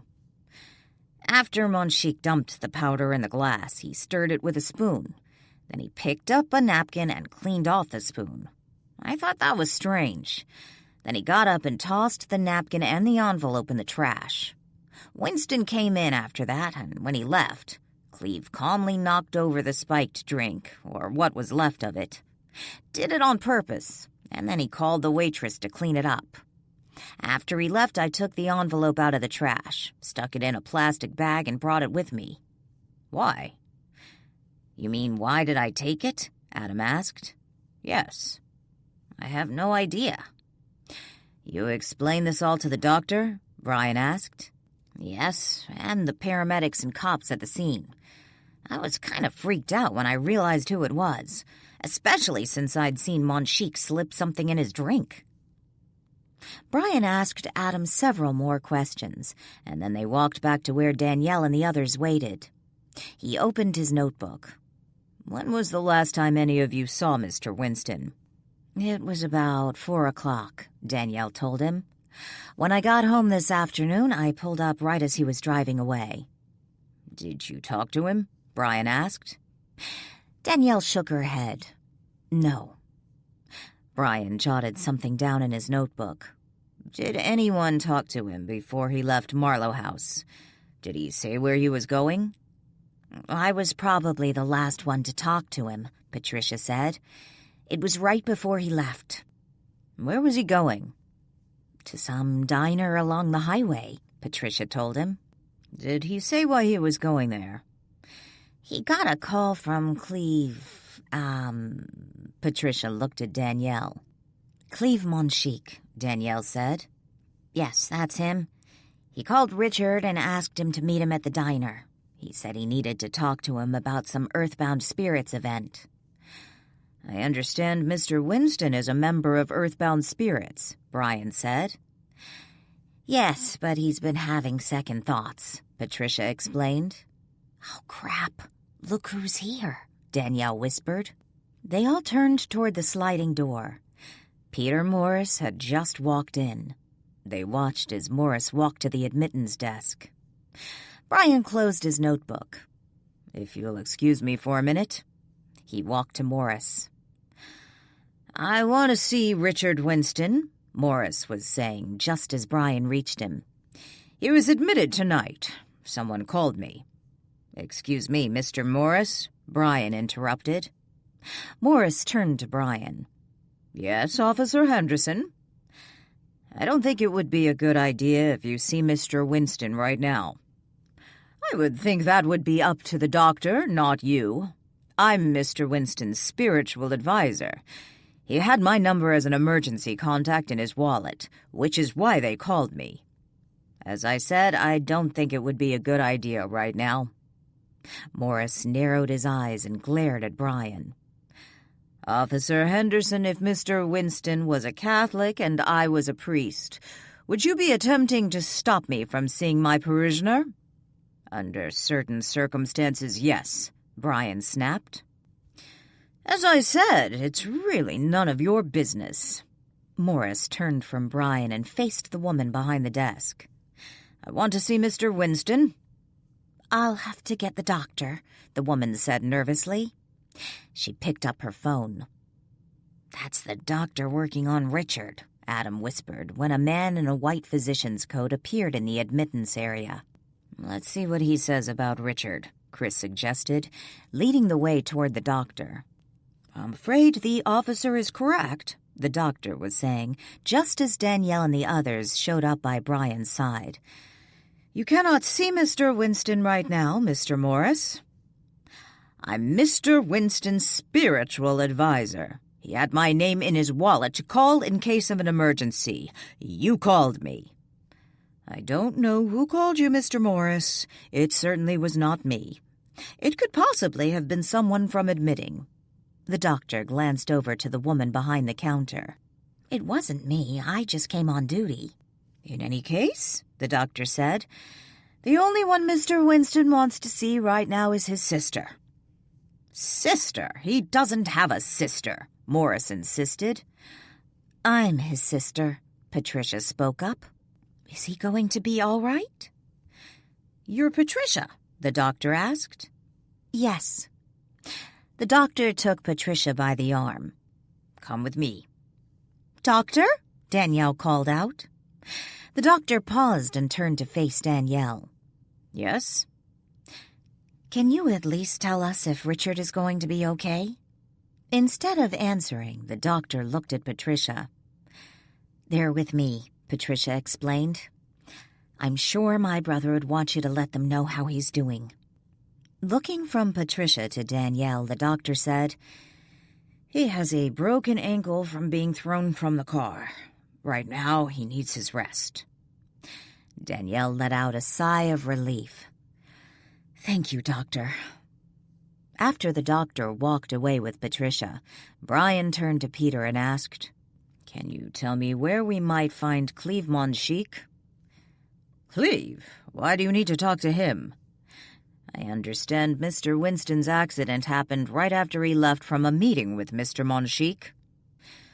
Cleve mentioned they were going to meet for coffee this afternoon, but it wasn't a meeting exactly, just two friends getting together. We're going to need to talk to him. Do you know where we can find Mr. Monchique?" "No, in fact, I tried calling him before I came over here, but he wasn't answering his phone," Peter explained. A few minutes later, as Peter Morris made his way to his vehicle in the hospital parking lot, he heard a voice call out, "Mr. Morris?" He paused a moment and turned to see who was shouting at him. A young nurse ran in his direction. He recognized her. She was a member of Earthbound Spirits, yet he didn't remember her name. She was one of his less affluent members. "Mr. Morris, I'm so glad I caught you." He reached out and took her hand, silently reading her name tag. "So good to see you, Cora." "I just wanted to let you know I'm the one who called you to tell you Mr. Winston was here." "Thank you, Cora." He patted her hand. "I shouldn't be telling you this. We aren't supposed to discuss a patient's medical history, but I think you should know. I'm sure it's what Mr. Winston would want." "What is it, dear?" "I was in the hospital room when they brought him in. The man who found him told the doctor he saw someone put something into Mr. Winston's drink. The man was able to recover some of it. He gave it to the doctor, and they had it tested. Someone tried to poison Mr. Winston." "Do you know who?" "No, he didn't say. But I overheard one of the officers who brought him in say something about how they knew who had tried to poison Mr. Winston, and that it had been captured on video." "Video?" "Sounded like some surveillance camera or something." Peter patted the nurse's hand again. "Thank you for telling me. I'm just grateful the police know who did this to poor Richard. I'm sure they'll handle it." 10 minutes later, Peter Morris sat alone in his black Mercedes. He picked up his cell phone and placed a call. "I'm at the hospital. Apparently, someone has poisoned poor Richard Winston, but the doctor says he'll recover. I believe it's time for you to go home now. You've done all that you can do here. But before you go, Don't forget to clean up. Chapter 37. On Tuesday morning, Danielle awoke to the sound of a mariachi band blaring on her clock radio. Groaning, she rolled over and grabbed hold of the radio's cord, jerking its plug from the wall. "I swear, Walt, if you don't stop screwing with my radio, I'm going to kill you." Too late, Walt chuckled when he appeared in her room. "But I didn't touch your radio." "Yeah, right." Danielle sat up, rubbing her eyes. "Well, technically, I didn't touch it." "See? I knew it was you." Danielle climbed out of bed and grabbed her robe. "I am sorry. I honestly didn't mean to leave it on that channel, but I wasn't sure how to get it back to where it was." "I guess I need to get you your own radio," Danielle grumbled. "Do you think Richard is coming home today?" "I don't know. I imagine Patricia will call the hospital this morning." "Do you think Adam really saw Darlene?" "Kind of sounds like she's haunting Pilgrim's Point. And I have to wonder, how exactly did he manage to get out of his car before it went off the side of the cliff?" "Darlene doing good deeds?" Walt asked. "Or penance." "Perhaps. I suppose I should leave so you can get dressed." "I would appreciate it." Walt vanished. 10 minutes later, Danielle stepped out from her bedroom into the hallway. She didn't hear anyone else up yet and guessed everyone in the house, except Walt and herself, was still sleeping. Of course, she didn't think Walt ever slept. Quietly, she made her way downstairs to make coffee. Joanne wasn't due to show up for another 15 minutes. She thought of Richard and what Adam had told her the night before. Had Cleve really tried to poison Richard? Would this finally be the downfall of earthbound spirits? While Danielle considered the various possibilities, she barreled into the kitchen, paying little attention to her surroundings, when she came face to face with an intruder. Cleve Monchique. Danielle came to an abrupt halt and slowly started to back up, looking for something to grab to use as a weapon. "What are you doing here?" "He lied to me," Cleve told her. "I don't know what you're talking about, but I want you to leave." "Did you know I arranged Clarence's death?" Cleve took a step toward her. "You need to go. I'm not alone."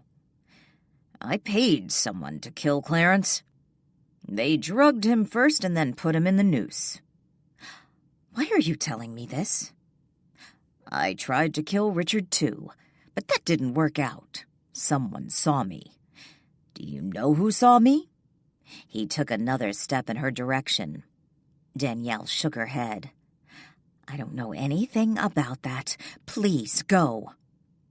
"It was supposed to be the perfect murder weapon, an undetectable drug, one that only shows up on a talk screen if you specifically test for it. But someone must have told them I gave Richard the drug. But who?" "I'm going to scream," Danielle warned. "Why are you going to scream?" Lily asked as she walked into the kitchen. Danielle pointed to Cleve. "What's your problem?" Lily walked around Danielle and then walked through Cleve, making her way to the coffee maker. "Darn, you didn't make coffee yet." She turned to Danielle. Cleve stood between them. "Don't you see him?" Danielle asked. "See who?" Danielle let out a sigh of relief. After a moment, she announced, "Well, I have good news and bad news." "What's the good news?" Lily and Cleve asked at the same time. "The good news is I'm no longer worried about Cleve attacking me." "What are you talking about?" Lily asked. "I wasn't going to attack you." Cleve sounded insulted. "The bad news, for Cleve anyway, he's dead." "Dead?" Lily glanced around. "Is he here?" Danielle nodded and pointed to Cleve again. "What does he want?" Lily asked. Danielle looked at the ghost. What do you want, Cleve? I wanted you to know Peter Morris lied to me. He lied to all of us. I ended my life for nothing. This isn't how it's supposed to be. Did Peter know about Clarence? About what you tried to do to Richard? Yes, he gave the orders. He told me to take my life. He said it was time for me to go home. But it wasn't supposed to be like this. Who blackmailed Darlene to lie about the will? Was that you or Peter? Danielle asked. It was Peter. But I got him Isabella's wills, the original ones. Clarence told me where to find them. All his files were put in storage. How many others have been there? Danielle asked. What do you mean? Has Peter had anyone else killed? No, I don't think so. But Clarence was getting demanding, threatening to tell the police Peter knew the truth about the wills. We were afraid Richard was going to change his will, and we had just lost another big benefactor. How did you know Richard was going to change his will? He told me at the diner, but we had already decided it had to be done before Richard lost faith. I don't understand. Before he lost faith? We were taught that as long as a believer had faith in the truth when he died, he'd go on to his ultimate destination. I thought that's where I was sending Richard before he lost faith. Why were you so sure he was losing faith? Danielle asked. Because he found his sister. His sister? How did you know about that? Did Richard tell you? No, not until we met at the cafe. But Richard had extensive counseling in the beginning under Peter's supervision. Everyone does. The dreams he talked about. Peter wondered if they were suppressed memories, so he hired an investigator to look into his past, his family. Are you saying you knew Patricia was his sister all along? Danielle asked. We don't know that Patricia staying here was his sister. Not at first. What is he saying? Lily asked. They knew Richard had a sister out there somewhere. I was just trying to help Peter, to help earthbound spirits, Cleve said. But the truth was a lie. And what am I supposed to do now? You need to follow the light, if possible. And if that isn't possible, will I be stuck here indefinitely in this middle world existence? You can't stay here, Cleve. But first, is there anything you can tell me that'll help us stop Morris from doing this to anyone else? You know now he's a fraud. Help us stop him. Cleve shook his head. There's nothing. I handled everything for him. He told me to clean up, and I did. There must be something, some way we can stop Morris. I was a fool. Cleve disappeared. Cleve? Danielle looked around. Is he gone? Lily asked. I think so. Danielle then went on to tell Lily everything Cleve had told her. When Joanne arrived a few minutes later, Danielle told her what had happened to Richard the night before. I need to run down to the police station this morning, so if you and Lily can get breakfast for everyone, I would appreciate it, Danielle told her. Has there been news on Richard this morning? Chris asked as he walked into the kitchen. He had overheard Danielle's last comment about going to the police station. No, but could you come up to the attic with me, Chris? I need to get something up there and wondered if you would help me get it down. You really don't need anything in the attic, do you? Chris asked as he walked with Danielle up the attic stairs a few minutes later. No, but I need to tell you and Walt something, and I figured it would be easier if I did it at the same time. They found Walt in the attic watching the ocean through his spotting scope. The moment they walked into the room, Danielle announced, I wanted you both to know Cleve is dead. He was here this morning. I thought you should both be aware in case he shows up again. Did Morris kill him? Walt asked. Danielle went on to tell them about Cleve's recent visit and what she had learned. I'm surprised to see you here so early." Joe greeted Danielle when she walked into the police station later that morning. "I need to see the chief. I tried reaching him on his private cell phone, but he isn't picking up. And when I called down here, they said he was on another call." "He's been pretty busy this morning. We have a lot going on." "Is he in his office?"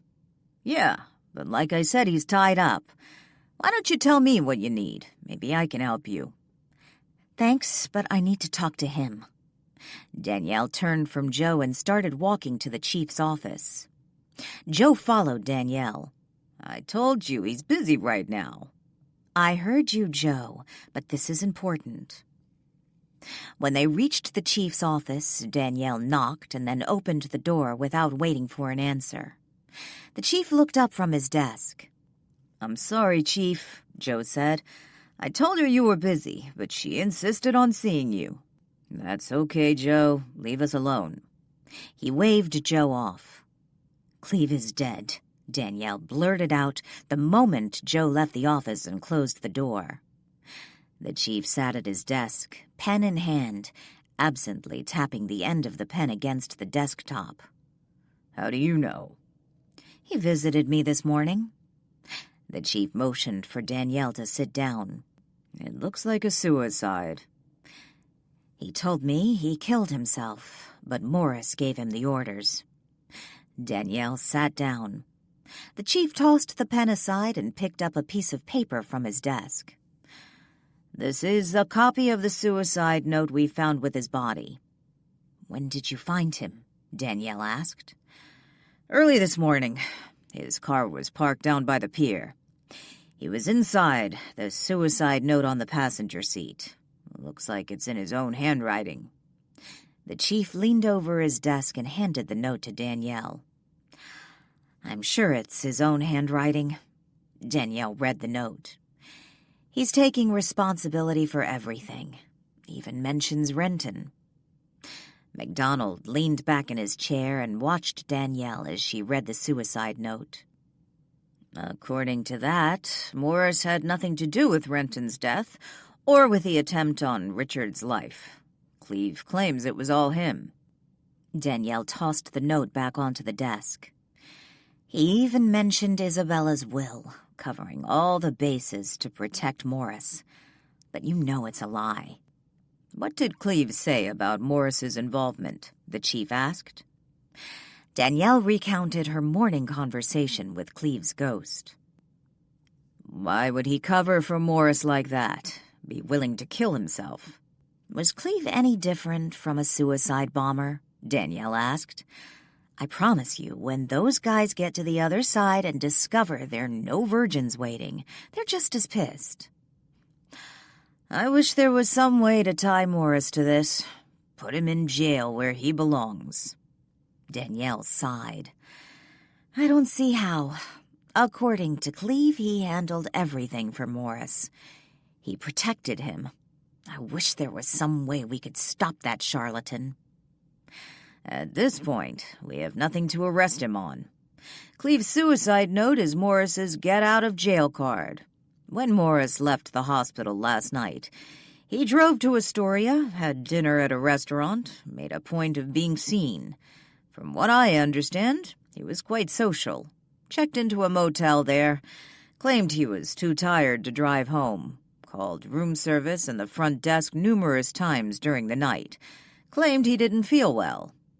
"Establishing an alibi?" Danielle asked. "Looks that way." "How did Cleve kill himself?" "Gunshot. The weapon was still in his hand. According to the coroner, he hadn't been dead long when they found him. Morris was still in Astoria." "Maybe Morris didn't physically pull the trigger, but he killed him," Danielle said. Chapter 38. Danielle stopped by Adam Nichols's office on the way home from the police department. She found him sitting at his desk, looking at his computer. "Knock, knock," she said from the doorway. Adam glanced up and smiled, waving her in. "How's Richard doing this morning?" He turned off his computer monitor. "I called home a minute ago. Looks like they're keeping him over for another day, but he should be able to come home tomorrow if everything is okay." "That soon? I thought for sure they'd keep him longer than that." Danielle sat down. "I wanted to stop by and thank you again for having the presence of mind to take that envelope out of the trash. According to the doctor, Richard could have died." "Honestly, I have no idea what made me take it. I'm just glad I was able to help." "Richard's guardian angel, perhaps?" Danielle smiled. Adam leaned forward, resting his elbows on the desktop. "I was serious last night when I told you what I saw. I swear it looked just like Darlene." "Well, she was killed at that spot," Danielle reminded him. "Do you believe in ghosts?" Danielle smiled. "You tell me. You're the one who saw her." Adam leaned back. "It all happened so fast. There she was, standing in the glow of the headlight, and then I saw Richard on the ground. I didn't know who it was at first, not until I got out of the car and took a closer look. But then she was gone, whoever she was." "You read about those sorts of things all the time. Some anonymous savior who appears out of nowhere, saves the day, and then vanishes." "Yeah, but that stuff doesn't happen to me." Danielle smiled, yet said nothing. "When you came in here, I was trying to retrieve the video I took of Cleve One Cheek spiking Richard's drink. But now I'm not so sure I took one. I thought I had, and I thought I loaded it to the cloud, but I screwed up somehow. Nothing's there. So now it will be just Cleve's word against mine." "I don't think you have to worry about that. I just came from the police department. Cleve is dead. He committed suicide early this morning and left a note. Confessed to everything, including Clarence's death." "Are you saying Renton didn't commit suicide?" Danielle nodded. Adam let out a low whistle and leaned back. "Damn." When Danielle came home and found Lily and Chris standing in the downstairs bedroom talking while Joanne changed to sheets, Walt stood quietly in the corner, watching and smoking a cigar. "What's up?" Danielle glanced around the room. She noticed Richard's suitcase sitting in the corner. Chris's duffel bag was nowhere in sight. "I'm switching rooms with Richard. I didn't think you'd mind," Chris told her. "He's not going to be able to walk on that ankle for a while." "That's probably a good idea. Where's Patricia? I didn't see her car when I drove up," Danielle asked. "Chris just wants to be closer to your bedroom," Walt said between puffs. For Joanne's sake, Danielle ignored both Walt's comment and the look of annoyance Chris flashed Walt. "She went to the hospital to see Richard. Ian and Jessica went with her," Lily explained. "I hope Richard has learned his lesson about that shady group," Joanne said as she shoved a pillow into a fresh pillowcase. "He's a nice boy. Shame he's gotten mixed up with that bunch." "I hope so, too," Danielle agreed. "I think Ian knows what his next story is going to be about," Lily told her. "Earthbound spirits?" Danielle asked. "Yep." Danielle smiled. "Maybe Morris got a pass with Cleve's suicide, but hopefully earthbound spirits won't fare as well after Ian finishes his investigation." The hospital released Richard the next afternoon, on New Year's Eve. The doctor wanted him to stay off the ankle for a while, so Ian and Chris picked up a wheelchair and had it waiting for Richard when he returned to Marlow House. Ian and Lily had made plans for New Year's Eve, which they decided to cancel. That was until everyone talked them out of canceling. When evening rolled around, the current residents of Marlow House, minus Lily, sat in the living room with a fire raging in the nearby hearth. Sadie napped by the fire while Max crawled around under the Christmas tree, batting at low-hanging ornaments. "That was an excellent dinner," Patricia told Danielle. Danielle's response was interrupted when the Christmas tree shook, diverting her attention. "Max, stop that. You're going to knock the tree over," Walt scolded. Max stopped batting the ornament and then charged out from under the tree and raced from the room. The commotion woke Sadie. She lifted her head and looked toward the doorway, just in time to see Max's tail disappear around the corner. Letting out a short bark, she jumped up and charged out of the room. The sound of their feet running down the hall into the kitchen and out the pet door into the backyard drifted into the living room. Jessica peeked out the doorway into the entry. "Sadie isn't going to hurt Max, is she?" Danielle laughed. The real question is, will Max hurt Sadie?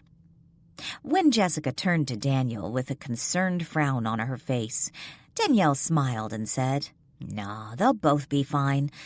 Not sure how my bushes in the side yard will fare, but those two will be okay." "I'm really sorry I've ruined everyone's New Year's Eve," Richard told them. He sat on a chair with his injured foot propped up on a stool. Patricia stood up. "Don't be silly. We're just glad you're okay. And anyway, I have something I want to show you." Without telling anyone what that something was, Patricia left the room and ran upstairs. When she returned a few minutes later, she was carrying an overstuffed manila envelope. "What's that?" Richard asked. Everyone looked at Patricia, waiting for an answer. Patricia sat down on a chair next to Richard, the envelope on her lap. "Remember how I told you I stored our things in my car after I moved out of our apartment?" Richard nodded. "I remember." "I know there's always a chance someone will break into my car at the airport, steal our things. If that happened, I didn't want them to get this, so I brought this with me. I never really thought I would be bringing them out while I was here." "What is it?" Chris asked. Patricia smiled. "Old photographs. Really the only things I have left of our parents. After Mom died and we were taken into foster care, her things, well, they pretty much disappeared. I really have no idea what happened to them. She didn't have a lot. What she did have, it was gone." "But they gave you the pictures?" Danielle asked. Patricia looked over to Danielle. "Not exactly. I went back to the apartment after I turned 18. Of course, everything had changed. There had been a number of tenants since we moved out, and the guy who owned the apartment had sold it a few years before I returned. But there was one tenant still living at the apartment, an older woman who had been a friend of my mother's. She had the photographs, and she gave them to me." "How did she happen to have them?" Danielle asked. "I guess when they were cleaning out the apartment, she went in and started looking around. She saw the old photographs. They had been tossed in the trash, and she recovered them. She hoped I'd come back someday so she could give them to me." "Can I see?" Jessica asked. "Yes, we all can. I haven't looked at these pictures for years. It was always so painful. But now?" Patricia flashed Richard a smile. She opened the manila envelope. Inside were a number of smaller envelopes, each labeled with brief handwritten notations indicating what photographs were inside. The one labeled Bobby and Patricia she handed to Richard. The envelope marked Mom and Dad's wedding and honeymoon she handed to Jessica. Curious, Danielle and Chris stood behind Richard, sneaking a look at his childhood photographs. Walt wasn't particularly interested in looking through old pictures. He and his cigar vanished, retreating to Danielle's bedroom upstairs, the door closed, and the television turned on with the volume low. "It's me!" Richard exclaimed. Patricia glanced over and looked at the photograph he held. "That was taken about 6 months before Mom died. I have some pictures my adoptive parents, took of me when I was about that age. Must have been right after they got me. I have to be your brother. It looks just like the photos I have of me when I was that age." Why do you have pictures of Anna's wedding? Jessica asked. She sat cross-legged on the floor, holding several photographs in her hand. What are you talking about, Jessica? Those are your grandparents' wedding pictures. My mom and dad. No, Jessica shook her head. This is Anna. No, honey. Patricia grabbed a photograph out of her daughter's hand. This is... Oh, my goodness. It does look like Anna. Patricia stared at the photograph a moment. Let me see, Danielle asked. Patricia handed her the picture and then quickly flipped through the remaining wedding photographs. She shook her head in disbelief. This is amazing, Danielle said in awe. Anna is a dead ringer for your mom. Richard held a wedding picture in his hand, staring at it.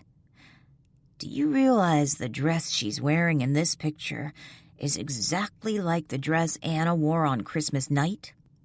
Let me see, Patricia said. As Patricia, Richard, Jessica, and Danielle pored over the wedding and honeymoon pictures, amazed at the startling likeness between the two women, Chris stood silently by the fireplace, watching. Danielle was about to say something to Chris when she looked up and realized he was not participating in the discussion. He was watching. By his expression, she knew he was not surprised at the uncanny likeness. Chapter 39. The clock struck midnight. Ian kissed Lily while Richard pressed a chaste kiss against his sister's cheek, and then Danielle's. Chris was following suit, first giving Patricia a quick kiss, but when he got to Danielle, the kiss he initially intended for her cheek landed on her lips. He didn't linger. He could feel Walt watching. It was officially 2015. Jessica had fallen asleep on the sofa. Not wanting to wake her, Chris offered to carry her upstairs. She's too heavy, Patricia protested. Don't be silly, there's no reason to wake her, he insisted. Chris was halfway up the stairs when he began to regret his rash offer.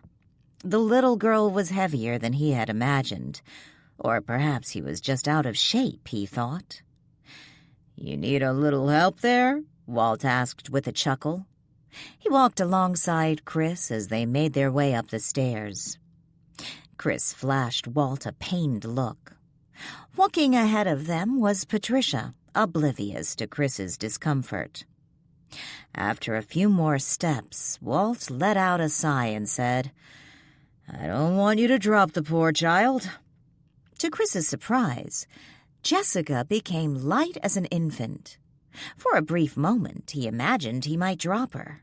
The radical shift in weight had momentarily caused him to lose balance. But then he steadied himself and continued up the staircase with no difficulty. Glancing over to Walt, Chris understood what had just happened. The two men, one a spirit and one flesh and blood, carried the child together up the stairs and to her room. What's going on, Chris? Who is Anna? Danielle demanded after everyone else had gone to bed. She found him in the parlor. Walt appeared. I'd like to know the answer to that question, too. Chris let out a sigh and sat down at the parlor desk. I thought you would have figured it out by now. Anna is Trudy Ann, Patricia and Richard's birth mother. How is that even possible? Danielle sat down and looked at Chris, waiting for his explanation. I'm definitely confused. Walt waved his hand for a cigar. The first time I met Richard was at his parents' funeral. I felt obligated to attend the funerals of all those who had died on the boating accident with my parents. That was my first mistake.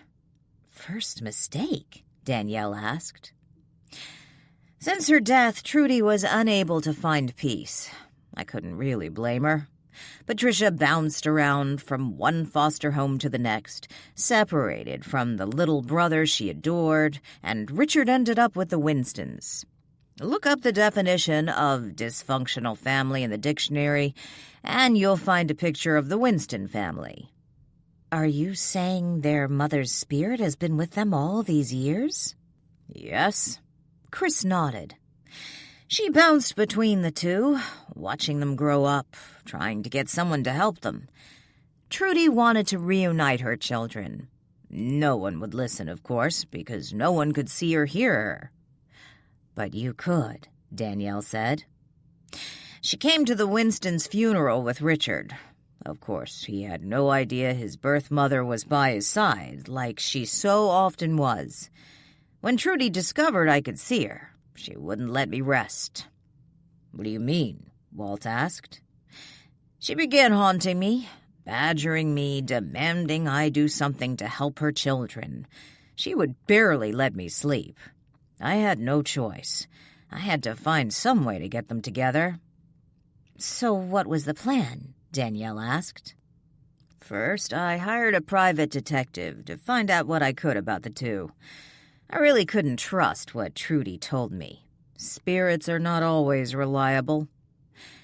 Exactly why did you look at me when you said that? Walt asked with a scowl. Is that when you learned about Richard's involvement with earthbound spirits? Or had Anna always known? Danielle asked. He wasn't involved with them until after his parents' death, after Trudy latched on to me. From what I can tell, he was devastated when he learned the truth about the adoption, how his parents had lied to him all those years. He was vulnerable, looking for answers. Earthbound Spirits was there with answers, for a price. Was he really that upset to discover he was adopted? Walt asked. Chris shook his head. It was not the adoption per se, but Trudy had seen what had gone on all those years, how the Winstons worked to erase his early memories. Remember, he was 6 years old when she died. He naturally remembered things, but for years they pounded into him that his memories were all his imagination. Like he was crazy, Danielle murmured. Yes. The way people want us to feel if we foolishly reveal we can see spirits, Chris told her. So you were behind benevolent charities, like I thought, Danielle asked. Yes, but not for the reasons you assumed. I learned Richard had reservations here, and I figured if I could get Patricia here for Christmas, it would be the one way to get them together, at least under the same roof. So I created the phony charity and threw in the gifts as incentives so she'd come. I had learned Patricia lost her job and was on the verge of being evicted, which did happen, so I figured she couldn't afford to pass up the trip. I'm not sure why you went through all this, Danielle said. Wouldn't it have been easier to simply send them each an anonymous letter letting them know about each other? After all, it shouldn't be too difficult to prove they're related with a DNA test. Trust me, I offered to do that after Trudy first latched on to me. But Richard was in such a bad place, and the people he thought were his parents so betrayed him. Trudy was afraid if Patricia just showed up, he'd suspect her of just being there for his money. That she'd always known about him, but had never tried to contact him. Trudy wanted to do something where they'd have a chance to get to know each other first.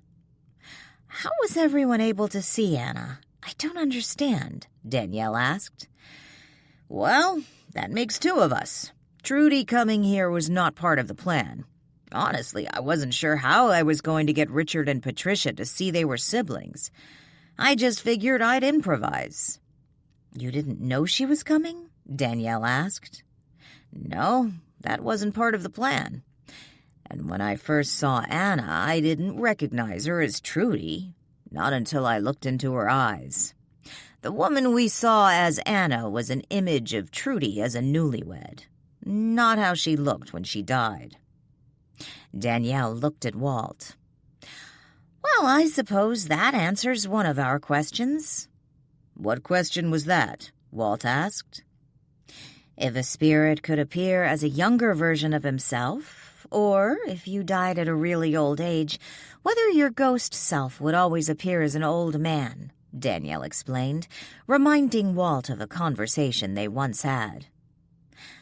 That may explain how she appeared as a younger version of herself, Walt began. It still doesn't explain how everyone could see her, and it wasn't an illusion. She appeared as flesh and blood. Chris stood up and walked across the room to the window. Pushing the curtain aside, he looked out into the dark night. I've wondered how she did that, and when she disappeared, I wondered where she went. He turned and faced Walt. And she couldn't see you. Me? Walt asked. Chris nodded. It's always been my experience that spirits can see each other. It's not like Danielle and me, where we can see spirits, but Lily and the rest can't. Yet when Trudy was in this state, whatever state that might be, she couldn't see or hear Walt. You really didn't know she was leaving right after Christmas? Danielle asked. I had no idea. Frankly, I was surprised when she disappeared because Richard and Patricia still had not considered the possibility they were siblings. I just naturally assumed she would stick around until they did. Danielle studied Chris for a moment and then asked, Remember when Brian said he heard you and Anna arguing at the diner?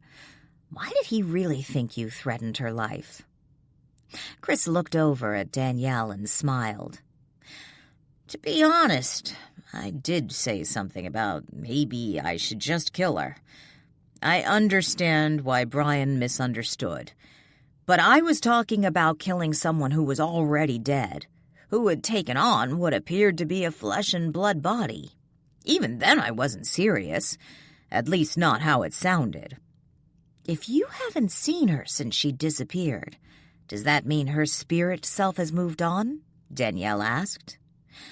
That's what I'm beginning to believe. If she just went back to how she was the last time I saw her at Dana Point, I would assume I could see her. Perhaps she has truly moved on, Danielle suggested. Walt stood up and angrily asked, I want to know how she did that. How did she become flesh and blood? Walt disappeared. Danielle stared at where Walt had been standing right before he vanished. Why is Walt so upset? Chris smiled. I think I know. Why? I think he would like to be able to do what Trudy did, to come back as a flesh and blood person, if only for a brief time. Why would he want that? What would be the point if he could only come back for a few days? Chris reached out and grabbed Danielle's right hand, gently squeezing her fingertips. He looked into her eyes. For you, of course. Me?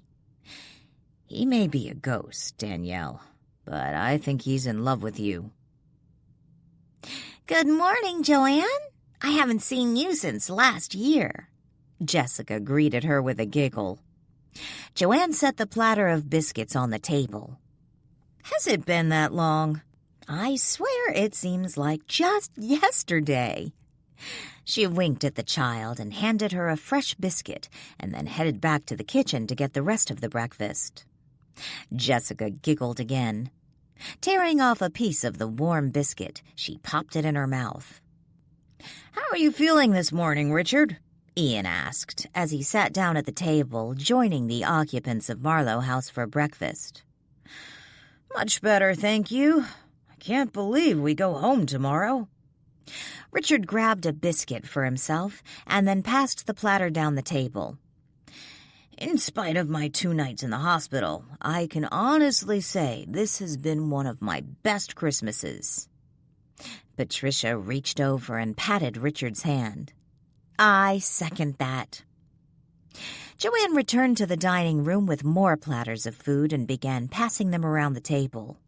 I'm going to miss you all, Danielle told them. I've really enjoyed sharing Christmas with all of you.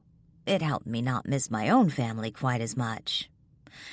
It feels like family around this table, Lily said. Danielle flashed her a smile. Do you fly back to Arizona in the morning? Chris asked Patricia. Patricia looked over at Richard. Should we tell them now? What? Lily asked. Richard's going to need some help. It'll be a while until he gets walking again. Jessica and I are going home with him. I'm sending someone to pick up her car at the airport, Richard explained. We're going to be pretty busy these next few days, getting Jessica enrolled in school, getting them both settled in, and severing all ties with earthbound spirits. I already called my attorney. About your will? Lily asked. After that incident with Cleve, I realized I can't be too careful. The last day in the hospital, I called my attorney at his home. He faxed me some papers to sign, making sure Earthbound Spirits doesn't get a penny of my money if something were to happen to me before I get my new will finalized. Walt appeared in the room. He lounged casually against the buffet, listening. I just want Richard safe, Patricia said. Danielle grinned. I'm happy for you both. I'm still trying to understand the uncanny resemblance between our mother and Anna, Patricia said. I think Anna was Grandma, Jessica said with conviction. Patricia smiled at her daughter. She definitely looked like Mom. And you never noticed the resemblance when Anna was here? Lily asked. Patricia shook her head. No, Mom went gray at a very young age. I think she was completely gray by the time she turned 35. Her illness those last few months really aged her. Unfortunately, that's how I tend to remember her. Richard looked over at his sister. I like to think Jessica is on to something. Maybe she is. Patricia returned her brother's smile. What are your plans, Chris? Richard asked a few moments later. Walt studied Chris. Yes, what are your plans? At Danielle's open house, I met one of her friends, Adam Nichols. Lily raised her brows. Adam? He mentioned he owned a property rental company in town, and Ian said that's who he got his house through. So I thought I'd go talk to him tomorrow, see what he has available. Weren't you planning to check out tomorrow? Lily asked, flashing Danielle a grin. Chris looked over to Danielle. I was hoping Danielle would be willing to rent me a room until I can find something more permanent. Walt stood up straight. You're staying here? I like Frederickport. It rather grows on you, especially the people. Gee, Danny, you think you can rent Chris a room for a few more days? Lily asked mischievously. Certainly. We'd love to have you. Danielle grinned. Fine, but he moves back downstairs, Walt said before he disappeared. Chapter 40. Bundled up in a quilt, Danielle sat in the swing in front of Marlow House. The toe of her right sneaker repeatedly pushed against the damp ground, keeping the swing in motion. It was chilly outside, not surprising considering it was New Year's Day. Inside the house, the occupants watched football in the living room, all except Jessica, who was in the kitchen finishing her paint-by-numbers pictures she had started several days earlier. On Danielle's lap was Max, snuggled beneath the quilt, his black nose and whiskers peeking out from the blanket's folds. What are you doing out here in the cold? A familiar voice called out from the direction of the street. Danielle looked up and smiled. Happy New Year's, Chief. She scooted over in the swing, making room for him. When he sat down, Max reached out with his paw, giving him a swat before retreating back under the quilt. Nice to see you too, Max, McDonald chuckled. Why aren't you home watching football? Thought I'd stop by and see how Mr. Winston is doing. He's doing great. They're all going home in the morning. I'm going to miss them. Well, all but Chris. He's decided to stay in Frederickport. Really?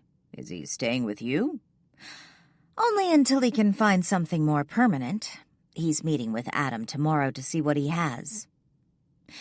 The chief leaned back in the swing and looked across the street. His foot moved in unison with Danielle's, keeping the swing in motion. I don't imagine Joe's going to be thrilled with that. Joe? What does Joe have to do with it? For some reason, he feels responsible for you. Doesn't seem to like this Chris character, especially when he found out he was using an alias, and after what Brian overheard at the diner. And then, of course, we have your missing guest, who remains MIA. Actually, Danielle said with a sigh, I can explain all that. You can. I know now what happened to Anna. Well, at least I have an idea. I can tell you, but of course it's not something I can tell Joe, so I imagine he'll continue having his suspicions. Are you saying this has something to do with ghosts? Danielle nodded and then proceeded to tell the chief the truth about Anna and Chris and what had happened over the last 2 weeks.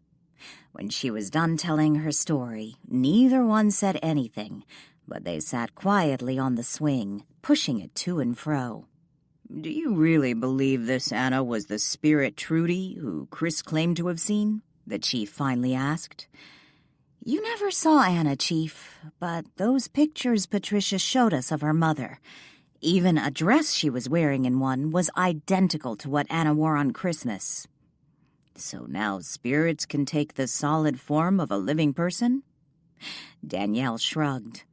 I think Walt, or Chris, can't remember which one, said something about Anna appearing in a flesh and blood form. But maybe she didn't. It could be her energy creating the illusion, like with Walt. Just in this case, everyone could see her. Maybe it's no different than Darlene, just that her appearance lasted longer. Darlene? What does this have to do with Darlene? Lily can't normally see spirits, but she saw Darlene. And by the way, so did Adam Nichols. I don't think Darlene has moved on. I think she's haunting Pilgrim's Point. What makes you say that? I don't think Adam said anything to the cops when they showed up the other night after the accident, but Adam told me he saw a woman standing by Richard. She looked just like Darlene, and then she disappeared. I think Darlene may have pulled Richard out of his car. Everyone seems to be seeing ghosts. Even Evan, the chief grumbled. Your son? Did you talk to him about what I told you? Oh, yeah, the chief sighed. What happened? I told the boys I knew one of them threw a toy truck at a woman in our house, and then I wanted to talk to the guilty party, privately. I lied. Told them I already knew which one had done it, but I wanted the guilty one to fess up, and if he did, he wouldn't get in trouble. And that worked? Yeah, I'm a cop, remember? I scare people, especially little boys. Danielle laughed. You bully? Actually, I felt like crap. The poor kid, seeing some woman just appear like that. He told you? Yeah, later that night, Evan came into my room. Told me he did it, but that she had scared him. He said it always scares him when they show up like that. They? MacDonald closed his eyes and leaned back. Yep. Oh, my. Evan is like me and Chris. MacDonald opened his eyes and turned to Danielle. The real reason I stopped by. I wanted to know if you'd help me with Evan. I don't want this to mess the poor kid up. Like it did with me. I think you turned out okay. Danielle removed the elastic band from her braid and tossed it onto the bedroom dresser. She stared into the mirror and combed her fingers through her hair, unbraiding it. When it was fairly smooth, she picked up her brush. After Danielle pulled the brush through her hair, Walt appeared and asked, 100 strokes. Excuse me? Danielle stopped brushing and looked at Walt. Don't women give their hair 100 strokes each night to keep it beautiful? Danielle grinned mischievously. I read somewhere the real reason women used to do that was to get rid of lice. Walt frowned. You certainly do know how to ruin a lovely picture. Danielle grinned and started brushing her hair again.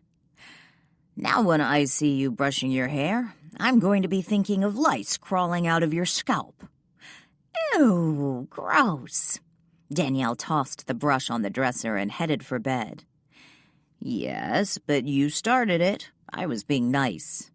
True, I can be a brat. Danielle climbed into bed and scooted to one side so Walt could sit next to her.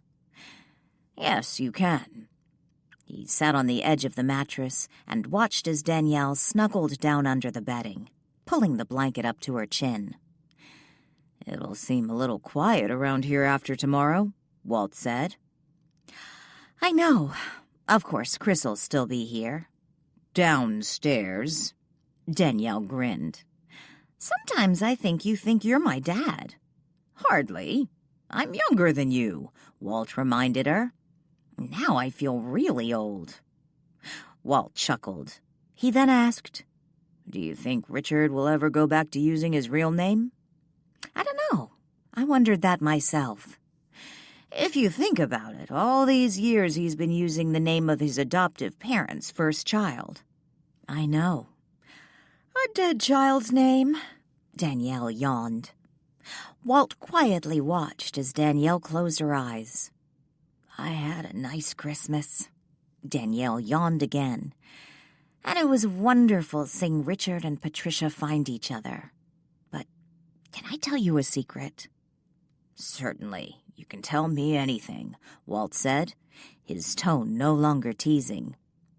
It made me really miss my family. It's hardest at Christmas time. I miss my mom and dad so much.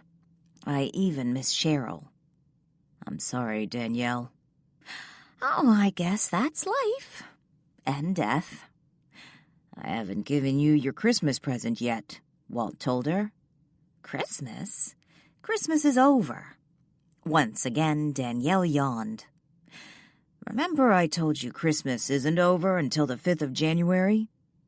Okay, Danielle murmured, already half asleep. Night, Walt. She heard carolers in the distance singing jingle bells. Opening her eyes, Danielle stood in the middle of a snow-covered field. The only clouds in the blue sky were white and puffy. Stretching out before her were 2 rows of Christmas trees, reminding her in some bizarre way of Oz's yellow brick road. Instead of yellow bricks creating a road, the path wound through 2 rows of pine trees, their branches dripping with red and gold glass balls. In spite of the snow, it wasn't cold, which was a good thing since she was only dressed in black leggings, boots, and an oversized Christmas sweater, sporting a felt patchwork rendition of Rudolph the Red-Nosed Reindeer. Wondering where she was, she glanced around and was about to shout, "Hello, is anyone here?" when Walt appeared. He wore what he typically wore when not dream-hopping, a suit circa 1920. Walt? Where are we? I'm here to give you your Christmas present. He took her hand and began leading her down the path between the 2 rows of Christmas trees. Are you taking me to meet Santa? To the North Pole? No, something better. Better than meeting Santa? Danielle teased. I think you'll like this better. He squeezed her hand. By the way, I understand now how Trudy came for Christmas as Anna. How? Christmas magic. Christmas magic? She asked. Yes, Danielle. Can't you feel it? Christmas is a magical time, and if you have faith, anything is possible. In the next moment, the snow turned to pavement, and the Christmas trees disappeared. She stood on the sidewalk in front of a familiar ranch-style house. A Christmas wreath hung on its front door. "My house!" Danielle cried out. "That's where I grew up!" Excited, she looked up and down the street. It was just as she remembered. "Come, Danielle, they're waiting." Walt led her by the hand up the walkway to the front door of the house she had once lived in. "Who's waiting?" "You'll see." Walt squeezed her hand again. In the next moment, the house's front door opened and Walt gently pushed her inside. The scent of pine and peppermint filled her head. Once again, she could hear the faint sound of Christmas carols, but this time it sounded as if it was coming from the radio. Instead of jingle bells, it was Bing Crosby singing, "I'll Be Home for Christmas." Standing in the entry hall of the house she had grown up in, she turned around, looking for Walt. But he was gone, and the front door was closed. "Walt!" she called out. "Danielle, we've been waiting for you," a woman's voice called out. Danielle turned and came face to face with her mother. Mrs. Boatman wore her Christmas apron over jeans and a T-shirt. In her hand, she held Danielle's Santa apron. She handed it to Danielle and said, "Dear, put your apron on." "Mom?" Danielle whispered. "Is that my little girl?" a man's voice boomed. In the next moment, Danielle found herself wrapped in her father's strong arms. His bear hug was soon replaced by her mother's more tender embrace. Closing her eyes, Danielle caught a whiff of Diva, her mother's favorite perfume. She breathed deeply, savoring the fragrance. "Danielle's here," another voice shouted. "They're anxious to see you," her mother whispered, breaking away from the embrace. With tear-filled eyes, Danielle turned to the new voices. It was her Aunt Susan, Uncle Carl, and Cousin Sean. They were all wearing their Christmas aprons, the ones she had brought home from Cheryl's. Everyone was talking at once. They led her into the kitchen, where a roasted turkey rested on a cutting board, waiting to be carved. On the kitchen table were bowls and platters filled with her favorite holiday foods. "After dinner, Cheryl wants to make graham cracker houses," her mother told her. "Cheryl, look who's here!" Uncle Carl shouted. Danielle turned and came face to face with her cousin Cheryl. To Danielle's surprise, Cheryl hadn't changed. She still wore too much makeup and her blouse revealed a bit too much cleavage. Yet Danielle thought she looked wonderful. Blue eyes twinkling, Cheryl opened her arms.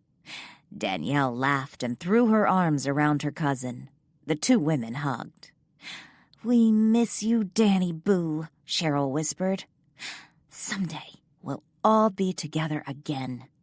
But for now, enjoy your life. You have a long one ahead of you. Merry Christmas." This concludes The Ghost Who Came for Christmas by Bobby Holmes, also known as Anna J. McIntyre. Narrated by Romy Nordlinger. Copyright 2015 by Bobby Holmes.